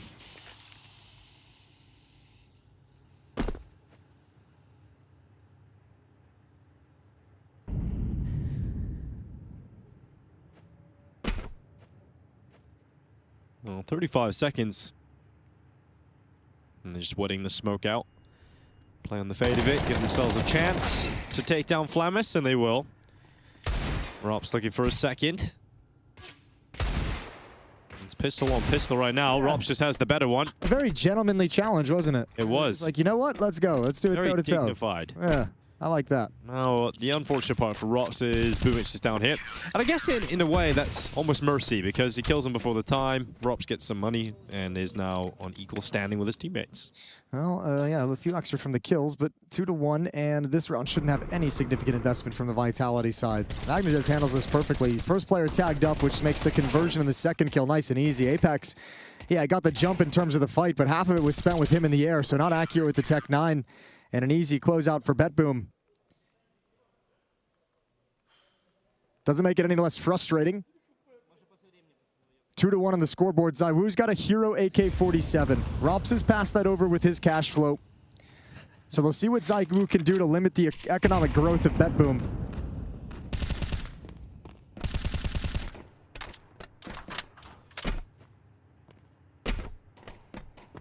Always a threat when ZywOo has the AK out. But this is a round where BetBoom can really start to stabilize the money. Flammer's going to be tested and put under a good amount of pressure. And he will just drop immediately with the utility to help him. He will fall all the way back into the depths of the B-bomb site. Now, he has got some help. Boomic is with him. And they can use utility to block out that ramp. So you have ramp room. Where do you go from here? especially without a whole lot of resources to make any progress elsewhere. And BetBoom's playing this perfectly. Like, no reason to challenge them in ramp room. Let them have it. There's not a bomb site over here. Sink back into the site if you're Flamus down low. No one's dropped to support you either, but that can come quickly. It's all on ZywOo. This opening kill needs to be his. Running in towards Flamus. He'll clear 2 out for the back of the site. He'll go again, and he's really handled this very easily. ZywOo's got to fight on so many fronts, and Flamus gets him as well. So a great round from Flamus, picking everybody up. And he's all on his own down there with all the pressure. And he makes sure that he makes it look quite easy. Yeah, nice easy round with unarmored opponents coming right at him. So 3-1, but now the guns come back out for Vitality. Now they get to get into things. Apex has passed his AK-47 over to Rops, who dropped his previously for ZywOo, so Apex going to be stuck on a pistol. No ops in play, Tech 9 for the leader. Galil on ZywOo, but plenty of utility to run the round. How much can BetBoom extend a lead before Vitality start fighting back? I like the attitude they're bringing as well. Magnajaz confident to try and push up and get in the face of the outside players here for Vitality. Talked about that in Anubis quite a bit. It felt like it was one of the things that gave him so many rounds, was that up in your face, not afraid to take a fight and be disruptive to Vitality.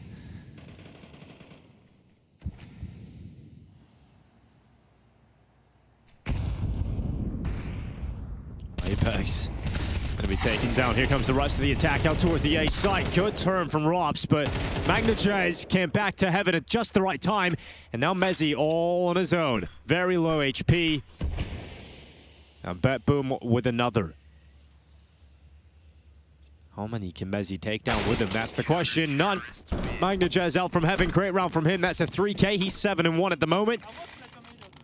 And smiles on the faces here at BetBoom as they know they're off to a great start. That's an absolutely awesome round for Magnajaz. Like, what a rotation to get there at that exact moment. You know, like, the kills are coming out, his teammate goes down, and this is just when he swings. First kill here. Lovely one over towards Hut, able to clean up some weakened kills, and Mezzi with low HP tucked down, but they come so quick, there's no chance of a reaction, of a response from Vitality. Beautiful sequence with the AK-47, 4-1, now a 3-round lead. Well, pistols it is for Vitality. They head outside. Magnajaz is on a heater right now. He's loving it. The start is fantastic. How many can he rack up? I'm going to try and disrupt even the outside wall, but it will work out for Vitality. The smokes will be put in place. The breakage of the smoke. Magnajaz can do no wrong at the moment. Even got blinded by his teammate's flash. Okay, a little bit of danger though. Apex stepping in. They got to be ready, and they will. Sorte and Boomich all providing kills. No progress, no success for Vitality. They're stuffed yet again. It's 5-1, a 4-round lead. Yeah, step it out into the open. Sorte's got that kill, no problem on Rops. And do we see Vitality call a timeout soon? That's the question. I mean, they have one right now ahead of this gun round. Yeah, they're going to grab it here, have a little conversation. Pistol round victory, but 5 in a row now for BetBoom in response. Vitality can't get anything going, and it all starts with outside, where Vitality is usually very efficient, very strong. At the moment, that's where BetBoom is stuffing these rounds. Stopping outside progression, preventing themselves from having to deal with the mini wraps, from having to deal with the plays down secret whatsoever, taking these kills around red box, and there's really no leverage Vitality is able to create without that control outside. This has been awesome so far from BetBoom. A timeout so Xtaz can try and kind of revert that scenario. 5 AKs now for the T side, full utility. Magnajaz 9-1 so far here on Nuke. Flamus as well, 7-3. Those two guys putting in a shift to open up this map.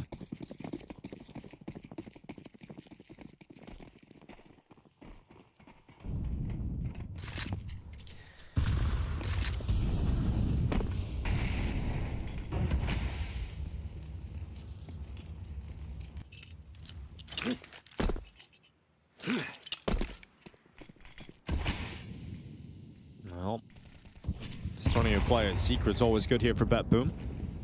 It's Flamus over there with the AK. And he's going to see a couple of heads now showing. Okay, they're really getting away with everything right now. That's after a timeout. Team Vitality have lost 2 players instantly at the start of the round, and immediately their initial plan is thrown out the window, and you've got to improvise. Again, you stuff outside, and now look, you get a readdress towards lobby. Rops under pressure. They're going to fall back, though. Zorte sticks in with an angle with the AWP. Rops going to slide over towards Squeak Door. Mezzi's outside very far back. Flamesy has the bomb alone down in secret. He can't really push too far before his teammates get into a position to assist. 3 versus 5. Vitality still looking for a solution to get out of this problem. And the whole defense is backed off to play it passively with such an advantage in the round. Apart from this one position, right? You've got Zorte, who's still somewhat aggressive towards Hut. So Rob strolls into the crosshair, and he dies. So now you're down to just 2 players. At least a nice tap from Flames towards Heaven, but what can you do with it with 25 seconds? It's the time is the obvious problem right now as well for Vitality. They just don't have enough of it to get anywhere. Yeah, this is going to end up being a save. I mean, there's no progression to anything for Flamesy and the bomb. He's kind of been stuck on an island when his 2 teammates went down outside. He really had nowhere to go after the fact. I mean, you just posed the question or posed the statement at the start of this about the fact that Vitality have to be stopped. You can't let them get a good start. Maybe we can flip that the other way, you know, stop BetBoom from getting a good start, because we've seen it over on Anubis. They just went on an absolute tear when they got going, and now it's the same here on Nuke. Yeah, well, Vitality clawed it back on Anubis. And that was the one conversation we had too, is like, you know, there is going to be that moment where Vitality punches back. Like, we know it's coming. It's a matter of when, and it's a matter of how much of an advantage can you gain while they're frustrated and angry and stressed out. And I'll tell you what, BetBoom is really applying a lot of pressure to him. Yeah, they really are. They've made Vitality look frustrated in a way that we haven't seen many teams able to do. So this is really cool look for BetBoom. They've also kept them in a tough money situation, right? They haven't had the AWP out. They haven't had clean buys consistently. They haven't been able to play a full round. Every time they get to red box, every time they try and cross the secret, it's like you're playing 3v5. So it was Apex. That's part of the issue, I think, for his frustration at Deathslam is he's not getting to call 5-on-5 rounds with any kind of map control. Well, that's going to only add to the frustration. He dies outside alone now. His teammates are funneled into a almost desperate play towards the ramp, and they're just getting destroyed. Dude, it might be just over. Destroyed. Literally just destroyed. And Saiwu stuck alone. Reminder, Vitality won the first round. They won the pistol. They did win the pistol. And everything else is beaten. BetBoom.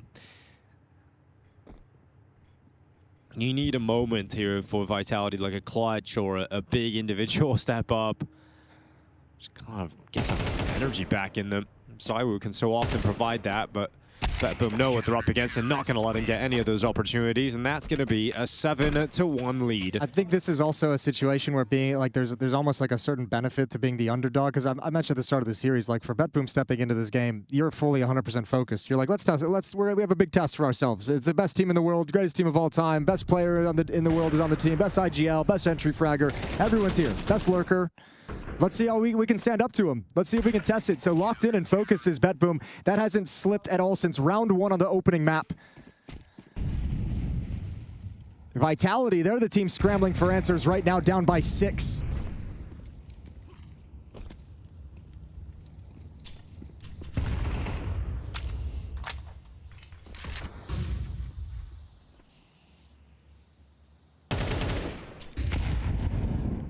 It's been such a long time since you've seen this BetBoom squad at a Tier 1 event. Now they're leading the way versus the world #1. They win this, and they're into the playoffs. They come from the qualifier.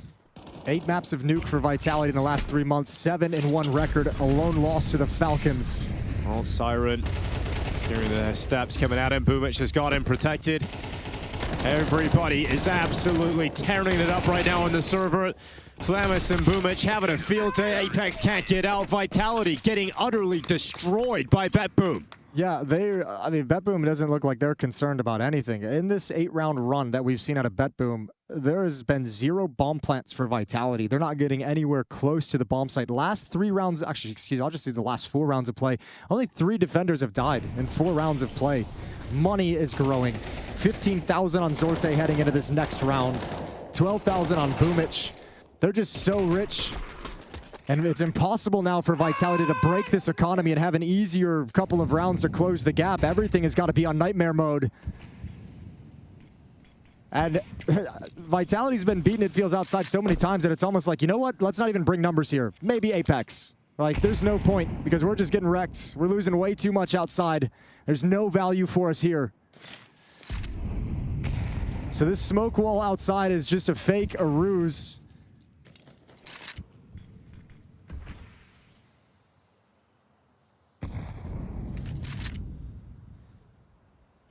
And Vitality's going to line up utility for the upper bomb site.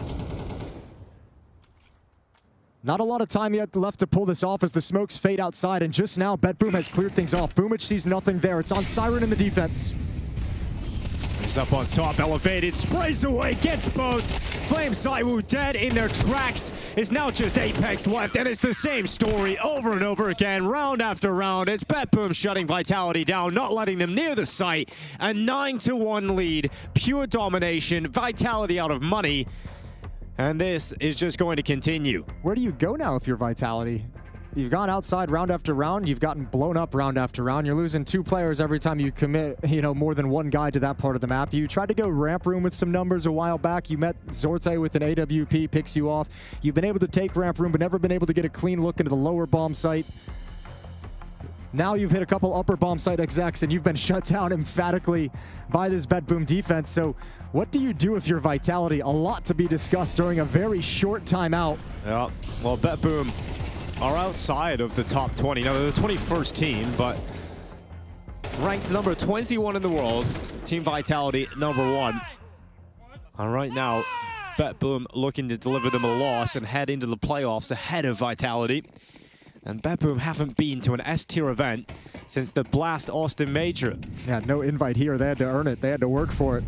Winning the Atlanta qualifier, the IEM Atlanta qualifier back in early February. Earning their berth here. And now capitalizing on it.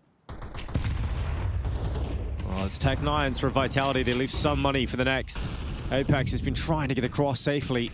Feels like the entire half. Finally, he's made it towards Secret Stairs. But it's in a round with pistols. And he's made it sound cute.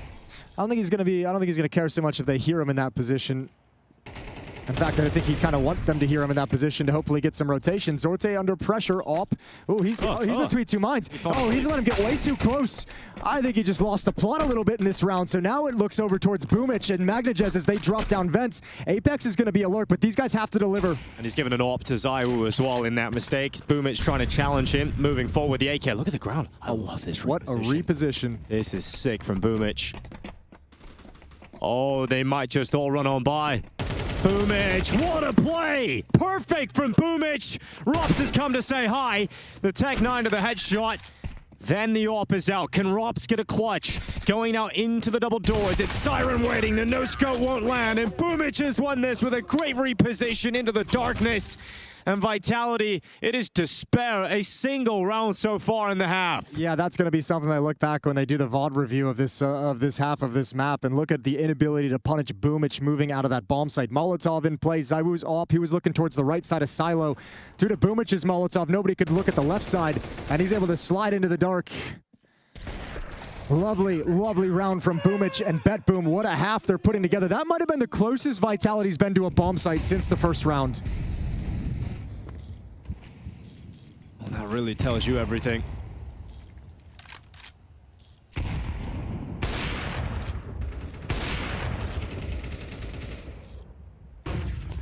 Status is watching on. You're not probably shocked at how Vitality are playing at the moment. Leg shot coming through for Zorte in 4v4. Zorte just backed off in time. He's got himself out from that kill on Apex. Again, like nothing can go wrong for BetBoom right now. Yeah. This is a disgusting sequence of events. Apex can't get a clean look. What a shot from Zorte. What a round so far. 2 kills for him. He's legged Flamesy as well, who softened up for the late stages. Rops has some ground towards Secret and towards Vents. I don't know if BetBoom realized this, but if Magnajez tries to get down Vents quickly to the lower bomb site, he's pretty much dead.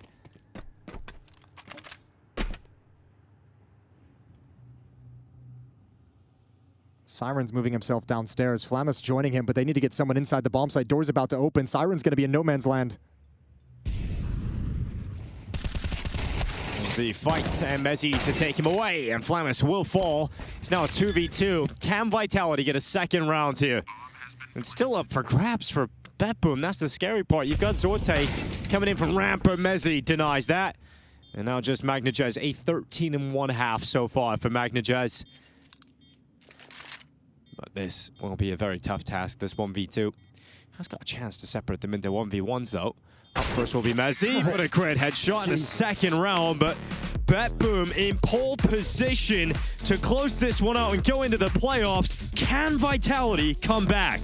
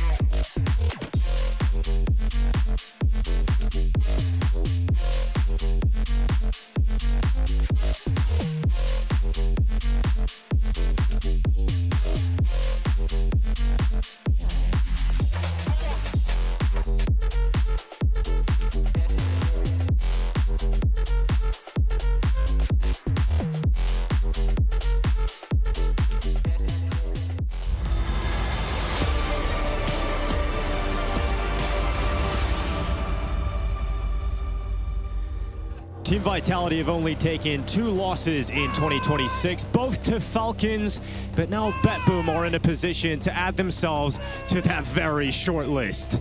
Well, there's never going to be an end to the challenges against Vitality. Sure, you got a 10-2 lead coming off the CT side of Nuke, but cast your mind just 9 days ago to the Blast Fort Worth, the Blast Rivals Finals Championship against Na'Vi.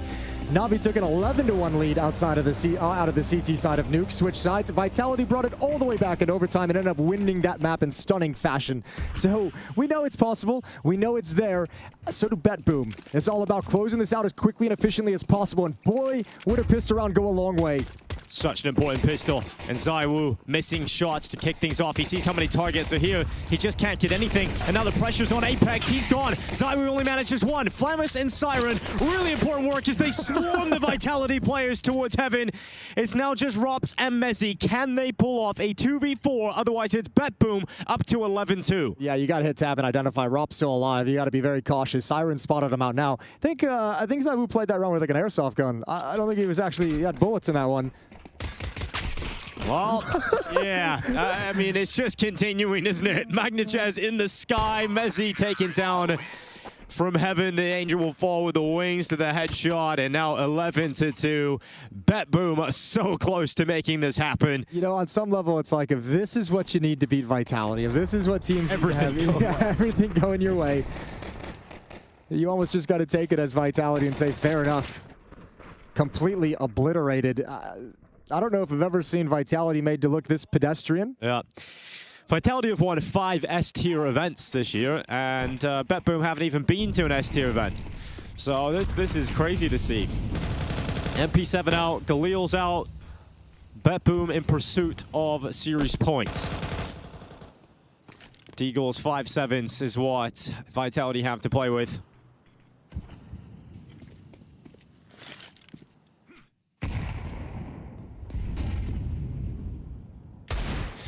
Cross towards Secret. 2 players waiting. Rops and Flames. Yeah, 5-7 in play. It's going to be Rops as Deagle that connects the first kill, but Flames has been traded out.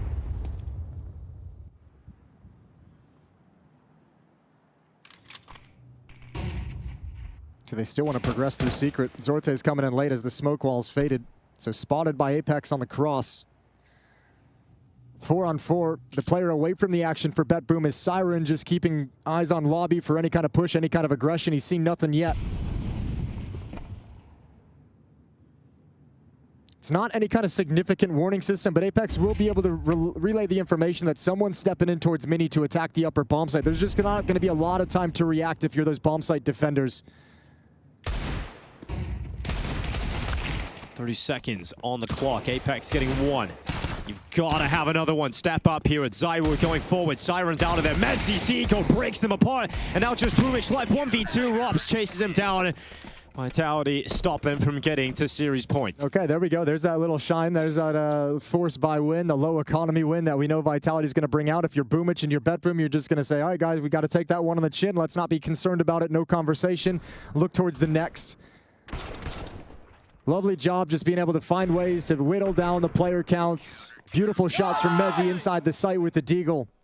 Vitality have their third, now 8 rounds back. BetBoom 2 away from securing the playoffs at IEM Atlanta. And a very rare series victory over Vitality.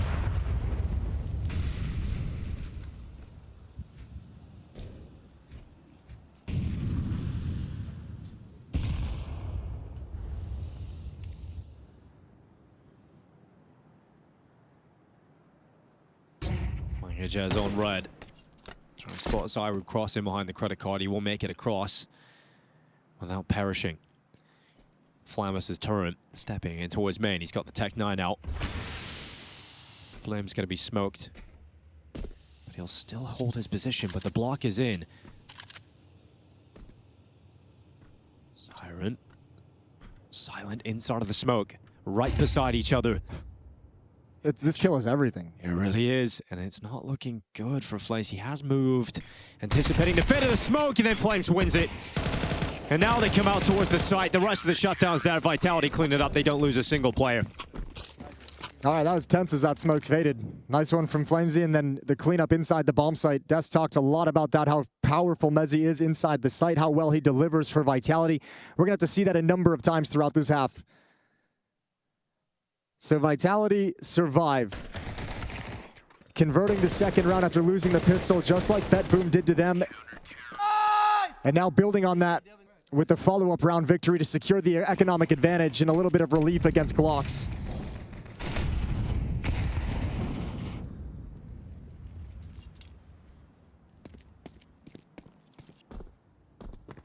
Money can get in a really good spot here for Vitality very quickly. My play staying up last round. Good chance to do it again here. It's really the win condition for them is to make sure you have a buy to fall back on. Drops doing some damage onto 2 players. Not going to finish them off though. Apex is thirsty. Sure is. Grenade's going to go Oh. back towards him. There we go. That's more like it. That's a perfect UK name. Yeah, sure. That's a perfect camp for it as well. Doing a backflip, getting style points.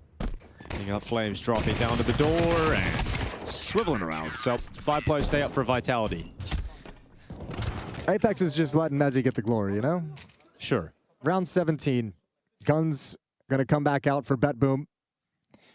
Apex looking down the line for Vitality's defense as they figure out how they want to play this one.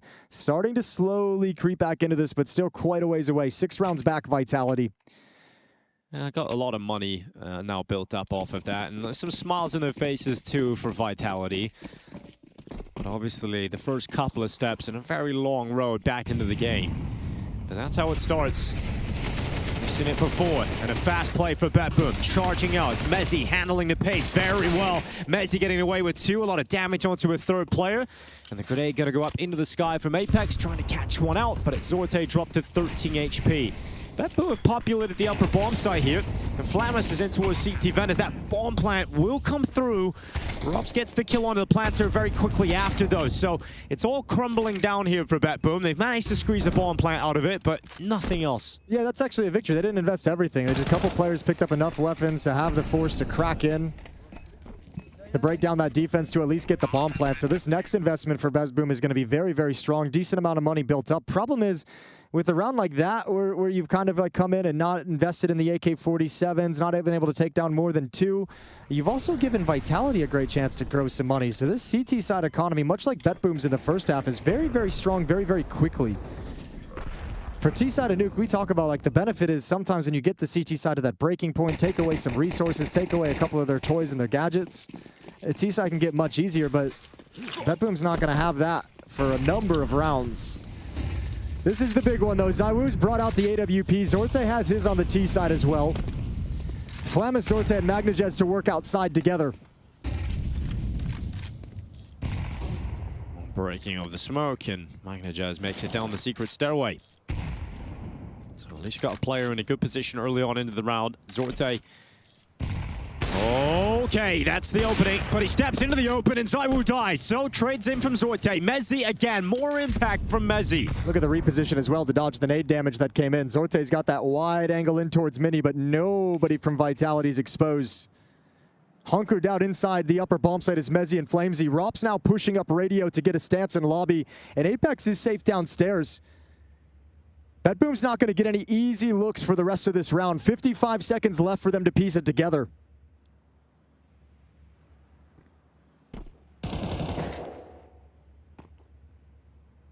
Just stepping out, Flames.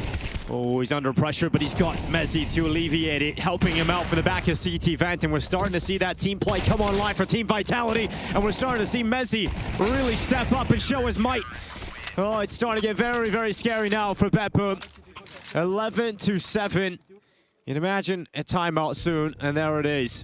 For how frustrated and panicked we saw Vitality looking in the first half, they must have just had an incredible meditation at halftime. They come in calm, smiling, still composed, and now that you're starting to get this streak rolling for Vitality, starting to look very, very confident. 5 rounds in a row after losing the pistol in this second half to gain some semblance of control. I mean, it's weird. I say some semblance. It's like they're controlling the game right now. They're just so far back that, you know, you can't really say they're in control of the game quite yet. I mean, it probably helps, definitely helps in that halftime talk when you have already come back from an even greater deficit just a week ago, right? So, True. Vitality doing it again. So the timeout for BetBoom has resulted in them not throwing all their money in, so they're going to go for a more conservative approach. They do fully invest on Magnajez. He goes to the Hero AK. But everybody else is on a Tech 9, and they'll leave a little bit of money over. Remember, too, with how well they played in the first half, we kind of didn't bring this up too much, but this is a T-side that you're going to try and call and operate and win against Vitality while you're playing with the stand-ins. You know, CT side Nuke, you kind of shoved him over towards ramp room, let him do his thing. He can drop down if needed. Doesn't have to have like a list of protocols. T-side, much, much more complicated. Well, at least because the first half went so well for them, they've got all the timeouts available in this half. They've used one of them now. 2 left. Apex going to play over to a secret. ZywOo Timing's not too far off there. Oh, here goes Apex. He goes up. Magnachez with that hero AK able to open up here for BetBoom. Okay, well now you're going to try and split it up. Rops, catches the flash full in the face. ZywOo can't pick up the pieces. Lower bomb site in trouble. So it's got to be a 3v5 recovery here for Vitality. And look at Flames having to worry about so many positions. He goes out, fights, gets a single kill. So it's got to be ZywOo and Mezzi to win this. ZywOo's got a kill on Boomich. You can go for this. You have tons of money. You can go for this round as Vitality, as Mezzi and ZywOo. Oh, but Magnachez really being the hero right now. He had a great first half. They give him the trust to pull out the AK, and he's made it work. Inside event now with the AWP. Mezzi so far off winning this one. Timing. Magnachez just gets in behind cover. Mezzi out into the site, into the open. Gets the one, nearly flicks back, but Flamus has got the headshot. BetBoom have series points. Small celebration from Boomich there. I think that's just the release of the pressure of saying, all right, we got the 12. Now we don't have to worry about, losing this map whatsoever in regulation. We just got to worry about winning one of the next 5 rounds. Lovely opening provided. Rops eats the flashbang. Flames, he can't do more than just 1 kill. And from that point, Vitality is scrambling. 12-7, round 20. Alt back for ZywOo. Rops juggling an AWP over towards ramp room so he can switch out to an M4 if called upon. Door open. ZywOo on the hunt, not able to connect. And the fire making that fallback difficult. But Flames will help him. Love that play from ZywOo, though. This year we've seen him get so much more assertive when he's needed to make a play to get his team back into games. He tries it again here, but negated. Held back. Yeah, Boomich got dinked by Apex just outside there, so he's going to be left on 16 HP. All right, damage dished out to both sides, but no kill yet. Feels like Vitality was sensing an upper hit after spotting 2 deep in towards door, or deep in towards lobby. Shifted ZywOo and Mezzi playing pretty close together, Apex and Mini.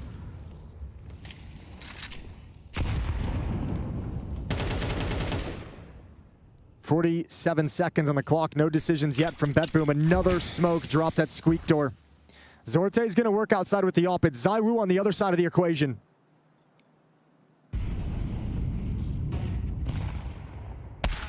ZywOo wins it out this time. Now Rob's secondary AWP gets a kill. Now he's under pressure. Pulls out the 5-7. They're getting close. They're ready to drop on him. But Robs has the AWP out. Hits another one. And Robs, can he handle it all? He's got the 5-7 out. One more 4. And Flames charges in. And Vitality hold on. 4 players up. And much better this time from Robs.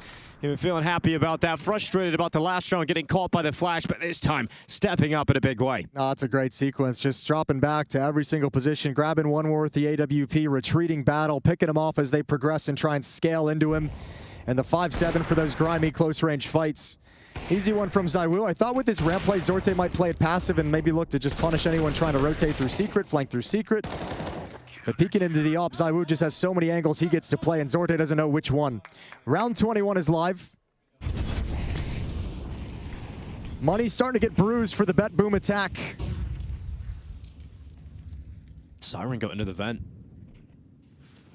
What can he do with this? Get across outside. ZywOo again. Same opener, this time again on Zorte. With this position that Siren... Oh, okay. You can't get past now. ZywOo making you pay the heavy tax. I think miscommunicating which smokes they were trying to have thrown. The first one very deep, second one more shallow, so ZywOo could see over one but not the other.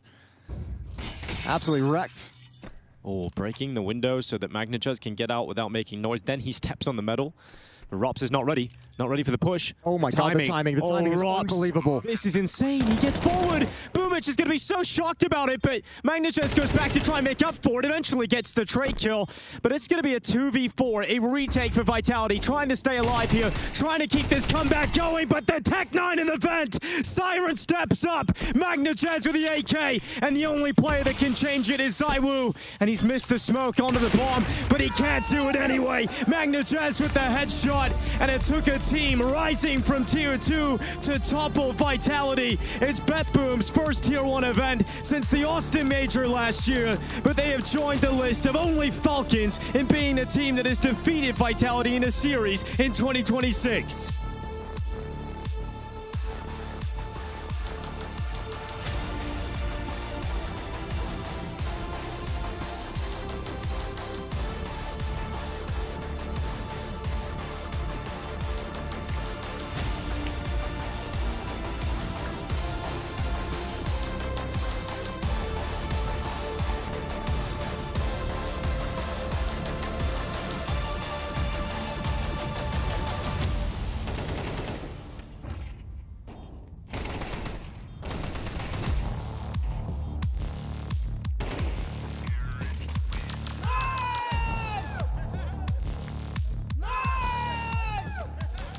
In an unforeseen turn of events, it's BetBoom beating Vitality here. Tell me, man, that's gotta feel real good, don't it? Oh, I think I'm really shocked, like everyone, I think. Yeah, just a little. I mean, this was a series where both of you had to work for it pretty hard. Talk to me in your own words about how this series played out. Oh, the first map was really hard, but you know, everything was under control. On the second map, I think like first 7 rounds, I think we just don't know how to play the map. It was like the feelings. And on third map, it was a crazy snowball on city side and really nervous last rounds, but we got it. But you guys get up to that 12th round. Is it just a little bit of a sigh of relief? You have a really good first half. You have all this room to run with. Vitality can be scary. They can work their way back in. But you get round 12. Does it feel good? Yeah, of course. Of course. Well, what do you want to say? What do you want to say to the people at home? You just beat everybody's fan favorite. I think it was really a lot of viewers on the translation. So, guys, shit happens, you know, and sometimes the outsider won. Sometimes. Thank you so much, Mimich. Thank you. We'll head back over to the desk. We do have plenty of more Counter-Strike coming your way. Truly a historic moment for BetBoom. They become one of only 2 teams in 2026 to be taking down Vitality. I love those words from Boomage as well. Shit happens. Not for them, though. That was an incredible last map to be closing out this series. There was no question who was in the driver's seat, and we had a lot of questions about how they were going to handle Vitality on this map. Turns out, not really too many issues. No, I think that's the cool thing, you know, the fashion they win in, because I agree, they were the better team in isolation in this specific game, you know, and the way they win the last round as well, you know, just to make matters worse, winning a 2v5 with a couple of Tech 9s in the play as well. You know, you saw players step up, you saw clutch coming out from certain of these guys, and as Boom had said, you know, I think he's as surprised as the rest of us. They walked into this game not expecting to win, obviously, but expecting to maybe put up a fight, and all of a sudden you find yourself a Nuke, and you were the better team, and you netted yourself not only a W against Vitality, which is big, but also a qualification for the playoffs. So there's a consequence to this win. It wasn't just something, you know, as an opening game or whatever. This was a big win for BetBoom, and great for the VIS, great for the team. Well, that's the thing with Vitality taking breaks, with them going on this US tour and saying they're not practicing. Everyone's asking, surely now is the time. If there's ever going to be the time, if not now, then when? So the fact that a massive underdog, you know, nobody would have pegged BetBoom of all teams at this tournament to actually cause that upset. It's a massive vote of confidence to not only the stand-in in Flamus, but also the calling and the structure behind this team succeeding where Vitality fell short so often. Yeah, I was going to pose the question, okay, you say Falcons beating them. Yeah, sure, maybe there's some logic to that, but BetBoom. But then you bring up that point, Yumi, the fact that Flamus is on loan in this team. It seems like Vitality just have issues with that kind of situation. I don't know. I don't want to take anything away from this result for BetBoom. That was simply stunning. Yeah, you can't take anything away from them, but there's definitely a clear correlation for Vitality whenever they play teams with a stand-in, you know, or teams with not their full roster, so to speak. We saw it against G2. We saw it against Foot as well, losing a map to a coach. So there's definitely something to be said about that. But as you said, Fred, you can't take anything away from Magnus, Flamus, and BetBoom as a whole. They got the W by being the better team. But they don't lose the series when they play against those other teams. That's you know, true. when they seed a map to a G2 or a Foot, they still close the series as a whole. So, I mean, this result is absolutely crazy. And it's these 2 important heavy hitters on the side of BetBoom that had the most success. It was Magno on outside and Flamus over at ramp. And there were times where Flamus wasn't aggressive. He was playing more passive positions, but it felt like the map shrunk massively for Vitality. You can't go outer, you can't go ramp. Those are the 2 extremities that are typically heavy pressure points for teams to establish their rounds. Vitality couldn't get a leg up in any of those situations because both of these players were so damn flawless. And not to get ahead of myself, you know, because I do think Flamus played an excellent series, and I think he's been a great addition, you know, one of the better playing stand-ins, so to speak. If you're Dillard sitting at home right now, if you're BetBoom, like, what do you do for the major? What do you do for Cologne? I know there's still a tournament to be played right here. We don't know whether or not BetBoom is going to go all the way to a potential semi-final or final for that matter as well, but just what they've shown so far, that raises questions for Dillard, Flamus, and this whole situation. I do want to put the show on the other foot and just talk about the weaknesses for Vitality, because yet again, really sloppy T side. Yeah, man. Is this? I mean, is this a warning sign for them? Yeah, 100%. You know, because now it's happened a couple of times. Apex, you know, you spoke to him here on the desk, and he raised the concern himself. You know, saying that T sides on Nuke have been troublesome. This time around, they got a couple of rounds, but it was still troublesome. So definitely something to be working on. And I guess that's the first time anyone right now is able to localize a clear weakness. You know, if you're any team out there, if you're Na'Vi, if you're Falcons, if you're anyone, you know that when you have Vitality on the T side of Nuke, you have a pretty good chance of getting off to a good start. Yeah, I mean, watching so many tier 2 teams crumble under this type of pressure, you know, every single time they got big advantages, Vitality did start answering back slowly but surely. But I mean, to pull off that 5 versus 2 to close out the map, that was not where you thought that the road would end for Vitality. No.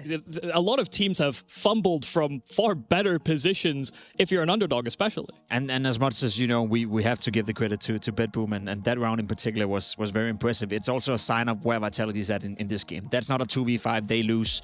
They don't lose that against Na'Vi. They don't lose it against Falcons. They sure as hell don't lose it against BetBoom if they're playing up to par and playing up to their level. But that goes back to the conversation we're having. Yeah. Yes, you can get away with not practicing once in a while. You know, maybe you can have one tournament where it still works out for you, but at some point there's going to be a bill, and this was the first time they had to pay. They call America the land of opportunity. Oh. And, well, this is an opportunity for everyone else to capitalize at Vitality's expense. 100%. I mean, Apex even up here saying, like, hey, we obviously didn't feel so great going into Fort Worth. We feel arguably even worse coming into this event. It is clear they're not playing their A game, and that's translated in a result.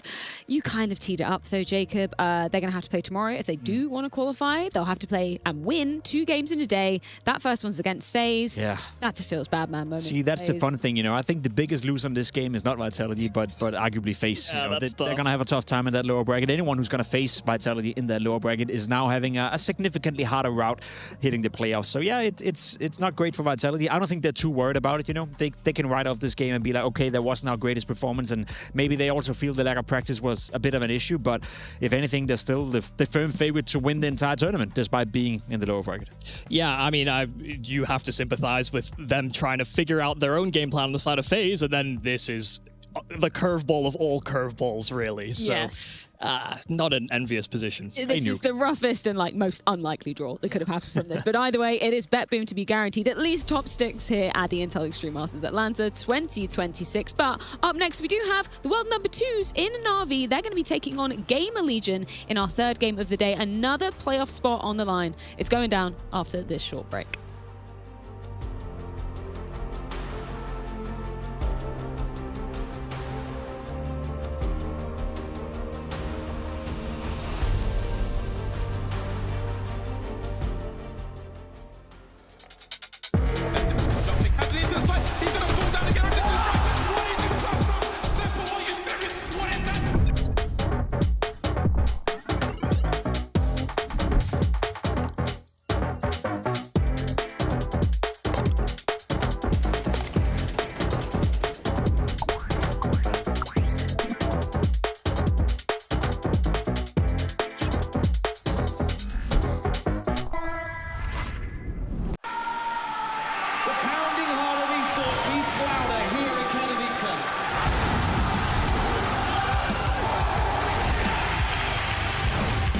Double peek, he's getting his shot.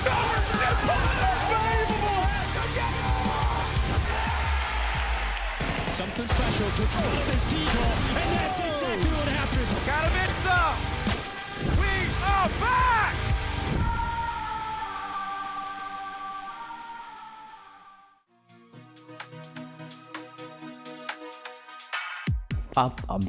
Okay, so we have Eco already. I have first armor.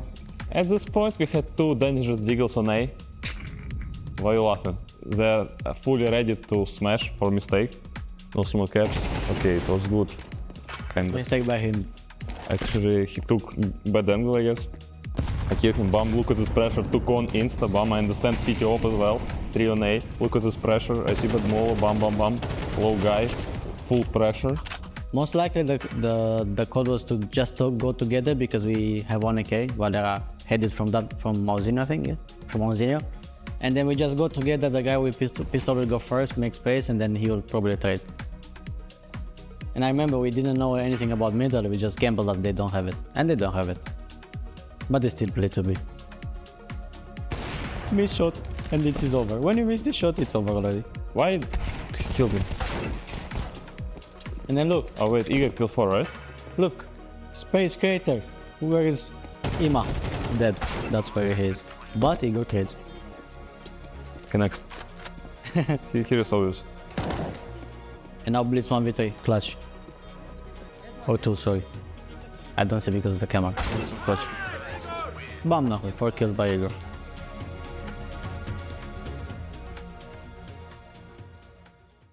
Atlanta, Georgia. Here we are yet again, the Ponce City Market. What does Atlanta know about Counter-Strike? Or video games in general? Let's just find out. Let's just see if anybody is on the same wavelength as us here at the Intel Extreme Masters. Come on. Y'all play video games by any chance?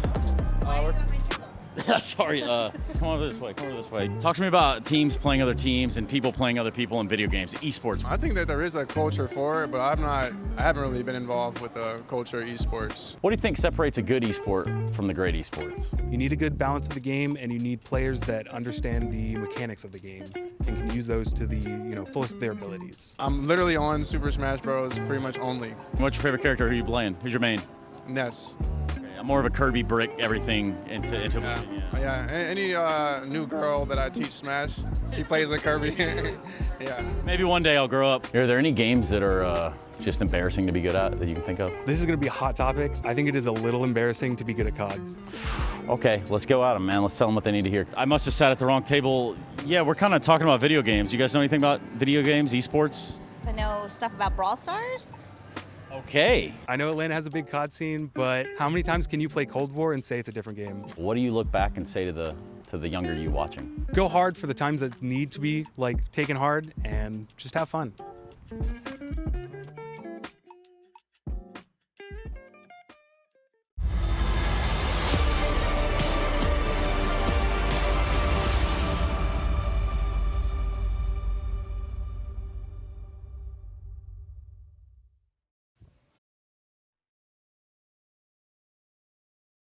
Snavi, it's Alexi B in the city of Atlanta. I think it's the first time I'm getting to talk to you, so let me go ahead and ask you, how you found the city?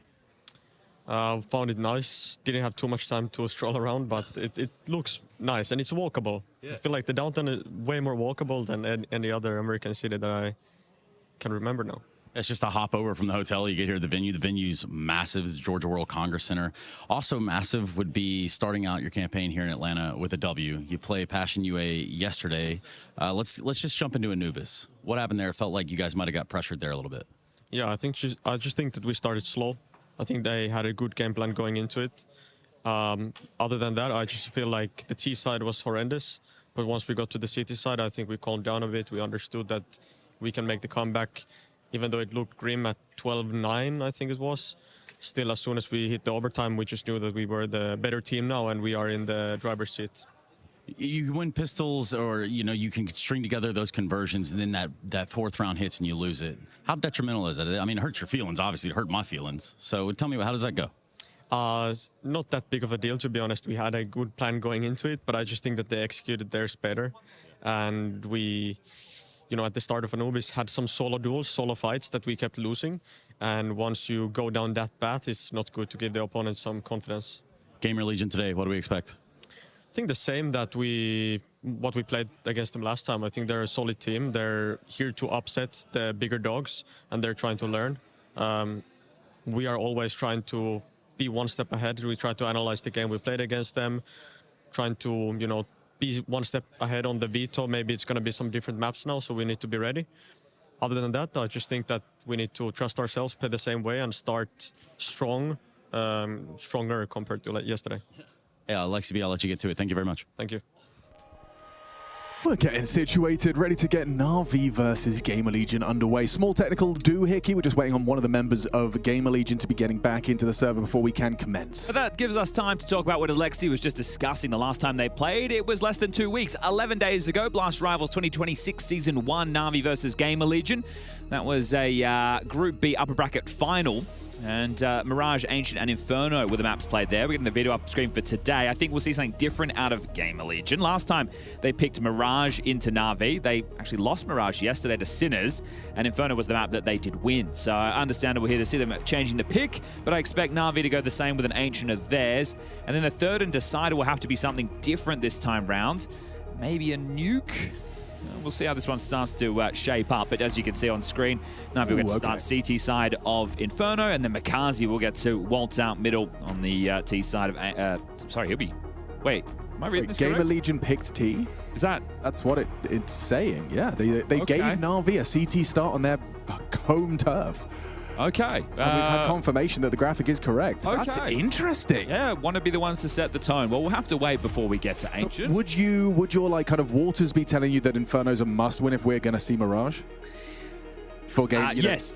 I think, you know, to topple a team like Na'Vi on Ancient, it's a very tough feat. Yes. So for GamerLegion, right, Alexis saying, you know, they're trying to take it to the top dogs, a team like GamerLegion. Remember the start of the year, we saw them on our screens, then they dipped away, and then they've had to kind of grind out in some of these smaller events. And now, just before we get to the major, we're seeing them have a resurgence as far as tier 1 events go, right? Obviously, I was just talking about Blast Rivals in Fort Worth, not too far away. Well, it is far away, but at least it's in the same country. Yeah. And now here in Atlanta. So this is a good opportunity for the Counter-Strike world to see what GamerLegion are going to be bringing into IEM Cologne to round out what is the first season of 2026? And it looks like everybody's in the server ready to go. Freeze time ticking down, pistol round, buys are coming in, and we can kick this one off. I think you've already all had your excitement for the day with the Vitality upset, but let's see if GamerLegion can deliver another. Winner of this qualifies for the playoffs. There's a seeding game to come. The loser down to the lower bracket where 2 best-of-3s will be required tomorrow. And it's Inferno. We're going to expect a slower pace. Yes, sir. Slow and steady wins the race on Inferno. A little jump spot for IEM. It's just impressive that Snax is still calling the shots and playing this game at a professional level. Champion of Katowice 2014. Rolling about the years there. The year is 2026, and he is still competing at a tier 1 Counter-Strike level. Yeah, now an in-game leader, right? Obviously, we had that G2 stint. He was over at GamerLegion before that. We'll see what they can deliver today. So calling them into the pistol, as we can see on the radar, A site essentially empty. IEM and Bit on long. So they're playing retake A and likely to be smoked off in a moment's time. One moto, one long, and away they go. I'm sure Stacks will be mulling towards Pit. The bomb will go down. This is where you need to look at what remains for Na'Vi. There's a smoke on Alexi, a flash on Makazi, and that rotation is now on the way. So you've got your 3 sets of Kevlar, and you've got your bomb plant. So all that util well spent. And now 5v5 in the post plant. No kit. I'm curious to see what this retake looks like. Not forgetting, of course, you know, Graveyard less potent, starting off with their mid clears. It's going to be a 2-man pit setup. Hypex and PR. Going to try not to give anything away to those USPs at range. Alexi B throwing a dodgy-looking smoke with a bounce. IEM rounding that corner and finding that opening headshot trade from Hypex, but Na'Vi clawing their way into the site, puts it all onto PR with plenty of time for that 10-second defuse. They're going to commence that right now. He's trying to catch Alexi B on the backstab, but he's got the covering fire. Wonderful saves him and a 10-second defuse in time. Na'Vi, a retake, a setup converted. Yeah, Alexi had to have faith in his teammate that'd be covered there, so well done. With the bomb going down, it does present the question. Are GamerLegion going to go for a force, or do they want to just take some pistols now and buy into the next, bring the AKs out ASAP? I can see Rez starting to buy into that. Answers the question here, but you can see this smoke, right? Drops in, it segregates the line from Pit. As you said, it's a bit dodgy. It doesn't feel like it's necessarily doing the best job for either, but covered him off there, and wonderful. Makes sure he picks up the kill. Force by PR with the Galil. Mac 10s for Hypex and Towson. Tech 9s for Snacks and Rez. Smattering of util, and just to avoid any early CT nades, right? They're going to be mollying D, getting the HEs in. If you can avoid that, allow the CTs to rifle through it. Triple HE. They're going to go off of them. Alexi B tucks in, and yeah, unfortunate incendiary completely thwarts their commitment. They chose to recede, and Towson will go down. That's tough. That's your opening Gamba, and it looked clunky around half wall. I understand the molly came in, but still. Snacks looks like he's a dead man, but he actually gets the first bullet out of his Tech 9. Fortunately, Alexi B and IEM are in a position to kind of defend and repel. Still with Rez onto Alexi, it is just IEM. Still though, doesn't look too threatening, and it isn't. PR's the last dude standing, 39 points of health up against 3. Wonderful coming in from CT on that rotate bomb, committed first orange. So PR just going to try and delay the inevitable, maybe pick up an extra kill. Can't do it, just in a headshot through to Bit. He'll survive, and Na'Vi will get through that second round test. All right, well, it should be the 3-0 now with the eco coming in, and this is where we can present to you the setups as far as map control and defense is concerned. Na'Vi will have Makazi and Alexi responsible for B. That's going to leave the trio of Bit, who will be the A anchor, with either Wonderful or Emma, depending on who is supporting that B site or not. I don't know what he was saying, but he was, you know, he said Spirit, Cloud9. Yeah, it was just like talking about listing off as many teams as he could. Yeah, I really liked those NIP guys back in the day. Did you guys hear of Team 3D? I wasn't even born when they existed. That's from a Makazi POV. Just listing off names. Mr. Makazi. But he did look like he was having fun. And that's what we like to see. Yes, yes. It is easier to play the game when you're in a good mood. Well, his former teammates and the ex-Na'Vi Academy, they were battling against pain. I understand that third map has started. There was some tech issues.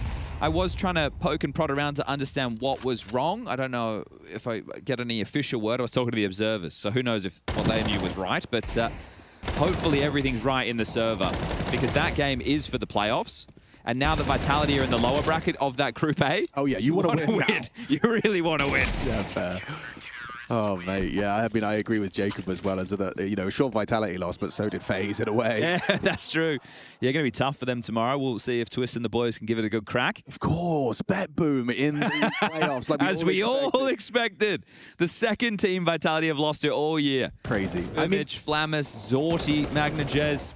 I saw 90% of the Anubis, but I was surprised to see them picking that map up. I know it's always been a bit of a lower rung for Vitality, but fair play. We were talking about it the other day with Passion and how if you're a lesser, you know, a lesser team playing the more curveball picks such as Anubis is your path to kind of being disruptive, and well, there's a great demonstration. Yeah, Passion couldn't get it done versus Na'Vi, but BetBoom in a very important game for them. A lot of these teams, because of the invites and the VRS points, you know, you're not seeing them all too often. Well, that's a good question. How many points did that get in that BetBoom? I bet it was a ton. There was quite the void.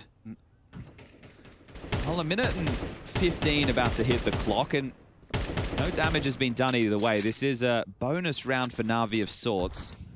Just one SMG for Alexi. Makazi on the jump spot, highlighted by the Obs team here with an incendiary. Grouping up for a bit of pressure, bottom banana are GamerLegion. We are trying to keep many boots planted here, and he does go down. Gets info on 3, so that might accelerate Towson forward onto the solo B hole. Just Makaze here. Ooh, that's a lovely quick headshot out of Towson. Makaze unable to even pull the trigger in time, so a walk. Risky from Snacks. Smoke is such a Snacks maneuver, though. He loves pushing through smoke. Sure, you lose Hypex, but he might win the round. He goes for the double kill. Trigger discipline on display, playing around the smoke Snacks style. Does he give it a go? He might have a look. Oh, can't find a gun. He's lost his weapon. And probably his life. That's frustrating. Oh, that's very frustrating. It's not baiting if you win the round. And, well, the fact that there's in-game leaders pathing through that smoke, both taking a risk. Starting well there with the opening kill from Beer, and, well, ending in the favor of GamerLegion in their first round on the board. So, well done from Towson. Sheesh. Yeah, that one instant, didn't it? But the Chaos, Snacks, one of the original smoke criminals. Over in Stewie's turf right now, but this guy was doing it before Stewie was playing the tier 1s. Yeah, and Art was still kicking a football around. Yeah. I just had a look, so they won 51 points. BetBoom from Vitality. 1 point. And Vitality lost 30, but yeah, who cares? They have they can donate points. Yeah, they've got plenty. You get some points. You get some points. 50 points from 1 win. That's huge for BetBoom and the project. I mean, I just saw an interview with Frozen where he was talking about, you know, the trophy would be less exciting than the VRS points right now. They just need to get back in the invite bubble, don't they? Yeah. So this bonus round that was lost, as you can see, hey, how well it went in the opening 3 that they have the AWP out on Wonderful. Now everybody has the M4s. There's only 1 kit on Alexi, so keep track of that if we find ourselves into a post plant. But there's no rush from GamerLegion. I like to see this, right? They're not really going into any risky business if they don't have to. It's a more unusual AWP line, and it's not going to work out for Wonderful, so some diligent flash work forces him back, and now in combination with the nades puts Wonderful down to just 31 points of health. We are seeing BXX smokes. Are they committing here? Oh, they've missed the CT. Yep, and Wonderful has not missed onto Towson. Regardless of the flashbang, hits it. Now number 2 as well. Makaze and Wonderful have managed to find themselves the lion's share of the necessary frags. One will go down. Wonderful. We'll have to wait for the rotation to come in. Bit is still worrying about the lurk. Ooh. Well, he knows the lurk now is over towards the site. So Rez and PR noted. Yeah, will this really be a 2-on-4 they can flip? Or is PR just giving them a little bit of something to celebrate on the way out the door? He knows he's got to stay proactive, especially with Rez on 2 points of health. He is just the insurance policy here. Now Rez's position, triangulated, Wonderful, gets another frag. So high impact round from their AWP. They get it into his hands, and he finds great impact. I'm sure Makaze grateful to have a bit of support on that B site. I don't know if this is statistically the case, but just watching Wonderful since like Krakow this year, he's looked like the AWPer that Na'Vi needs. Yes. And there's been a lot of question around him and his output, but he was always capable. It was the lack of consistency or disappearing in certain moments. One of the players, you know, that it was visible. You can always see it, you know, all the human characteristics in Counter-Strike gameplay, but you could see nerves. Sure. You could see overthinking, and I think that's something that, you know, he's definitely had to overcome. And we've seen that. When you're in a system-heavy team, well, every team has a system, but when you're in a default-heavy style, team, exactly right. A lot of the gameplay, you know, there's certain decisions that you're going to make that are going to win you rounds just by making the right choice. But once you have that framework, then you need your players to play, right? Within that framework that's built by Blade and Alexi, the creativity and the skill expression of the player makes the difference. Yeah. Well, like pushing a coffin smoke because you know you can catch that next follow-up frag. Takes confidence. You have to have faith that you've got the right call, the right read.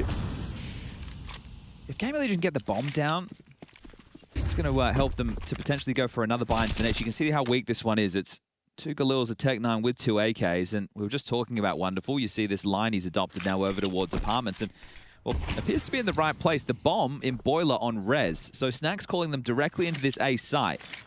There'll be 4 of them here because Alexi's cheated over. Oh, okay, so information, a one-way flow. Spotting Bit on the short side. Makaze does have a block smoke and is showing great restraint with it. Just to know, Hypex in second mid right now. Maybe Jake can grab it for us. He's just been sitting here with this smoke, waiting for the go call to lob that one out, and here they come. Oh, Snacks. Yeah, lovely team play there. Swinging out from the long side. Wonderful onto PR, jumps into the pit, jumps into the jaws of the sniper. First on B in the previous, now on A. He's in the right place at the right time. In 2 back-to-back rounds, Na'Vi's sniper racking him up in the multis. I don't think they're getting the plant. I think the best they can operate here is with a save. So next round, take the partial with the 2 saved rifles and then hope you get a plan under that one, because Hypex and Towson will only get the 3,400 loss bonus, so you really feel like they need kills or a little bit of extra cash somehow. But this is quite the dominant start from Na'Vi to kick off the campaign. 5-1. Oh, and Blade's happy. Okay, the vibes high. I think Na'Vi seeing Vitality lose as well, though, that creates a good point. A tough proposition now, because let's assume that Vitality run the lower bracket and Na'Vi win this game and the game tomorrow, the seeding match. That would put them on the same side of the bracket. Yeah, it could be So Yanko in the green room said, listen, Vitality can win a best of 3. Vitality can lose a best of 3. They can't really lose a best of 5. So might be a better opportunity for Na'Vi to get it done in a best of 3. Didn't really work out in Rio, but... good point. But everything has gone a bit topsy-turvy. They've shoved. They've force-bought behind these 2 saved guns. Yeah, and it's not worked out for them too badly. With Rez finding Makaze, it falls to Ime. Rez has the opportunity to open up the B bomb site in this standoff between the 2 of them. Ime, though, crouches into the angle, puts some damage down range. Stubborn, committed. He's very stubborn. He's actually still trapped. Forced to stay on the line by the flame. Snacks the one to profit. Now Wonderful, however, time has been bought to buy him and get him over towards this B site in time, but they're not showing signs of a full commitment yet. What is that? Well, now they can explode through it, and he can't just pick them off one at a time. I see you, and your USP doesn't feel like the weapon for this job. They track him down. Snacks an avant-garde approach, but it works. Okay, Bit's heading over. Does he want to give this one a look? It's going to be 1,400 into the next as the loss bonus. 4CB. Okay, well, I think If he can stay undetected for the next 5 or so seconds, they might expect him to be saving. But you're not expecting Snacks with an AWP on this line, so... he doesn't have the kit either. He's going to back away. Okay. Well, he will be able to drop a rifle into the next, which will help out the buy department. Lexi will be able to buy Wonderful as well. Oh, damage being done. It will maybe even be able to take that AWP. Okay, that does help. Oops. But well done, a bit of grit there from GamerLegion in the banana fight. Imma, I understand, right? He knew Wonderful's rotation was coming, so he's trying to be a buffer, but the fact he gets nothing done there, and then Wonderful's having to deal with that smoke that you, I guess, scoffed at. Because, I haven't seen it before, but it makes sense. But it's still so risky, right? Because if there was another rifle there and you're coming through, you're screwed. Yeah, but up against an AWP, it really did. Like, it completely nullified Wonderful's threat. He's sitting there with the USP going, oh, yeah, that is my best bet. Unless I'm going for Hail Mary. Yeah, let's go. Well, it's like, why what can I do? Okay, well, first tactical timeout called from GamerLegion. Wow, on the force buy. Okay, that makes Inferno, that keeps Inferno interesting. It does indeed, right? Because you win this one, you're going to break the money of Na'Vi. They'll have to go down to the eco, and you get an opportunity to make it a one-round game. So a big moment for GamerLegion. But you do need to go consecutive here. If you don't, you do. It's not all in vain. It just, we kick the can down the road. If you're going to kick the can down the road, make sure you put it in the bin. Yes. Or it's recycling a myth. Allegedly. I've been watching... well, this is a set call. Look at the damage from the nade. The speed of this is insane. Look at them go. Bit's going to have a face full of lead from Rez. And now it is just Wonderful. He's got his work cut out for him. Hits the first clean on the flick. Number 2 as well. Hypex down, bomb loose. Makaze, Alexi, Imma, the entire Na'Vi squad now have the bomb and likely have the round set up to succeed by Wonderful. Handling this pace change. Just smoke them off, yeah. They look at the amount of smokes that they still have after that Wonderful. Right? They can still drop 2 more. They've got mollies. They've got HEs. Just hold them at bay. Put their arm on the head. Have them swinging at nothing. Yeah, this is brutal. They took a timeout for this call, and they lost half the team's HP just running up mid from nades. And the rest, of course, to the quick sniping work of Wonderful. How many of these Na'Vi rounds are attributed to a multi-kill from Wonderful Sniper? 11 and 3 right now. Let's see what else he can get done. What are you boosting over the smoke? Okay. Gonna get an angle on this? They gotta be creative. Lexi. Oh, quick. He was very quick on the trigger there. It's resulted in the missed opportunity. Yep, another smoke. You're going to have about, what, 10 seconds left by the time that fades? Yeah. 15? And then they throw a molly if they really wanted. I think they'll just use their guns. What's going on? Looking into the wall. Oh, maybe we just save again. Like this, just... Yeah. What a standoff. This has been the longest just stalemate on the A side. Rock, paper, scissors. Yeah, we've got enough nades. We'll keep you blocked the entire time. Thanks for coming. You might even go down after time. That's a rough one. And Imma is going to be arriving from apartments to try and take anything extra away after time. Yars gets away with it. Yeah, didn't want to give away too much of their own there.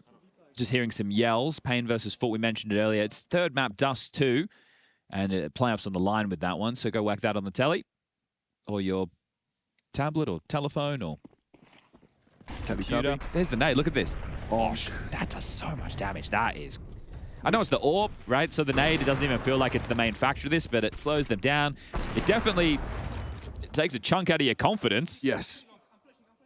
They're going fast again. 4 in second mid. Yeah, they're looking for another set piece. Oh, he's lucky to get away with that. That's and the bomb. The bomb again. He gets away. Evades the nade. He'll continue his pathing. I suppose he's got lineups he's got to be throwing. Yeah, he's going to flash them out through mid. Nice find. Bit down as an opening death. Wonderful. Called upon once more. Delayed them, but rotation miles away. Look at that 3-man pack in CT spawn. Playing for the retake here. Conceding the site, so maybe Na'Vi just go fishing. If they don't get anything early, I know a save in a 5v4 seems crazy, but this is a tough retake. So just calling a fast A after a failed fast A. So I have to admire that from Snacks. He's been stubborn with his calling. Yeah, they're saving. There it is. They're out of there. Yeah. I actually really have admiration for that. You've called a timeout, you run into a brick wall, you eat nade damage and lose out a rather depressing round, and then you immediately return to the same call. And it's the difference between a kill and a leg shot right there, because if Hypex goes down, that's the bomb lose. Someone has to go back to get it. He's there throwing the flashes for them to scale with top middle, and it would really make a whole lot more of a difficult situation. So, brute force, name of the game. GamerLegion wrestle back another, make it a 3-round game. Maybe hold on to this. He's got 2,300 plus the 14. He'll be able to get himself an M4, or he could be dropped one from Imma or Alexi. Alexi has full nades. Alexi can just hook him up with the M4 and everything's going to be fine. So to be a strong buy. But can you really risk starting 3B again and has that conditioning with those plays towards A, force Na'Vi's hand into something different? Well, Blade, he wants to chip in to have that exact conversation. 6-round CT side Inferno, you're already happy with that, but you're not content. You want to try and get this done as quickly as possible. See both coaches, IMD and Blade, a lot of talking being done. Imma a bit chipping in.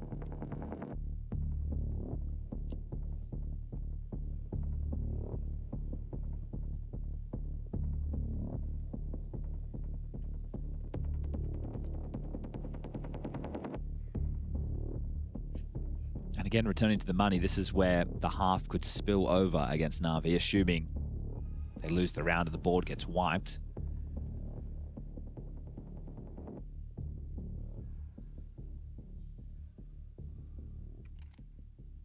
Opening kills so heavily in the favor of Na'Vi so far in this game. We are talking in the 9 rounds played so far, 8 of them calling for Na'Vi. Now it's just grouped up banana play.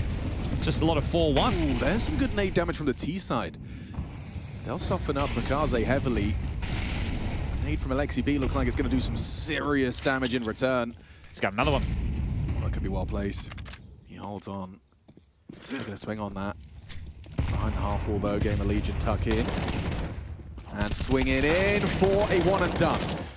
And keeps Na'Vi with the head above water though. Block smoke on the half wall, you've got the man advantage. Feels like this has gone exactly how Na'Vi would have hoped. A lot of these rounds are over in the opening skirmish. Wait, the boost might be enough for Alexi. Down after 1. It was Towson though on that low HP that gets the trade, so it's just, you know, 1.5 men. It's up to the PR incision into the A site, and he will get a 1v1 against Bit. Whether or not he's facing the right way, that's the other story. Yeah. I mean, it feels like Towson's dead. The second Bit finds him. He's already... Nice from Wonderful. Good awareness. Obviously, really he knew that there was a gap, but clearing deep. Oh my god, they took so much damage. Yeah, it's true. That nade was juicy. Yeah, they took a lot of damage. Those nades, tactical nukes getting thrown out in this one. 600-ish utility damage for Na'Vi so far. 10 rounds into their CT side, which is, you know, a very solid haul. I wonder what the average is. In a CT half of Inferno, what is the average of like team util damage? Yeah, it doesn't have to just be one play. Obviously, we know like players like Apex and Alexi, they get to throw more as the in-game leaders. But it'd be interesting. There's another nade. PR just gets chipped down to half. Towson catching a bullet through the smoke as well, forced to retreat. And it's actually an opening kill from Bit. He's tapped 1 as Wonderful catches PR on his apps crawl. So, you can't really catch much of a break. And this is what I'm saying. The rounds just feel over. It feels rough for either team to battle back in. Rez gives them something, but you just have to look at the HP. Bottom right of the screen, 19 and 36 for Rez and Towson respectively. Snacks on 100 short. It's the Hypex death I'm curious about, because he died at the foot of middle to Bit's rifle. Yeah. So did Bit just go for a straight angel down mid? Since when? And Makaze makes it even worse. How about a round on top of that? A little double to the back. In there, lovely on the backstab. Na'Vi, things are flowing. All right, let's get that Bit kill in the replay if we can, please, DJ. Yeah, since when is Bit taking those kind of angels early?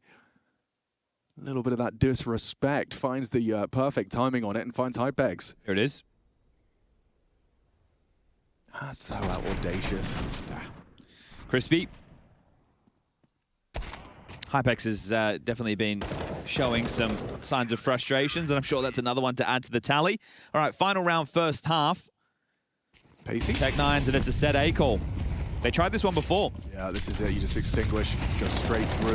Very quick from Snags. He's got him on the arch side that you could contend with. Bit does tuck into sight. Wonderful, forced to dip away. He draws attention with his AWP shot, and Bit will profit. Swings out on the short side, repels the first two. And there's Wonderful from the Pit for a nice quick sequence of two. Make it 3 to close. That is a stunning shutdown. 16 frags, 3 deaths. Wonderful having a field day. It's not looking good for GamerLegion. First map of this series.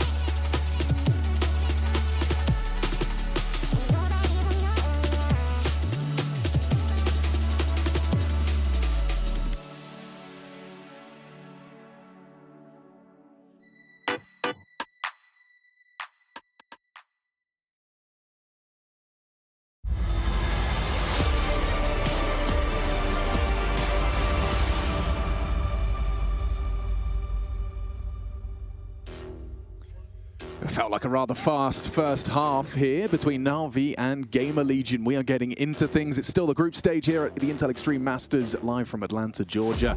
Na'Vi definitely hot favorites for this one, especially with Ancient as the second map. It felt like for GamerLegion to pick up a W today, even after a very recent head-to-head where Na'Vi bested them in 2 maps, it felt like they'd have to win on Inferno. And with only 3 rounds under their belt, I'm going to throw a cliche in your face. This still feels important for the CT side, getting off onto the right foot to start. It's tough when the only... Oh, they've ever knifed each other. Come on now. Speaking of foot as well, that game's probably still going on. It is. Check it out over on the secondary stream. Dust 2, it's very close. Kind of the opposite of what we've got going on here. Yeah, nothing consecutive. There's a fight. A Bruin for Bit. It's a Bruin. So first he gets knifed, and then he gets caught with a perfect little Glock head shot from Bit. So that is, as far as openings go, they're 12th. Sheesh. So just in case anybody doesn't know how maths works, GamerLegion only have 1. Well, 13 rounds in.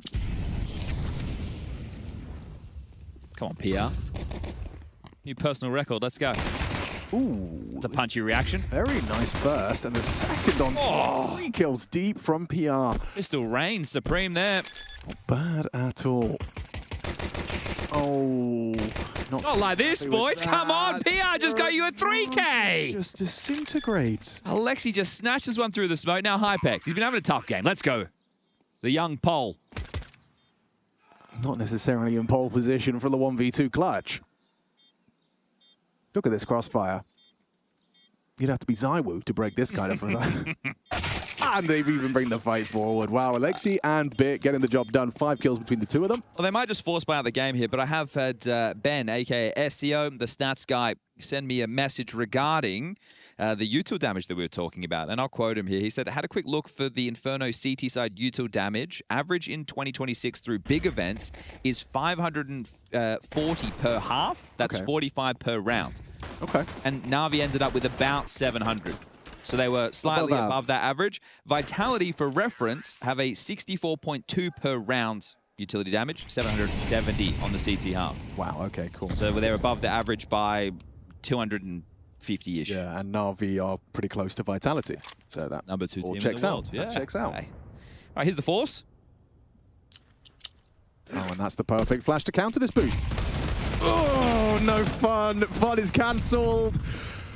Set up to succeed. What a lovely feeling that is for Alexi. That's not so wonderful.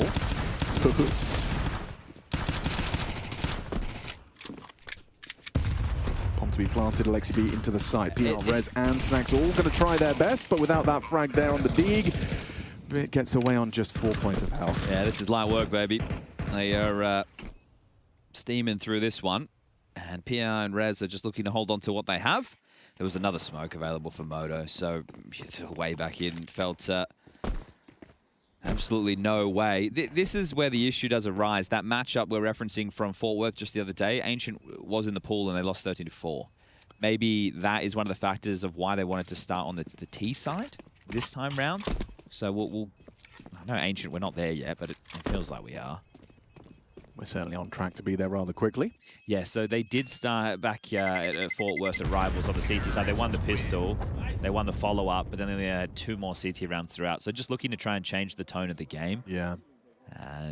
You know, it does come as a surprise, I'm sure, if you're Na'Vi with that in the video, but it's their comfort. It's where Makazi does his absolute best work. So second tactical timeout. You eco this one, you give him 12.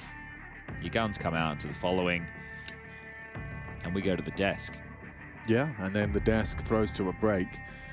And then we come back and we do it all again. From the break, and then we start map 2. Let us know how you've been feeling about the 24-hour Counter-Strike schedule we've got at the moment. We've got the Hero event going on in Asia. Yeah. Now, that's not the biggest names in the world, but that's likely where the matches kick off. I think here in the US, they started at 11 o'clock at night or something like that. Yeah. Then you go into Astana, where you get to see, Falcons with Carrigan. You get to see Mouse. Mouse made the playoffs with Jail and Zelex on debut. You get to see all those teams going toe-to-toe. Furia, Mongols, Paravision got eliminated. And then you flick on the telly and you get to watch Vitality lose to BetBoom.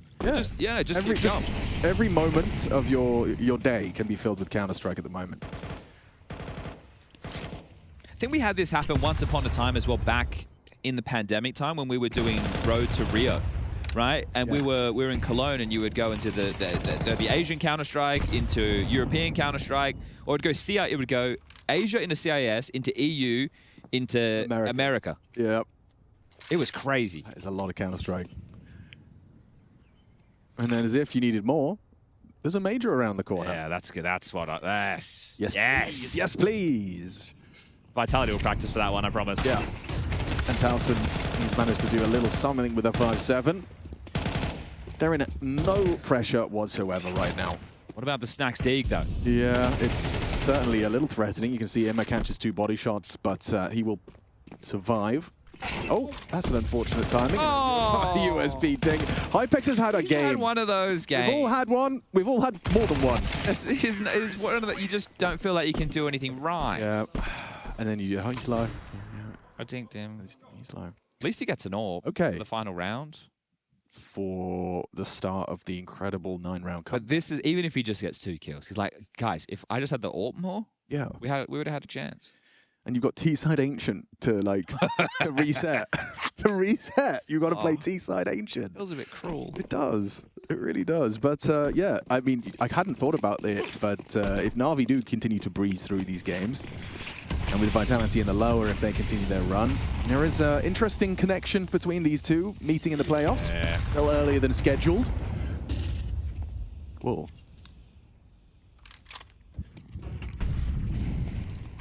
Let's see if there's anything. Oh, PR's been left to his own devices here.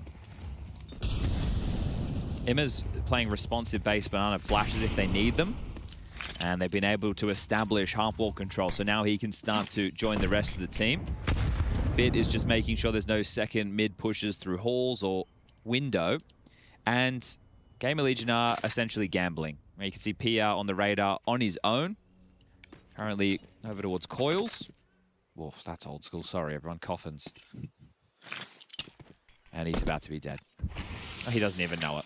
All right, guys. Alex, start the wrap. All right, guys. So first map in the bag for Na'Vi, and with Ancient waiting in the wings, things do not look promising for GamerLegion to secure themselves that playoff spot today. It's going to be a long wrap. It wasn't comfortable, especially that last round in particular. PR just conceding the site space. They contacted in, and once that bomb went down, it was a real half-hearted retake, that 4v5 after getting caught by the Alexi B spray. They obviously did have that Towson kit. Yes, they did, and they gave it a good go. You know, Towson leading the charge. Alexi B Shaw with his little half-hearted flashbang play did catch snacks, but they wrapped around on the spools or the coils or the coffin side. Oh. And sure, they got a couple of kills. Sure, it came down to that 1v3, but it was 1v3 from Alexi B. Come on. So impressive from Alexi. And we actually do see another round. I can't believe it. We actually see another round. Okay, well done. Well handled. Under a lot of pressure there. The fact that you lose the site with absolutely nothing done. And Hypex doubled his kill total. I told you. Yep. Just give the man the AWP. A couple more of those. What's his role? AWPer. What gun does he need? The AWP. What has he not had? The AWP. It all lines up.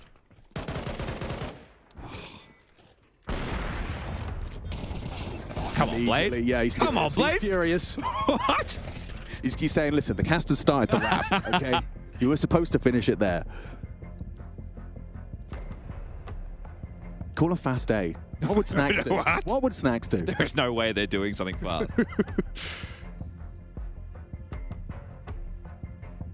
What do you think IMD stands for? Intermission. Yep.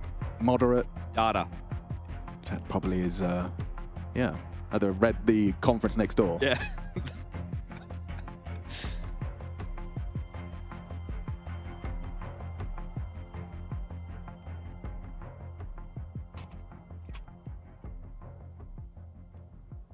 It's just still baffling to me they only have 2 opening kills. I know it's, you know, they are getting dominated, so it does make sense, but just 2 opening kills.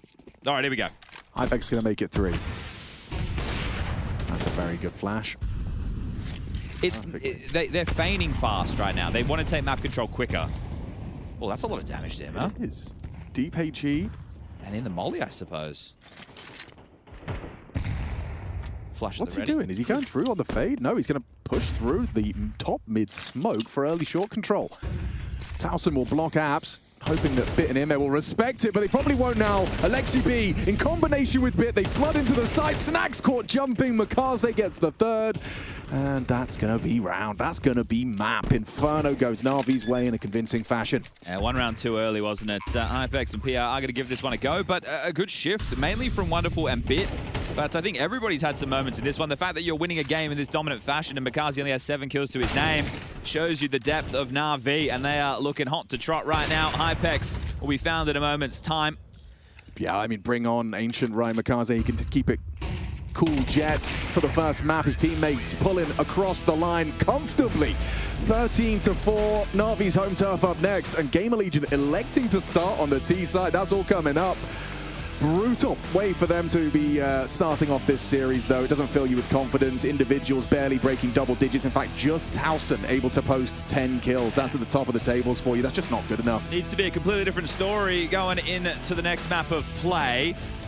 I have a tough time seeing that change, but enough from us. Let's throw this one to the desk. Yeah, tough times for GamerLegion, but for Na'Vi, full steam ahead. It doesn't feel like they even break a sweat on GamerLegion's map pick, and it felt like everything was really just going their way, from some beautiful utility, some great holds on that CT side, and individual Janko coming alive. Welcome back to the desk. Very quick one to start off your day. It's great to be back, Freya. And yeah, a quickie, as they like to call it. Unfortunately for GamerLegion, right, the way the T side works in general, right, is reliant a lot on some of these early round plays, right? Opening idea, if it doesn't work, if they can't end the round quickly, that's where they tend to struggle a little bit, right? If the round extends itself, they have to play into the late round, like that's where they start lacking some coordination. That's where they can get outplayed by some of these better teams, and I think we saw a lot of that here on Inferno. Yeah, it was quite clear to see what they wanted to do on that T side, you know, try to play fast-paced Counter-Strike. A couple of banana takes didn't go their way. I'm sure we'll dive into it later. A lot of utility damage coming from the side of Na'Vi, not necessarily because Na'Vi did anything in particular to do it. It's more so the GamerLegion just didn't respect the fact that there's going to be nades thrown down towards middle in the beginning of the round. Round 8 was a great example to me, where they run up, you know, they decide to rush middle and rush quad.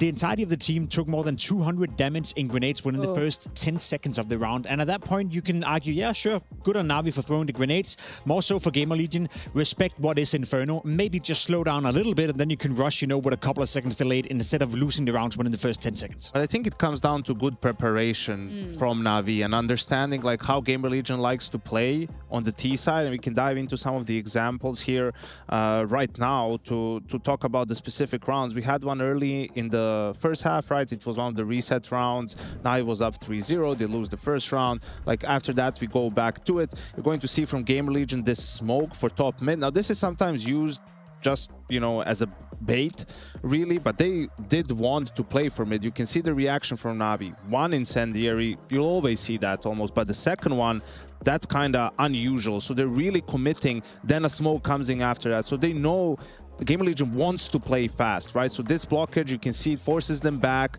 They didn't fight for banana control, so Na'Vi got all of that. You can see Makazi has it. Even Alexei is going to come over, throwing an extra smoke. So now GamerLegion needs to, you know, go to plan B, right? Make some adjustments. You can see Wonderful on his way to be with the AWP. Alexei, they make that swap. So another layer that GamerLegion maybe doesn't expect that they have to deal with. Great job in the mid round actually for them to clear these angles, not lose any players, good protocols for GamerLegion to chase them back, but you need to look at the time as well. This is where teams like Na'Vi, right, like separate themselves from maybe a team like GamerLegion. Like everything that they're doing is fine, but look at how much time is passing, how long it took them to do all these things, and Makaze still has some utility left. Wonderful is there with the AWP, and you will see some of that counter utility come in as these B hit also comes in. One miss smoke that didn't really matter all that much, but Wonderful gets a shot off before the smoke. Blooms gets a kill. Now they're pushing through a CT smoke. He breaks their timing for the flashes, right? Like this execute isn't at all what GamerLegion intended because of how Na'Vi played in the early round. They had some extra utility and they're able to, even though the bomb gets planted, have a pretty comfortable retake. Yeah, it's a great round that also had consequence, I feel, for GamerLegion later down the route, you know, because playing slow Counter-Strike against a team like Na'Vi, that's not what you want to do if you're GamerLegion. And then, as I said, you know, round 8, you decide to rush middle, you take a lot of utility damage.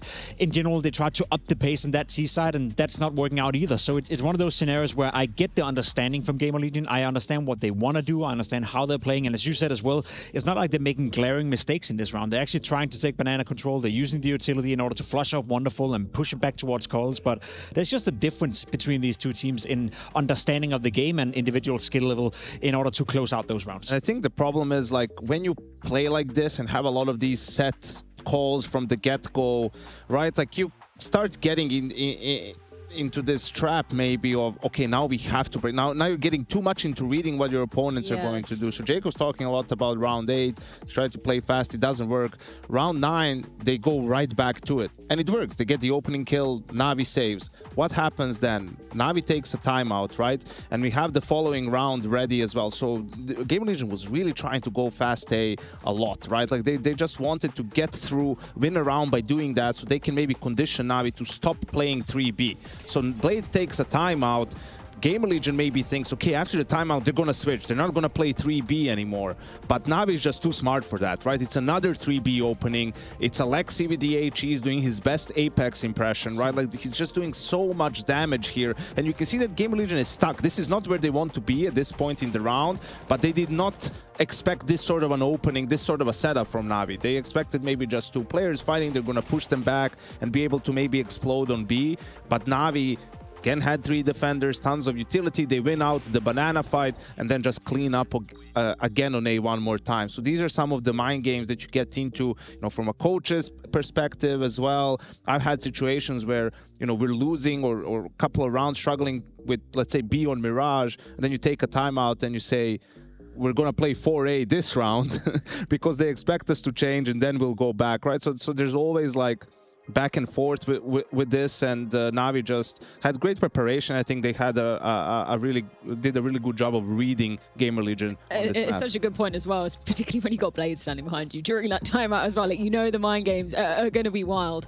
I do want to just spend some time giving some flowers to Wonderful. I mean, Chad made a point during this. He felt like just eye test wise, Wonderful's had an uptick post Crackdown. Would you agree with that? Yeah, 100%. I think he's finding more stability. We saw during the major in Budapest what Wonderful can do at his A game and how much of an impact he's going to have for Navi when he's playing his best brand of Counter-Strike. I think he's also up the level naturally with the AWP, but even more so with the rifling as well. On a map like Inferno, we see him rifle a bit more often than we used to, and he finds more and more impact. So if anything, we knew how well Wonderful can play. We just didn't see it often enough. Certain times in certain tournaments, he was the one being pointed out saying, you're not delivering enough. I think as of recently, he's been very consistent, and he's a big part of the reason as not only why his individual form is uptaking, but also why Navi as a team is getting better and better. 100%. Him and Makaze, right? We mentioned both of them as players who've improved, you know, in the last couple of tournaments, and you can see the immediate impact it has on the results and the performance of Navi. 100%, yeah. I mean, you mentioned Makaze, and guess what's waiting next? Ancient. That is his playground. Absolutely loves that map and putting up insane stats on it too. Does it feel like this one is going to be going very handedly in Navi's favor? Is there anything GamerLegion can do? Well, I think we talked about how they like to approach T-side GamerLegion. You know, Ancient lends itself more to that style a little bit than Inferno does. I know Inferno was their map pick, but their game plan really didn't work.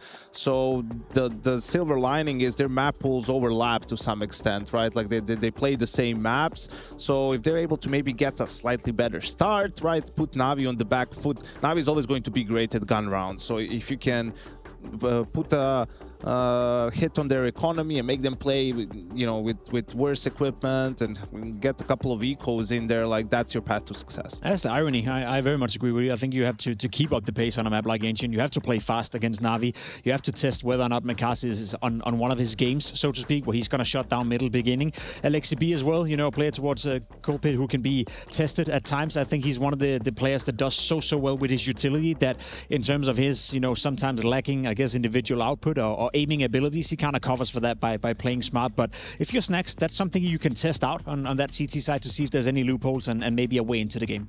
No, totally. I mean, we talk about Makaze and his strengths on this particular map. What is it for your money that stands out about him and makes him so difficult to put away? He's fearless. Like he's so willing to fight, you know. He's so willing to put his body out there, you know, and just, you know, as we like to say, trust in his aim. And he's also getting smart about it. I think that's one of the things that we spoke about Makaze coming into it. One of the things that Blade also said, that his decision-making, when to fight, when to back off a little bit, it's getting more refined. It's getting better and better. But if anything, on a map like Ancient, it's just his willingness to fight. It's the confidence, it's the relentlessness. He's never backing down, and I think on a map like Ancient, that's a good thing. You questioned a bit about the maybe arrogance of Makaze to Blade yesterday, but that's what you want to see, no? Yeah, on a map like Ancient, I don't mind it at all. As a matter of fact, I don't mind it at all from Makaze, but I think from Blade's perspective, as he also said, sometimes you have to tone him down a little bit, but that's when you're playing Vitality. That's when you're playing Falcons. You're playing GamerLegion right now, knock yourself out, Makaze, do whatever you want. This is the time to truly be letting loose, and they already arguably did that on map number 1 of Inferno. Their choice of Ancient is in wait after this break.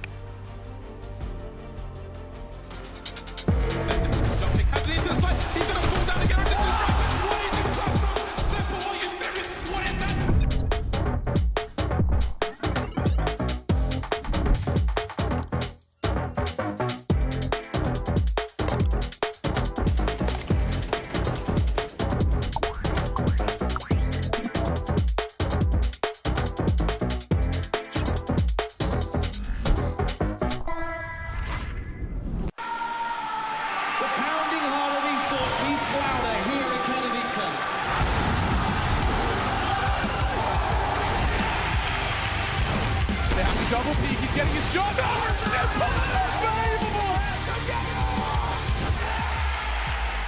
Something special to pull up his decoy, and that's exactly what happens. Got him in some.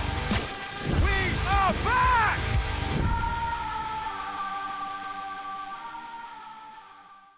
Keep playing and see what happens. When I say we're in Atlanta, Georgia, that's because, well, we're here for the Intel Extreme Masters, believe it or not.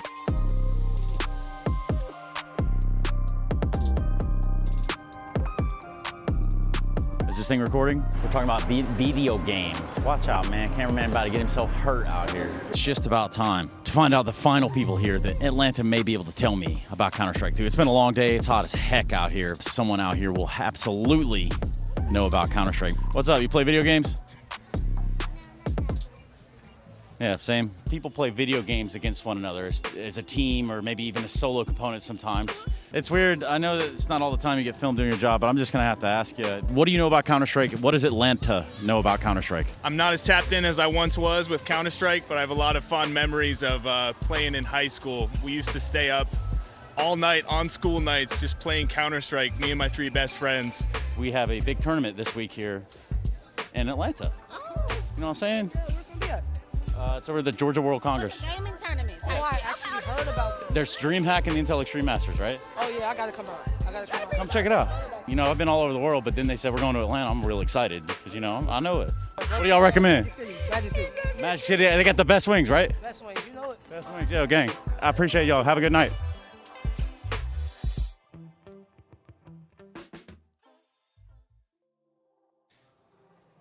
Hi, Snacks. How are you, man? Hello, pretty good. Sorry, one of these interviews just starts off real weird because everyone's around here. So, Snacks, you got a ton of history here in the city of Atlanta. What sticks out to you, man? Where do you even want to start? History. I mean, I think I won some here. I lost some here, maybe major even. I even remember this major. We had those fancy shoes, you know, whole team with those small lights that they were like blinking the different colors.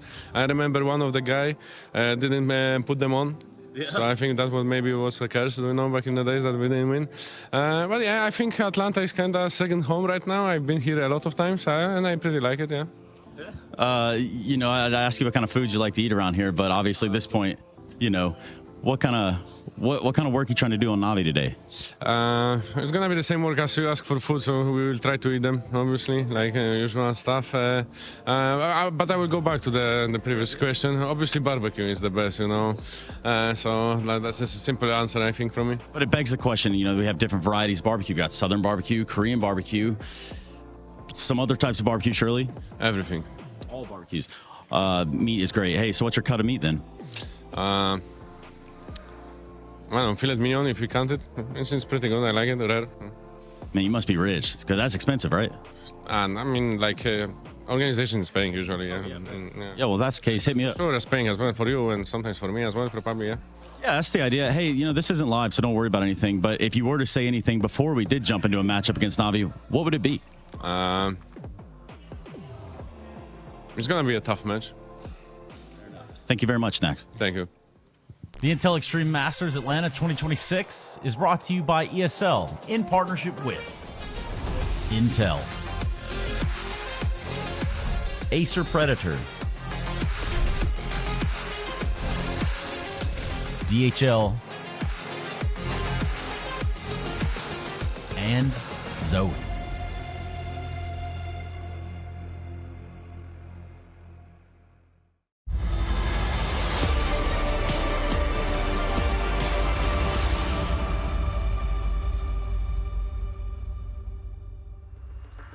We continue here, the Intel Extreme Masters, and a tough match indeed. Snacks was right. First map does not go their way, and a rather convincing start to Na'Vi in their pursuit of playoffs. His whole bit could be food, you know. A Big Apple, and Snacks is hungry. It's Atlanta, and he's looking peachy. And he's ordering a filet mignon if he can. On GamerLegion's dime. Of course, of course. It's better when you don't have to pay for your own steak. Oh yeah, a quick fill-in, by the way, as well. A little bit of an eyebrow raiser in that veto was that the fact that not Na'Vi picking Ancient, but GamerLegion electing to start on the attacking side. Chad brought up at the start of this series that they have recently played. You know, it was only, what 10, 11 days ago, you said, something like that. Under 2 weeks. Yeah, under 2 weeks. So a very recent affair to go off of, and maybe that's their their game plan coming into this was to perhaps start at least off change on the right tune, foot, right? You know, yeah, you get a nice T-Hall. And I think Yanko was discussing, and the reason I say I think is because as he was saying this sentiment, we were leaving the green room. But I believe he was saying that, you know, the set piece style that we saw at a GamerLegion in some of those rounds where they had success, like a lot of the 4-1 or that you can do that on Ancient, right? Yeah. Ancient lends itself to that type of calling. Slow on the pistol, though. Be fake. Yeah, dual Berettas, and not the instant kill. Hypex, he had a rough start on Inferno, so hoping for a better one here on Ancient. Rez has got Makaze spotted out. It's Snacks that finds the frag, and they will take the A site. Okay, and Hypex is now on a bit of a lurk, so I'm going to try and penetrate this site. Emma looking for a way back in. It's going to come down to these early exchanges, and wow, PR has racked up a clean one. Clean two, rather, from the donut side. Flank not really necessary at this point. Just Alexi B to go down. It's Rez, nice clicks with the P250. Dream start. I also want to kind of talk to some of the stats Andy's at home too, who you know, think that they mean everything. Of course, they're important, but look at a player like Hypex in both of the maps that you see him play, and he is essentially the utility bitch alongside of his in-game leader, right? You have Rez and PR who they're going to be setting up for fights. Towson also likes to get stuck in for those. So an AWP's duty on this map, on the T side, you're smoking red a lot, you know, you're throwing the flashes to facilitate your players to come out, and then you're having to play into the round second. Yeah, and you hold the bomb. So you're throwing the nades and you're planting the bomb. It's not a B rush, but it's definitely a B look. Over the top of the Molotov. Bit of a classic on this map. And speaking of classics, so is that smoke that Bid is contending with. Great little pop flash to set up Alexi B. He goes running in and actually finds PR. So that's getting a bit stressful with Makaze onto Snacks. A rifle to be picked up. Well, two to be picked up and retrieved, and both relatively retrievable. Smoke from Scooth as well. So that's going to be dropped towards top ramp to block for longer. Bit hasn't been able to find it yet. I think the smoke has got it. It's right there, somewhere on the bricks. He doesn't want to be, you know, staring at corpses if he was to get time through the smoke, but it may have been harder to retrieve than I realized. Regardless, they're going to cut noise and let Rez go searching middle. Important. That's the way back in. 3v3 now, and they could just regroup and finish towards B. You've got one smoke on Towson. He's got a flash as well. You could just smoke short all long, focus fire on the other. Because Na'Vi, they're having to account for a whole lot more now due to that res frag.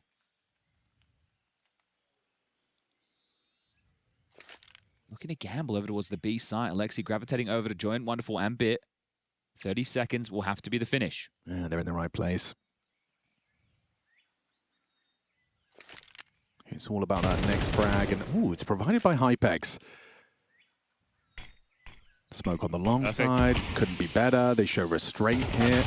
And Hypex actually hits the headshot straight through the smoke to ensure it.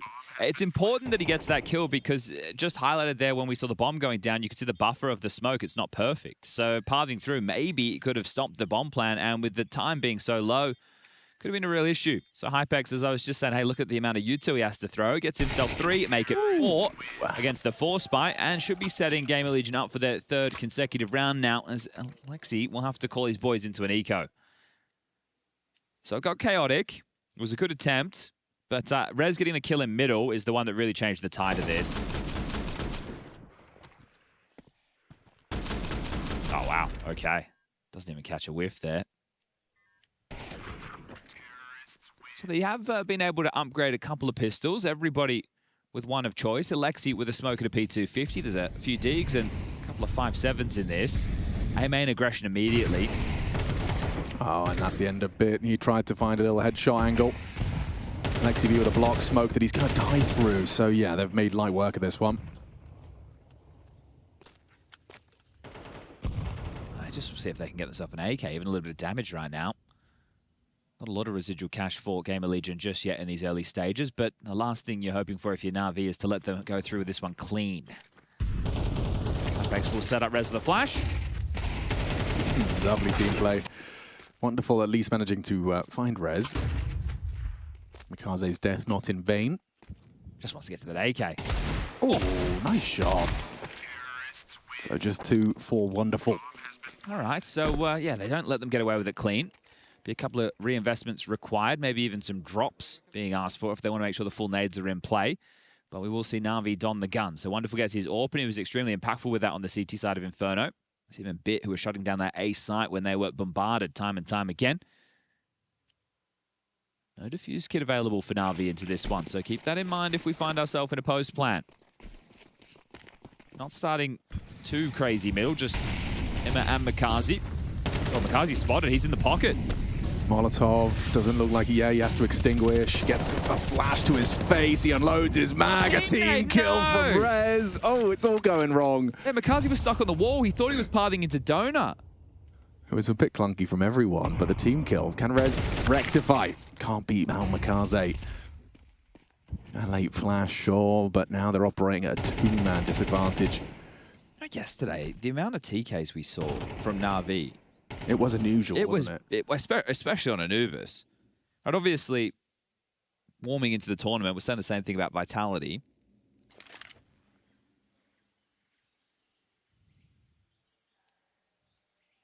So 3v5.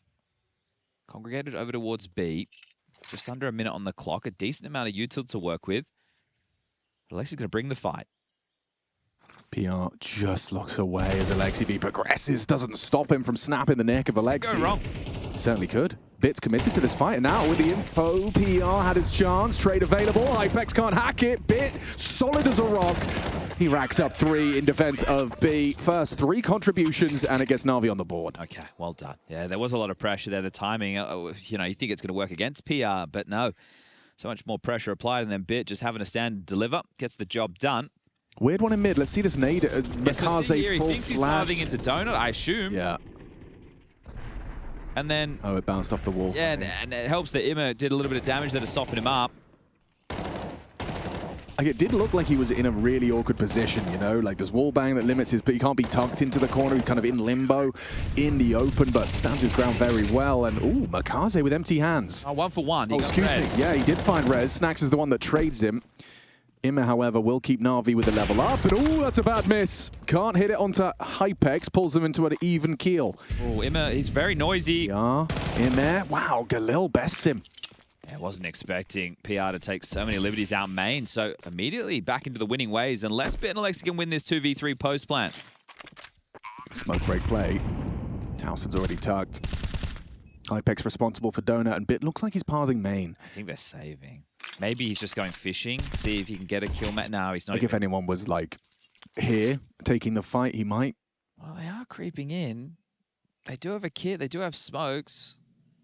It's going to be tough, though. Yeah, it's just this fight with PR. If he gets that instant one shot, but PR has nailed it. And now the next round is going to look a whole lot rougher around the edges. 2,400 is the loss bonus going into the next.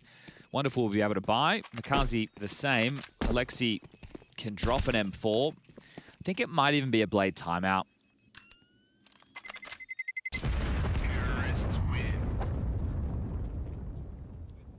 Now, it's fine, you lose the pistol, you lose the conversions, that's no dramas. You win the first rifle round, but if you can't go consecutive now, this one is going to be teetering.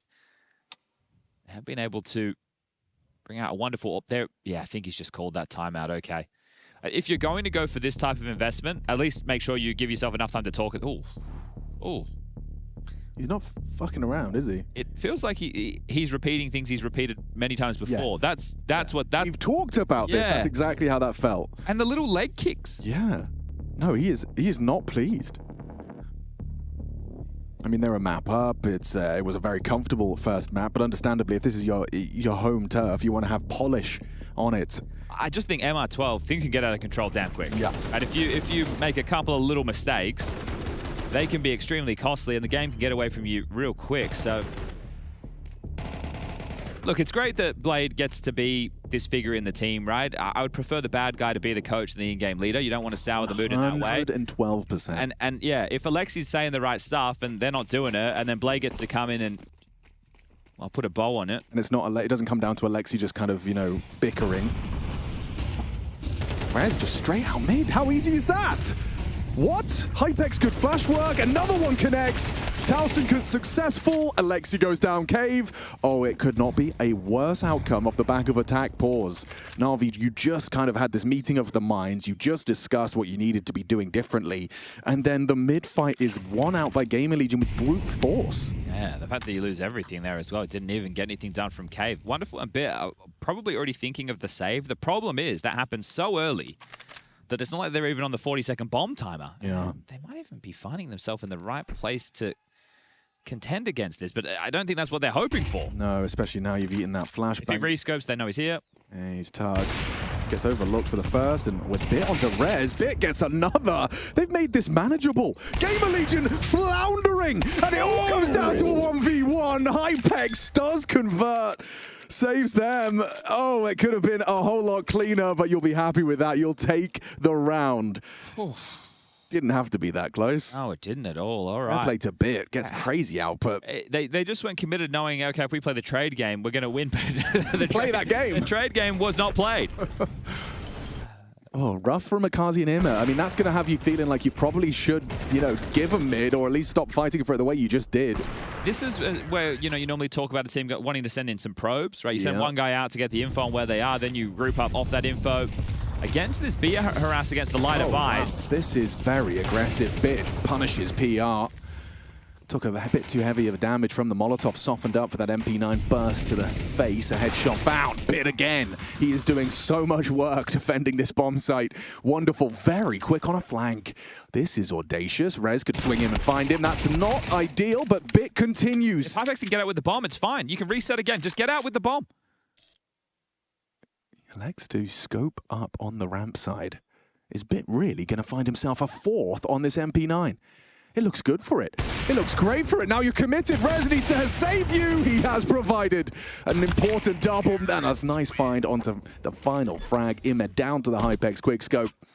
Rez has bailed GamerLegion out there, and Bit, I mean, he tried every trick in the book. So he has had a multi-kill on the only round that they won, and it felt like this was going to be the one where he really got the car started for Na'Vi in map number 2. But you're now down 6-1.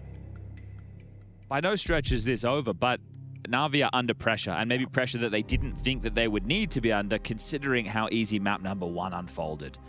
So they can get out the full buy. The guns are there. And the T-side pick starting to make a lot of sense when you see how GamerLegion have managed to start. Just a note from Inferno. When IMD took his first time out there, they went into a set-piece fast play. Yes. That was where they copped that nade in the congregation of like 3 or 4 of them trying to run up the guts and middle. So I'm curious to see, off the back of this one, does he call another pacey play? Because they haven't had any issues taking mid, and as you've mentioned, there's 1 or 2 options. If you're that of Makazi and Ima, you don't play mid anymore, you just start Donut, or, well, you bring more bodies. Ooh.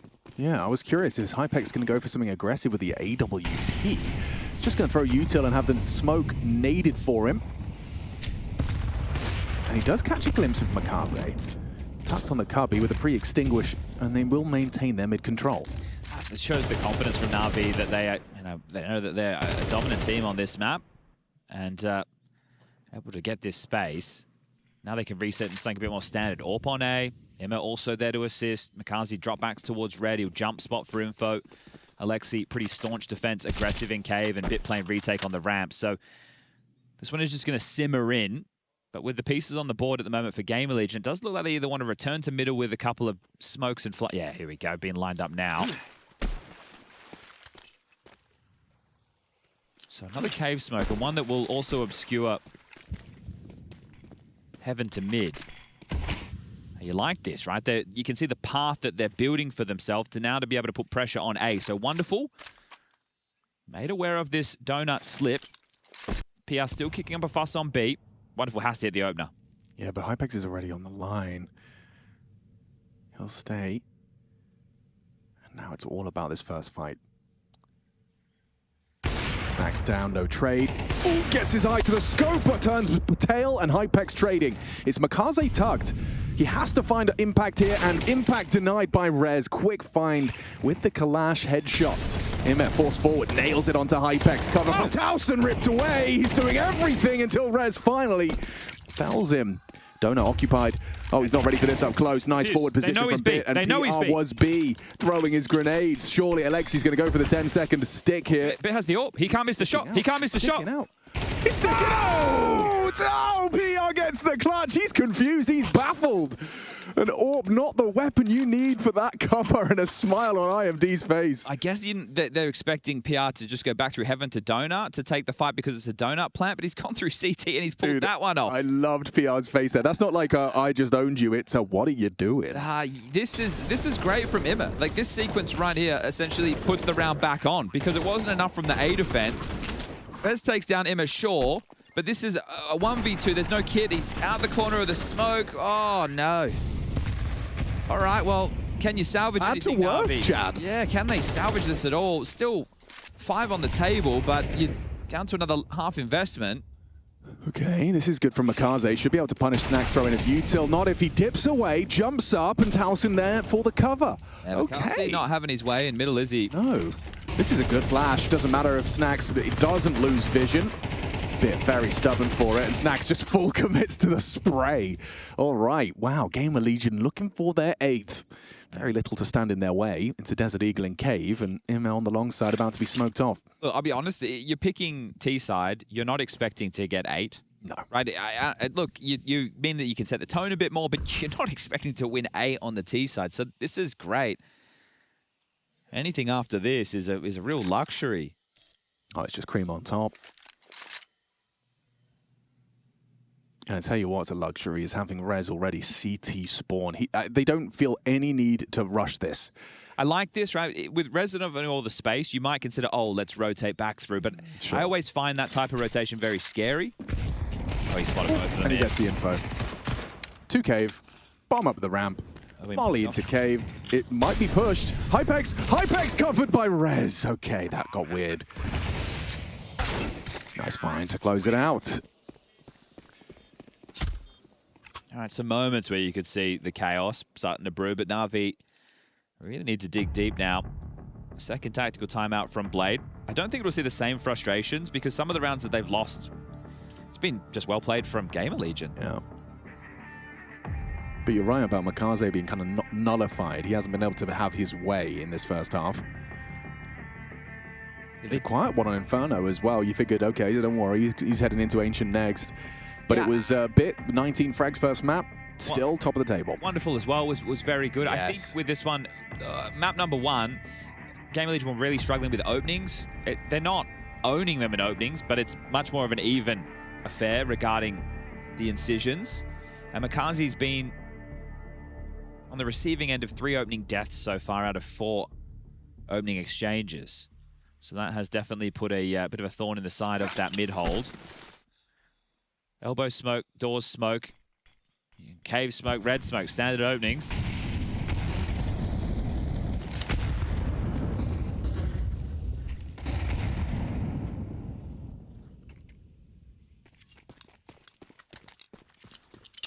So a move was set up. They called it off. And they don't really have any map control right now. They don't know for certain that A main is theirs. They're making that assumption. They don't have B lane. And they haven't probed out middle. So allowing Na'Vi to expend all their utility just to get this early control. You can see them down to just a handful of smokes, couple flashes, an incendiary or 2, and a HE. So very light on with over a minute left on the clock. Does give Snax a couple of advantages to call with. This cave smoke dropped out again. Last time we saw them with this, they went through middle. Right now, oh, he's misthrown that. Very weird. Well, Snax doesn't care. He's just walked straight in. XCB's got a lot of work to do. He's got Bit on long side, but no flashbang. Just a head-to-head duel with Snax. Great opening kill from their captain. GamerLegion breaching the B site here, unless Bit can really rack up a mega multi. Great flash, great flash work. Snax, this is his round. They are getting absolutely destroyed right now. Ragdolled. The tone of the game, I really like this calling from GamerLegion, right? Things that they've done earlier in the match. Hold up. Okay, there you go.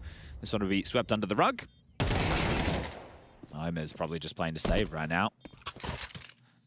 But yeah, you know, you can see some similarities in how they're approaching these scenarios, and they've done a lot of conditioning. You know, we've been able to take A, we've been able to get through mid to Dono, we've been able to win out those mid fights. So they're playing a 2-1-2 setup and a passive one, right? Na'Vi don't have the mid control, they don't have B lane presence. They're playing very, very far back on the sites. And that does allow those fights to be isolated, 1 out, and now 9 rounds. So baffling turn of events from map 1 to map 2. What a difference a map makes. Mirage is the 3rd in this one, and that is... just in the last second as well, worth highlighting. Okay, yes. Could be a difference maker if he can insert himself. A bit That's the about this. fullest flash you're going to see. I mean, it just pops within an inch of his nose. Got the molly behind him, can't go back. Oh, Blade really wants these last 2. He's burned through his entire cache of timeouts. Well, if you don't get 3 rounds on the CT side, you're not having any chance. So this is their final chance. it's always yeah, a good... He is smiling about it. He is doing a smile. I wonder if it's like a bit gaslighty as well. You know, yeah, exactly. Exactly what I'm thinking, you know? It's like, if you don't laugh, you'll cry. Yeah. Well, we're here now. Let's see what we can do, shall we, boys? 9-3 would be nice. A whole lot better than the alternative. They did come back from 9-3 on Anubis. Yeah, it's doable. Just has to start and that was also right now. when they were on the stronger side. Good point, well made. They were on the T side, and they only managed 3 rounds. That was the pistol, the conversions, and then they got nothing after against Passion. So, well, it would be remarkable. Comebacks, seen a bunch of those lately. Thought we were going to have another one with Vitality a little bit earlier today on Nuke, but no. BetBoom, led by Boomich, had other plans.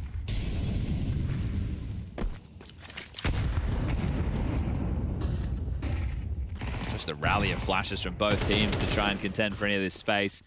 They know Makazi was up close and personal. The MP9 sounding off. They've got ace smokes. Yeah. And you're hearing steps, you throw your block util, wonderful, immediately starts to move. I say that, actually, he sticks around on Speedway B and a missed CT smoke. The gaps, oh no, okay. Okay, well, the jig is up. The gap is middle. That's the only place right now that Na'Vi don't have eyes. So the comms will say, yes, they can leak red and they can be donut. Still do have a smoke and a bunch of mollies, so options available for Stacks to call a different finisher. And as they trundle back through T-spawn, we were in CT spawn with the CTs, it looks like they are going to try and finish over towards A. This is brave from him and Makaze. They're looking for answers middle, and they're going to get caught on a weird timing. Brutal death for him. Gets caught by Rez. Yeah, they just have no idea of what's happening on the map to Na'Vi. No. Keeping it simple. Our GamerLegion.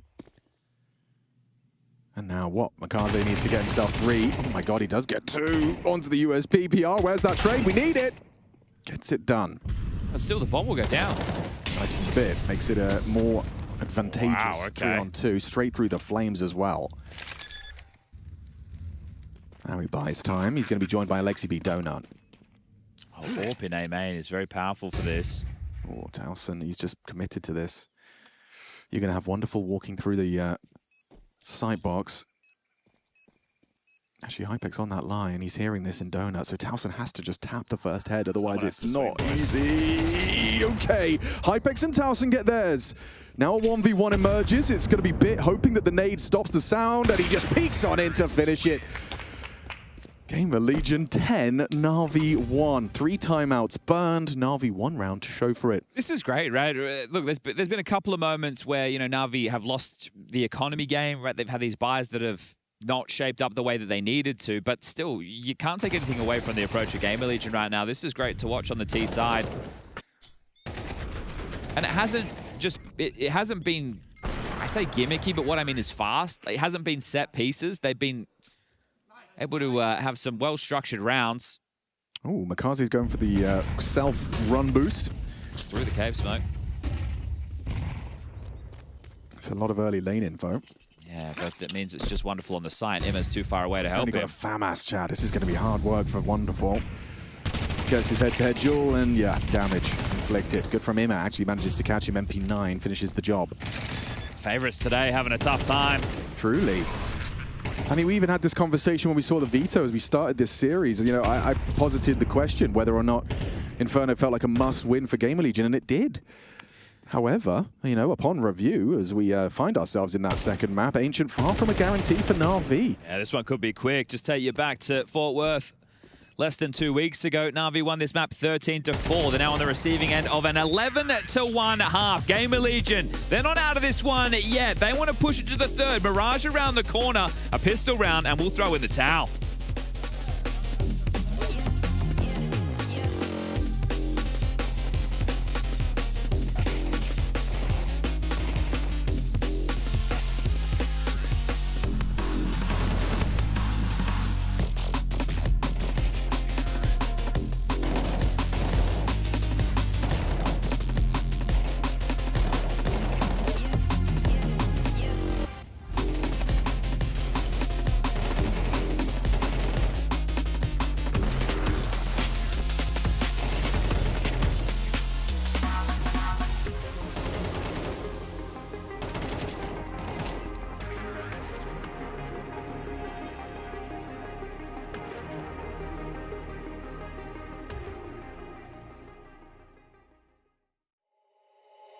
You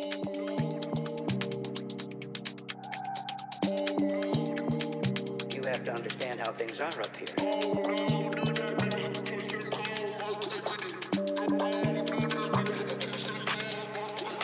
Oh no, do that there, touch them toe, earthquake with it. No, no, do that there, touch them toe, earthquake, earthquake. Oh no, do that there, touch them toe, earthquake with it. No, no, do that there, touch them toe, earthquake.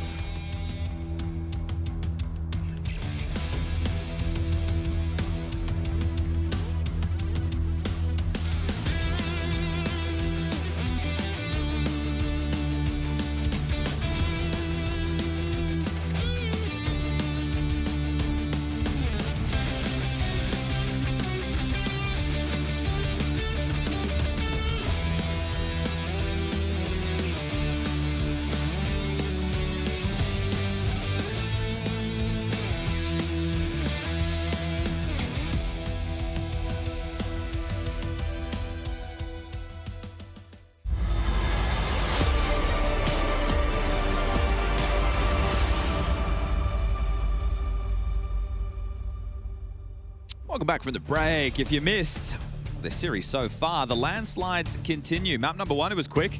Map 2, looking to be the same, but maybe not the result you were expecting. 11-1 T-side. GamerLegion electing to start there and showing us why. This has been not a walk in the park, but a dominant display. Just a pistol round stands between them and calling Ancient done. Mirage, third and decider in the wings. Alex, what do you reckon? I reckon we see Mirage rather quickly here. Hey, do you even want to put the energy into the comeback if you're Na'Vi? Oh, that's it, especially, you know, I mean, you truly would have to play the most perfect T side to finish this without overtime.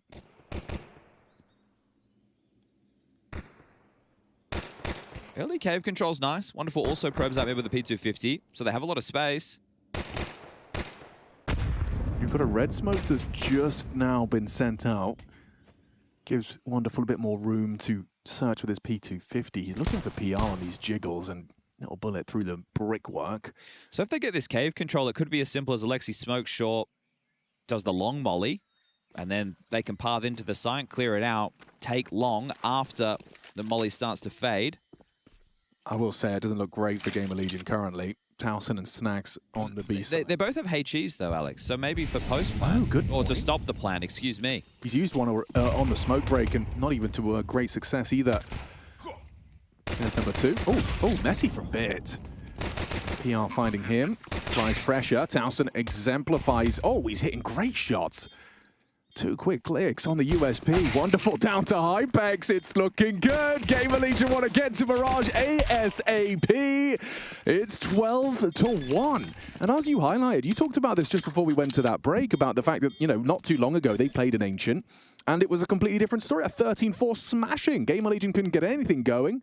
Didn't get a single T round, and this time they got 11. Yeah, I think, like, obviously the side change means you're trying to change your fate, but again, there's no way you're doing that expecting to win 11-1 and a half against Na'Vi of all teams. So it's been an extremely strong showing.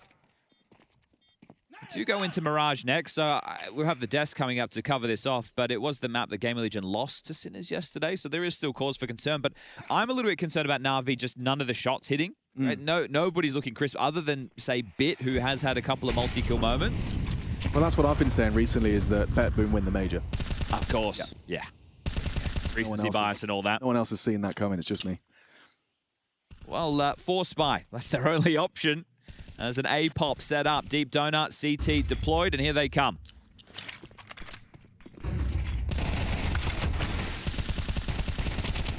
Matt, he is trying to fight for that extra fight, but he could be caught by Hypex's smoke wall. Cover not there. Bit couldn't get it done, and yeah, it's only going to take us 14 rounds to wrap that one up. Ancient, a quick trip to Na'Vi's pick. They can't get anything going. I can't believe how dominant that was. I should have been heading through the backlog to the last time Na'Vi lost an Ancient that badly.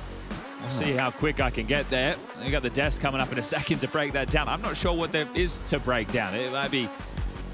yeah, Na'Vi don't look too upset about things. They could look a little bit more unhappy with it. We got a 13-7 loss, a 13-8 loss. It might be the number one. Yeah, for this roster at least. I'm struggling to find anything in recent history, but we'll throw it over the desk. Maybe they've been on the stats.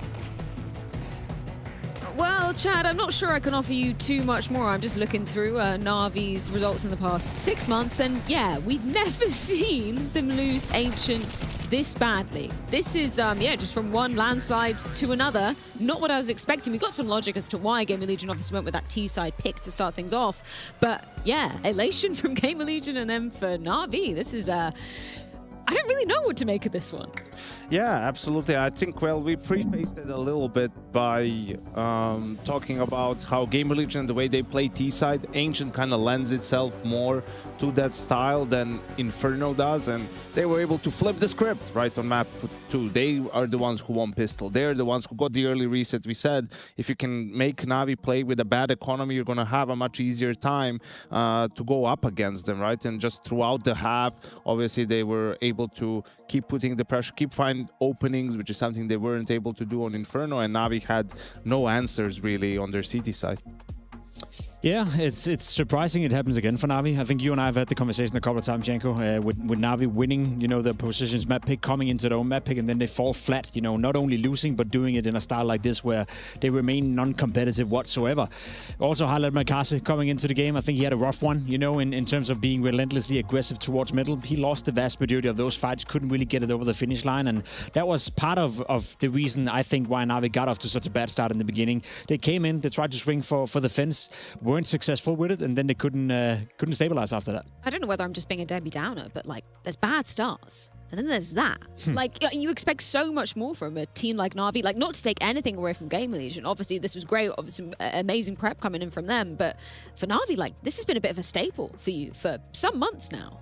Yeah, I think it's unfortunate, like, that we've had this happen, you know, a month or two ago. You remember there was that series where they won their opponent's map pick 13-0, and then they lost their map 13-5, right? Like, this has happened in a couple of series for them, but it seems like they got out of it, right? Like, even yesterday, and you know, in Rio they had some better showings to some extent. So I don't know if it's maybe a little bit complacency from the players, right? Like, we heard from Blade even yesterday during halftime of their first game on Anubis, say, like, guys, like, you know, Passion UA is like twice the team we are at the moment. Like, you have to snap out of it. So they have this tendency at times to lose energy, you know, to not put their best foot forward. And yeah, it seems like it happened again today. We saw Blade getting pretty emphatic during some of the timeouts. Let's just say that. Jacob, you brought up a moment from around that time period. What are we looking at here? Yeah, in relation to what Janko is talking about, I think Blade took an early timeout in order to avoid that scenario from happening again. You know, you have round 6 coming right here, and it's after a Blade timeout, you know, after him speaking with big words, probably saying, hey guys,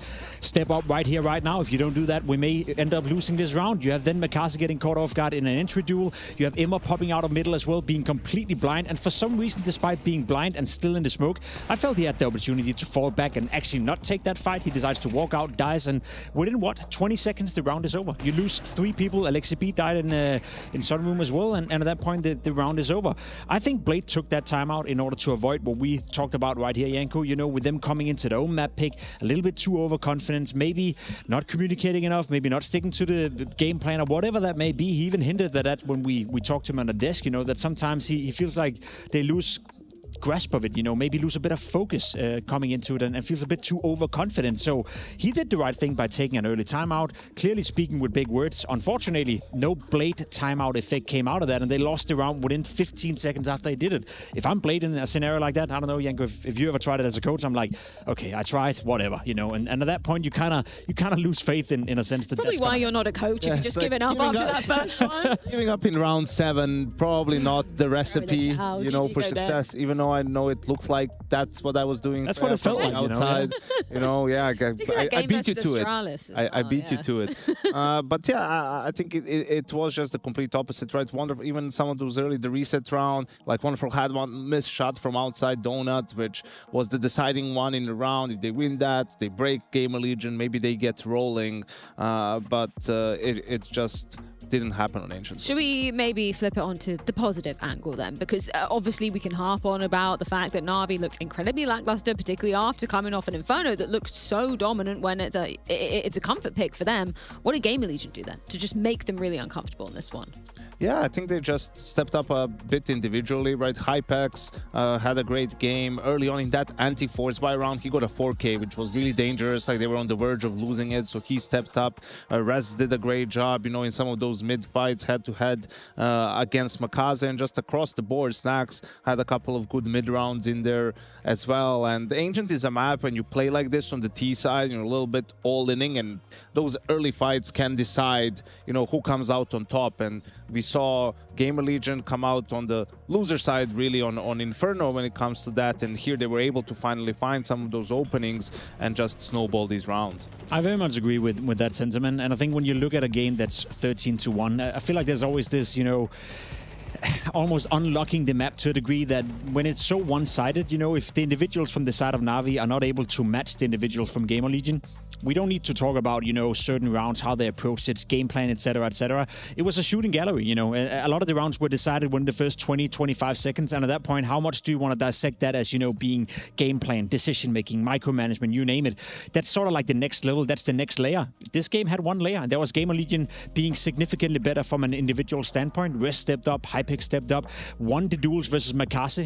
He never really got into the game, and that was a big part of the reason why Na'Vi was struggling as well in that first half. And to me, it wasn't a game with a lot of different layers, and it probably goes without saying when the scoreline is 13-1, but I didn't anticipate that to be the case. I didn't anticipate GamerLegion to have that ability to shut down Na'Vi in this fashion. Na'Vi had their opportunities, like in that first half. Like we saw another round where Bit gets like a bunch of kills with the MP9. They can't finish it off. Wonderful, maybe too quick on the flank. There was that 1v2 from PR where they missed the smoke on the bomb. Bit picks up the op for some reason, right? Like these are around 3 rounds almost back to back where Na'Vi, has a good opportunity to win it, but they just sort of fumble it to some extent, right? So they'll definitely need to bounce back for this decider. We got to see some Rez highlights rolling in there as well, which I always love to see. He was instrumental in that game versus Sinners yesterday that got them to this position too. That's, of course, what I feel like a bit of a broken record saying it. We always want to see Rez stepping up and getting a bit of a vintage performance out of him. And he has been stepping up. I just looked up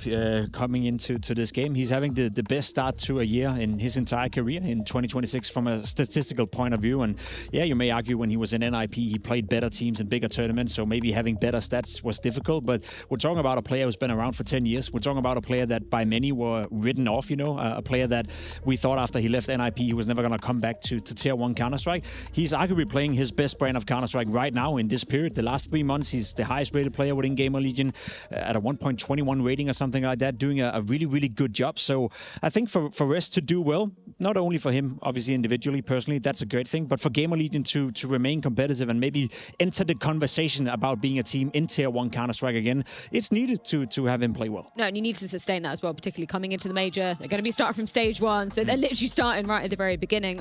This series isn't over, though. Of course, we have Mirage to decide who goes through to the playoffs here in Atlanta. What's your take on this, considering we just had 2 blowouts and not really too much to glean from? Yeah, it can still get interesting. You know, last time this was GamerLegion's pick, actually picking Mirage into Navi. Navi won both pistols and won 13-10, and that was a bit wonderful. And Makazi sort of leading the way. Both had a really good performance that time around. So this can still get interesting for Navi. Obviously, the big thing is snapping out of whatever the hell was going on Ancient, yes, and sort of getting back into form for Mirage. This could be the day of the underdogs, but only time will tell. It's GamerLegion taking on Navi. Map number 3 for a spot guaranteed at minimum top 6 here in Atlanta. It goes down on Mirage after this break.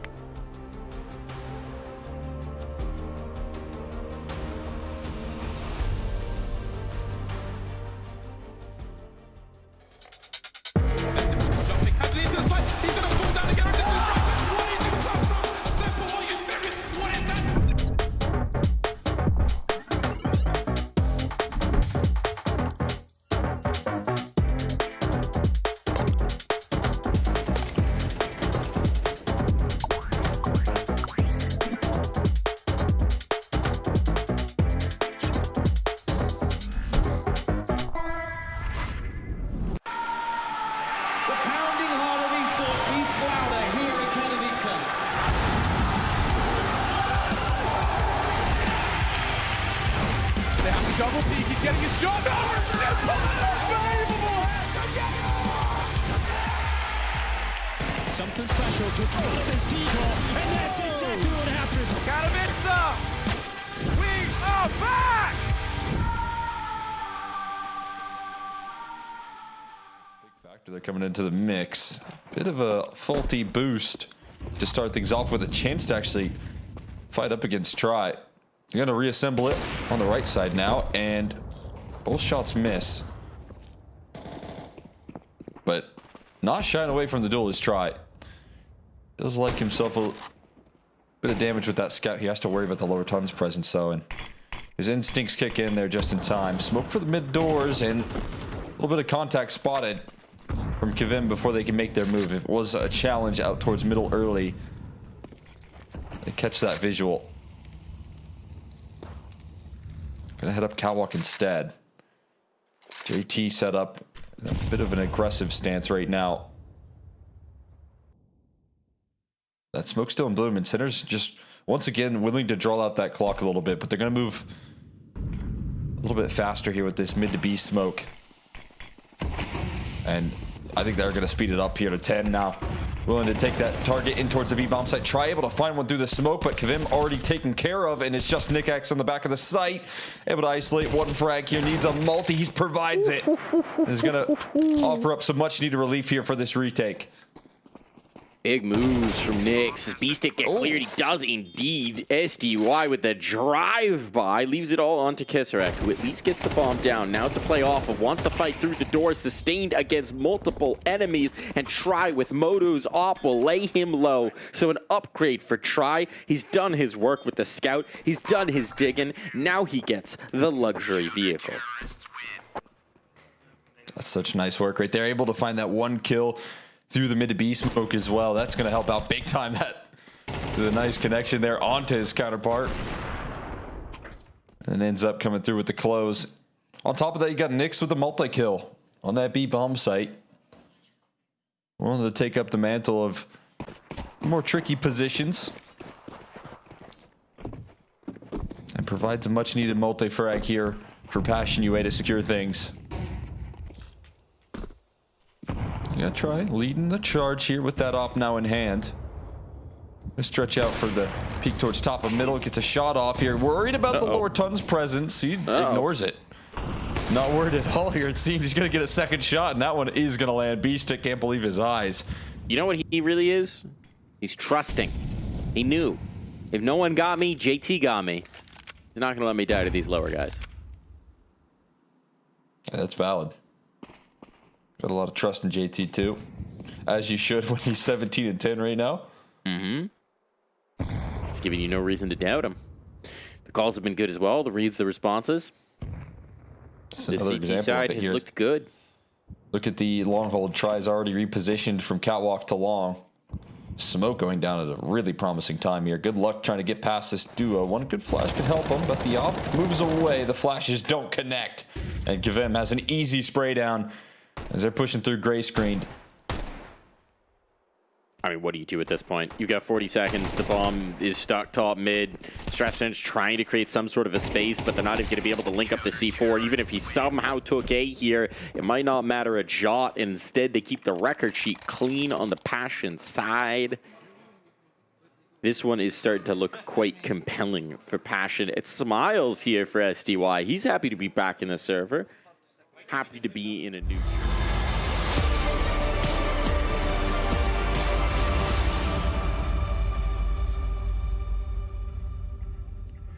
It only took 17 rounds for Na'Vi to win Inferno. It only took 14 for GamerLegion to take Na'Vi down on Ancient. And so we find ourselves here. Mirage, winner of this one, securing a spot in the playoffs here for the Intel Extreme Masters. We're live from Atlanta, Georgia. It's a beautiful sunny day, but we're locked inside to play video games as per usual. I got Chatty B on the mic as well. I don't know where to set my expectations because I don't really know what we've just witnessed. I think the desk as well just saying whatever it was that happened on Ancient needs to be shaken off by Na'Vi, and understandably so. I think you set the tone, right? Because that shifts. The fact that now it's just one map and we lock a team in for the playoffs. Na'Vi, if they let their foot off the gas after an easy Inferno, well, they need to put it right back on here now on map number 3 in Mirage. Yanko pointing out this was, last time round, the pick of GamerLegion. They've won out the knife and they'll be starting on the CT side. They lost both pistols just under 2 weeks ago, so that will need to change here today as well. So Na'Vi, I'm sure they can go outside, they can brush that off, but they need to come in here with intent right now. It's going to be the pistol round by taking shape. It's 5 sets of Kevlar for GamerLegion, so nothing tricky.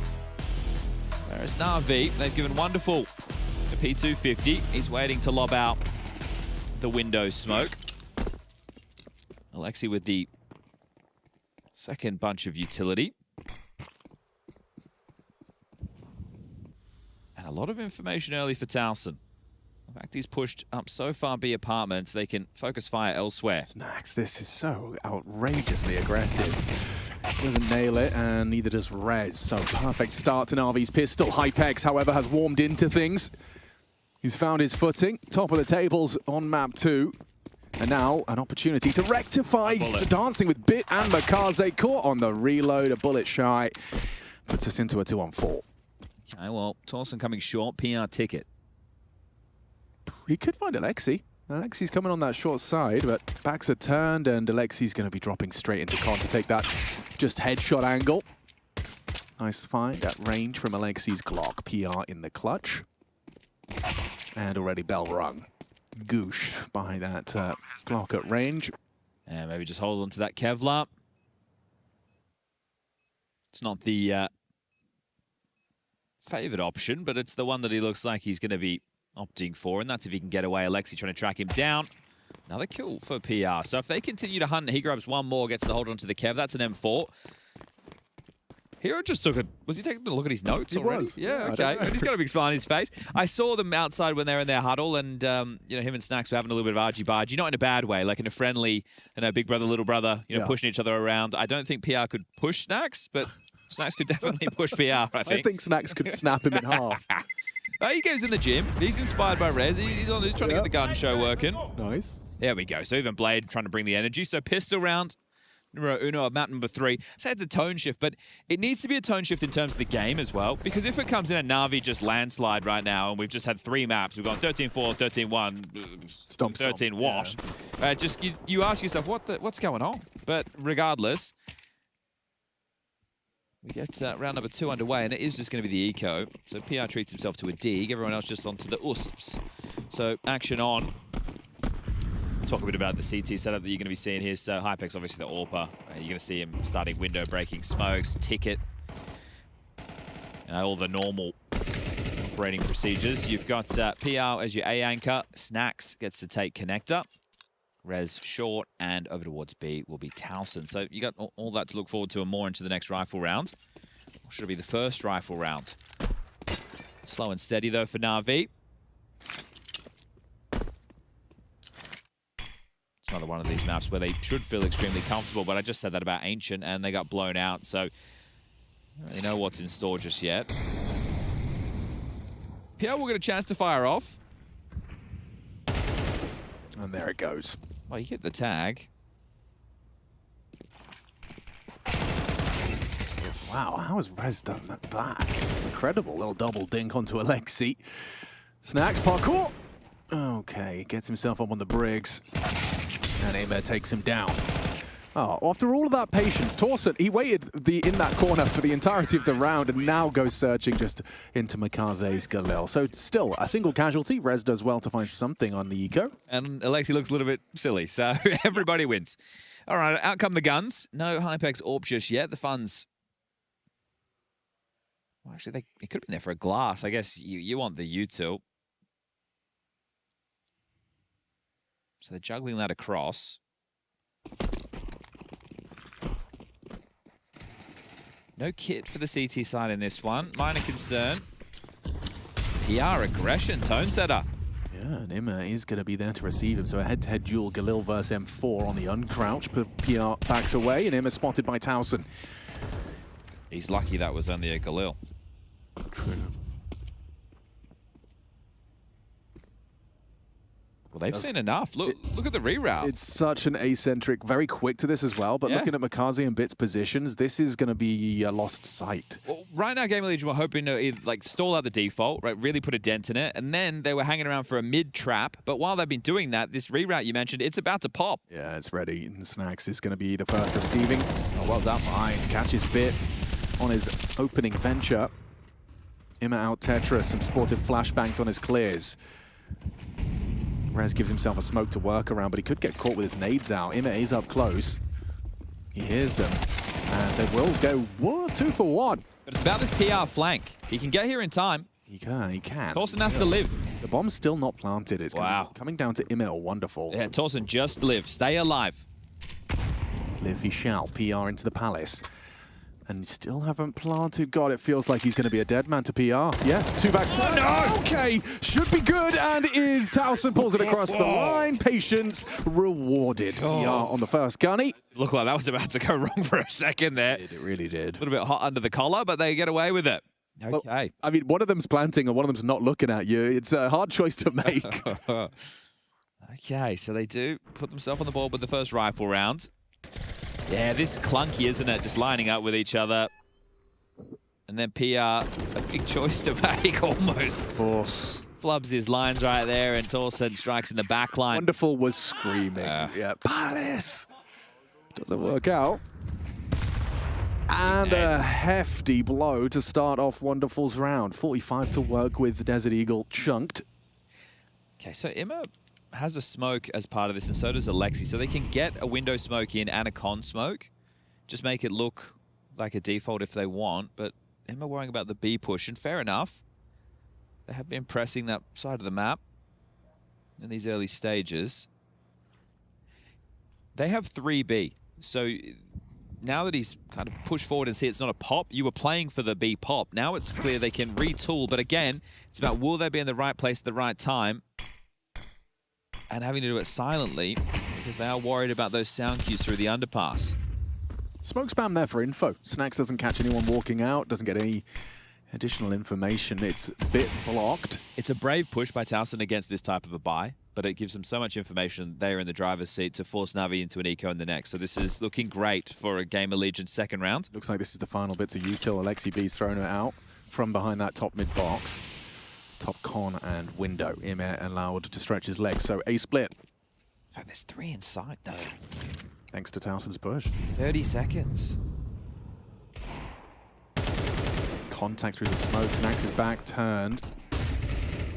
Mikaze opens up. Rez overlooked. Still, they lose PR, and there's the trade. Lovely work from Mikaze. And that should be round.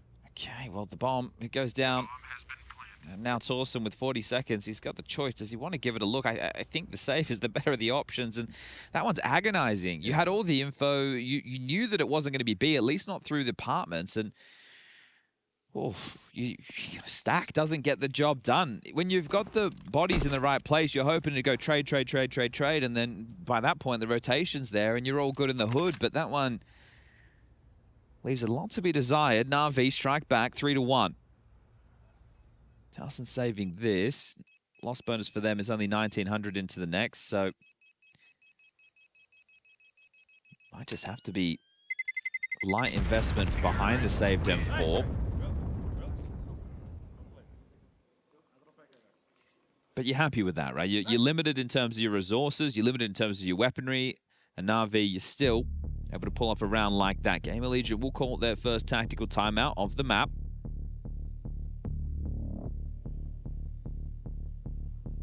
Has to be the light buy, right? Just a couple of upgrades to pistols.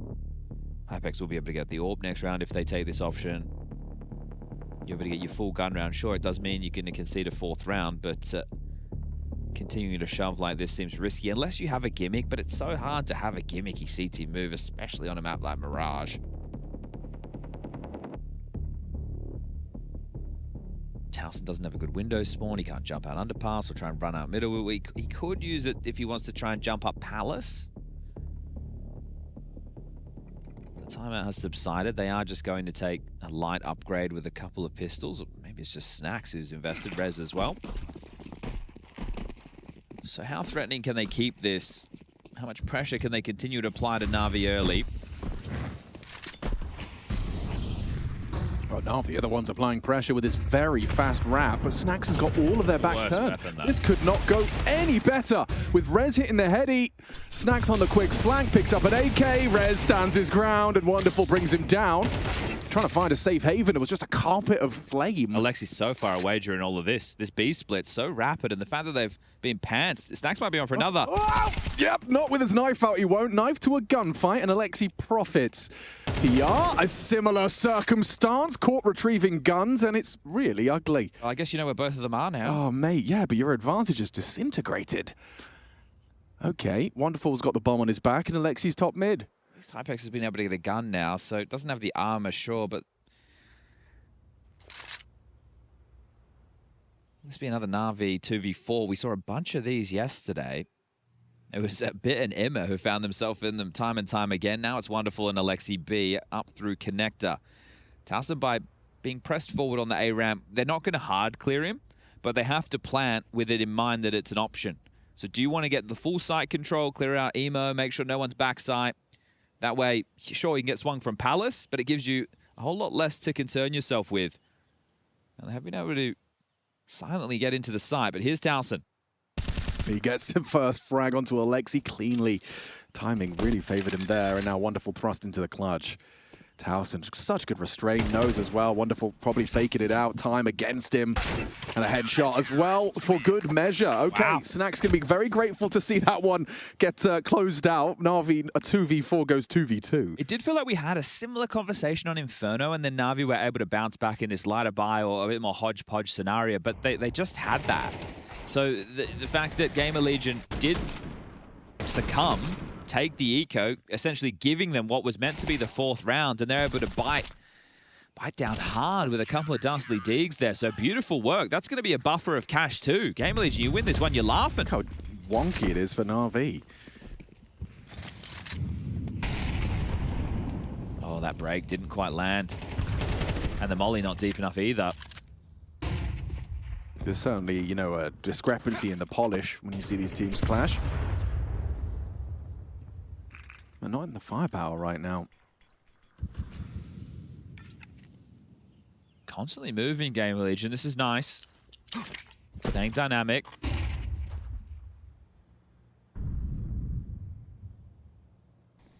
I like this push. Again, it's a whole lot of info, but it's more the late round implications that this can have.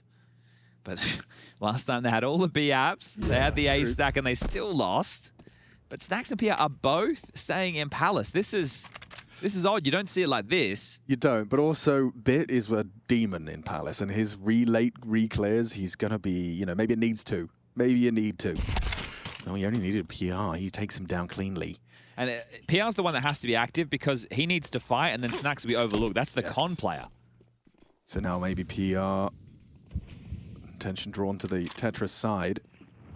Snacks hoping to be overlooked. And oh, the timing! Oh, it's brutal. Res only the one. Important trade provided by Wonderful on the Kalash. HyperX from CT, and you got Towson coming in from Con. Give this one a look. They double swing him, and he's, put it between the two of them. Towson has space now, though. You're right. 2 of the 3, attention drawn. It's half-hearted right now, but Towson's making his moves and actually confirms Imma's location. Just live Imma. Ooh, gets himself one. Hang on, it comes down to a 1v1. Hypex versus Imma. Spotted. Headshot angle. Oh, he's mean. Why is he jiggling? Time is sensitive. Hypex can't take it. A molly for good measure. He can't keep his AWP. He left that on the bomb site. And he does hold on to the AK. No, he doesn't. Oh, mate, that for Imma to be jiggling is like, you know, that's an AWP, right? Yeah. You just have to hit that shot. I can't believe the bravery from Imma there to continue with that. It felt sketchy when he was taking on Towson as well, but okay. We go back and forth again. We've now had 4 straight rounds. Well, that's twice as well with these rounds where you got this forward position, you got this early control palace, and a weird, horrible timing for Snacks. Just looks away as they take down his partner in crime, PR. Now look at the buy from GamerLegion. It's double AWP, MP7, MP9 Deagle. Yep. Just like we all strategize. Classic buy for the CT side here. Glass cannon on Snacks. I mean, if you're Na'Vi, it's going to be quite a weird one to play against, isn't it? You don't even really know what the buy is going to look like because the round you lost, they were on eco. So you know that they have a buffer. Right. So you're aware that they have something extra, but you don't know how extra. Like double AWP, 2 SMGs and a Deagle kind of extra.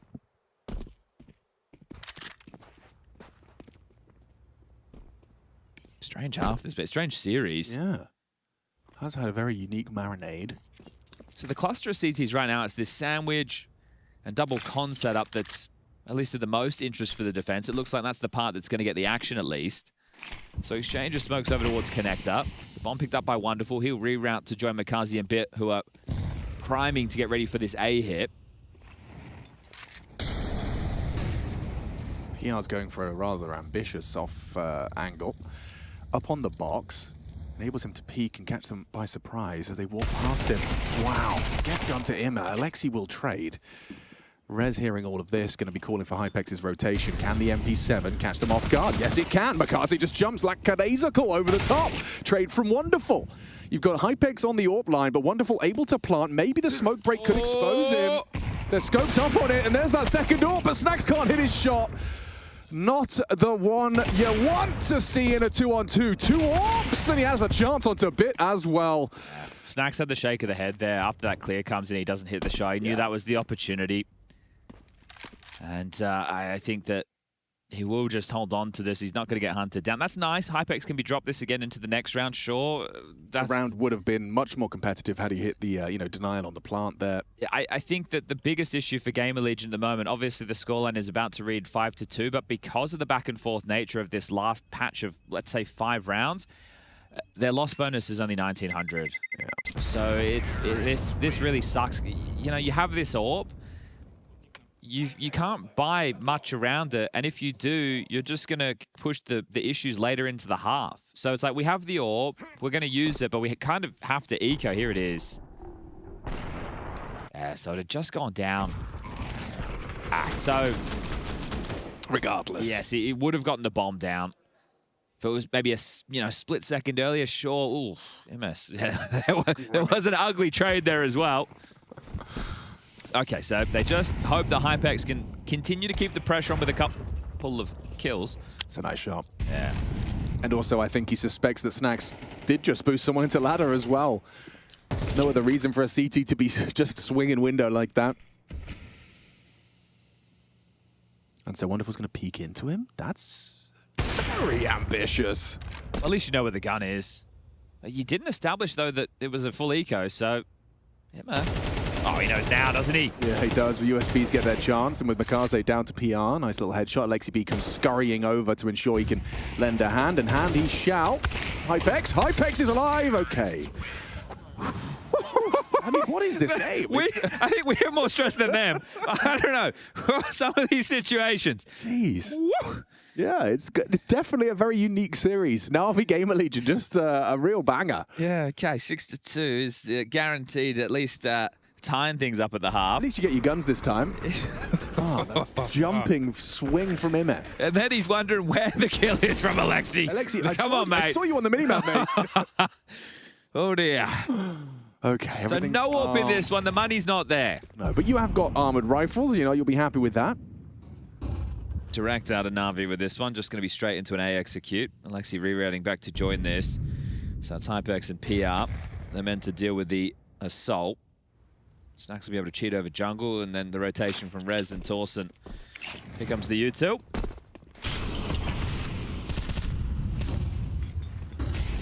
Makaze out ramp. Alexi out Palace, and Makaze just bringing the fight to Snacks. Quick trade out of Hypex. PR solid as a rock on site, gets 3. And even gets the info onto him, and will spam him down for the quad kill. Shut down, and RV punished by PR. Sick round from him. 10-6 right now. Double digits reached, the first in the server, and it was nice to see. I think PR's, well, we know he's one for the future. It's how long do GamerLegion get to hold on to him? That's going to be the question. But right now, bringing them back into it, just a 3-round game. And the financial woes for both these teams, it's been the conversation. This is where the round timeline showing, you know, the finance has been broken and how bad these buys, how many full buys are you even able to count for both of these teams in this match so far? It's very few and far between. Clean start, PR finding Bit, clean headshot. Another one on the ramp side, gets it blind. Committing in though. Imet trying to forge a path for the wonderful and Alexi tail. Gotta get that bomb down. That's the main objective. Flash is well placed to deter Imet on CT. Oh wow, the turn from the Flash and Imet will peek out, successful onto PR. Sure, Snacks trades and puts him into 2-on-4, but more importantly, it has bought time for this ramp flank. Wonderful, nice shot onto Snacks. It's the flank from Towson, should be sealing the deal. This will be the craziest sequence. Yeah, he's gonna have to hit the first bullet out of that Desert Eagle if he wanted to stand a chance. The bomb going down, it does give them the extra 600, but they are gonna have to stomach an eco and then full buy in the final to try and go 7-5 on the half. That's crazy, right? That smoke they threw in to give him a space, they turn from it thinking it's a flash. It's could have gone really wrong off the back of that, but PR, two very nice openers and on heavy hitters, right? Bit and Makazi, the two to be felled. Yeah. All right, well, this one. The most competitive of the maps. Yes, so far. and it's nice. It's good, right? Especially with playoffs on the line. And the context now that Vitality can only come third in their group. Feel a bit bad for Foot. Well, maybe we need to feel bad for Vitality. Yeah. Hey, the other ones who are going to have to try and run that gauntlet. I think there's much sympathy for Vitality at the moment and after another ESL Grand Slam. I think, yeah, as well, you can probably count on one hand the amount of times that team has had to play 2 best-of-3s in a day since Rob's joined. Good point.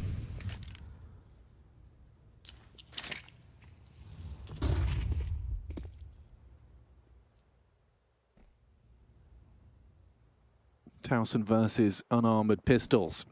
Well, Rez will get there in time. It's a shutdown. Yeah, simple stuff. Well handled, easy as you like, and the final frag on Imet will be coming through momentarily. Nothing in that round for Na'Vi. Okay. Okay, Hypex calling his opener, or at least hoping to be able to present what type of pick he's looking to go for, but also bringing some energy there. Talking a bit of trash, which is, you know, part of the course. That's what you get, especially when it's just to your boys, right? You're not yelling it over the fence. You're just geeing up the team. So wonderful glass cannon. Makazi, no head armor. Let's see, Na'Vi, can you get 7? Or the GamerLegion dig deep and tie us up before the break? Yeah, this would be their 4th consecutive CT round. Digging themselves out of trouble. This is an unusual start. Love this. So the AWP escorts PR forward and actually pushing ramp. Now, Bit is in Palace, and Hypex will be responsible for that. Tech9 out in case he does go for a smoke walk. But in the meantime, Na'Vi have taken some top mid control. Yeah, Bit's path back. He's not going to come back and clear spawn. So PR's actually pipped the gap right now. at this moment, you're just hoping that your teammates block. Bit's not going to see him. PR's already rounded the corner. Wow. It's about how many can he take. Lexi will be first with the bomb. Tantalizing prospect for PR. Do you just take the one, or do you go for the trigger discipline? Potentially room for it to backfire, but how much info? How much one does he bullet see? needed on Wonderful. Okay, no armor. Spots three, strikes quickly. Nice onto the second, onto Wonderful. Imet shred for the return. PR's gone. Makazi's been boosted into the window, so now it's his turn to be the unknown entity. Hypex is playing this well from Ticket, though, so unless Makazi goes through CT, I think Hypex is in the round when he... Oh, bombs on Imet coming up short. Yeah, he's going to die. That's the round. Just like that, bombs lost. 6-6 on the half, unless bitten. Makaze can make this work in 30 seconds. Doesn't look likely. Oh, there's no way. They just have to go for the kills right now. You're not going to be able to get the bomb and get it down. Now Makaze, as we discussed, he's going to be overlooked, but you're only going to get one. Guys, he's running out of time. 18 seconds. Bit draws attention. Down to Rez. Wow, GamerLegion. 4 consecutive CT rounds to round out the half. These are just for stats right now. Makazi, he gets one. Sure, he's going to run on in and give it a good go, but with 5 seconds left, call this one done. We tie things up. Finally, a competitive half.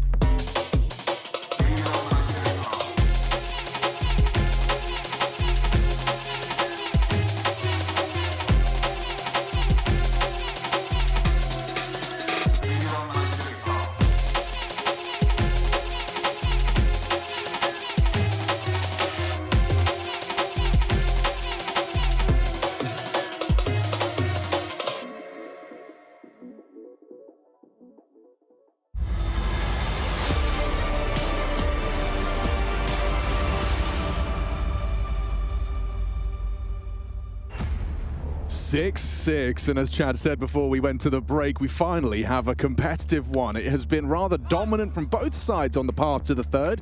Here on Mirage, though, a dead even half. We've swapped sides. Na'Vi now take to the defense, and I don't know where my expectations lie, but they did have a solid T side, GamerLegion that is, over on Ancient. Will they be able to match that, or at least have a similarly strong team unity? The calls from Snacks, they're not always the most complex, but they certainly function very, very well. It's quite a contrast from Inferno to Ancient. Right, Ancient was, a lot of default, they had a lot of moves ready to go based off of what they found. Inferno felt more direct. Sorry. No, that's okay. It happens to everybody. It's just... It's now pointless to go for this. Yeah, exactly. Of all the risk, but they're still up. So actually, nothing, no harm, no foul. Just depends if Townsend heard them. That's true. That would make a difference. He's not pre-aiming in the way you would if you had. So this one, up close and personal is Townsend. Yeah, that's an unusual approach, but you can see he's like lined himself up to ensure his model's not visible. Hypex just has a flash, and it's Snacks and Rez who have the majority of the utility. Rez still loitering in spawn, PR aggressive over towards A ramp as well. So it looks like they're just going to try and cause some gaps. See if PR or Townsend can find a way in, and then the pack, which will be Snacks, Hypex, and Rez, can group up for the finish. Okay, looking technical. Window smoke and shallow, right? Mid-side con smoke. And yeah, technical indeed. There's so many moving parts to this. You've got PR P250 searching A. You've got Snacks solo mid, and there's the opening. Okay. Rotation, Alexi's moving. Yeah, and wonderful. Oh, his elbow, was it spotted? Blind. It wasn't spotted. Bombs there. Hypex, oh no, wonderful. He's had a real rough pistol. Alexi down. Should be their sight, should be their round. Okay, Bit, he's heading over to give this one a look, but this is a tough 1v3. I really liked the call. I mean, and I'm sitting there going, oh, the calls haven't been too complex. That's a very layered pistol. Lots of thought has gone into that one. All right, Bit, giving it a look, heading in now. Yeah, Hypex is going to find it cleanly. 3 kills on the pistol from him. Well, there's a difference from just the 2 weeks ago. Yeah. As it was both pistols, I believe, falling in favor of Na'Vi.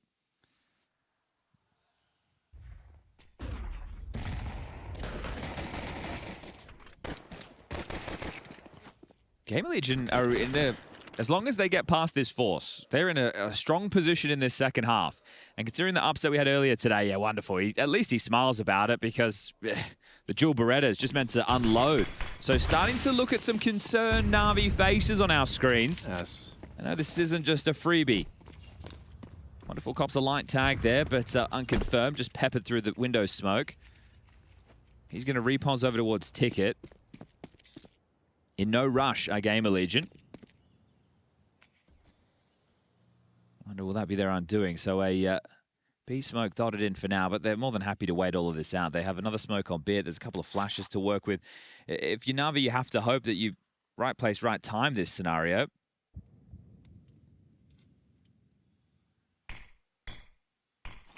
They've essentially sold A, right? So they don't think it's going to be an A play. It's very mid-focused, but can he come through this? Oh, out the window! Alexi jumps out, and now the distraction. They crunch into middle. Snacks and Rez gone. Out A. If they can get across unscathed, should be set for the 3-on-4. Mikaze has access to stairs, and ooh, one hell of a flashbang will delay his activation. It's a deep CT smoke, so they will be fighting for that. Flash into this. Flash and go, 5-7. Towson is going to eat that flashbang. Full blind, Immer profits. Hypex trading. It's PR and Hypex 2-on-3. Mikaze on the staircase. Patience onto the first. Now just PR. He's been having a hell of a game. Can he come up clutch? It's not easy, but it's not impossible. 6 bullets. Only 6 bullets. Yeah, they are low, though, and that's enough. He's got 2 left, and Alexi gets the gap closed. That's an important round out of Alexi. He went from 3 frags to 6. He has doubled his kill total, but it rectifies the loss of the pistol. Okay, the bomb going down means we are going to get these 4 spy wars back on. PR didn't look too happy about that. Thought he had it in the wheelhouse. Gets himself up to 17 there, and that would have been one hell of a clutch. That might have been the one to be one of the first nails in the coffin. But this is great, right through the smokes. Bit comes through. Alexi jumps first. He's meant to be the bait on the end of the rod. It's Bit who's the one being traded upon. Really important round from Alexi. And straight into the timeout. So Blade knowing the importance of winning against this potential force coming up next. You can take control of the game from this point forward. Just make sure you don't have a foot fault to a Poppy Tech 9 round. But that's also given the 30 seconds over to GamerLegion to have this conversation. They're yet to buy. You can see it there on the heads-up display. There's been no level of investment just yet. And with next round getting 1900, if they do take the eco now, they can bring out the AKs into the next. So that's the discussion that's been had, and looks like they're going to concede. So not wanting to draw themselves into the Force Buy wars. A lot of this map has been both teams with less than ideal buys. So I think thinking to themselves, if they could just get out a full rifle round, could be the turner of the tide. Na'Vi being what should be gifted their 8th round.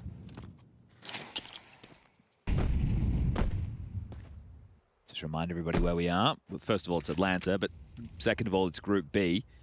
We've got Passion versus Sinners going on in an elimination game.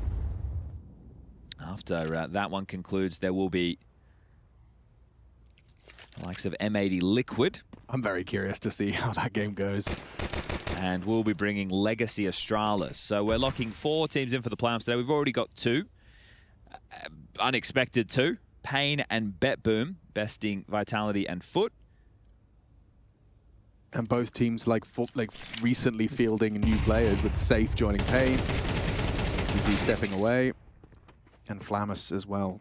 Yeah, that one's a bit of an oddball over there with BetBoom. We'll see what happens for the major. Flamus had just done an interview with HRTV. I think the headline reading something along the lines of, actually, I can just read the headline. Yeah. I'm trying to show that I'm individually good before the next transfer period, which will be the off-season, right? So I think there's no doubt about that. It's just that his kind of move to VP is what soured his prospects. So I'm just looking at BetBoom's history. It says January 16th, Zorti transfers from BetBoom to TDK, and then April 8th, Zorti transfers from TDK to BetBoom. He's back. Yeah, they've the had this strap. Art Frost, Dilladez, Flamus, Zorti right. that's been happening because of visas. All right, well, the eco's done. Guns back out. Oh, early ramp flashes gets a bit some forward momentum. PR blocked on Palace. Yeah, this is a big one. It's going to be a lot of mid-space for Snacks to stretch his legs. And look at it, they're just slinking, just doing the snake. Just contact down to Con, ready to surprise, but nobody's home. Emma's not considering this just yet. Oh, wow. The jump across is audacious. Gets the info. Can't believe Makaze takes yet double. Headshot through the bricks. Finally brought down by Hypex, and now bit on default. Traded out. PR through the smoke. Looking good. What a well-structured round. A very important one. First guns, and it's dominant. What a statement that is from GamerLegion. Makaze probably thinking he can't catch a break there. He's just he's having a good map, sure, but in that fight, 3 bullets to his head. Just everything gravitating towards the noggin there. Well, there's still money for the buy, so Na'Vi aren't forced down to pistols just yet, but great little lurk there from PR. That's your job, right? As soon as the A anchor shows himself, you have to deal with him.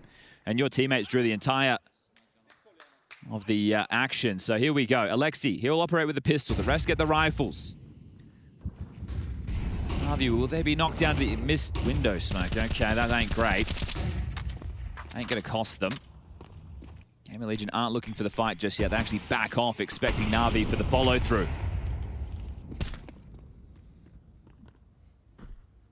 This actually works well in their favor. Look at the util disparity at the moment in this one, and we have 1 minute and 20 left on the clock. So there's a lot of options available to GamerLegion, and they're juggling smokes in spawn to find that finish. So Snacks will be the man throwing him out. The pack now finds itself over towards B, where Alexi is. He's going to smoke a molly and a flash. He's going to need all of that. That's wonderful. Makaze and MSA mid-clear. These smokes mean nothing. They're ahead of them. Now it's about what site do they think it's going to finish upon. It's just Alexi. He doesn't have any support. There will be no support for Alexi. Alexi throws out his incendiary, dumps his util, just a 5-7 and a dream, and Towson nearly goes down. Doesn't find the kill he needed, buys time, but distracts, and Makaze distracts. Takes down Towson, takes down Rez. Snacks has slipped through, but it doesn't matter. Immer comes through from the market side. Nice couple of shots from Snacks as he starts the 1v5. He's only got 30 seconds, though, and he's still surrounded. 2 members of Na'Vi jiggling out, on site, bit towards the market side. It's wonderful that's in the apartment. Should be able to close it down, and does. Nice attempt from Snacks, gets a couple, but that's going to lead to Na'Vi 9. GamerLegion 8. I know that looks comfortable, but that's extremely stressful. You can see Alexi there managing those angles and just buying enough time for Makazi. They're creeping up Cat top mid as the B-pop's happening. They have to come screaming in. So fortunately, Alexi's U2, he's able to stall this one out and segregate it. Makazi making good on the damage Alexi had done. Without that, the site would be overrun. That's touch and go. That isn't as easy as it looks. But also, what I have to admire, and it's a demonstration of a core concept, is that you don't always have to go for the kill. Yeah. Alexi, the reason that worked for Makaze was a product of Alexi being alive. He'd drawn attention, he'd done damage, drawn blood, and Makaze had 2 backs turned because obviously I'm low HP and there's a 5-7 on site. I'm worried about that. I think that anchors, right? Survivability, it's one of the keys in those type of positions, especially Pit on Inferno. Well, back and forth we go again. Nobody streaking anything crazy together. Longest run we've had is 4. Well, I guess 5 if you include the start of this second half. Head to head. That's how that break's meant to go. And now Rez is going to be brave and walk through the smoke to be a second for him.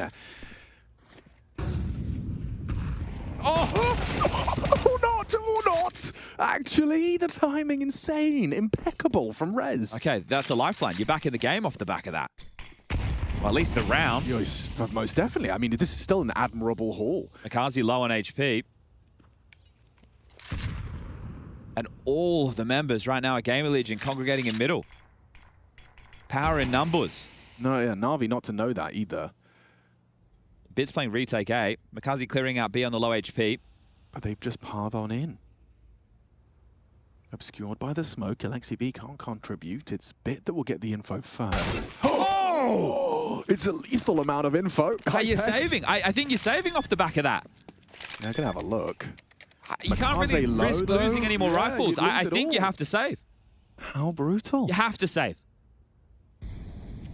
What a turnaround. You get the opening kill, IME with a smoke break play, and it's timing.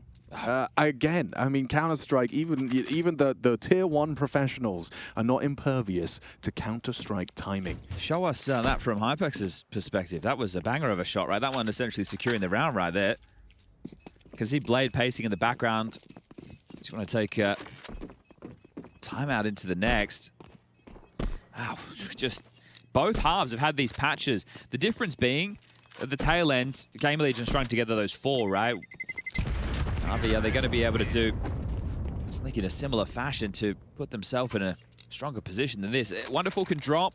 Makazi can drop. So they can get another full gun round, but it will be lacking some key pieces. Oh, I mean, mate. It's just walking dry. Here it is. What does he see? What does he see? Well, Bit was looking through the gap. It looked like Hypex was trying to do the same. Like, yeah, it is. There is a fraction of his skull poking out the top of that box. Hypex nails it with a laser beam. Oh, direct. Alexi Al-Gaib.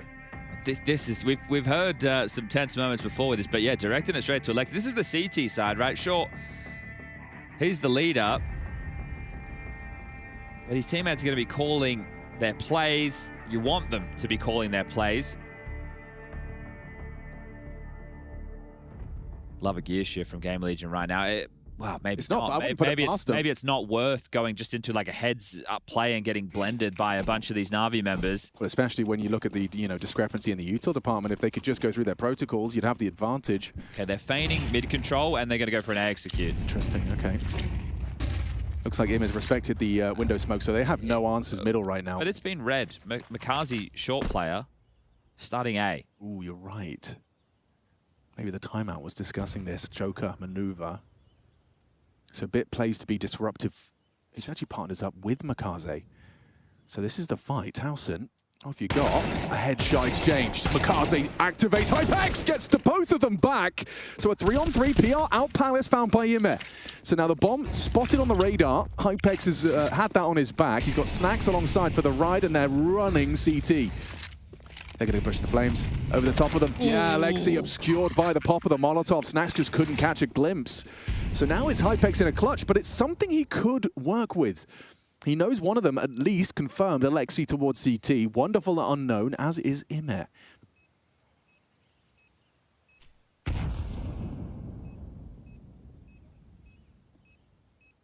Takes the first head, removes Alexi B. No immediate trade, got a fight with Ime, does isolate the duel, but Ime bests him in it. So Na'Vi will find 10 first. Hard fought for that round. Okay, just making sure that both of them leave that round with AK-47s. And the bomb going down, it does mean that GamerLegion can get something relatively threatening out, right? The extra cash there is huge. It puts them in a spot where everybody will have at least an upgrade. It's 2 AKs, a Galil, 2 MAC-10s, and U2 in the mix. So they can continue to try and throw blows right now. We've just had another back and forth for 5 straight rounds once more. They're going A again. This time not fuffing around in middle. Everybody just grouped up. It's Bit here this time. Doesn't have the support of Makazi. This is that stubborn calling we saw work for Snacks in the past. Over on Ancient. Bit's been quiet, well, at least on this map. Yeah. They've kept him humble. Here comes those flashes, here comes the commit. MAC-10 leads the charge. Snacks giving them the side. PR in as well, low HP. They've got the A site. They've got nothing for a second wave. They use this all on the execute. Just a molly on Rez. Oh, and there's PR, understandably. Going for the push on the smoke. It's a spam nearly connecting. Rez, Snacks, Towson, I'm giving you a roster rundown because they've all just got kills.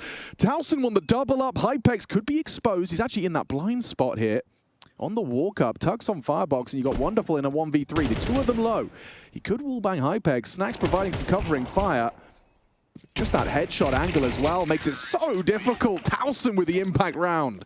He leaves with 3 extra kills, and we tie things up again. There's meant to be no util to be able to do that, right? The fact is, you get your execute and you're meant to get side control, and then at that point, you don't have any flashes to go into CT. You can't do that deep smoke. There's nothing. You even lose the opening kill as easy as this. They're fading towards jungle and stairs, and the kills just come their way. You're right. You had to have known that the fight was like they can't. Well, they could just sit on the side, but you have to be active. And you'd expect the CTs with full utility belts arrive and start incendiaring, nading, clearing every corner. It's ugly. It's ugly for Na'Vi, and especially when you look at the finances at this stage in the game. GamerLegion have actually given Blade this time right now. There's no fun option at this point for a Na'Vi buy. Not at 10-10. Being broken late on the CT side is the absolute worst place to be. Like T side, cool, we can still bring out MAC-10s and Tech 9. CT, you're just throwing together this. 5-7s and a plan, right? Like a well-placed flashbang, a smoke push, something disruptive early. If they don't stack the right side, you're going to see them saving. Yeah. Right? If they don't find themselves in the correct traction early, they're going to have to save, because think about it, it's only 1900 into the next round, and that's to defend against 12. You need something. But when you are a world-class Counter-Strike team, I don't know, 6 rounds back and forth like this. You've got to be able to dig yourselves out of these rounds. I like this approach early from GamerLegion, though. All right, let's avoid them pushing, underpass. Let's avoid them going for something super aggressive. We'll just do a default spread. Everyone's covering something. The only problem right now is, I guess, is Palace and A ramp, and Bits burrowed in there for now, alongside a Wonderful. Alexi did a great job delaying last time he was left over towards B on his own devices.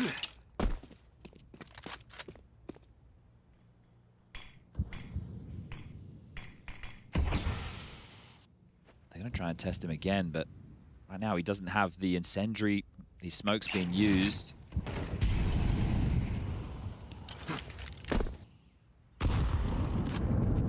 Oh, he hears this. That's a lot of info. Okay, he had multiple pairs of footsteps pushing ramp for info. Yeah, they heard the singe on Alexi. They definitely heard the singe. Yeah, now the trajectory makes it clear he's up close. You still want to go for this? Running into a 5-7. Flashes chained together. Alexi B loses vision. Support from Makaze clean. Finds the burst, finds the headshot. Ime tucks into sight. This could still be Na'Vi's. Not without Alexi, though. You need someone else to step up. Makaze finds number 2. Towson unable to trade. Rez trying his hand as well, but that's a distraction. Wonderful's Deagle's connected in the meantime, and they've only got 14 seconds. Time and a headshot from Wonderful. Na'Vi needed this so desperately, and they managed to pull it away. stealing an 11th round, forced to invest. It was pistols, it was ugly, but it's Na'Vi taking 11. We have 7 rounds where we have had a different team winning, right? It's just back and forth throughout, and it's just these buys that are being tossed together. Mikaze again, the Guardian Angel from short, delivering. That's the only rifle in this one. Saving the best to last is Mikaze, and they're just going back to another A execute. They're just A executing again. Mikaze's here this time. Last time he was here, they locked it down. And this time he's going to have to contend with both Rez and PR pathing through Palace. Him as Util will delay them. Good incendiary. It's going to flush him out. Doesn't spread. Doesn't spread. They're pushing through the flames. PR ambitious. Back turned. Rez finds him. Hang on a second. They're losing bodies. Imma lucky to get away with just a scrap of health. 24 points of health. It's Snacks and Hypex. Smoke's fading. Can they really pull this off? They've got the number disadvantage. Snacks eyes on the radar. Quick adjustment onto Imma. Wonderful's there too. Can't pull it off. Wonderful brings him down, and it's Hypex with 20 points of health. Doesn't stand a chance against the AK if he didn't hit that first bullet. Na'Vi 12, GamerLegion trying to change the pace, and Na'Vi have got some sweaty palms. This is only the second time in this half a team has strung together consecutive rounds. And we're using everything. I mean, I guess this is what happens, right? When you have 2 stompy maps, you end up with a game like this where everyone is just trading blows, trading rounds, back and forth, forced by walls, all the way to the finish line. I think Imma's incendiary there came in huge, right? The fact that it stalls, that they have to wait, right? I understand they run through it, but they know at that point, boys, we've already done the execute. If we're not in the air. Exactly. So they respect it for a moment, but then they realize they have to go. And GamerLegion, this has been hard fought. You're going to need some more of that bullshit on these lighter buys to come in again. You've got some digs, you've got a Galil, and we've got a tech pause. So, of course we do. Just what you want to see. TeamSpeak issue. So cropped up late in the piece. Legendary. Oh, the TeamSpeak issues. 12 to 10, third map. You've just managed to break the trend that has been these trading blows of rounds. And now just one more separates Na'Vi from the playoffs here at IEM Atlanta 2026. It's quite an interesting field that we've got. Some fledgling teams looking to take the fight to the top 2, Vitality and Na'Vi, and both have come under fire today. We got the Astralis Legacy game coming up next. Both those teams idly waiting to get in the server and get that one started.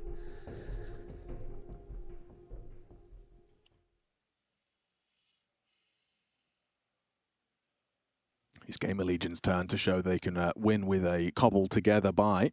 Na'Vi pulled it off thanks to Mikaze. And that FAMAS, you've got Hypex on the only rifle this time for GamerLegion. Oh, aggression out of one. Ooh, that's ambitious. Love to see some aggressive AWPing, but he is going to kind of pull the ripcord on that one. Backs off into the site. It's been a split. Snacks and Rez will work through underpass into connector. Hypex will be throwing out a window smoke from spawn late.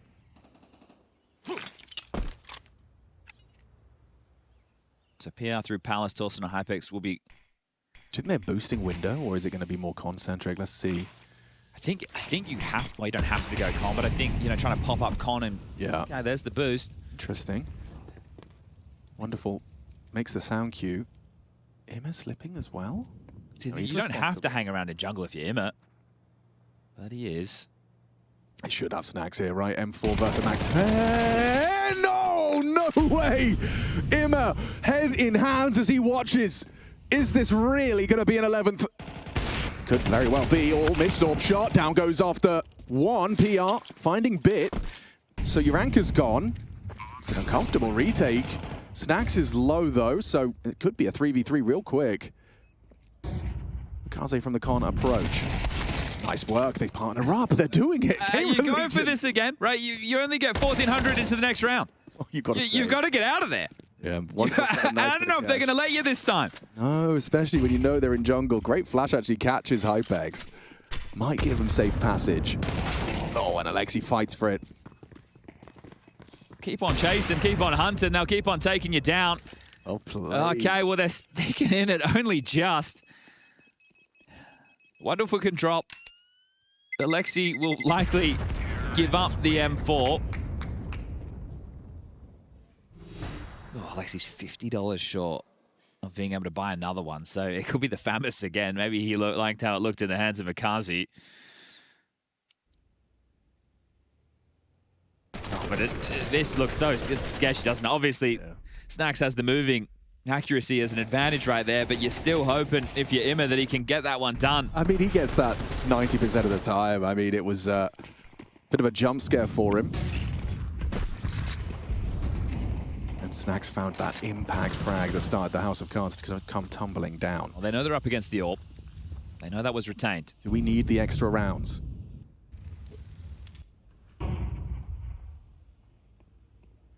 Three players in middle, audible to wonderful. Alexi's cheating over short. They're going to try and biff mid.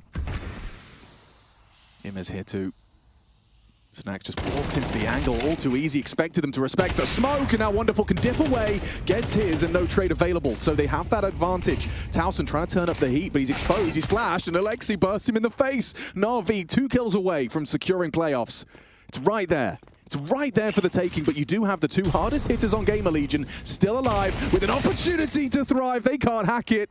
PR goes down, and it seems Na'Vi, just in time, will convert this close barn burner of a third. Just Hypex to get past. He'll play the fade. And if Alexi does go down, Makaze's right there to react.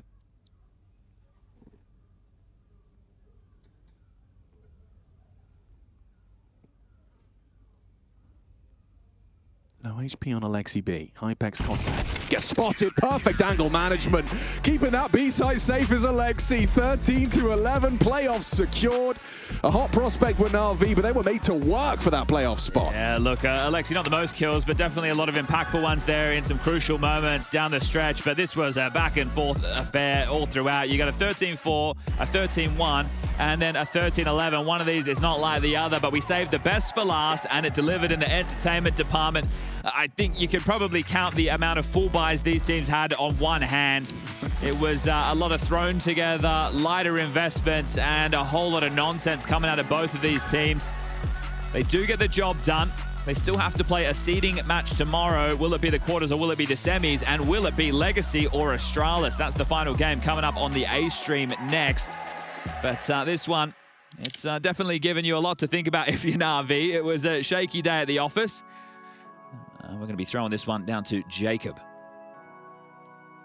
Standing here with Alexi B after what was a hard-fought victory versus GamerLegion. Are you surprised that you had to fight that much to get it over the line? No, I think that every one of us understood after Ancient that they're here to play, and we didn't, you know, this is our map, and it felt like we were not there at all. We were tilting, we were frustrated, we were just not us at all. And we saw that if they keep up this pace, Mirage is not gonna be easy. It's happened a few times where you win your opponent's map pick, you come into your own map pick in the second one, and then you don't show up. Is there anything in particular that stands out for you, or was it just a map off? I don't know, honestly. I can't give you the best answer. I just thought that after having such a good Inferno, everyone felt on the same page. We played good as a team. Going into Ancient against any team in the world, I just felt like, yeah, we're going to take it home. And then we start 1-11, so not good. Well, it happens, you know. A win is a win. At the end of the day, you book a spot in the playoff where you tomorrow will play for a spot in the semifinal. You're facing either Astralis or Legacy. You got any preference of the two?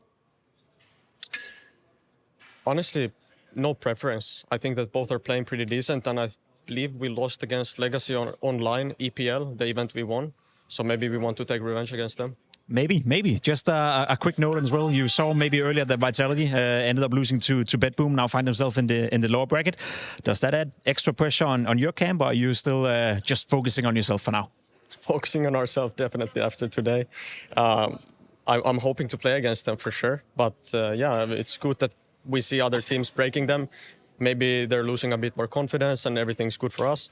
But as of right now, we just need to fix ourselves for the next game. All right, best of luck with it, Alexi B. We're heading to a break, and once we're back, it's going to be with Astralis taking on Legacy.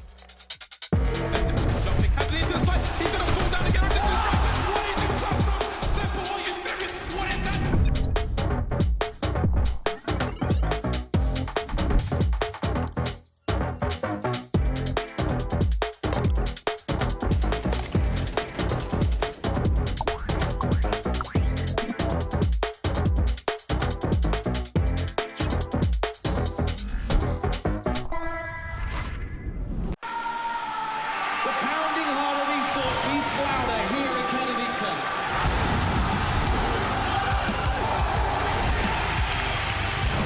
They have to double peek. He's getting his shot.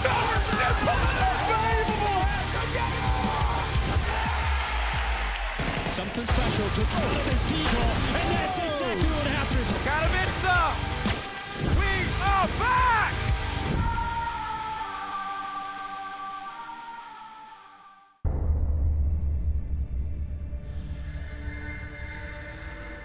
My map, Dust 2, is so beautiful when the sun is low. At nightfall, the Elo harvesters land. Their cruelty to my people is all I've known. May thy mouse whip and splatter. And a double kill. It's all onto Alexi. Peek me. He's got 19 bullets, everything he needs. No, you. Gotcha. Does he swing off the nade? Jiggle fade! Alexi Al-Gaim!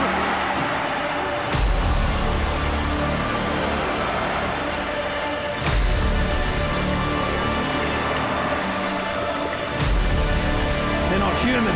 It's brutal. My desert. My Elo. My Dust 2. Oh, for fuck's sake! Can this move any fucking faster?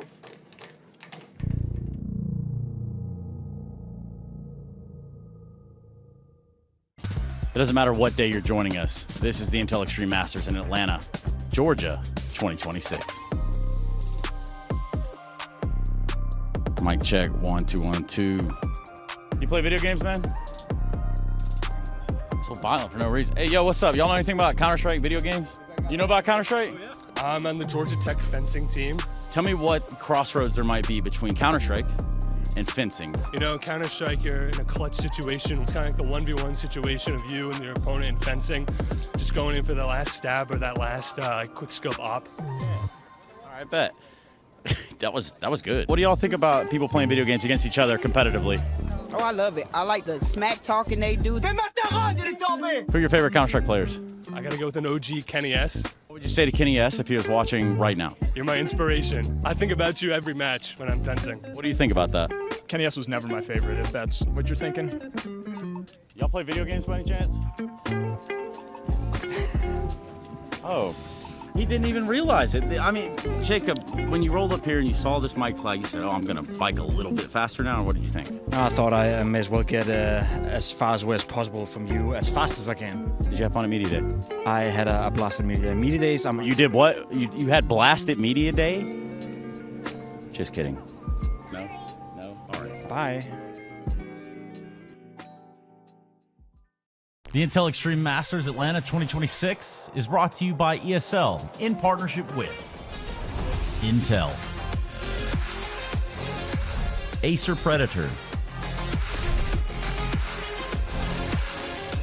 DHL, and Zoe.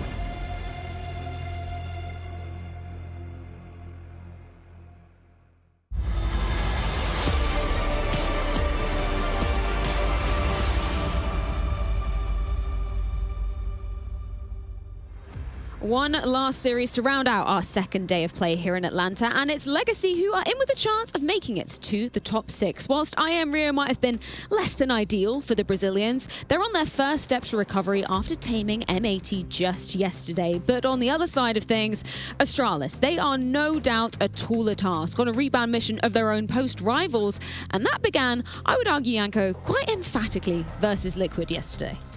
Yes, you're absolutely right, Freya. I think it's a very interesting matchup, right? You mentioned Rio for Legacy. Brazilian teams in Brazil never do all too well, do they, right? Losing to Hotto, getting eliminated by them after having a close series against Mouse was not something they were going to be too happy about. But chance for redemption here in Atlanta against an Astralis who's been improving with every tournament this year. Slipped a little bit at Rivals, but looking to bounce back.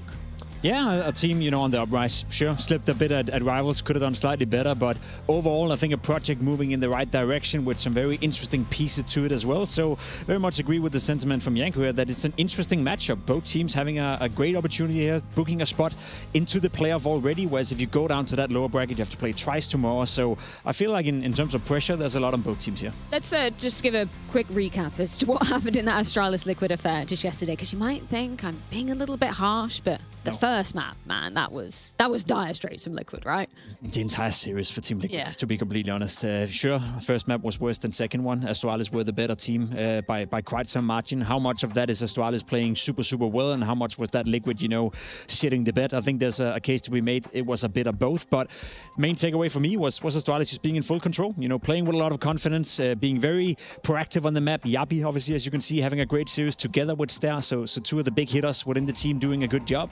Not really a lot to say outside of well done to Astralis, whereas I'm curious to see if they face a proper team today in Legacy, how well they're going to deal with that pressure.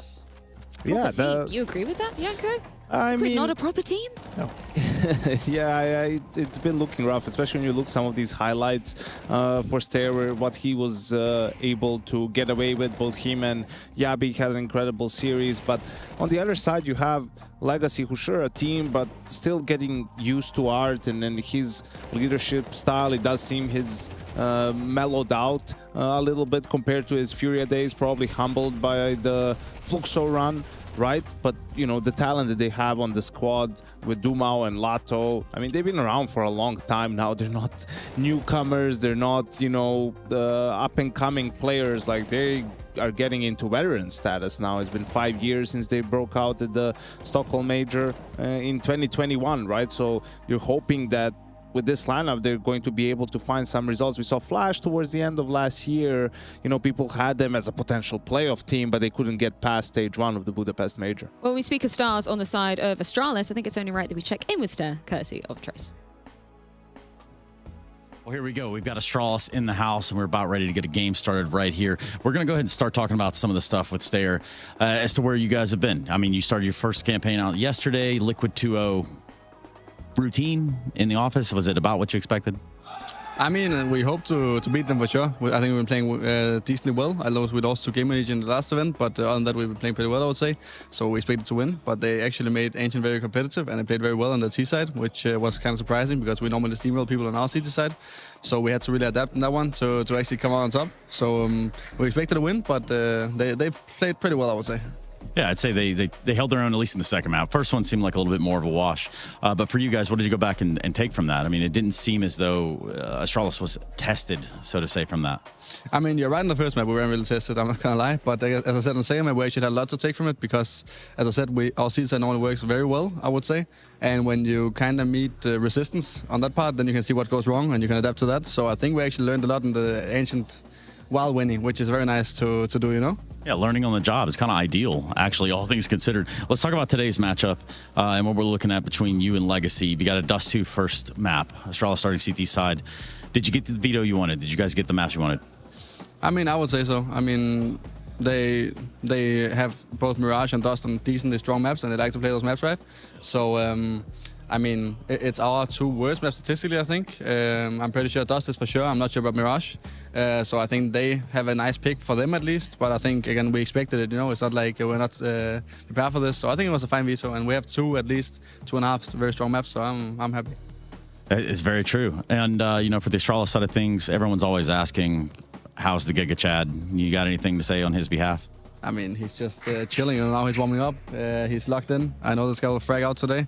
He'll most likely carry us. Yeah, he got some personal vendetta against, beating Brazilians, I believe so. So he will smash them, I believe. He's an interesting cat, nonetheless. Thank you very much for your time. Of course.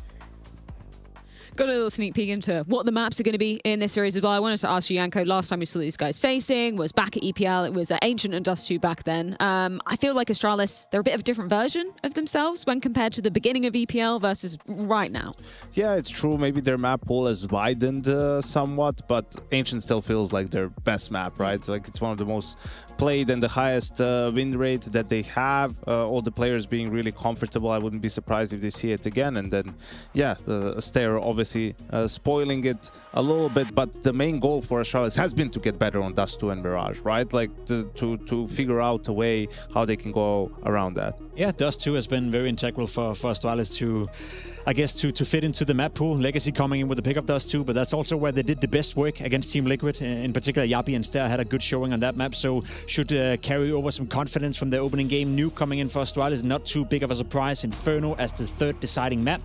The main takeaway for me, you know, from Trey speaking to Stair is just the confidence that he's speaking with. It made me think, you know, when was the last time I heard that amount of confidence coming out from Astralis player? You know, yeah, we expected to win and we wanted to win that game, and he was a bit surprised that they were able to apply pressure on a map like Ancient when we normally steamroll people. It's a new look for Astralis. It's been very dire for a long time, but I like the confidence coming out from Stair. It's a big curveball in the veto for Legacy to veto Ancient, right? And not Overpass, because it's been Overpass and Anubis for them, and then to see Astralis not pick Overpass with it being there. I mean, it's been a map that they pick in series. I think they were just caught off guard completely, that they didn't want to pick it with no prep, and instead went with, you know, maps that they maybe felt were going to be the decider. Does that mean you feel like one of these two teams has come out on top? I think Legacy definitely came out on top in the veto, right? Like getting to veto Astralis' best map and then not get punished for the map that they've been banning lately, right? As I said, between Overpass and Anubis. So yeah, that gives them a much better chance in the series. Well, they might have come out on top in the veto, but let's see if that can be translated into a W. A spot at the playoffs on the line here in Atlanta. It's going down with Chad and Alex.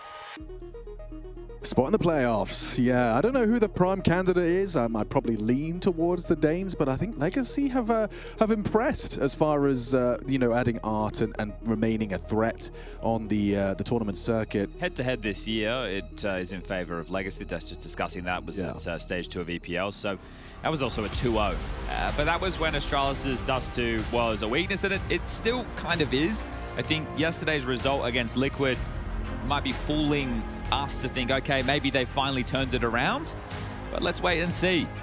Dumas also took to an interview with HLTV talking about how they're trying to find a balance with you know, Art's crazy moves and what the rest of them like to get up to, and that's going to take some time. Lots of conversations need to be had, as it should be a B pop. All 5 members in the upper tunnels. Ryu with a smoke to block. Hooksy with a presumably he blocks shallow, right? Like he's going to want it to, be sufficient to block, especially with FaZe's first headshot and now a combo meal, the double nade. How has that happened? How has that transpired? FaZe and Hooksy in combination. Well, not fun for Lato. But that right there, I like that pistol a lot, right? There didn't. Oh, I was gonna say should be going down in a second. Gets a chance now. All right, he's on. All right. Love the little manipulation there. Forced stare or mind controlled him to go clear into the crosshair. Another smoke, so there's still time to wait this out. Doesn't need to get stuck in immediately. Can just take his time, allow it to fade. Yeah, make a couple of steps, make them consider the fact that you could be coming out in the mid to B. Oh, he's just going for it. Okay. Ryu.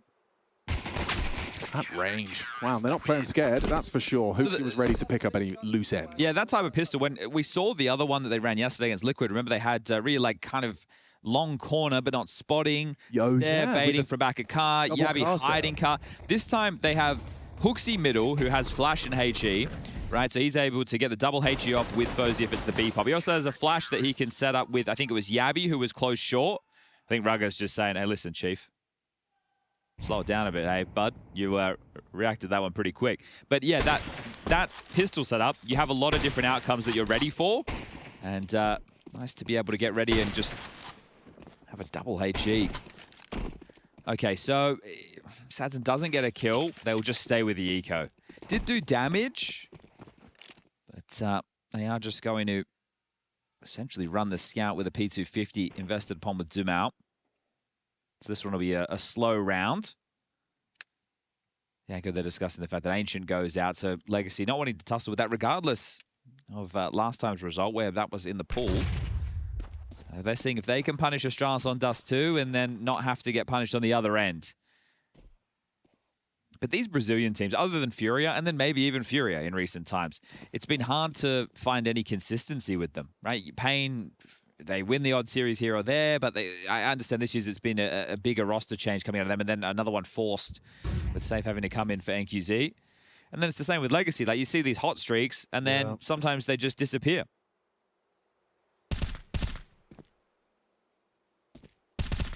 That's a nice headshot. So the main threat neutralized. Stairs caught the scout. And Lato will pick it up and put it to good use. Overcooked the pooch here. FaZe's He's low. tucked on Goose, though. And he's got Hooksy in support. And he gets a completely overlogged. Nissim assumed it was clear. That was an assumption that costs him. No plant, and a Glock to the back of the head as Hooksy on high alert pivots into it and gets himself 3 kills for that kill total. Okay, so Sadza can just buy a scout again, and everyone else can upgrade into the AKs. Immediately looking at the homework. We'll see what everyone's looking at the notes. Wow, what a selfless IGL. Art will drop the AK, and Art requests a MAC 10. Is he selfless, or does he just want to make sure he can get stuck in real quick? You know, I can move quicker with this one. He does have a preference. Oh, they're trying to stop the long doors smoke here. Well, that's nerdy. So they're going all in. Mission accomplished. You get your vision.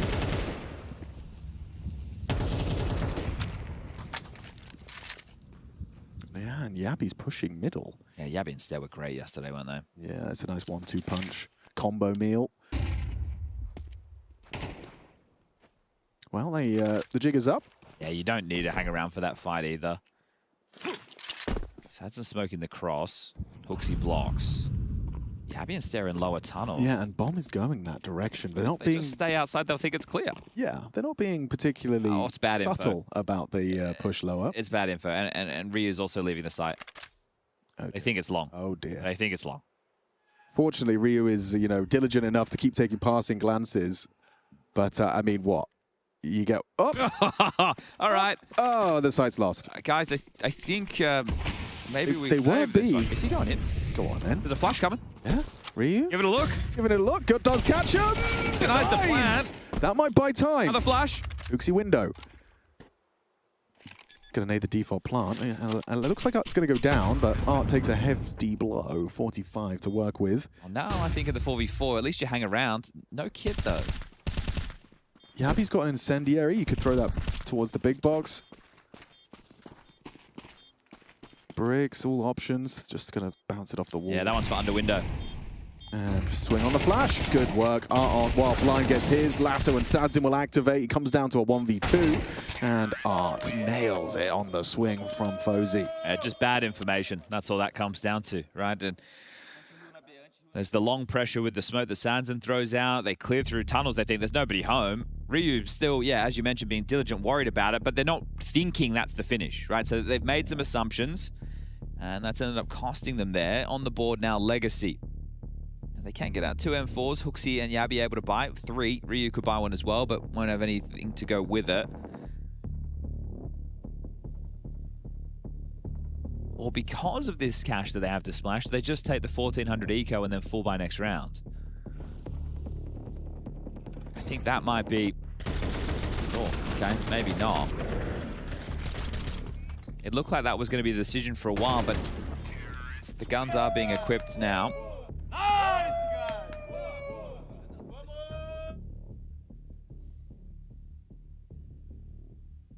Quite an equal buy as things are considered. An extra rifle for Legacy. It is just a little bit weird though, right? Ryu is a B anchor. Oh, he's not star, he's in lower tunnels. Okay, well that's one way to get the action early. They're just in, all in, all in. Pushing. They're just pushing and everyone's not looking.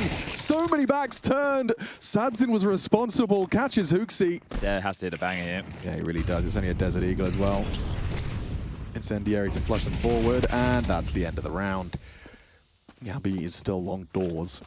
Okay, because I'm sitting and looking at the way that they distributed the weapons, and I'm going, if Hooksie's anchoring long, he can work with just a 5-7 or something. You know, you want Yabi, FaZe, and Stare to be the men with the rifles, and then your Ryus and your Hooksies of the world could operate with something less. So they decided to take the fight to them, but this will just cost them.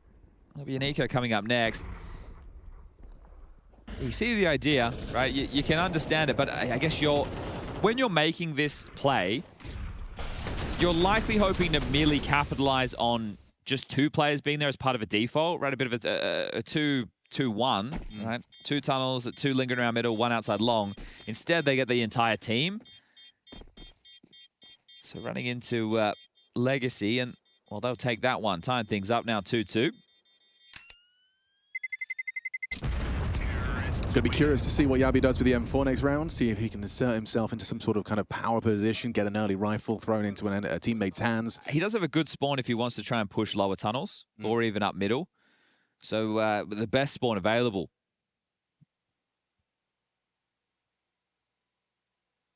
But considering they've already felt quite aggressive, do they want to tone it down? This wouldn't, in my opinion, this wouldn't be the time to do that. Just safely crossing B.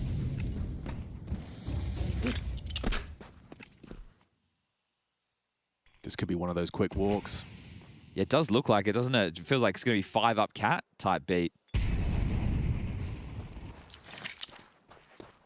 Yeah, they're not messing around. Nice couple of flashbangs gets you up. And they're going to hear the steps, right? This faster scaling. This will just be about damage. Can you take anybody with you? Can you save an AK? Can Yabi hold on to the M4?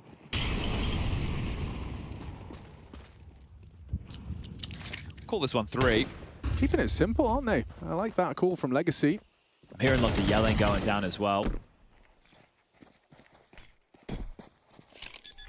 The Sinners versus Passion UA series. It's for elimination. It's on the B stream. Also part of Group B. It's lower bracket round 1. That one is going to go the distance. So Overpass, the third and deciding map, will be required. You guys can go check that one out as cleaning house our Legacy. It's just the man who saved the rifle looking to do the same again. Yabi over towards B. The bomb over halfway gone at this point. They don't, I think in these early stages, you don't need to hunt, right? You're not, you know, they're buying into the next, right? It's not like they're saving this and it's like, oh, there's a bogey gun on the eco. You know that there will be the rifles coming in, and you want to establish your economy early as well. So they'll do that. They'll keep all 5 alive.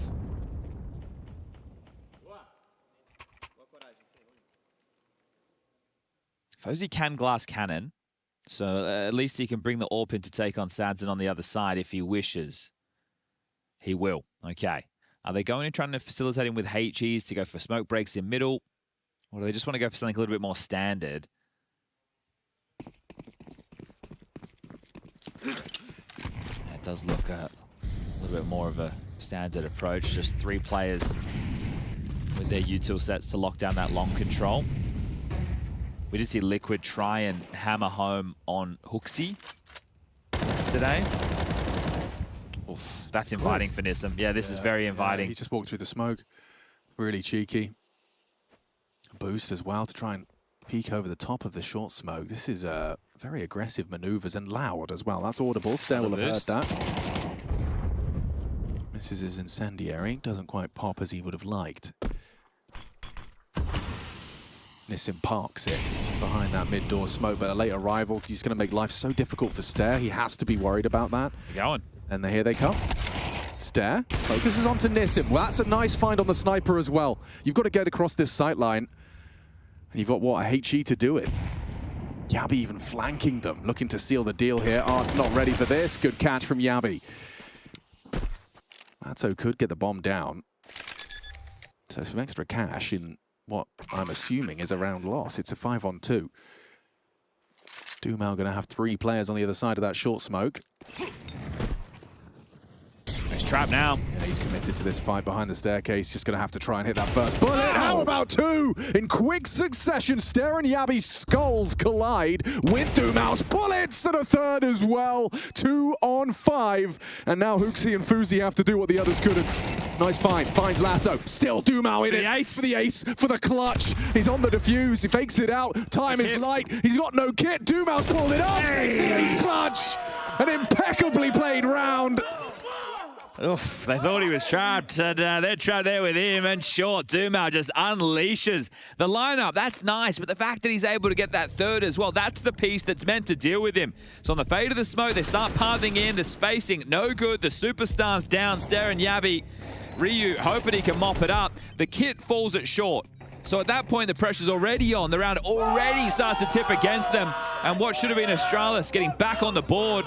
There's now an extension of the lead, 4 straight for Legacy. And I don't care what you say sitting in your armchair at home, he's allowed to shout as loud as he wants after that one. That's nice.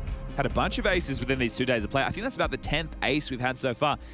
This is one of those things that I keep track of in the events, because some you have very little. Here it feels like we're getting the floodgates opening. Ooh, that one is going to really affect the atmosphere. Yeah, because you're just down to another partial investment, as we can see. At least they have the loss bonus maxed out going into the next, so they can get that juicy full buy, but you felt like you'd done all the hard work. Tough round to lose if you're Astralis. Great round to win if you're Legacy.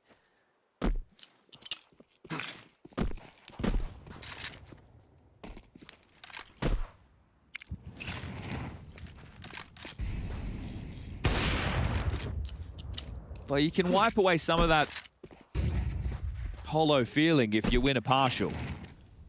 A whole lot easier said than done. Yeah, I love this, right? The fact that they're just going to get this long control. As soon as you get Sadson in pit or platform, at this point, your biggest concern is as you're scaling up behind your cross smoke is them catching a timing with a flash. But well, they're only going to have 1 flash left on FaZe, and they're already scaling.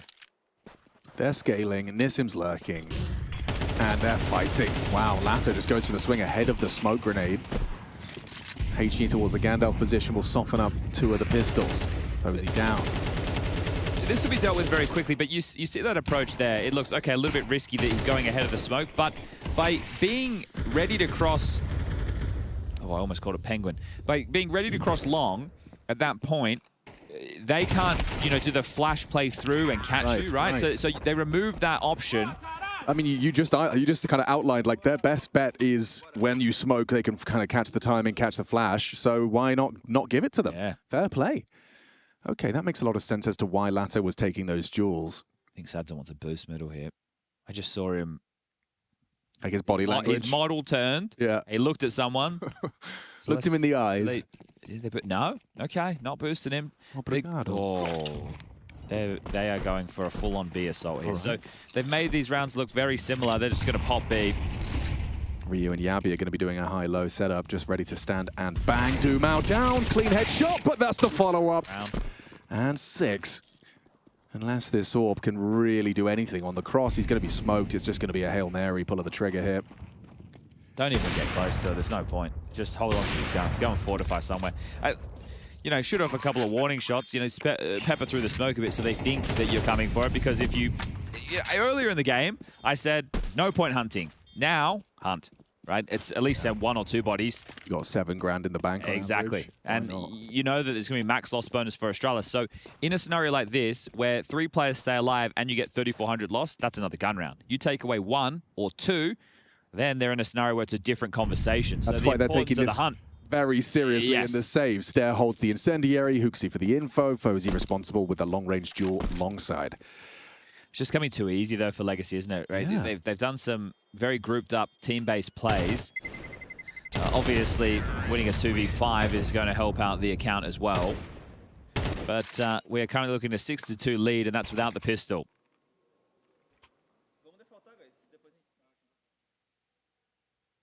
Some long spawns if they wanted to use them. Well, they have a long spawn if they want to use it. It's not even one of the best. So I'd take that back and I'll pretend I didn't even say it.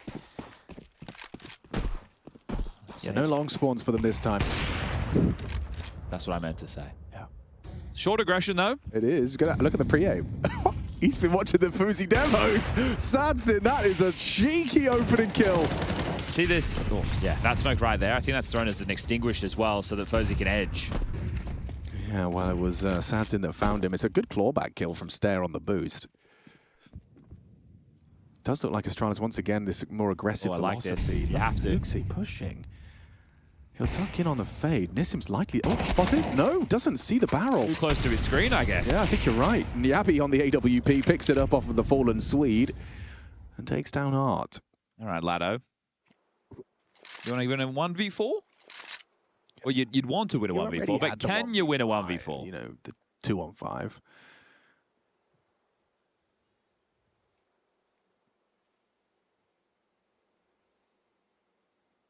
he was the passenger in that one. Dumar did all the heavy lifting. Exactly. He was alive. He got to. He was there to help a little bit. But now he's got to try and Moral one-tap support. an AWP, and he's not going to be ready for that. Yabi leaves with 3 kills. Astralis leave with a 3rd round. Well, that's nice, right? You get pipped to the post there if you're FaZe, but your teammates are able to pull it together. So there you go. Double orbs right now. So Yabi wielding one, FaZe the other. We saw this against Liquid. Crazy. That's the first time they've done that, and it's the first time FaZe's tried that. Well, still a chance to make this a much closer half.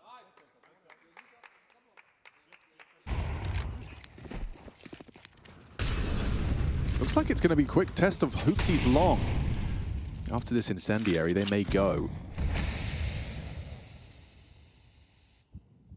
Okay, they're going to be real naughty. They're going to boost over the smoke, I think, so if Hooksy wants to play close. Oh, yeah, look at that angle. Oh, wow, never mind about over the smoke. Hooksy! Oh, he goes wide enough. Still down to Lato, though. That is a cheeky way to manufacture an opening. And it's so premeditated, they went straight into it. They went straight into that. It leads to an opening kill. What more could you ask for? Oh, that is actually disgusting. Really cool. Really, really cool. Okay, so you not only got the advantage, now the CTs are the ones that have to make the move. Nissim's playing it by the book. Just hoping to catch just anyone look at the jumping camera. up. It's no surprise he didn't see Hooksy last round. Like look at wow. look at it. I know he's close, but it just looks. I know there's a lot of them that do it. Brazilian Yakinda. It's a lot. It is too much. Like he can see each individual pixel from there. I don't understand how they're able to be so good doing that. Right? Like I know there's a lot of players that do it, and obviously it pays off. But you just can't see your whole screen. No wonder he didn't catch him on the screen. Alex, there's only 20 seconds left. Yeah, it could get weird, especially with Art trying to solo cross long with the bomb. With the bomb. There's only 20 seconds. Bomb, and that's round. That has to be round. 15 seconds. Okay, what happened? That's an overcook. That's a massive overcook. They started off with a really cool idea. You get the kill you wanted, and it just disintegrates slowly. Just sat around sitting on their hands for the rest of the round, getting too tricky with it. Okay. That's the gift back after losing the 2v5, yes. I think. I'm seeing ghosts, I think.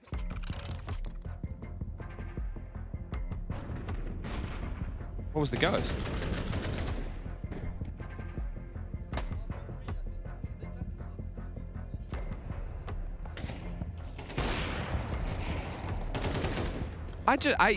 I'm sitting here talking about Nissim and the screen, thinking they're going to be able to piece this round together like a piece of cake, because you're up against double orbs, you've got the space, and then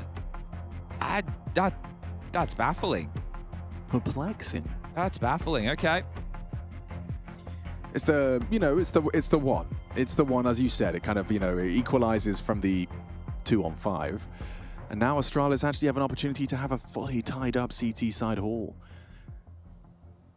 I wonder what was it? Wow. We'll have to kind of that would be. I wish back. I spoke Portuguese. I could hear the comms in that round just to understand what was said. Well, here they are, scurrying suicide. Yeah, look, if everything you have is cheese, you're a cheese salesman. Oh, look at the cheese market. Look at this. It's just a contact walk. Okay, Stair is going to have at least a sight line. They're not going to be able to contact walk all the way. But there's 4 players. They're not in a default. They're just ready to explode. Okay, and then he sees a smoke. He throws a HG and doesn't get the kill. He's so desperately sought after. Dumao's found Ryu. Yabi got an awful lot of work to do, and they're catching him through the corner of the box there. That was a nice find. Pressure was applied.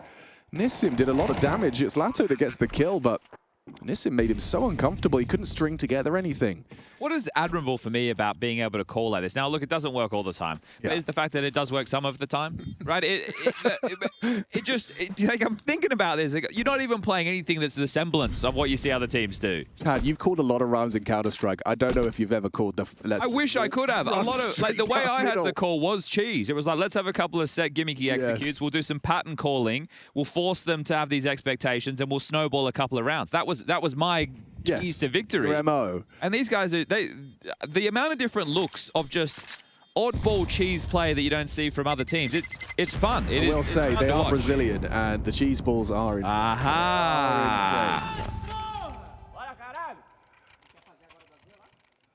But it is cool to see, you know, kind of a team that's calling and strategies diverge from the norm to such an extent. Yeah, for sure. They've got the different, you know, the unique flavor. It's as an entertainment, as something you've got on the television. It does lead to certainly plenty of that. And they've got individuals who can have extremely high output. Oh yeah. Okay, so mid-door molly, so they can't go lower. Enables Sadzin to very quickly go and assemble onto the pre-aim short for the boost. Yeah, just full confidence in the fact that no one's going to brave the flames. And Dumal gets really... Look at the map control you've earned. Oh, and Fuzi's quite committed to this. Flash. Yeah, blind doesn't... You know, you need to at least feign footsteps and pressure like Dumal does there, but you don't need to follow through. You just want to bait out the nades. They've been able to do that very successfully. Surprised to see Yabi also staying with the double AWP setup. Wow, it forces so many grenades. And there's plenty more at CT spawn. You can see Star scooping up a couple of extras. Okay, well, are they going to overcook again? They've got a minute.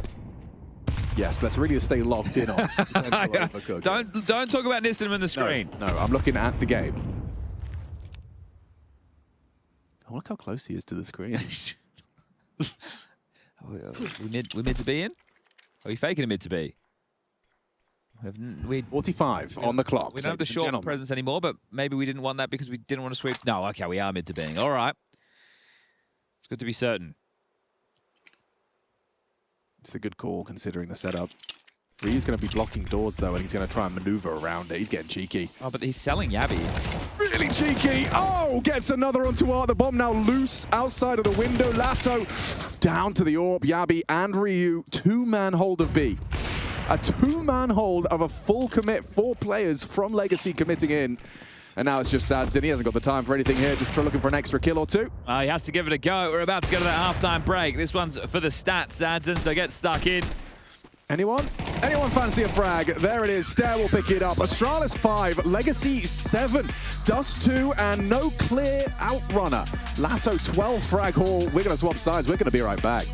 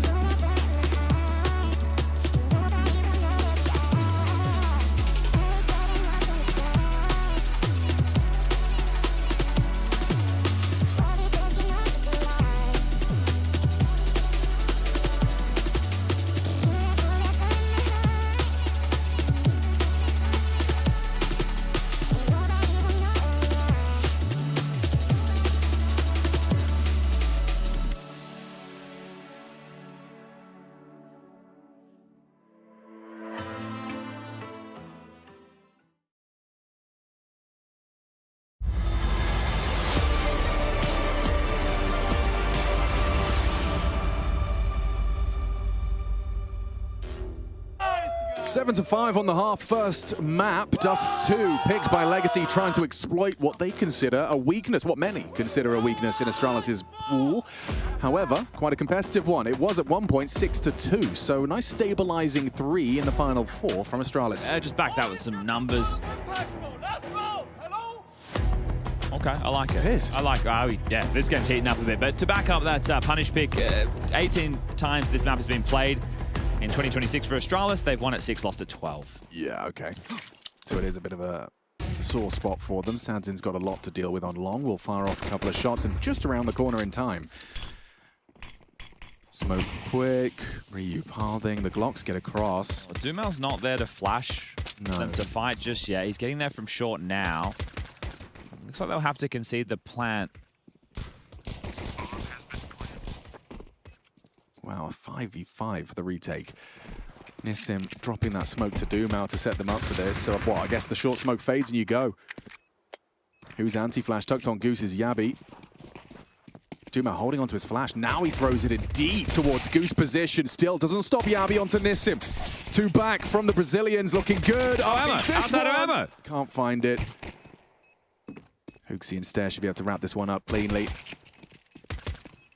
No way, mate. You can do whatever you want with that bomb. This one is going in the favor of Astralis. Nice shot. All right, he's going to get out of there with 3 kills and the Kevlar.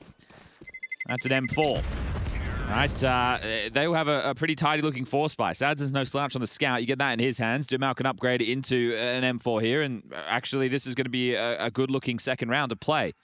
Oh, he dropped the M4. Does he not want it? Oh, he's given the M4 to Sadzin, who's gone with head armor here. So I don't know how Art ran out of ammo so quickly, but he didn't have any mags left. That was the problem. Like, as soon as he shot that last bullet, when I said out of ammo, I really meant out of ammo. Oh, wow.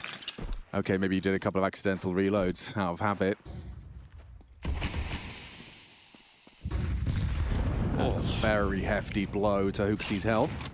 This is another one of those themes we saw from Astralis yesterday. The Xbox and mid-door smoke. Like, don't play through this, boys. Don't play through this. They will. Flash is there, and 2 were there. Hooksy spots the shoulders. Easy pickings. Easy pickings. He was softened up as well.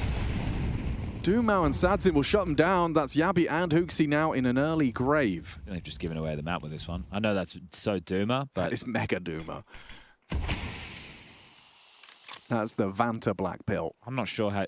Oh, okay. You're out. Dumal down. Plant, likely. Sadzin, though, you could play around this smoke. Stare's going to hold it. He's responsible. Refocus short side. Art, Nissim, and Lato all piping up the short side.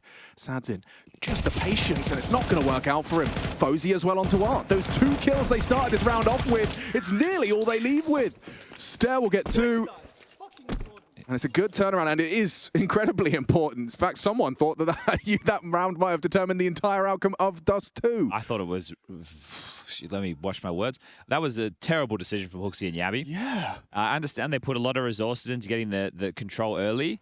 Who was the first player, not this skirmish, to path out short? I feel like Stare took control of this situation, right? Because the smoke was there and they just went. Yeah. And you had to take a gamble in that situation. The fact that they know that Sadzin's ramp with the M4, he doesn't want to pick on his own. So they isolate that CT fight. That was brilliant understanding of those rotations in. That is a hugely important round. But look at Art, mag 7. Oh. Nice play. Yeah. Little underhand job. He catches Dumal playing anti. Oh, they've run the same round. Hooksy and Yabi get up count this time without any issues. Oh, and a little bit of info now. It's been spotted out by Lato towards the ramp side. Art's mag 7 is... I mean, what's he supposed to do? Look at the way FaZe's holding him. So this is what I imagine when Dumal is talking about, you know, mixing what Art wants to do with his moves and craziness with what the rest of the team likes to do. Because with this type of investment that he's gone for, the reality of him actually being in the right place, think about the options, right? It's pretty limited. But if it does work, you know, then it's wow. It's $900 a pump. Exactly. So if he can get himself on elevator right now, this does actually start to become a little bit more interesting. Yeah, this is great, right? If he stays at this elevation, could get away with a jump mag 7 and away, maybe even hang around for some more. Hooksy's just going to walk. Yabi clearing the closed door, supported by the rifles. There it is. Does hit the jumping mag 7. So very quickly, understandably, Astralis are going to run in the opposite direction. He should just try and grab that rifle and hold on to it. Nothing really else for Art to do.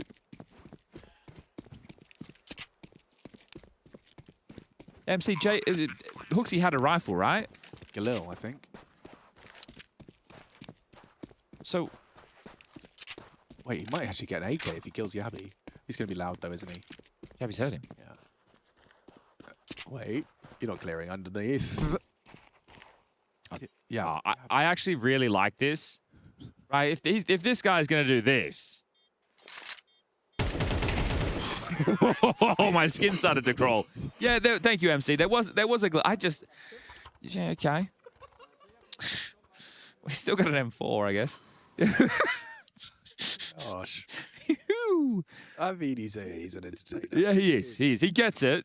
People are watching for fun.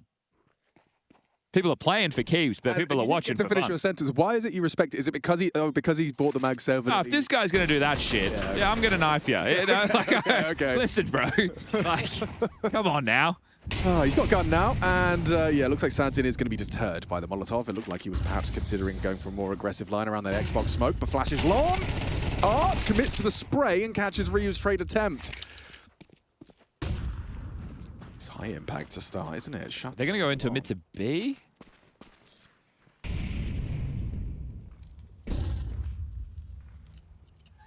Santin perfectly positioned, just nails it. Trade from Fuzi's clean. It's only Nissim on B. Ooh, a chance onto Lato gets him low. Yeah, that only would have mattered if FaZe and Yabi were able to turn their attention to that site. Now it's just the one man, the Yabster. He should die from Art, who's found himself in suicide right now, so they've made sure to cut him off at the pass. And I'm critiquing Art's antics. He's had enough money to get an M4 and lock down long on his own. So, good job from the in-game leader as that'll be that. Oh, Art gets it from top mid. Good round from Art. Well, the money a little bit all over the place for Astralis. Do you want to take a timeout? Wouldn't be a bad time to have that chat. I think it'd be a really good time to have that chat, especially with what I'm starting to see take shape in the buy department. Oh, they're not going to take the timeout. Okay, well, Ryu had enough money. He's bought an AWP and given that to FaZe. That's probably Rugger's reaction to the double kill from Art. Yeah, you have to get the trade in there, don't you? Do. Ooh. Santin looking for his rival. I hate this. I hate this buy. It's not that it's not that I hate that they invested. I hate with what they invested, because now if you're going to do a B pop, if you don't actually get into the site, what's FaZe going to do? Save? It could have been 2 rifles instead. Right? Yeah, I see your logic. It's sound. I could get his dust too, and you want to work the AWP, but if you want to work the AWP, you need to take map control, right? You want to get your short space. You see if you can pipe him out mid to B. If Nissim's playing like a jiggle smoke defense, though, that's an AWP shot you can hit. Yeah, but look at Dumao. Yeah. Right, they have 3B.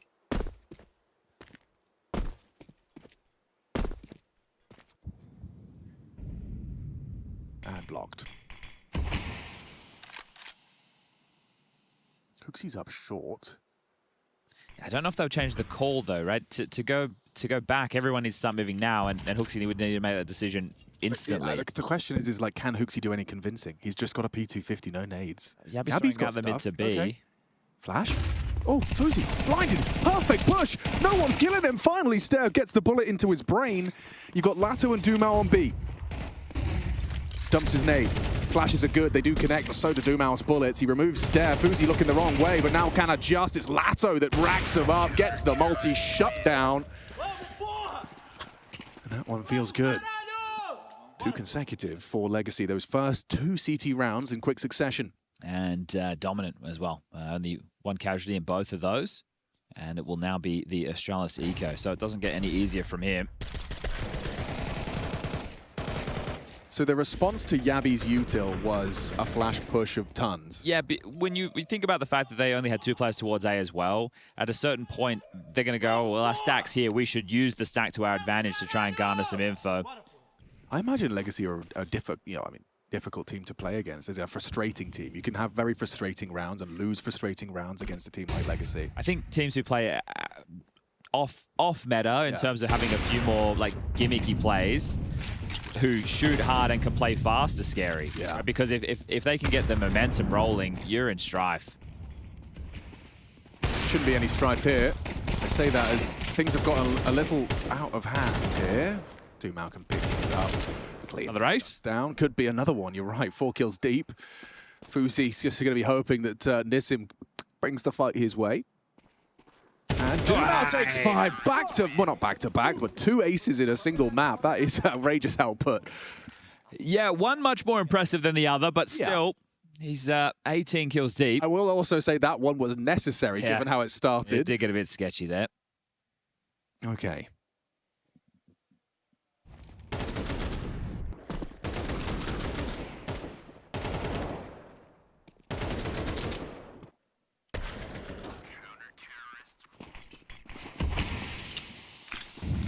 Sad don't want to push, he does. FaZe stopped jump spotting for suicide as well. I don't, like, they can call this a possibility because of the CT smoke. Yeah, I think Stair stopped at his tracks when he heard that smoke plume. So you need a molly from somebody back cat to try and flush this. Yabby could do it. Oh, he's out. It's not going to matter anyway. Still going to throw it in. Using valuable resources, Sadson. Oh, still gets the opening. Sound reposition from Sadson's sniper. It's what you want from your AWPer, to be really jarring. I know it comes with a lot of risk, but yeah, look at that in the pit. Does 2 T side when you're up against an AWPer who's so dynamic. I feel like Hooksy's giving away a few openers. Let me take a look. Looks like it's going to be a real cut and dry. Just finish A. Ryu actually going to go first. He slipped the gap. Sadson's definitely not going to be ready for this. He does round the corner. He misses his shot. Artwhite's die to Ryu as well. He's cut the rotations at least. Doomau, Sadson, and RR here. Stair has vision. They're like swinging up the ramp, and oh, they line up for Art's M4. Trigger discipline from Ryu. Needs the second onto Lato, but overlooks the position. Caught with his back turned. A nice shot from Yabby, but he'd need to hit 2 more of those. And he is 1 bullet from death. With only 18 seconds to close this gap and to turn the tables. Should very well be a 11th. Hard work already done. No time for this now. That's it. He's dead. He doesn't even commit to the plant. Okay. Well, it feels like they've taken control of this now. 4 straight rounds. It will be either a force or a partial out of Astralis. And, well, first it'll be a timeout. So Hooksy has been involved in 3 openers. They've all been opening deaths. It's easy to see why he would be frustrated. Doesn't even really get to play the round, getting picked apart, but very well done from Art again. A couple of really nice rounds from him in this second half. 2 kills at long to stall them out. 2 kills on A to stall them out now with that spacing. So if you don't shove, you are playing for overtime, but you can still get a decent partial buyout because next round you get the 3,400. So you can splash some cash, leave yourself about 1K. A little bit more if your name's FaZe. The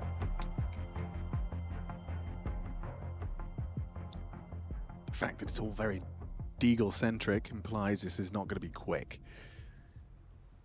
I still just return to that buy that they went for when they had the extra money on Ryu. It's easy to question it, you know, when you're watching like we are, but just with the approach they went for, it didn't feel like the one. Oh. Perfect timing on the Heichi grenade. Art's done some significant damage, unconfirmed, but he is just going to stand in the open, hoping that with his initial engagement, they Doom out multi can come on through, and there Why not 3 aces? Why not have another one? Why not 3? Because Stair has hit the shot with the scout, that's why. He's still kicking up a bit of a fuss, isn't he, Stair? He's trying his heart out right now. 15 kills for him, 14 for Yabby.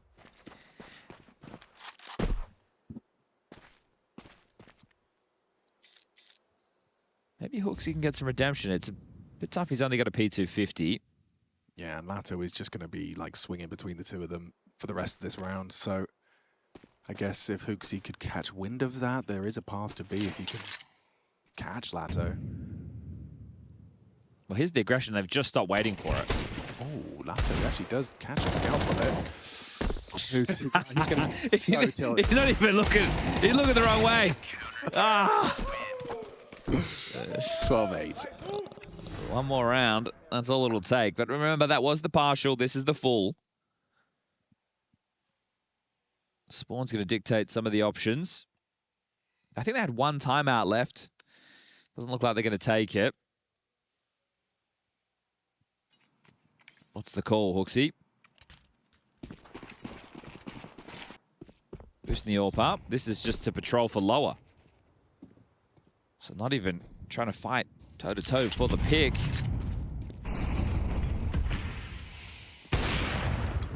What a threatening smoke it is to be throwing one deep towards suicide. Good stare, though. Yeah, this is a forward position, and Lato is not safe. Ooh, back pedal. If you make a move like that in a round like this and you don't see the landing... Could signal the end of Dust 2. Yes, indeed. Opening kill for Legacy, courtesy of the second highest fragger from Legacy. I think the crazy part is there's no, I don't mind it from Stare, right? He has a bit of a hot hand with some of the shots he's hitting, but there was nothing set up to react off the back of it if he did die, right? No trade potential, no group up ready to erupt and try to look for something elsewhere. Now you're essentially operating for over a minute with just a 4v5. So it's going to be looking to some of the others to try and bail them out of this one. And they are going to turn it into a mid-to-B split. Look at this short retooling from the CTs. They don't know it, but if they go, there's a real chance for them to at least apply pressure this mid-to-B. Yeah, it's not comfortable for Nissim around the smokes, but he's nailed the pre-aim. Catches Yabi on the edge of the smoke. Heart will activate from the short side, syncs up with Sadzin's flashbang, and it looks like this is going one way. Up until it doesn't. Chance for the plant. Oh, Hooksy, you can't be catching bullets like that. Catches a stray down to 16. You've got 20 seconds. You need to plant. Ryu was hoping he could catch it and make it a 2v2. Now that nade's going to hurt. Ryu down to the dunk. Doom outdoes him. And now Hooksy already catching a bullet. Puts him into just unrealistic territory. Sadzin, they're going to buy time for him to walk on into this one. And it will be a comfortable close. Legacy starting with a win on their pick. Dust 2 under their belt. Nuke up next. Astralis going to look to rectify and continue their pursuit of the playoffs. It's a little bit concerning, right? You're looking at a 13-8 scoreline and you've won both of the pistols and you've been able to get the conversions in there. Some odd buy choices, losing a 2v5 in the first half as well. Sure, we did see Legacy have a bit of a fumble with an odd call after an opening pick, but all in all, I love the odd stuff, right? I like the out of the box. It's given us something to keep us entertained here. But as you mentioned, it's Nuke up next, and Australia's going to have to dig deep. That wasn't it. Over to the desk. Yeah, Legacy with the leg up in this qualification series. A nice little streak to be ending things out for the Brazilians as well. I just want to pick up of what Chad said there. You know, typically when we get to see Legacy in the server, there is a bit of a out-of-the-box play coming out, and I feel like this was no exception. Yeah, you're certainly right about that one, and we saw some individual moments. Obviously, the Doom clutch, we'll get into it a little bit later, but, you know, Astralis from both pistols here as well, so they actually had, you know, the opportunity to have a really good start, but when it came to the gun rounds, you know, Legacy much more comfortable on Dust 2. Yeah, if we take a look at some of those individuals, I mean, we were talking about, of course, Dumao and Lado, kind of the ever talents, I guess, which we were branding them back at Austin prior to them halting Vitality streak, right? And I guess I was a little bit maybe concerned with the whole reshuffling of the project, them falling out of some of those VRS invites as well. But it's great to see a solid bounce back from them. Yeah, I think the problem is similar to, you know, more recently in Sunny and MIBR. Like, I think they're great players, but have never had really a team around them where they could compete at the highest level. I mean, they're just the next generation of Yuri and K-Cerato in a way, right? Which was the case with them too in Furia. Like, K-Cerato especially, an unbelievable player, but the roster was never really good enough. You know, the first trophy they won of a big tournament was once Fallen joined years and years later. So I think that's also a little bit the case with Legacy, and we saw some flashes from them last year, obviously a little bit at Austin, more so towards the second half of the year, and now they're hoping that with, you know, a veteran captain in Art, that he's potentially the missing piece to take them to the next level. What did you think, honestly, when you heard that Art was joining Legacy? I was shocked that he got the opportunity, because I don't think he has earned it, you know, on the server or with his results with Fluxo. But talking to some of the legacy guys, you know, I understood the thinking from an organizational standpoint. First of all, we all know how difficult it is to get Brazilian players, right? And then on the second hand, also thinking about the major and the players that are available. If you take that into account, there really isn't many, if any. So Art is someone who's obviously experienced playing on a tier 1 level, has captained for a long time, you know, becomes more of an option that makes sense, right? And I think if you believe that he got humbled by his experience in Fluxo, right, going from attending all events with Furia to playing, you know, local lands in Brazil and online tournaments, right, like this is a big opportunity for him as well. And it does feel like, I don't want to say he's taking it seriously. I think he would have done that regardless, but understands that he needs to change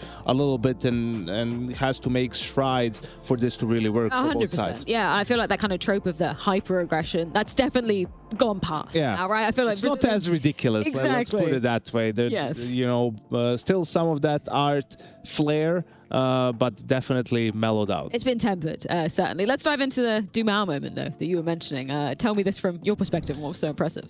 Yeah, I mean, it was crazy because you can see it's a 2v5 post plant, and even in this, there's 3 players there, right? And there's always going to be a bit of fortune on your side in these moments, right? He does a good job playing the angles and gets the lineup here, and even Ryu, he's ready for him as well. I don't know if I threw a flash or something like that, but yeah, this kill also onto Huxi, that's the one that wins him the round, because there's no time for Fuzi, and you know, they were already winning, like they won 3 rounds in a row up until this point in time, but this just has such an effect on the mental, right? Like winning a 2v5 and getting an ace, right? All your teammates are going to be hyped up for you. It just gives you so much more confidence and energy, and you could just tell it was going to be hard for Astralis to come back into the game and somehow win Dust 2 after that round. Things did get a little bit funky, as Chad was alluding to. You've got round 10 as well to make the other stream. Yeah, I was looking at it because Chad was really confused by what was going on in this round. First of all, this is a really cool boost. I don't believe I've seen this one before. Didn't necessarily net them the opening kill. In the end, it was going to be Lato, who, this is also the play, like on top, the player is supposed to surprise, but then Flash comes in, Lato gets the opening kill onto Huxi, and then they took too long to organize themselves. How do we want to end the round with having long? Seemed like they wanted to go back to short, and they were waiting for a push that didn't come, so much time has passed. They didn't have upper B control, they have no idea what's going on, so they want to sort of simulate long and buy time for this short flank to happen, but you can see the time, it's really running down. So Astralis react towards long, they're going to be able to get a kill with these flashes from Ryu. They see the bomb, and pretty much at that point in time the round is already over, right? Like they don't have enough time to pick up the bomb, and sometimes this happens, right? Like they had a round where they took long, went back to B. So now they're thinking, okay, how we've conditioned them maybe somewhat by doing that. Do we just go long? And then it's like we go short. Maybe someone should have smoked something, and then they said, oh, I don't have a smoke. So now, well, how can I go short if we don't have Xbox smoke? We don't have anyone in lower B, right? So now I have to change the call again. And this all takes 5 to 7 seconds, you know, 10 seconds for you to say something, for someone to realize I don't have it, for you to come up with something else. And unfortunately for Legacy, you know, in that 5v4, it was just a little bit too discombobulated, and Astralis capitalized. Obviously, it didn't end up amounting to all too much in terms of Legacy managing to get the W, but I'm just curious, hindsight Andy's, but what would you have done after, you know, Lado does get that kill after obviously the boost doesn't work out exactly how they planned? What would you have called if you were Art? I mean, from that point, when you don't have control anywhere else, it's okay if you want to wait for a push a little bit. Maybe in prep they saw that that's what Astralis likes to do, but then I would have just grouped with 5 players long, honestly, because once you don't have control anywhere else, leaving a lurker is pretty risky. Like you're just hoping he can outplay or get some timing. This way, you're committing your brute force that even if Astralis was doing this fight, you would get the trades and you would get the bomb down and get into a post plan. Was there anything when we look at that second half and Legacy managing to get 6 CT rounds in a row, anything particularly lacking in terms of the Astralis approach? I think it was just a couple of set rounds at the start, trying to do a long expo that doesn't work, then your buy isn't ideal because you don't have a lot of economy, and then you lose that and suddenly you're on the back foot. By the time they started playing default, Hooksy dies to an op mid, there was no smoke for anything. It just didn't look great from Astralis' side. Unfortunately, it looked like some of those games that Hooksy was talking about that happened at Rivals, so I think it's going to have to give a bit of a drubbing to his teammates in between maps, sort of try to wake them up a little bit for Nuke. Yeah, maybe breathing a bit of a sigh of relief. Nuke, obviously their pick, but there was maybe a little bit of, I guess, not confusion, but there was a few question marks about that veto. Maybe for the people that didn't tune in for the pre-show portion, can you explain what maybe you expected, what they could have picked into? Yeah, I was definitely expecting Legacy to get rid of Overpass, right? Because right now it's between Overpass and Anubis. That's their 7th map, and then they sort of play it. They leave one of the two depending on the opponent. Astralis' permaban has become Anubis, right? So they could easily veto Overpass, no Anubis, everyone's happy. And but they vetoed Ancient instead, Astralis' best map, really. And then Overpass was there for the taking, which is another map that Astralis has picked plenty of times, that they play a ton. They didn't go for it, which to me just says that they were really surprised by it being in the pool. They must have expected it to be banned, haven't prepped it at all, right? And then didn't want to risk sort of just going into the map with no prep. Yes. And went with something like Nuke, which maybe they expected to be a decider potentially, or something along those lines. Maybe if they wondered if it's going to be a pick from Legacy, but I'm sure they did some homework on that map and they trust the prep. Yeah, for sure. I like that thought process from you as well. In terms of the Nuke expectations then, what are we going to be seeing from Astralis in this one? It's tricky, right? Like they're still struggling to find consistency. Even FaZe, he talked about it in an interview a couple of months back. It's like, I'm struggling with consistency. I know when I'm on, I can be one of the best, right? And he didn't have a good Dust 2. So if he can turn it around and they can put on a better fight, but Legacy seems locked in. I think they can close it out here. Well, if Astralis do indeed want to rebound, they have to do it now. Their map pick of Nuke lays in wait if they want any hope of turning the tides in this series and potentially locking in the spot in the playoffs already of the Intel Extreme Masters Atlanta 2026.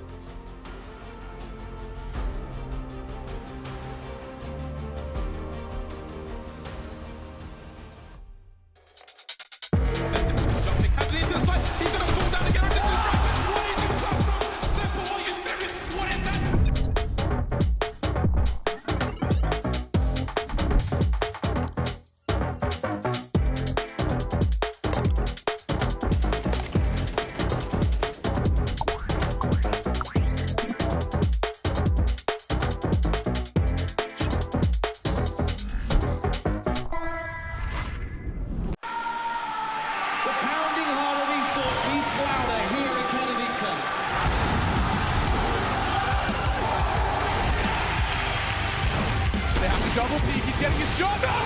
Unbelievable! Something special to throw up his decoy, and that's exactly what happens. Katowice, we are back!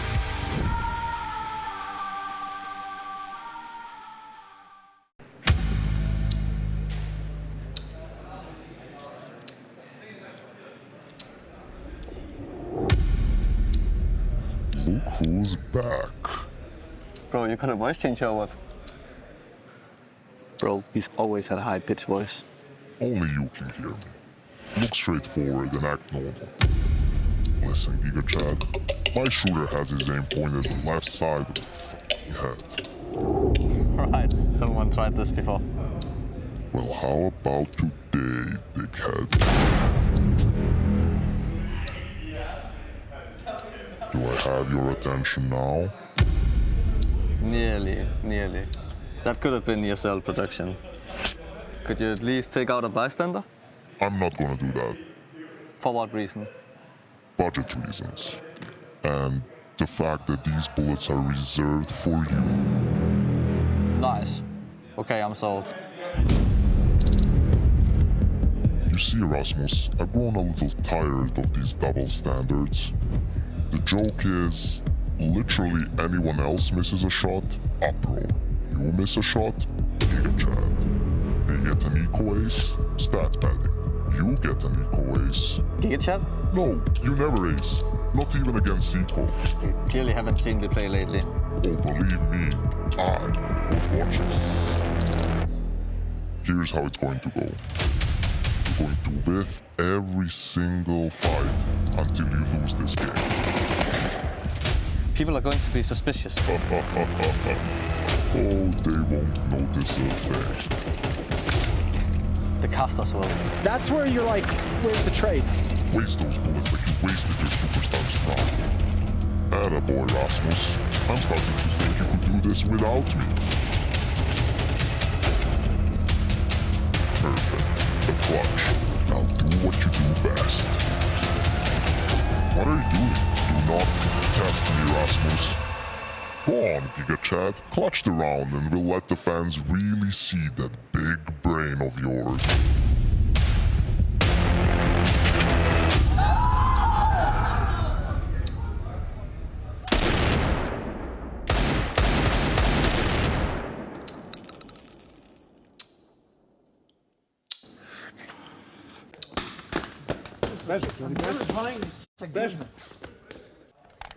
Down on the ground, it's nothing major.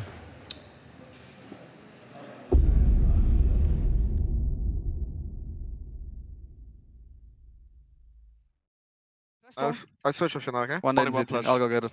They boost long. Okay. I smoke mid. Out long. I smoke mid, you can rotate, guys. Out long 3, Yeah. I think. Flashing. And they flashed as well. There's 3. And And Lurker is alive, guys. I'm Okay? running short. Just play like you usually would. Just smoke, Love. Smoke and leave. And then you play center map, guys. Yeah. Okay? Yes, I can flash close mid. I have top mid right now. Break it now and then be ready for flash. Yeah. See? Flash twice, flash twice. Flash one to the right. Flash one more to the left. Flash one more. One short. Dead. Nice. One more, then short. Pit one. One short, one short, one short. Short and pit, just kill short. Nice. Last pit. I have Bomb is cross long. soon. The smoke will fade soon. Then No time. Sound. Off short, yeah? Short, we go, yeah. Nice, Rasmus. Good fucking comms, bro. Okay. Out, many. I'm running, hold short. Doors bomb. Flashing out, TT. One more. I'm blind. Flashing low. Good. Indoor smoke, Jacob. I play him. Okay. Xbox dead. Maybe holding mid cross, we don't know. I think so. Yeah, I have dark at least. He's top mid holding long push. Like hold low, I pick at you. Holy shit, that's a lot of impact, bro! Last round! Hello? Just hold over. Yeah, man.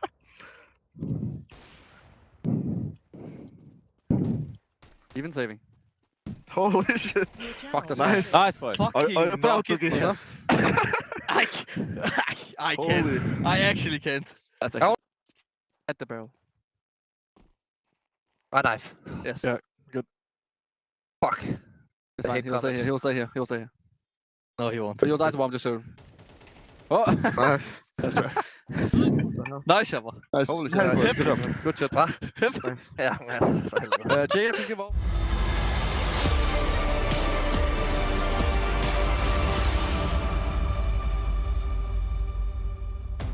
Back in business, the Intel Extreme Masters. Dust 2 was a lot of fun. You could hear some giggles. Of course, Astralis not laughing at the end of Dust 2 because Legacy stole it away from them, but that was Legacy's pick. We're heading over to Astralis' turf of Nuke. I'm glad they shared my sentiment. When you have me put out the knife, I'm knifing him, good. Good. I was like, yeah, okay. But I think frustrations might be Astralis' undoing against Legacy. The fact that they play this style that's out of the box and it can get under your skin, I think that's exactly where not only the veto, but the gameplay has pushed at least the Danish core. They need to try and shake that off and bounce back. It's the T-start of their map choice, but you're not going to be given the good graces of all the space that another team, right? You're going to see a lot of lobby pushes. Art's going to be doing all this madness. It's not going to stop. And if you expect it to, well, that could be where this all goes wrong. Yeah, underestimate Legacy at your own peril. This is a team not to be trifled with, and on Nuke, no less. I think the other factor is, let's say you assume that they're going to be aggressive, so you tailor your gameplay to like wait for pushes, and then they don't push. Yeah, right. Especially after you've kind of conditioned them for a whole map. Doomau's just gone aggressive, actually. No worries, shuts them down, trying to run through the main smoke, and he receives them comfortably. Ryu's kept the round alive. Gets Nizim ramp. Doomau knows Hooksy's trapped with a bomb, so surely he's a dead man. Oh, closes the door and dips. Come on, Hooksy, this is your moment. He could win this with a smoke as well, but Doomau's going to beat him to down B. In the open. Yeah, in his blind spot. Doomau doesn't really have the perfect weapon for a quick tap to the head, so he is running and gunning with his dual Berettas. There's such a slim chance here. The fact it is just Lato. The around the world. Has him back up the vent in time. Oh, does hit the headshot. Sadsin is vulnerable. Now down the vent. Yeah, now. No. Oh, he's dead. NT. And then that starts grinding you down. You're just going to hear that 13 times. I think that was...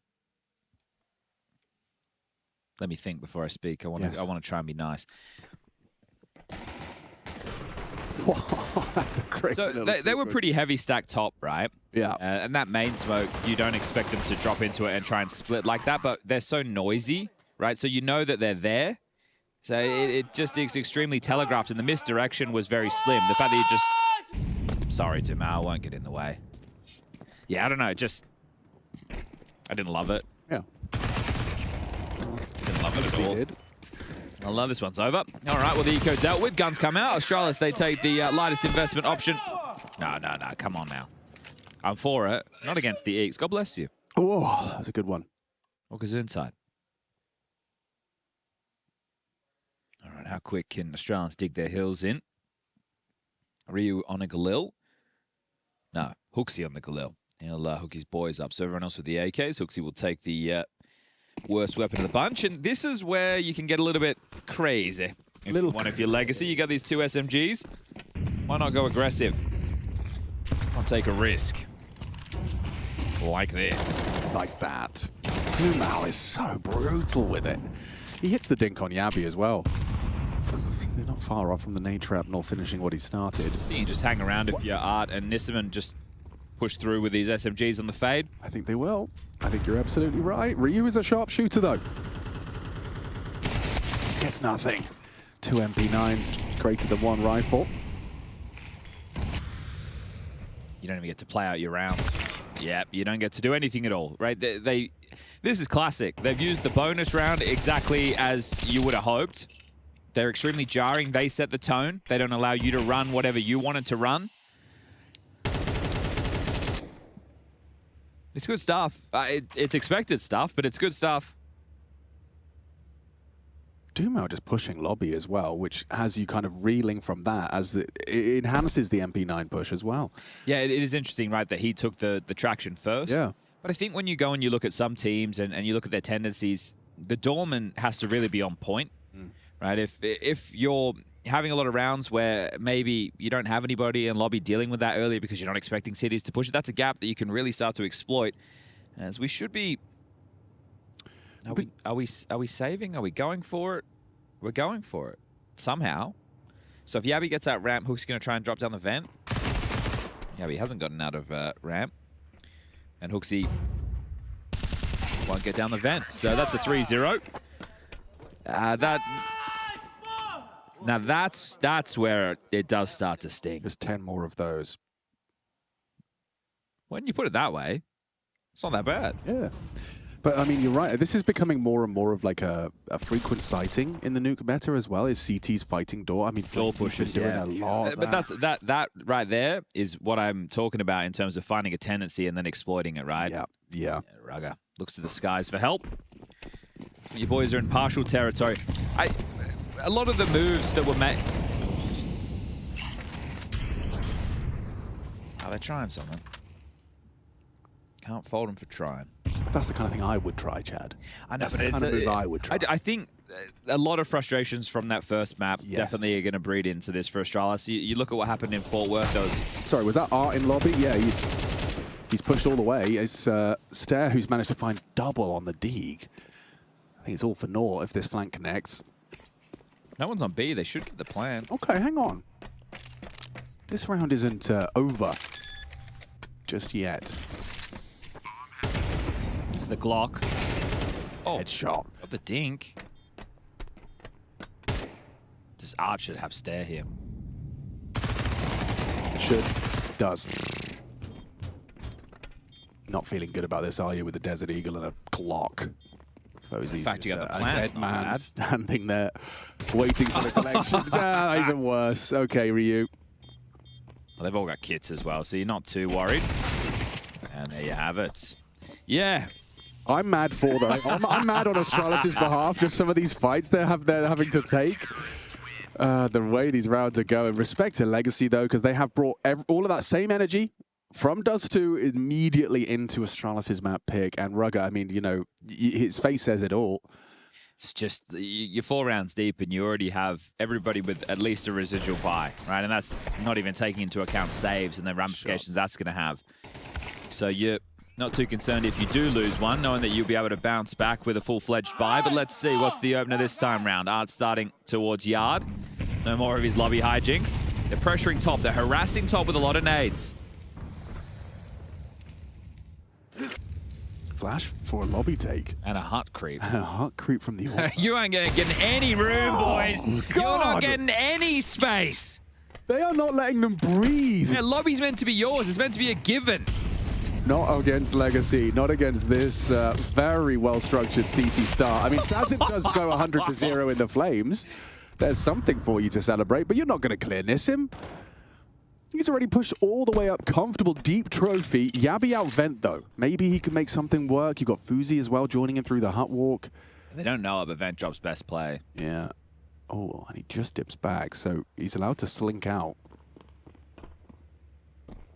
Art's going to go and address that, or is he going to push? Okay, yes, so making sure. But they hear the plant on A. FaZe and Yabi, this one will mean a lot. This would be huge, just to get the ball rolling, right? Get a start. Peeking into Nissim. Oh my goodness, he could die to the nade here. Does he round the corner in time? Sweet, jeez. He's down to 1 HP. Oh, and Fuzi's gone. Dumal finishes him off. Yabi can win this. Oh, it's 2 of them, both with kits. Dumal low. Art to provide the covering fire. Oh, it's go. No, he's the one that's going to try and bait him out. Art and Dumal combine. Desks are being slapped. Yabi feels like he could have won that one, and he's not wrong. They kind of lined up for his spray. Legacy 5, Astralis still not able to break the goose egg. And yet to find an opening kill as well, so that's a bit tough. Dumal 3-0 in that department, and Art and Sadzin shipping in for one of their own. This is great from him. I don't think he knows he's in the flames for a big portion of this because of the flash, but the fact he gets another one before he goes down there, that's brilliant. That's crazy. Just as his vision comes back, he realizes it's a bit of a lost cause.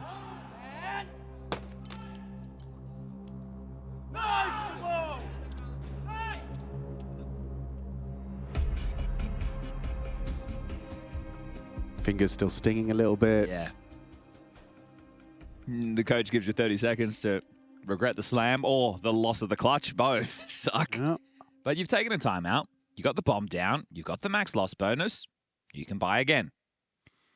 They're pushing ramp. They're pushing hut with the orb. They're really essentially forcing your hand to yard. I wouldn't be surprised now to see a yard control setup. Right, pushing towards red, pushing under silo, being aggressive outside.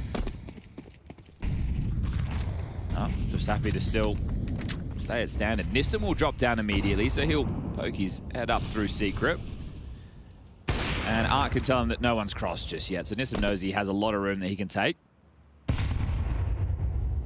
Also having to consider the vent drop there as well was Nissim.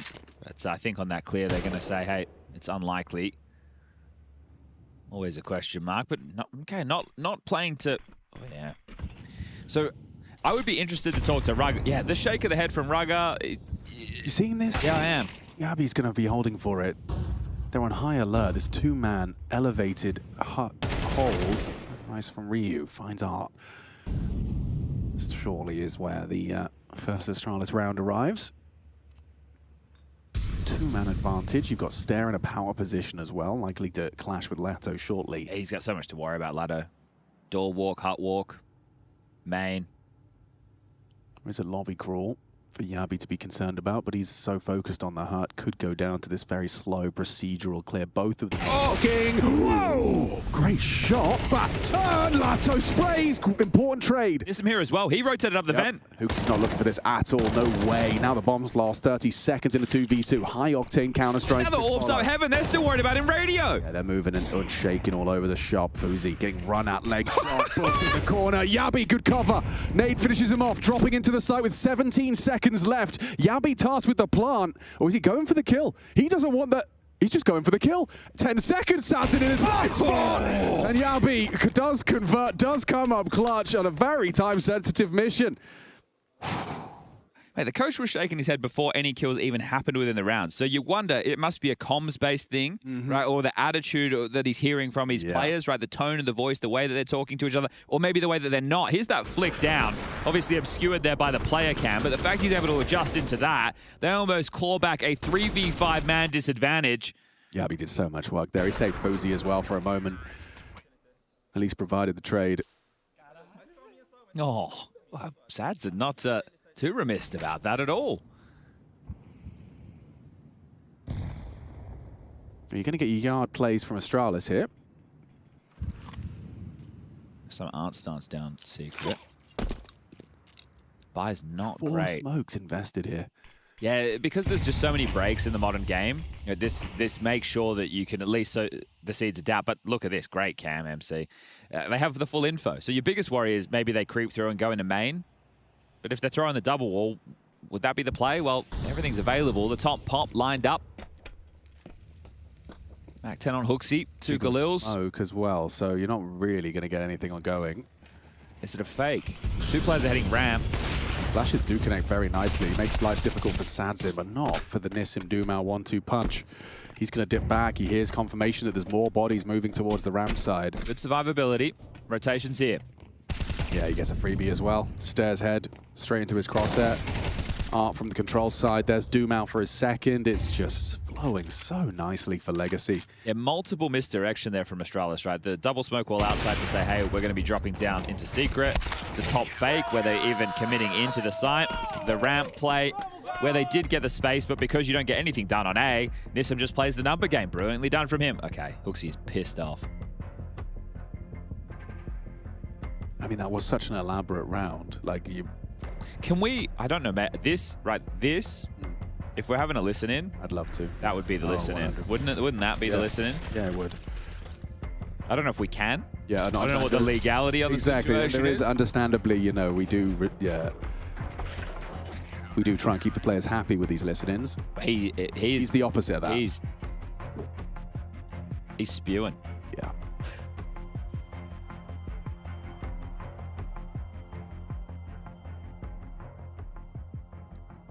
You wonder what it is, though, right? As in, yeah, specific. Because they pulled off the round. Like, it looked like they did the call. Exactly what you called, yeah. So, is it the comms aren't flowing as they need to be? Is it the, you know, do players shut down when they don't feel comfortable? Oh, he's beautifully played. Absolutely pedestrian. Just a casual stroll. Shut down, swallows the nade, and you could go down to anyone. Yeah, boxed in again. Okay, well, 7-1. The scoreline will read as another opening kill falls in the favor there of Legacy. They are 7-1 in that department too. Did I hit JKS? Are they doing the JKS? What did he say? I don't know. You may have. I don't have great hearing, but if that is the case, JKS. it'll be a vent move. Okay. Okay, some event-centric. Yeah, door or vent move if it's the JKS. I'm curious now. So we'll see. I was really wondering who were the teams to join.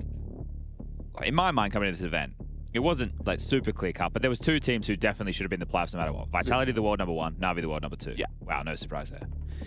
The next would have been Foot, but that was predicated on whether or not Lonks was going to be here, and he is here. Yeah. They lost earlier today. Yeah. The other was Astralis.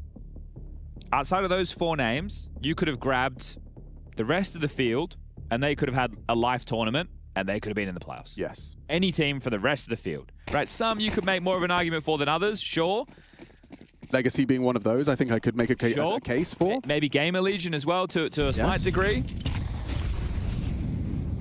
We got aggression in yard. Stairs just going straight across. Dumau's super pushed up. He's got the whole squad with their backs turned, and Art has found the opening as well. He's going to get a quick tap to the back of the head of FaZe. Already operating at a 3v5, but you have got access to B. Nissim's AWP peeks in, and Stair doesn't quite finish off the kill. But look where the bomb is. Yeah. I'd like to... So you have the site, you just don't have the necessary... Oh God, what a horrible problem package. to solve. I don't think you are solving it. I understand what Hooksy's doing, though. He might get the info his way. Oh, 2 people on the screen. Okay, but now they've seen the bomb. If he gets them both... I mean, they're coming secret, so the pressure's on. Art understands that. Yeah, so but cut him off at lobby. Right, if you cut him off at lobby and then Sadzin plays Heaven with the AWP... Lobby, they that's will. fine. Oh! That's a fine headshot from Yabi. Nice shot. Okay, so they've equalized a 3-on-5, and now the vent pivot from Art has to acknowledge the potential. Yeah, it's only 35 seconds, so Astralis will have to accelerate, and they have no nades. And he's got an incendiary. If Art just hides, he wins the round. Yeah. And hide he shall. Just tuck on the decon door. Oh my God. He's just set for a frag here, right? Feels like a guarantee. And it is. Stair goes down. Perfectly played. Perfectly played! Oh, pulls it home with a quad kill. Come on. 8-1. And it's such a team effort. Like, every piece in this defensive squad is doing what is needed, what is required. This was the nice shot. Oh, wow. Very nice shot. Okay. Splattered into the lockers there. All right. The bully. Partial. At least it wasn't a swirly.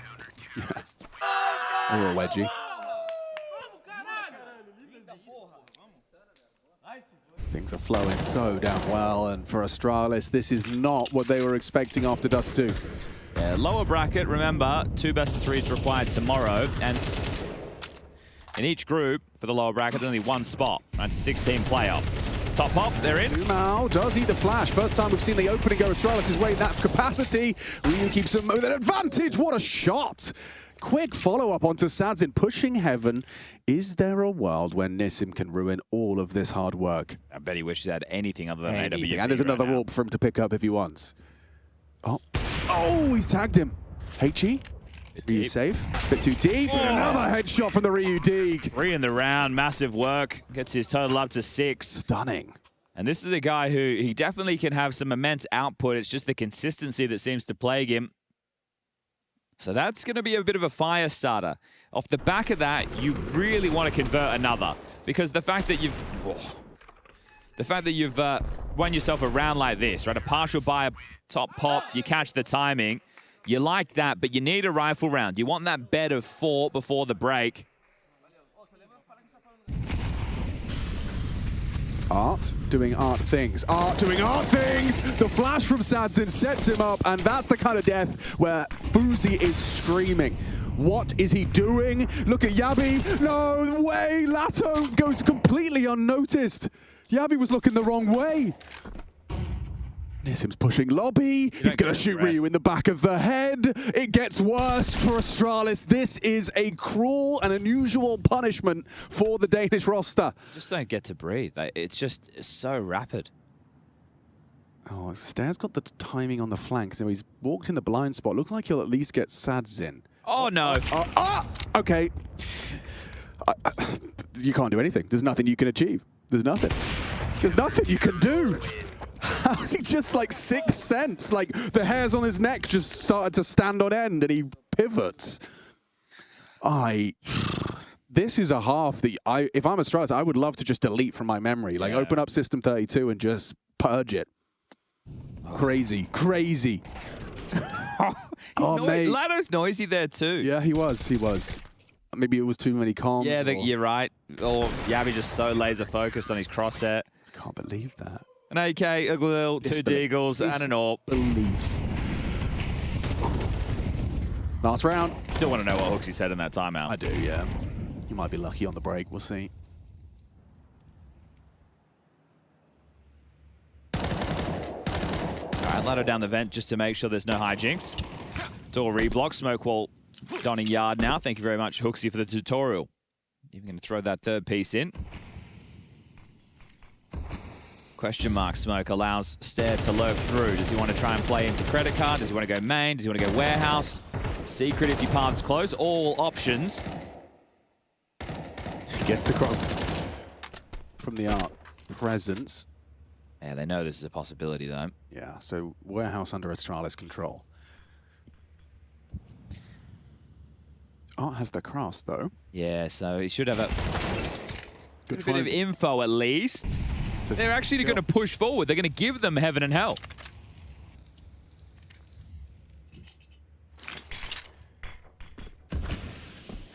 They are holding for the bomb.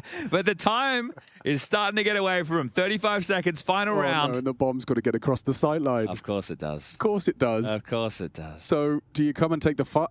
You get shot in the back of the head. He reacts, Enough's okay. enough. But now FaZe still got to get the bomb across. Still got to do that. Sad's in, now forced away, so Heaven is under their control. All pressure on Lato. Yeah, Lato's in a perfect position, even though FaZe tried to make it difficult, still nails it. Nice shot from Stare, he's had an impactful round. Okay, 3. A whole lot better than 2. It seems like a certainty with Sansin so low on the HP. Stare should finish the job. A 3K from Stare to get Astralis something to work with. Is this how it's going to go down? A 2-0 Astralis sent to the lower bracket? Stay tuned and find out with us.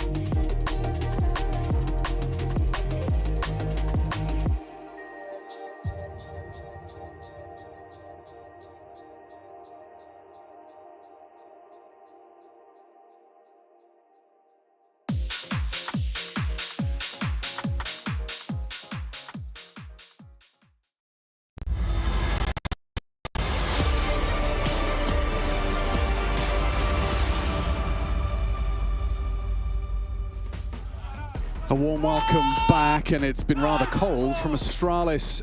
It's going over to the CT side of Nuke, so the third, a very important third, found with Stairs 3K, but very little going right and very much going right for Legacy. It was a very coordinated CT side, disruptive, same energy that you may have caught on Dust 2.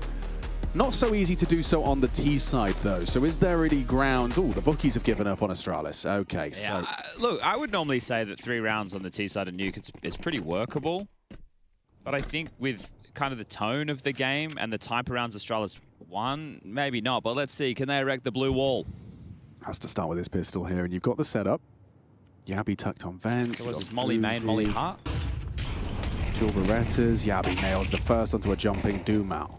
Nissim versus FaZe. Oh no, he can't handle it, can't hack it. Lato onto Yabi, Nissim in. It's all onto Ryu.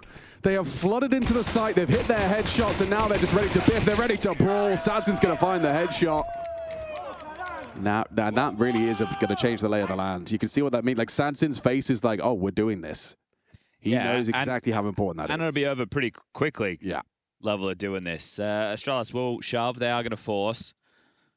It looks pretty Deagle heavy. Yabi, Hooksy, Stair, all equipping those. So held at bay by their own Molly there, not be able to come at a hut, but otherwise, yeah, I like it. Simple stuff as far as the execute's concerned. Scout for FaZe, 5-7 for Ryu. Oh, they're ahead of the smoke. Well, they're in B.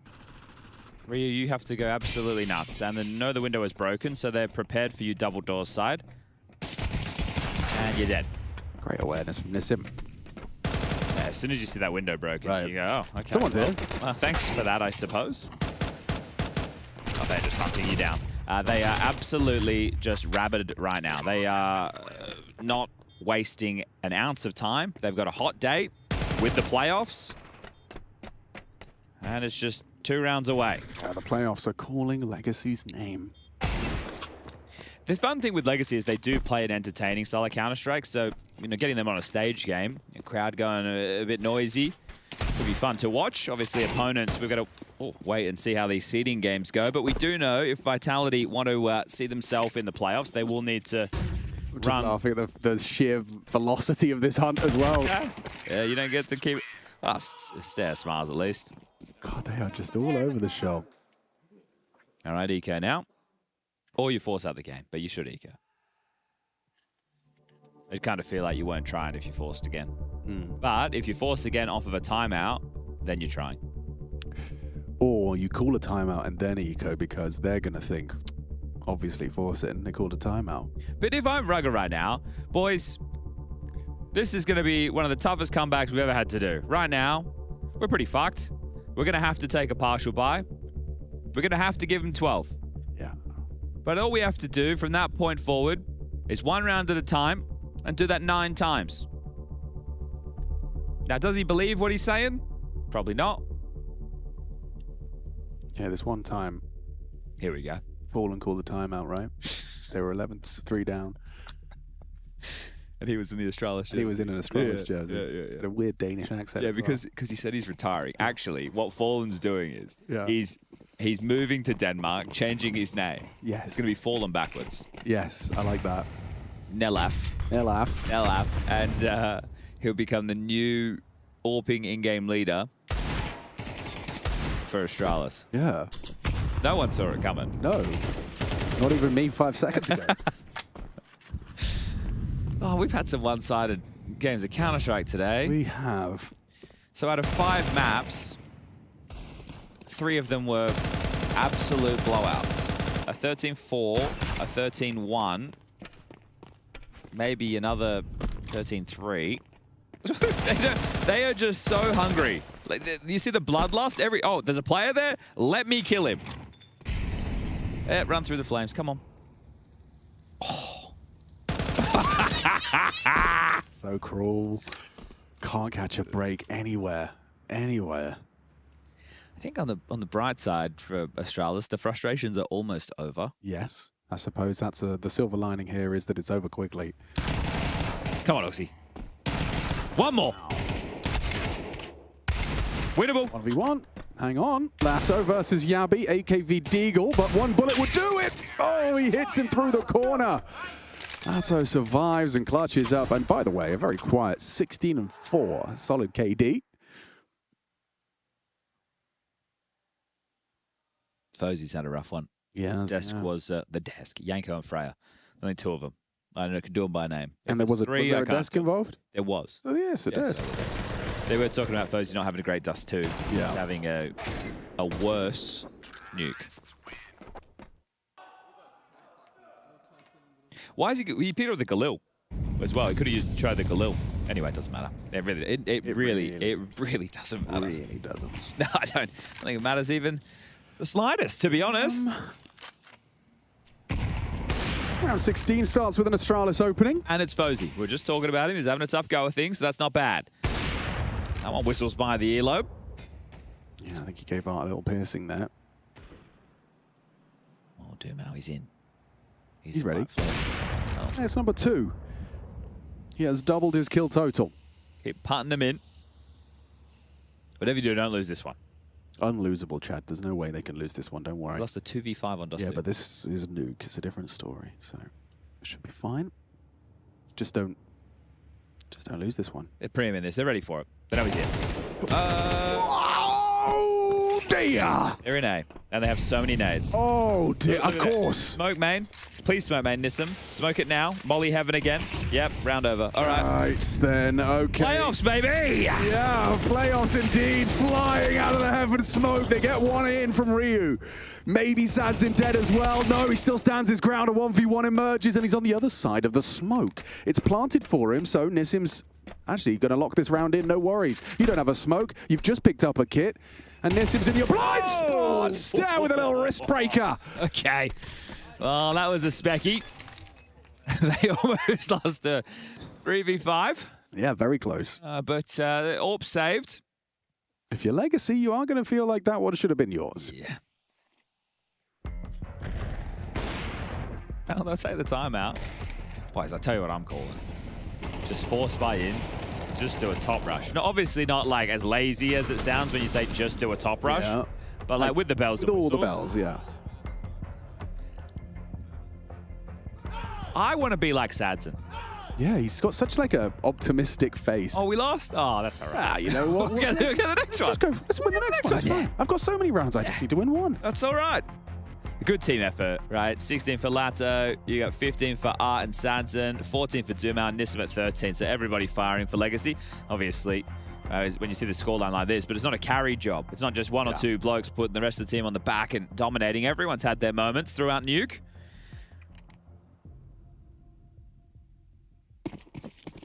Still a pretty good looking buy. I know it's Galil heavy, but you know that Astralis are compromised, only having one man stay alive in the clutch.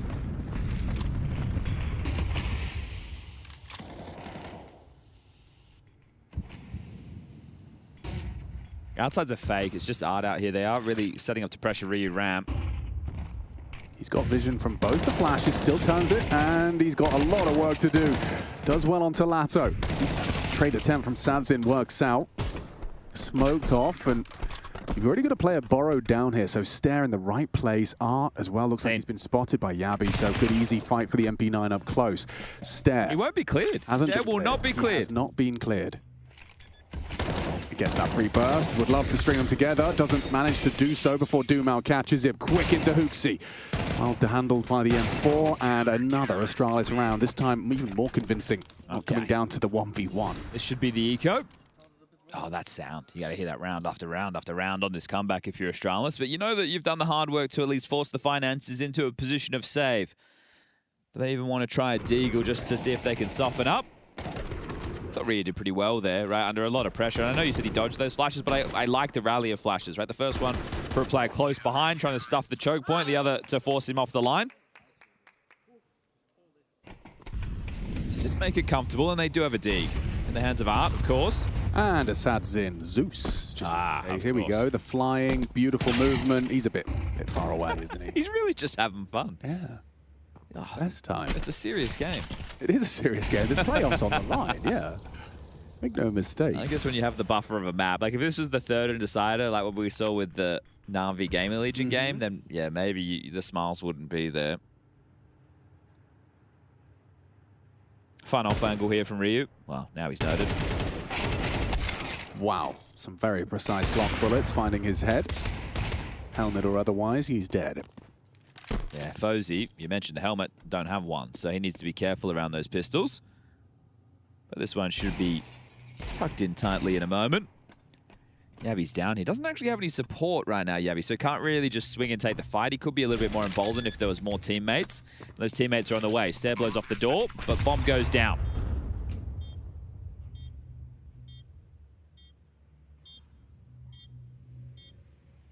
Who moves first? Stair joins Yabi so they can double swing this, and it's Lato that's holding for it. Imagine. Yeah, he could get that instant headshot, but not going to happen. Yabi brings him down. It's just the Desert Eagle of Doom out, found with his back turned. Hootsie on that decon door. Team ace from Astralis in that one, so everybody contributing against the eco. Bomb goes down, sure, but you knew they were going to be buying into the next. This just gives them everything they need guaranteed.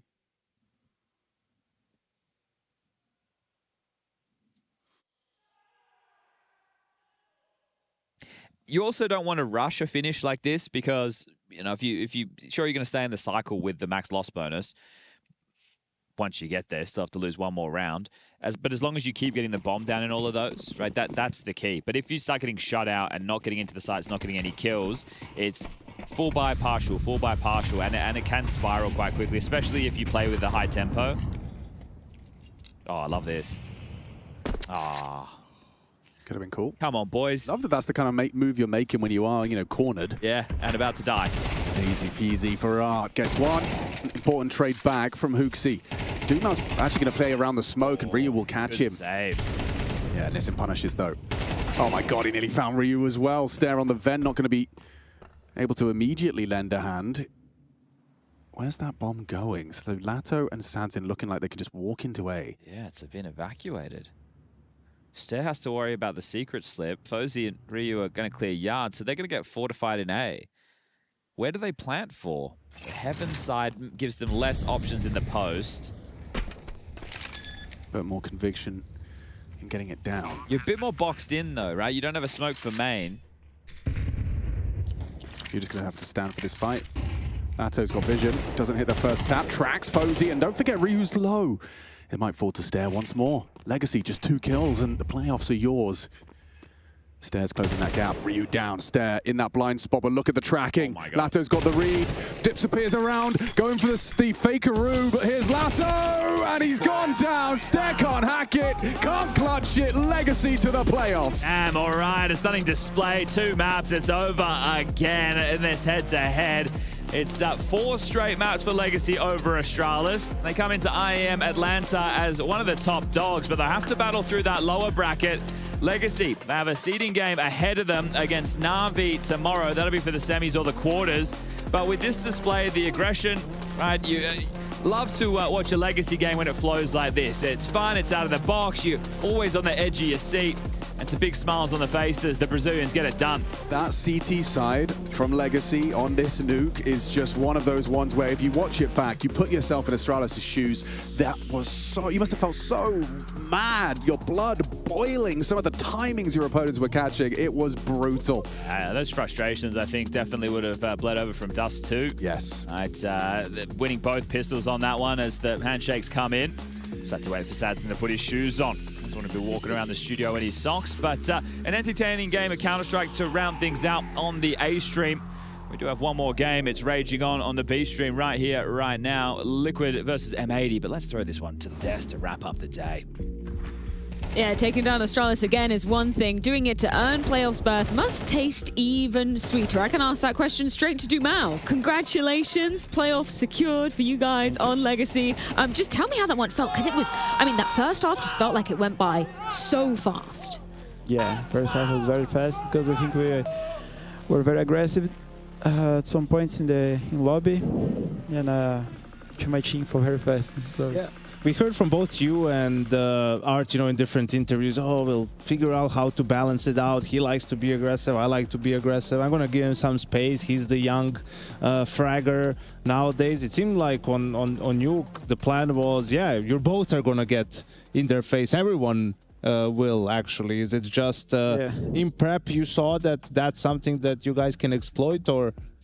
Yeah, in prep, usually I watch my things and he watch his things, and then we just a group and see things together. And then I saw some gaps and I saw opportunity in the momentum of the game, because they felt, I don't know, they were just dying pistol fast, eco fast. Look like they were losing control of the game very fast. And then I just took some spawn and then I just, you know, pushed it. Yeah. Also, what is it about Brazilian teams in Brazil, man? It's just impossible to play. I mean, you guys... Oh yeah, we're just winning. We're just winning. You go there, right? Last place in Rio. You lose to Hot to here. Completely different team. You're already in the playoffs. You just have a seeding game against Navi. So what changed from Rio to here? I think in Rio we were a bit... We had a very good conversation after we lose, because we were not feeling each other like as a group, as a unity outside the server. And then we just have a talk, and then we just put more trust in each other because we all want to win. And then now after in the game, it's easier to fix things when you're outside is good, you know? It feels like you can see that trust with you guys in the server as well. I don't know how involved you are with the map veto, but we were maybe had some questions about, you guys obviously chose to remove Ancient in this one, and then Astralis, they picked into that nuke, and we felt like this veto sided with you quite a lot. We thought maybe they could go with Overpass. Like, when you saw that these 3 maps were on the cards versus Astralis, did you feel like, yeah, this favors us? Yeah, it favors us because our analyst, our new one, he was cooking, and then it was nice. It was a nice move from him. So yeah, I think he's I don't know how to say, but he did a good job. Yeah, he did a good job. Yeah, he got a good read. Were you surprised he didn't pick Overpass? Did you expect them to pick Overpass when you ban Ancient? Yes. We expected Nuke or Overpass, but we expected more Overpass. Yeah. Makes a lot of sense. I just want to ask you about your next opponent. You've guaranteed to playoffs, but maybe you could make it straight to semis. It's going to be Na'Vi. What do you make of them at the moment? I think it's going to be a nice game. And yeah, just some more team, and we expect to win anyways, you know. So that's it. Got to go in with confidence. Final question, just because we're asking everybody about Vitality at the moment. BetBoom taking down Vitality. I mean, you were there as an underdog almost a year ago, taking down Vitality. What did you make of that one? Yeah, someone just say it in the game, but Vitality just lost, and they just say, oh, no way, you know. I thought they were trolling. Yeah, they were trolling, because they see is always trolling with these results and stuff. Oh, it's 13-1 for a BetBoom, and it's full lie, you know. And I think... Yeah. But I think it's just a moment. They got what they needed to do. Now they're probably focusing on major, and it's just a loss. Doesn't mean anything, you know. They're still in the tournament. I mean, does it make it feel more feasible for you? Like, imagine there's a scenario where Vitality don't make it through the playoffs. Like, does that mean the trophy is maybe a bit more open? Yeah, but it should be, because they're a good team, but we still have to focus on ourselves and do our things, because I think now CS is very open in general. Even Vitality winning games and winning trophies, they still have to fight a lot, you know. It's not like, I don't know, like Astralis era, where they would win 13-0, 16-0, 16-0, and it's over, you know. Because I think now everybody knows how to play CS, and it's very... You have to kind of know your team and just know your things, because it's too much if you think about others, you know? Yep. Do you think Astralis over Vitality? That's the question everybody's asking at the moment. Astralis not this better? Astralis. Not this Astralis, obviously. Not the guys you just played. Back in the day, Astralis. Sorry. Prime guys Astralis. I played against. Prime Vitality. Yeah. Yeah, you think Astralis? If Vitality wins the major, there's no more debate. Yeah. But for now, I think so. Yeah, I think it's always gonna be like, oh, if Vitality wins, but they have 3, and then I start have 4.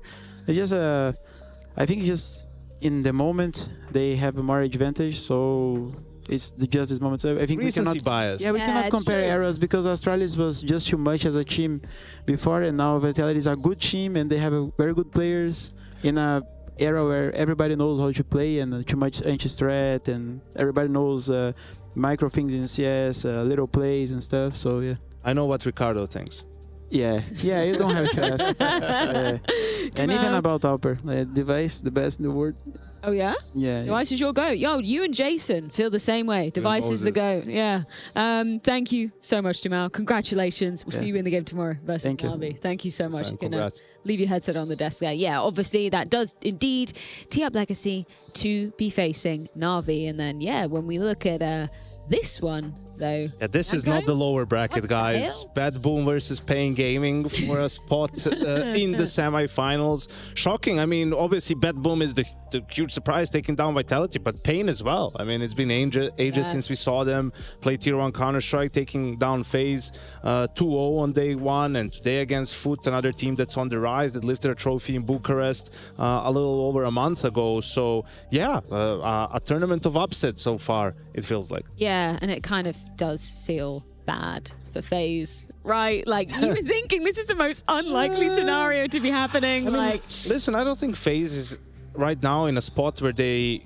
have result expectations of any kind. I think they're just trying to feel something again, Freya, right? And they got to do that at Rivals. They got to play in front of a crowd as well to some extent. And yeah, I mean, they fumbled on day one, managed to beat Energy today, and will play against Vitality. They have nothing to lose. They will be there. They will be there. No matter what. They will be there. Fozen is saying he's not even thinking about like trophies or anything. He just wants the points. Well, you're going to get a lot of them if you beat Vitality. Yes, a lot on the line, I guess, in theory in that one. Obviously, as we were just teeing up, though, Na'Vi taking on Legacy. That's going to be a very exciting one. I'm just glad that we do get to see both of these teams going through to the playoffs. I think there's going to be some very exciting Counter-Strike on the line. Let's take a look at the lower bracket for Group B, though, because that is going to be the long haul for some of these teams, and even longer for the likes of M80 and Team Liquid. They're only just starting their matchup over on the B stream. The winner of that, indeed, facing GamerLegion.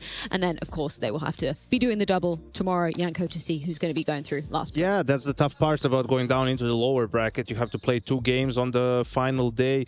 Also good to see Sinners win a game, right? We talked about them as one of the surprise packages, perhaps, for the major, going with that road, you know, online Counter-Strike tier 3 smaller lands, getting there the long way around, waiting to see the final results. You know, they weren't playing themselves in the tournament at the very end, managing to get through, taking down Passion UA, and will have another opportunity to prove themselves tomorrow. Any initial takeaways for Astralis in terms of the result here? Obviously not eliminated, just means they're not guaranteed to be going through to playoffs. Just in terms of what we saw, is it worrying for you at all? I mean, it's just what we see from Astralis this season, right? The inconsistencies. Like, when they're on, they can look very good, but when they're off, you know, something like this can happen. And you need to give props to Legacy. They were very aggressive. Things were going their way. Astralis wasn't, you know, on point enough today to punish some of that aggression. And that becomes also really frustrating to play. And I think that's something that Astralis at the moment still struggles with somewhat, keeping their emotions in check. I just want to get your thoughts, finally, on the game that's going down on the B stream at the moment. So if you don't want any spoilers, you've got 5, 4, 3, 2, 1. It's Liquid versus M80, and currently it's M80 up actually 10-4 on that first map. That's just 2. That's Liquid's pick. So history repeating itself again.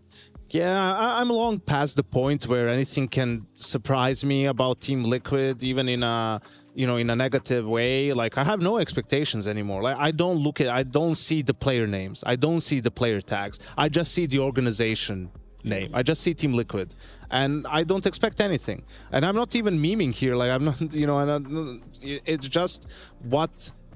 That's just the reality, right? And it's been that case for a very long time. Even though they had good players, you know, big names, they just have struggled to build a team. Like, they haven't built a team in a very long time. This isn't it either. I know they'll be at the major. They won't do anything of significance there, right? Like, put your money on it, and hopefully after that they'll get to where FaZe has gotten to, which is rock bottom, and you have to make changes, or significant changes will happen, and maybe you can start building a team. Bit of a somber note to be ending day 2 of the A stream out on, though. We'll be back tomorrow. We will be back tomorrow. We will always be here. If you think Yanko might be wrong, maybe head on over to the B stream to see how that will go down. And yeah, we'll be seeing you for 4 more best of 3s tomorrow at the Intel Extreme Masters Atlanta 2026.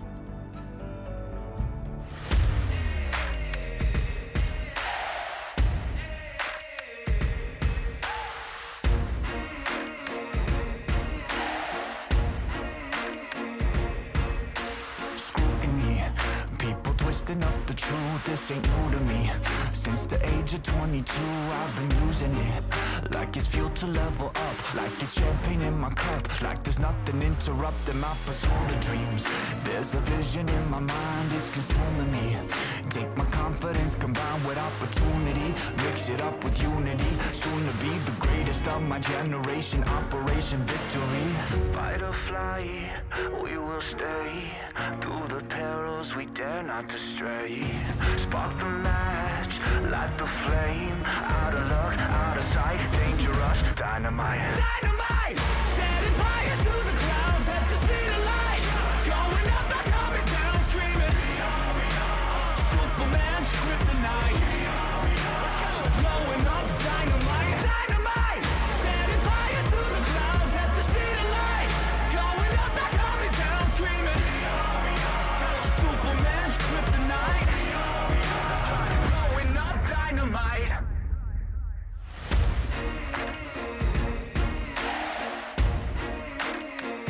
Check it. Troubled days, lonely nights, lot of tears, lot of fights. Big dreams met with bigger lies. It ain't what it seems from the outside. On my downfall they pray. Will I surrender or will I betray? Given the trauma that lives in my brain, or use it to fuel up the fire in my veins. I never complain, I boss up and do it. If there's a battle, I find my way through it. If the wind blows, I thank God that he blew it. Cause what is a blessing depends how you view it. The fruits of my labor are in abundance. Indispensable, I'm not redundant. Incomprehensible the way I've done it. When the struggle pushes me, I don't shove it. I rise above it. Fight or fly, we will stay. Through the perils we dare not to stray. Spark the match, light the flame. Out of luck, out of sight, dangerous, dynamite. Dynamite! Setting fire to the clouds at the speed of light. Going up, not coming down, screaming. Superman's kryptonite. The Intel Extreme Masters Atlanta 2026 is brought to you by ESL in partnership with Intel, Acer Predator, DHL, and Zoe.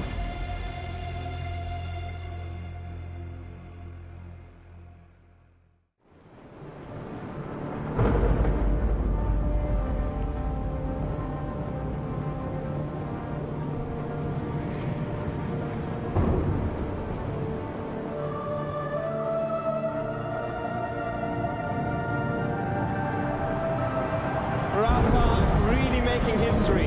Absolutely phenomenal.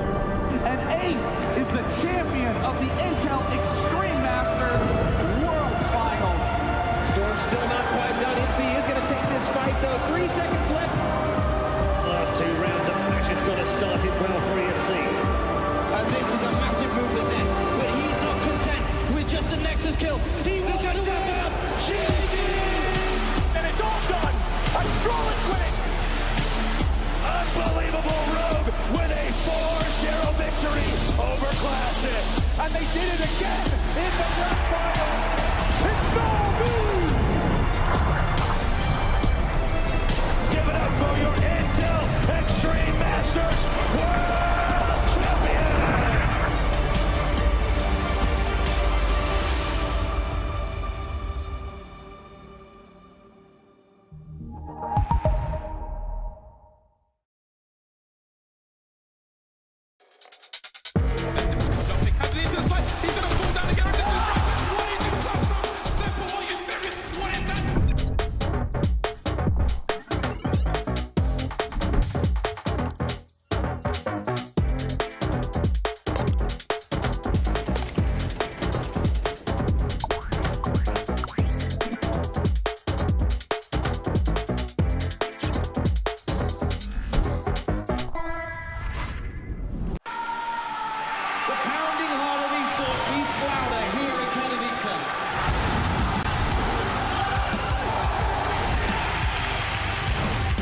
Double peek, he's getting his shot. Unbelievable! Something special to all of this deep.